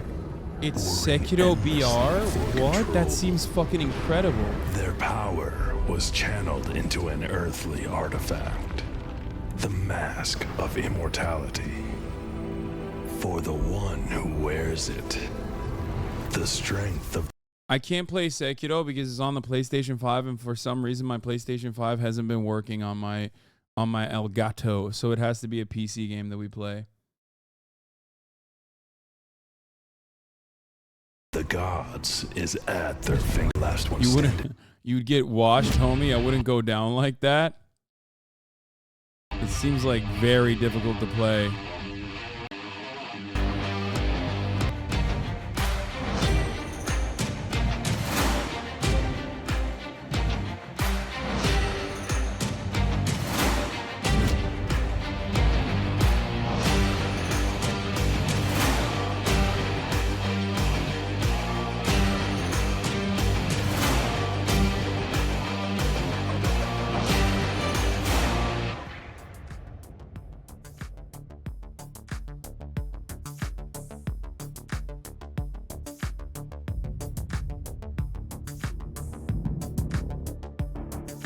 Oh, Dave the Diver is another one that people keep telling me. Is that scary or is that...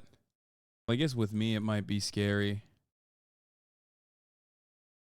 Meet Dave, an interesting little human with a precarious love for the sea. He spends his days diving the chilling Sekiro's on stream. Why would I play Sekiro again? I've already played it.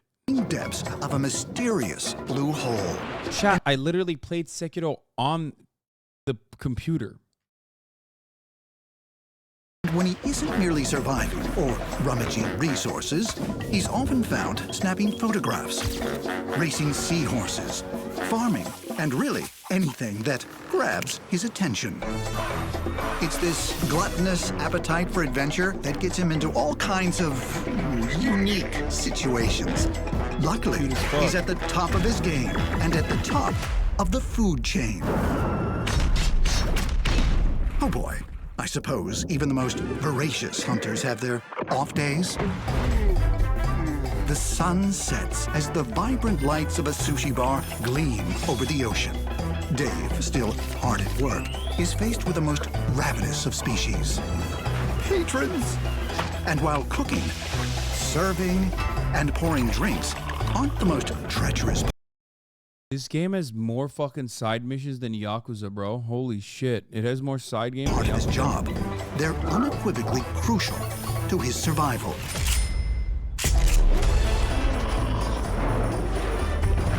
The blue hole is home to unimaginable secrets. And with Dave's unquenchable thirst for discovery, there's no telling what he may encounter. Dive in and guide Dave through the dangerously dark depths of the daunting deep sea.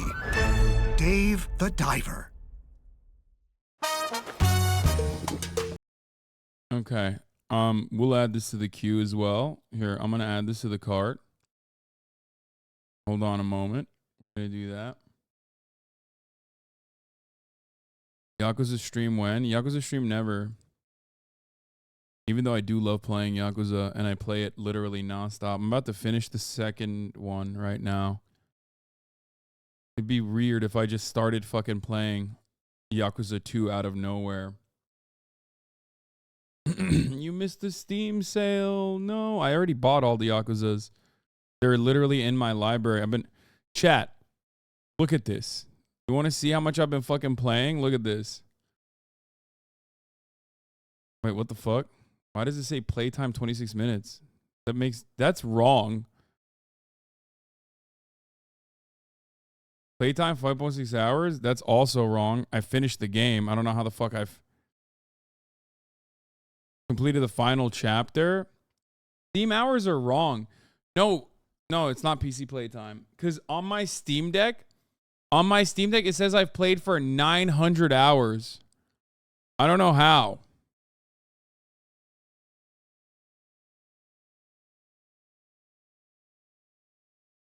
I played for 26 minutes today while I was pooping. That's why it says 26 minutes today. But I don't know why it's saying I've only played for 26 minutes. Yeah, chat. I played the game for 26 minutes and I have literally unlocked everything in the game. I've unlocked 30% of the fucking game in 26 minutes. I'm the most cracked gamer of all time.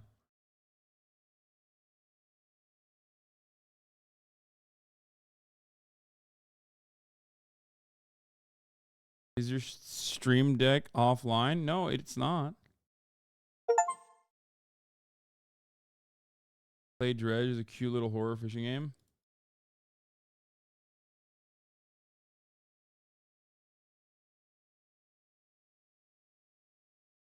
Why'd you spend 26 minutes on the toilet? I mean, it wasn't just on the toilet. Of a doubt. The roguelike where you solve procedurally generated cases? That sounds kind of interesting.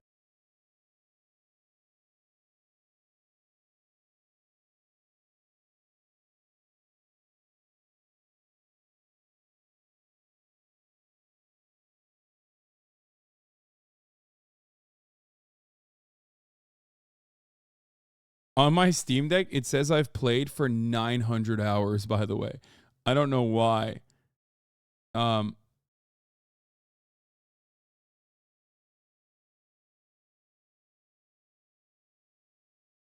Which, you know, there isn't even enough fucking time.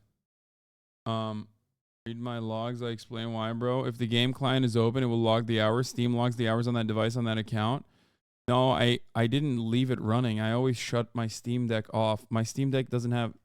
Steam Deck has like 3 hours of juice.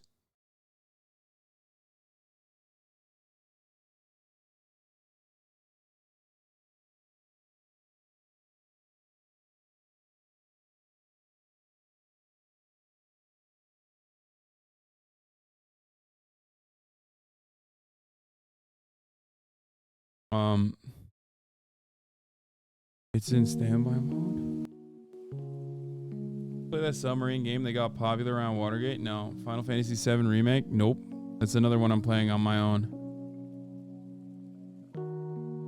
I actually kind of dropped that for the Yakuza series because I've been playing that a lot.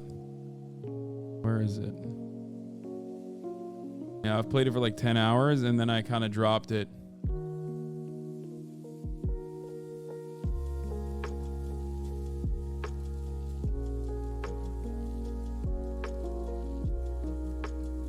It's Garbo? No, it's not. Why did you say the Final Fantasy remake is Garbo? It's not Garbo at all. What was the other one, chat? The one that Little Bear was suggesting? Not for broadcast. This is right in front of me. I don't know why I said that. Okay, here, I'll download it too.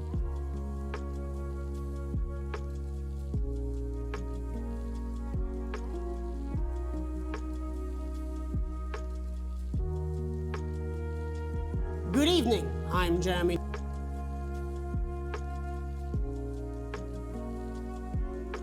Contraband police in Wrestling Empire? What?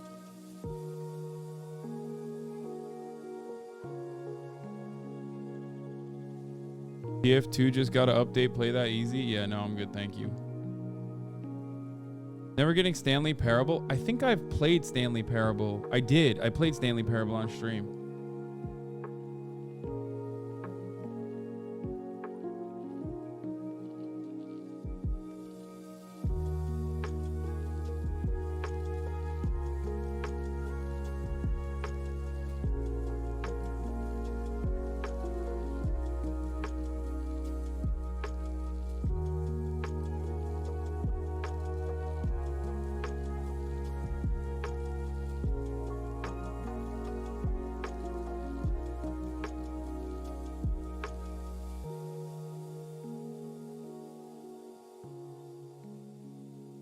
Okay.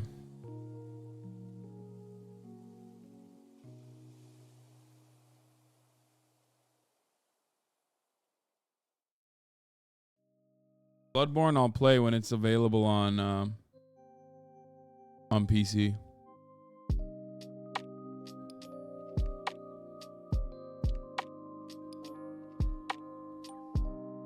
Are you a Yakuza fan? I'm a huge Yakuza fan, yes. Alright, I downloaded those 2 games. But for now, I'll just, for now, I'm gonna dive back into BattleBit Remastered.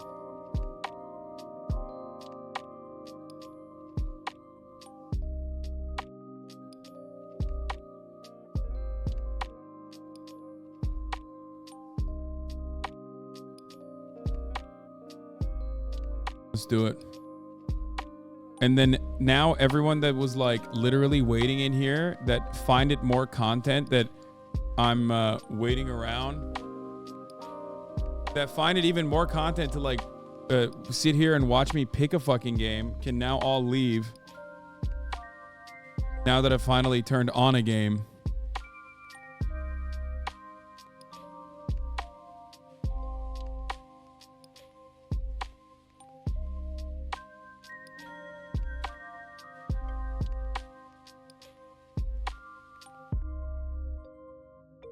There's Twitch drops for this thing? What the fuck?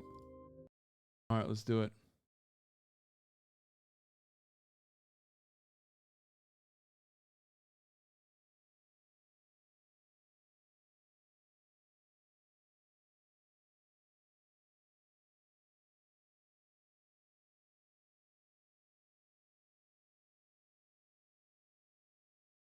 You haven't played the Stanley Parable? You played the Trogdom? I did play the Stanley Parable on stream just a long ass time ago. I don't know why chatters are like, bro, I know better.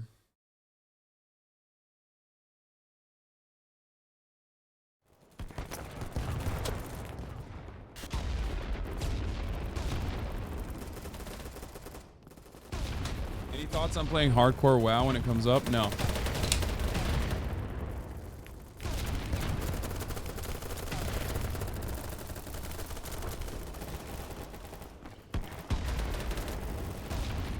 Assault, medic, engineer, support, recon. Let's do assault. Dude, I don't even fucking know. I don't even fucking know, dude. How did I speak again, chat? I forgot. Oh, revive President Bush. Let's go. I got you, President Bush.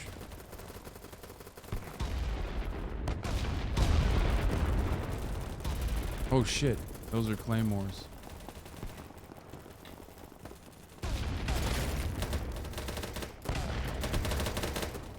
Where are they shooting from?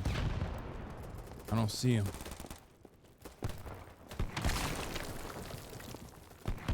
I don't even know if I'm going the right direction, honestly. Was that a fucking guy? Oh, shit! Oh! Oh, I need a medic! Oh, fuck. They got me.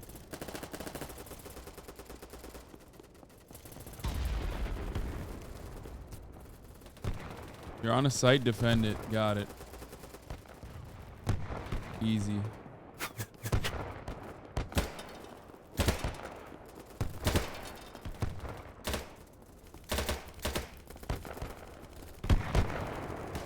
Easy for me. I'm the king of defending sites.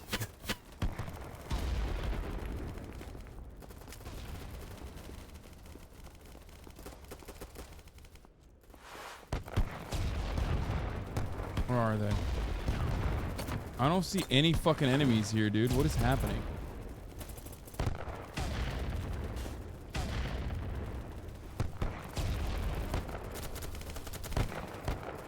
I literally, my eyes are, I have boomer eyes, chat. I have boomer eyes, chat. I don't even see.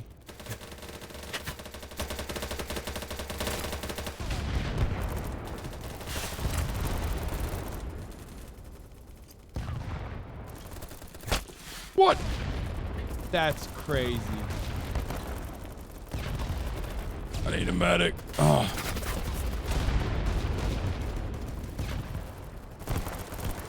Sniper! Get down! I don't even know where they shot me from. What the fuck?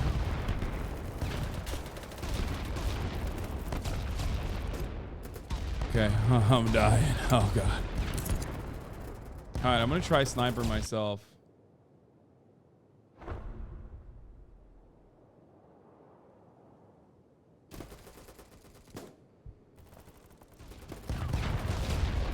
Oh, fuck. I was going the wrong way.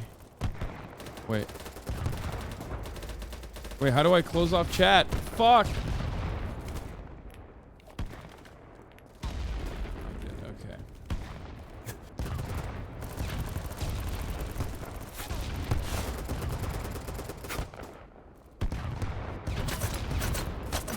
Oh, fuck. They're shooting from behind. Oh! Whoa, what the fuck? I don't even know where they're shooting me from. I thought you served for 7 hours. Why are you acting so casual? Oh, there's one right there. Oh, fuck! They're up on the treetops. They're up on the fucking... Oh! I'm dying.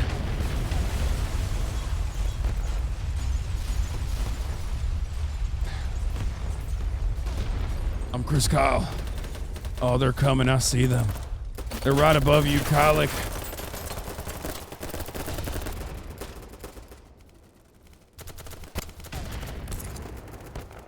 They are fucking cooking our asses, dude. Wait, what is the other one? Which one is like the machine gun one? Like automatic rifle one. Oh, there's like better weapons. You are never beating the fraud gamer allegations. I mean, I know I'm a fraud gamer. I don't know what you want from me.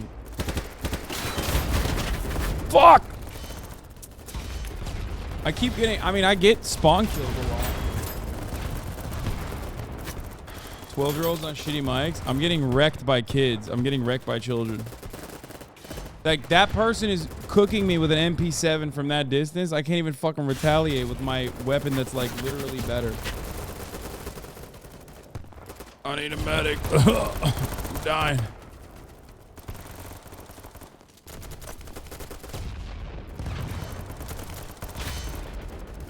Oh. Oh. How do I get a sub MG, chat? Which one is it? Which class is a sub MG? Is it engineer?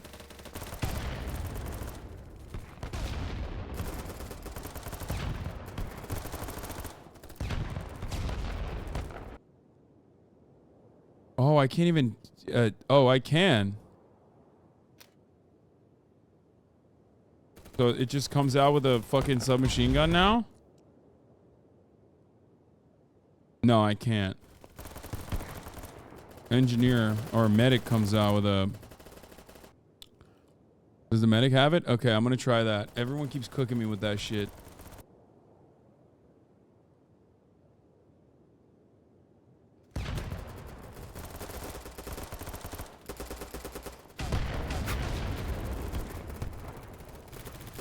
Do I get faster with this now or no?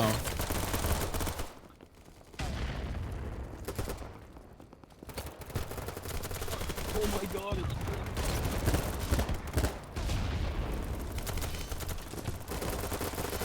Oh shit, he's right there, he's right there, he's right there. Fuck, I couldn't shoot because I was reloading. Oh fuck, now it's semi-auto. How do I change that? How do I change that back? Oh.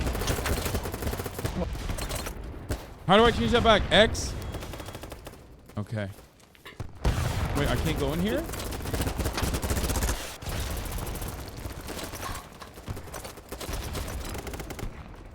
Why can't I fucking shit? I can't see! Fuck!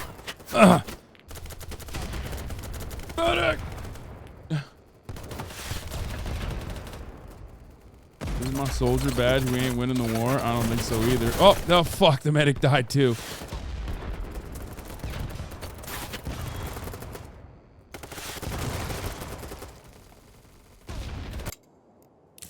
Oh, I'm the medic. Fuck, I forgot.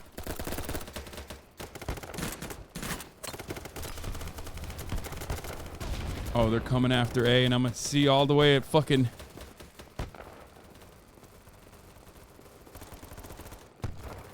Respawn simulator? I don't want to hear this, okay? Don't talk shit.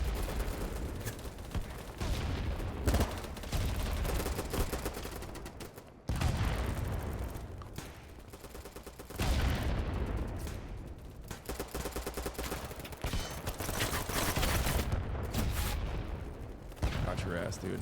Got you, don't worry, baby. Oh, fuck! Ah! Dude, I haven't gotten a single... I haven't gotten a single kill.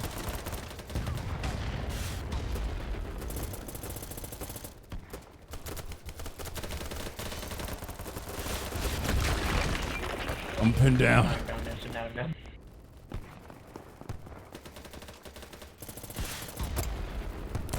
Coronavirus. Wait, we're fucking... I mean, not we as in me, but like our team is kind of dominating.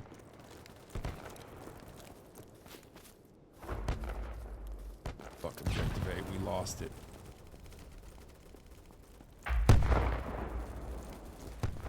The game is telling me we're winning, Hasan. Don't you fucking worry about a thing, baby.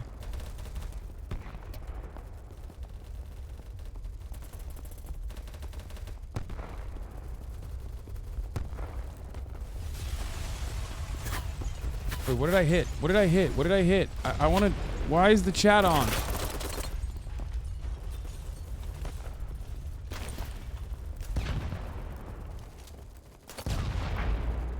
Where's he shooting at me? Oh. There? Where is he? On the beach. Shit. Oh! Well, that's awkward. By the way, your mic turns on every time you die. I did not know that.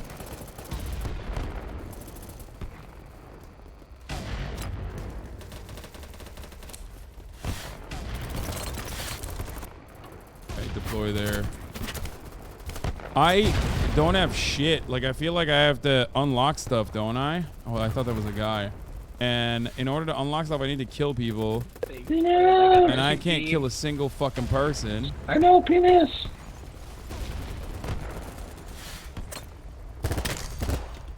Except for that guy who I just fucking clapped.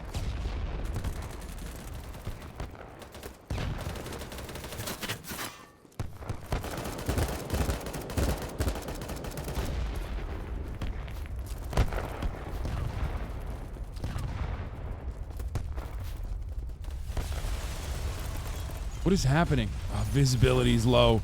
Visibility's low, chat. I don't know what I'm gonna do here. I might see enemy. I'm close into enemy territory here. I'm wide open.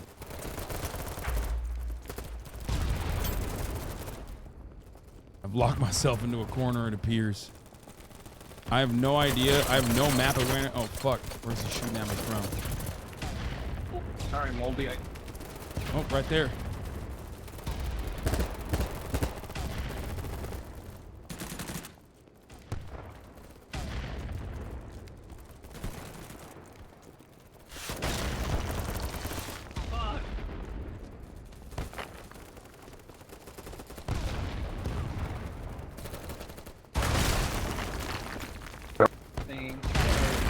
Whoa, what the fuck? They're blasting this shit. Oh, they got him. Oh, fuck, behind me.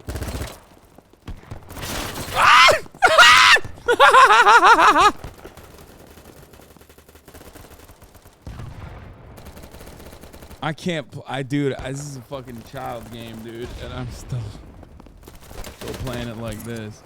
Drive 32v32 way less chaotic.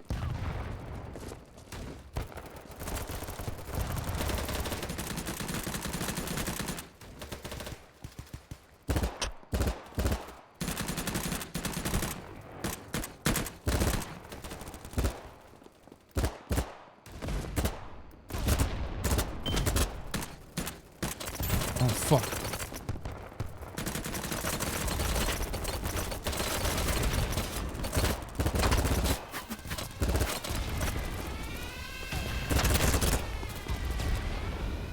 Yeah.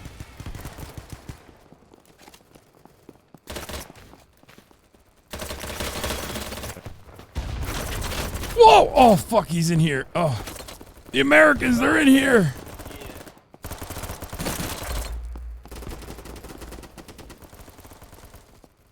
I need a medic.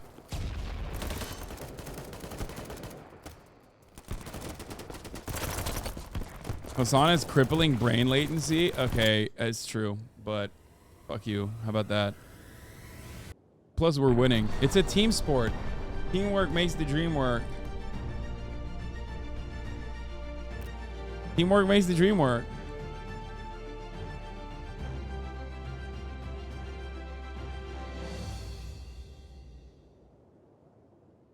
Too much walking, you're not a gamer anymore.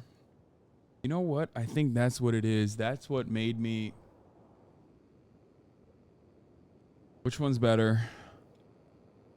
Play the bigger map? Which one is it? I can't even click on it.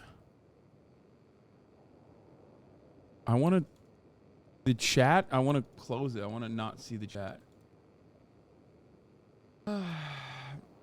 Don't walked all your gaming juice out of your damn body. I agree.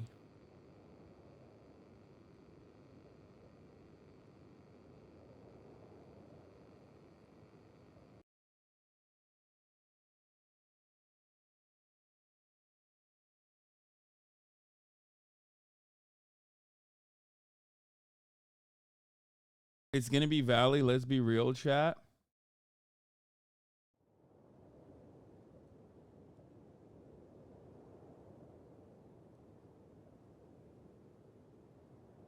I'm gonna go back to the M4A1.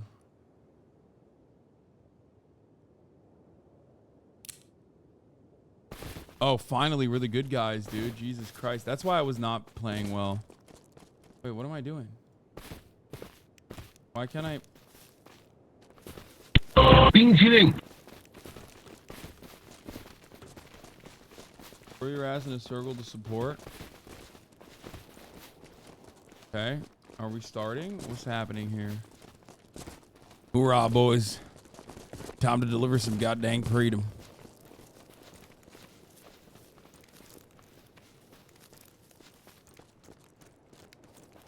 We need some snipers. We already have some fucking snipers. Do you not see it? Oh. Base vaults over it. We're in a safe zone. I don't know, why do I feel unsafe? You know what I mean? Bernie, Bernie, Bernie. Am I going the wrong way? They say the server is full. Bernie, Bernie, some walks the ball, trying to raise the flag. You see that? Ooh, red, white, and blue. And then the man says, "Hail to the chief." You know. It ain't me. It ain't me. I know Senator's son, y'all. It ain't me. It ain't me. I know fortunate one, yeah.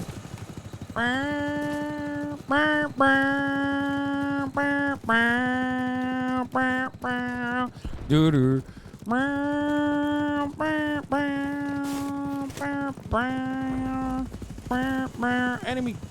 Enemy captured objective B. We need to haul ass over there right now. We need to deliver some freedom to objective B. Yes, I have reacted to Geopole Turkey versus Greece video chatter.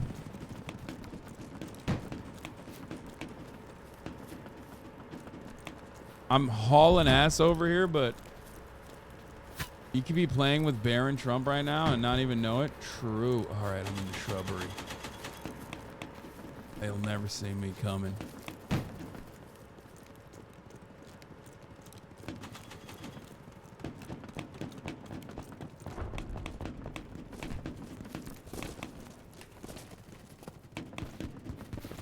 You have a gaming music playlist? I never listen to music because I have never done the whole like 2 different audio files uploaded or streamed shit. That helps you avoid having the VOD muted. And I kind of don't want to get the VOD muted. This game is a lot of fun though. I totally get why people love it. Like it's very chill. Like even if you're fucking failing big time, it doesn't really matter. You know what I mean? Holy fuck, what is this area? This is a big ass map.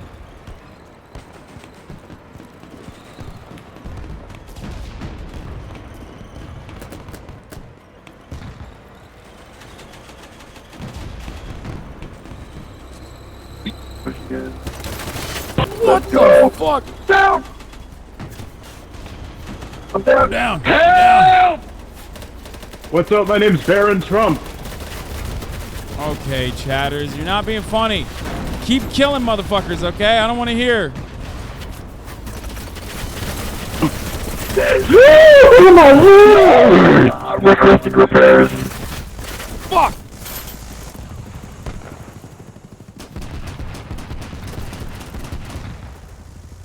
Chatters are too busy trying to fucking be funny instead of actually... I need a medic. Okay, fuck it.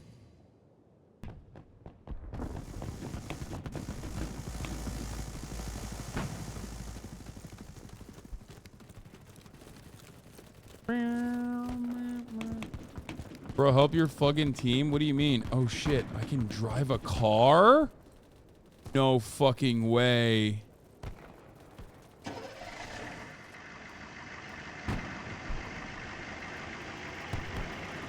Oh, this is so sweet, dude.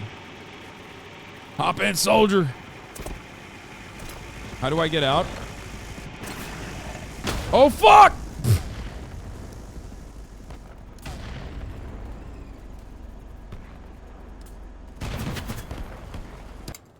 I turned off.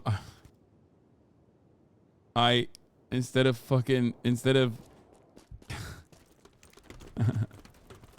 I did the wrong thing, okay? Instead of getting out of the car, I turned the engine off.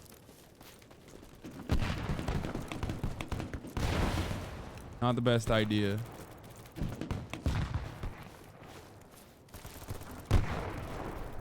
Oh, they're coming. They're coming. The enemy's here. Oh, God damn it. God damn it. They're here. There's like 3 bogeys. 12 o'clock. Behind the wall. Can they hear me when I speak like that? Well, your boy Hitler donated $1 to us. Thank you, Hitler.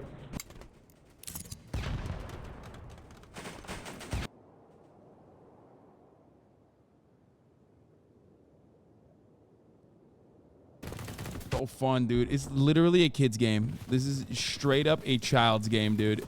Imagine fucking making Hitler memes on a child's game. Ridiculous.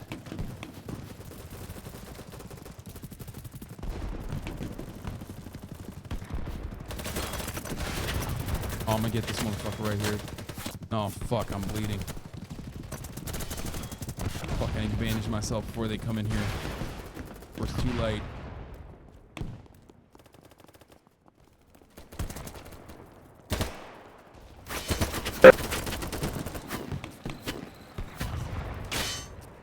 Oh my god. Snipe. How are chatters is unfunny? Don't forget, they're not all chatters. There's probably a lot of fucking people who are haters that watch as well that...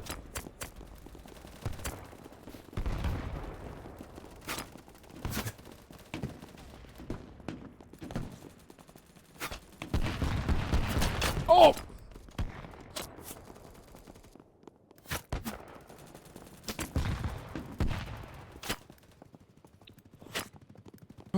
Is this Roblox? Is it Roblox? Is this done inside of Roblox?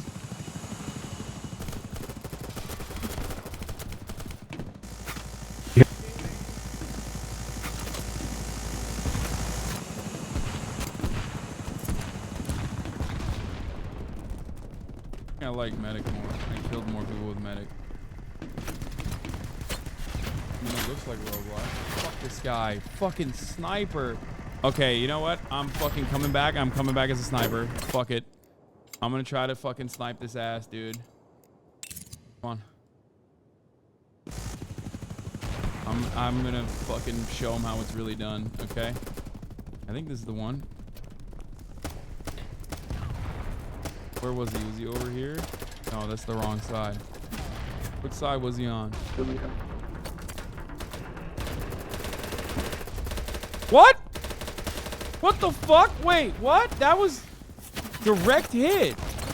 Coming down!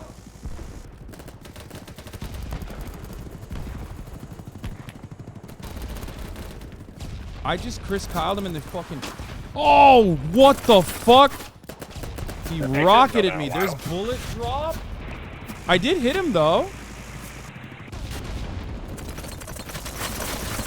I did actually hit him, chat. Oh, what the fuck? That helicopter. Watch your RPG.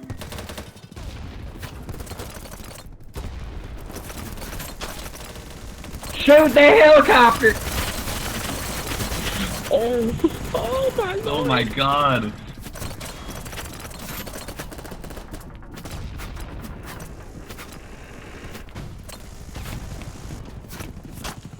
Fuck.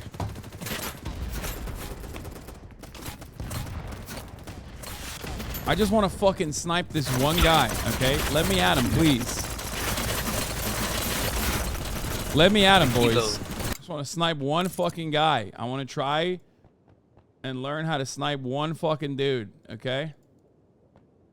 Select the spawn point right there. Just fucking spawn right there. Turning in favor. Oh, those are our boys now. Okay, I'll revive you, motherfucker. Wait, where are you? Where is he? Our boys took over that lot.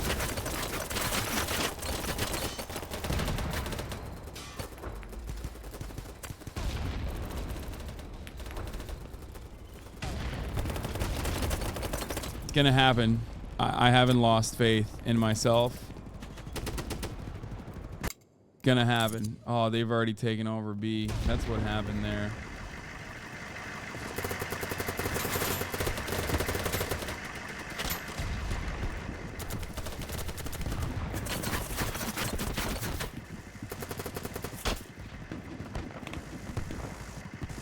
I got shot in the asshole. Literally a children's game? I know. It still frustrates me to no end, though. That doesn't change the reality that it's frustrating.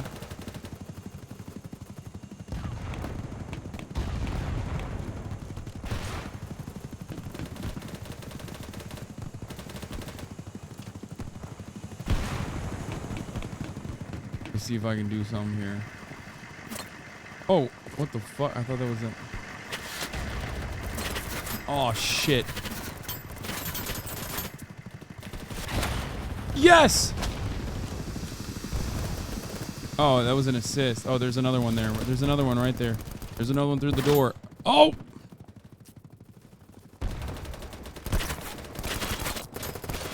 No.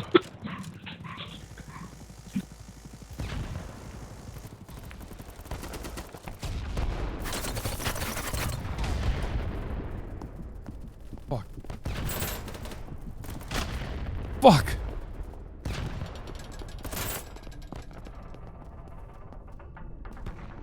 You're coming with me!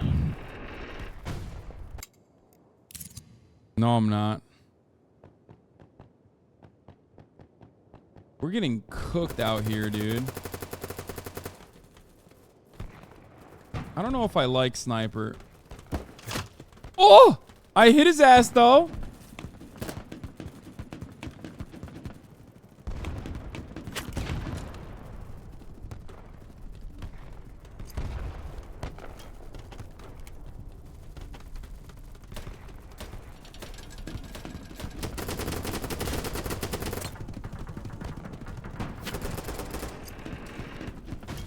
Where is he? Oh, shit, right here.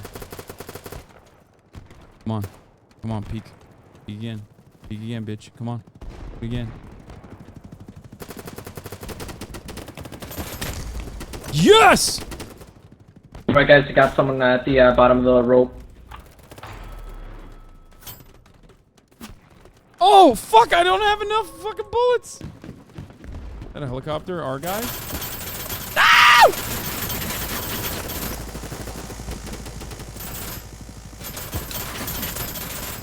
Got him.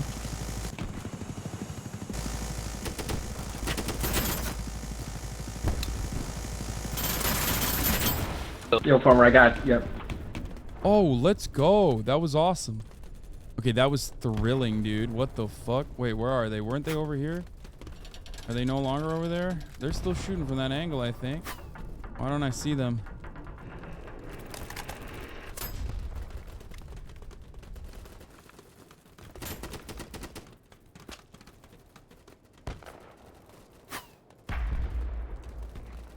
Okay, I like this whole, like, fucking sitting on top of a rooftop and sniping motherfuckers thing. I feel like a Chris Kyle.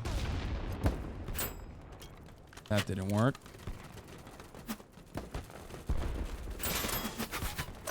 Oh, shit! Fuck! Turkish American sniper style. Oh, I need a medic.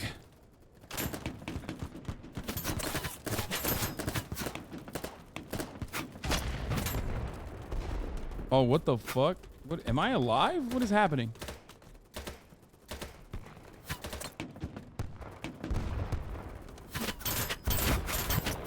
Ah!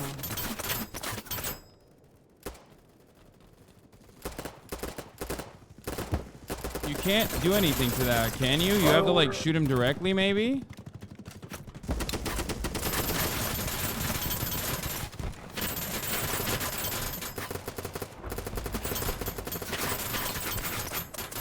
Oh, fuck. Fuck, there's a dude ass in front of me.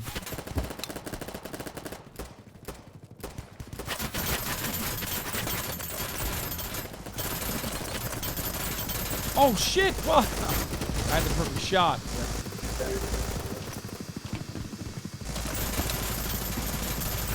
Why is this a one-shot sniper? It's the worst sniper on the planet.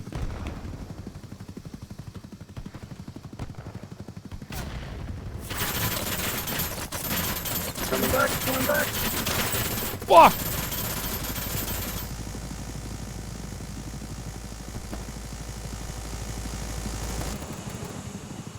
Because the other ones are marksman rifles.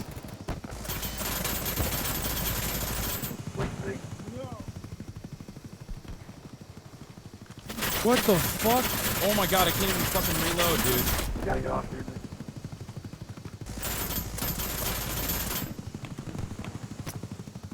Got you.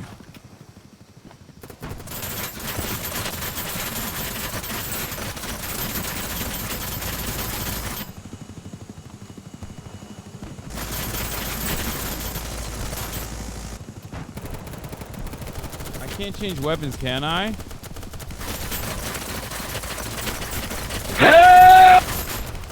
I can't change weapons, can I?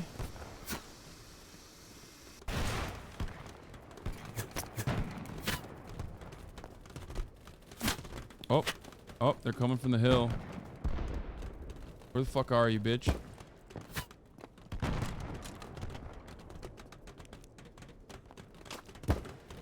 Oh, am I too high? Am I shooting too high?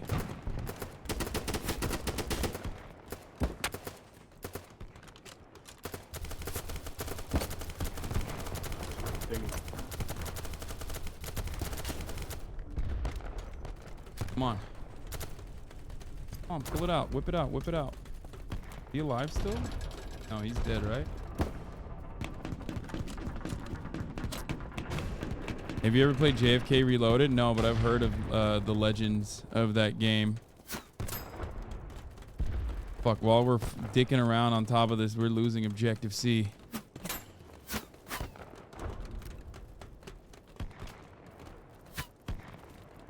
I don't really give a shit though. I'm just trying to learn the mechanics.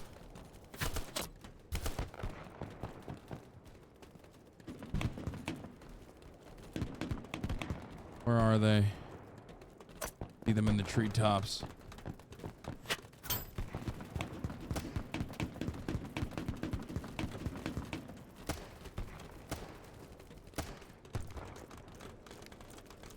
Should probably get out of here, right?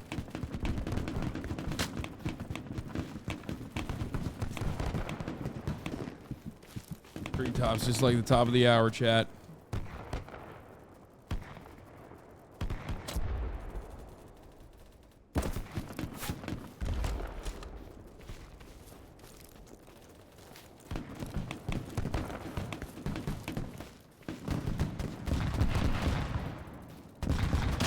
Wait, oh, I thought that was friendly.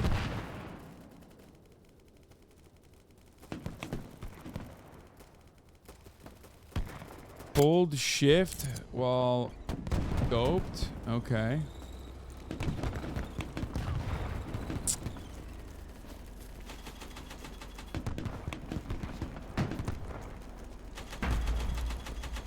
Enemies dominated by 505 tickets. Holy fuck, that seems bad.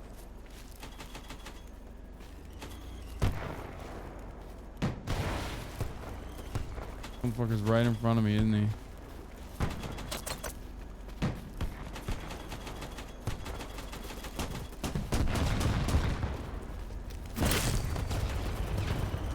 Bitch. Wait, is this friendly or not? Oh my god, that's not ours. What the fuck? Oh, it's not. I don't know what to do about that.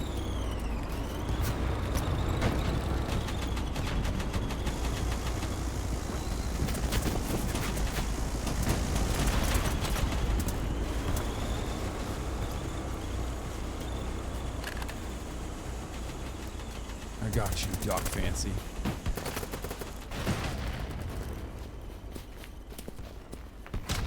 Oh shit, behind. Behind, behind, behind!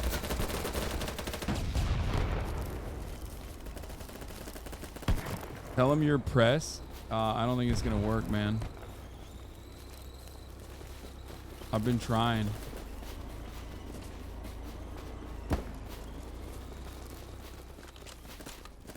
Watch out for the helicopter.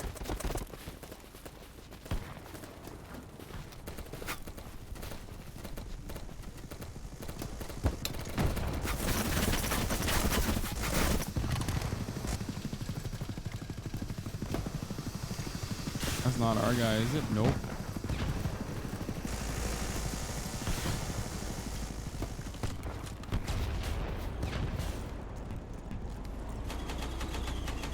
Can't get drafted. 6 days in Fallujah, baby. That's the game we're playing today, chatters.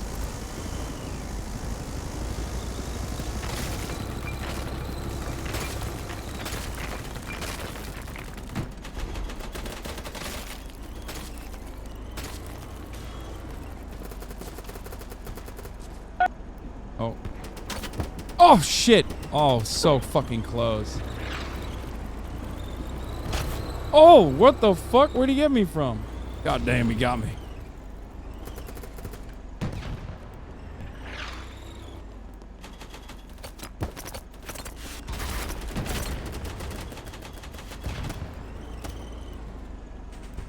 This is a nice little perk for me. Anything that I get in my sights from here, it's over, you know what I mean? Oh, shit. Where is he? Where are you, Juan? Oh.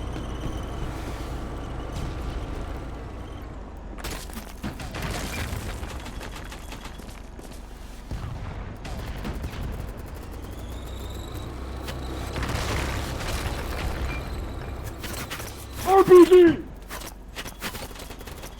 Where are I can't see a single fucking person, dude. Oh, there's one. Oh, there's some in there. Okay, there's some in the building. Oh, fuck. Right behind us! Run! Get down!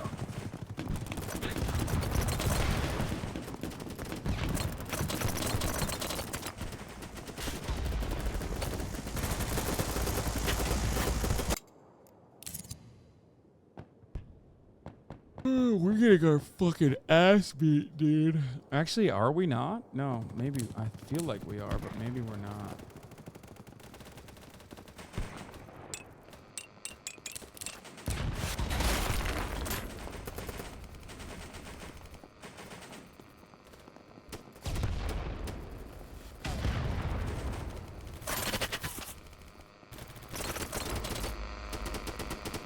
What is that buzzing noise? Oh, shit. Oh, fuck. Just absolutely ripped me.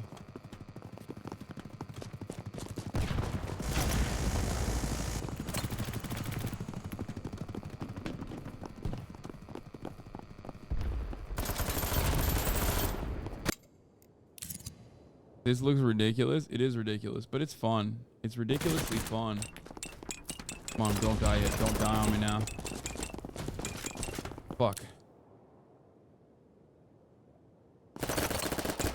Don't die on me now. Shit. They're all dead. They're all dead. Oh, what the fuck?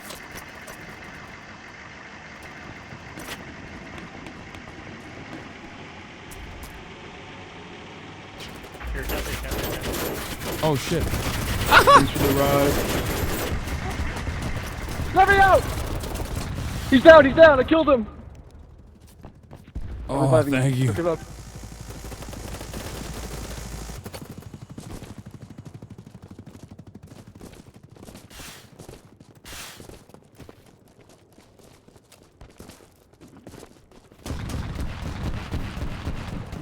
Uh-oh.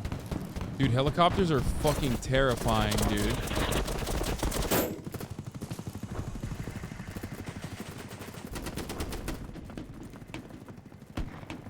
There's like nothing you can do. There's just a sense of...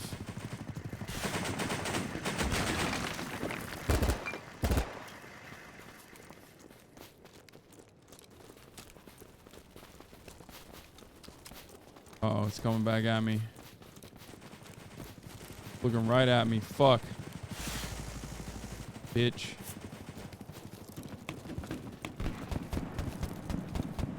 This is not a baby game, chat. No, it's not. Terrifying. This is war, man. War is heck. War is fucking heck.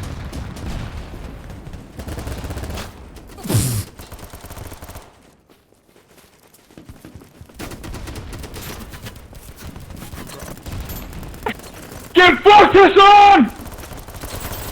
What? You're from Atlanta. We out kids, man. And fuck. At least I'm fucking healing people, you know what I mean? I'm doing my part as medic.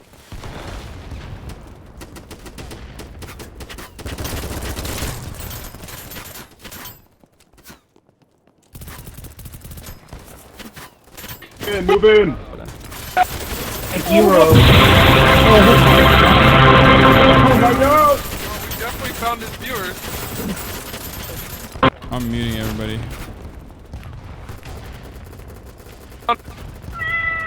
Okay. That was... We're about to lose.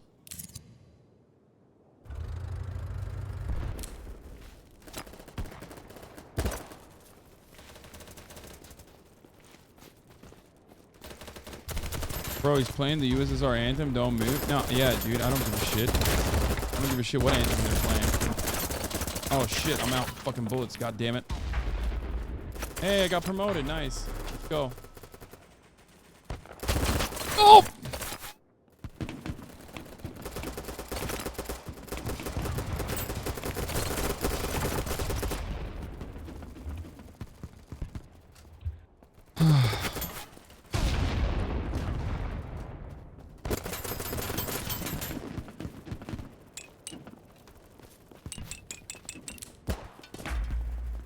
Not in combat anymore.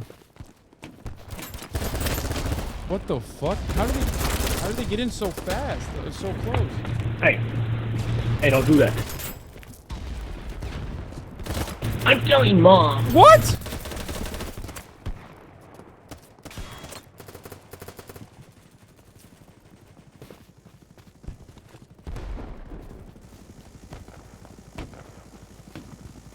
There's like 8 dudes right underneath here. Where'd they come from?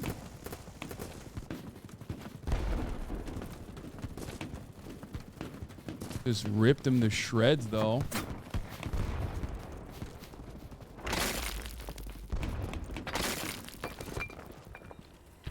Where are we going? Wait, why are we walking slow? Oh, we lost. Alright, that's a good game. That's GG's, everybody. That's GG's. All right, let's last 3-minute ad break. I did it. I gamed a little bit, and we'll game some more.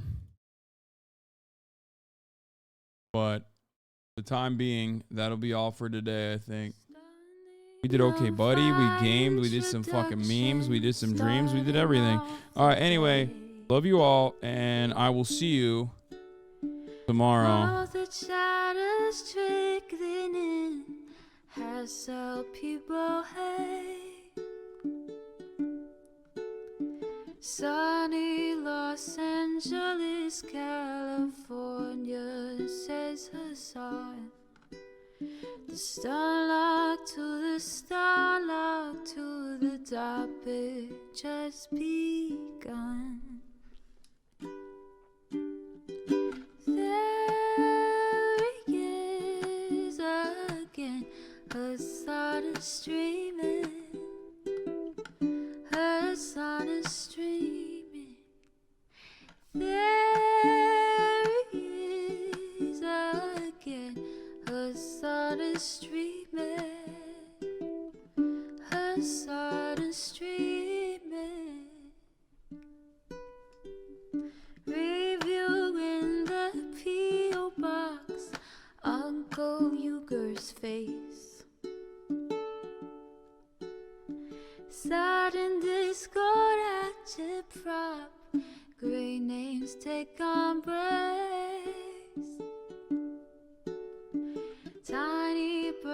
Sanders, LGBTQ Air Force. The whole left at your fingertips, on at your door.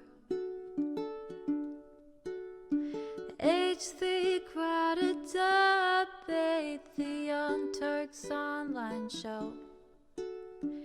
3 full fucking years of this, plenty more to go. 90-day fiance talks of champagne bourgeoisie.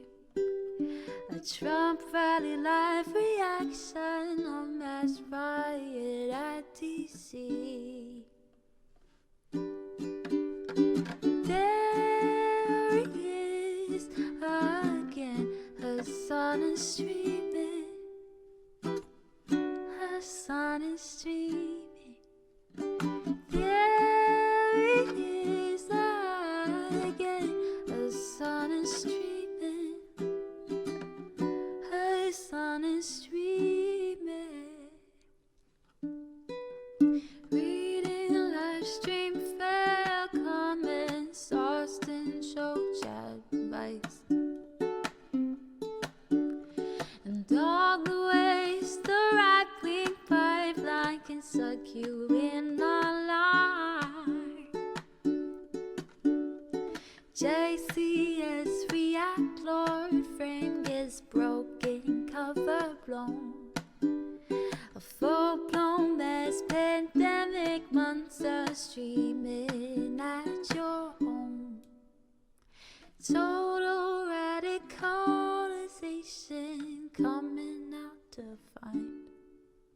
The system you were taught to trust in was broken the whole time. All these daily streams, whether big or whether small, have helped me and so many find the meaning through it all. There he is again, Hasan is streaming. Hasan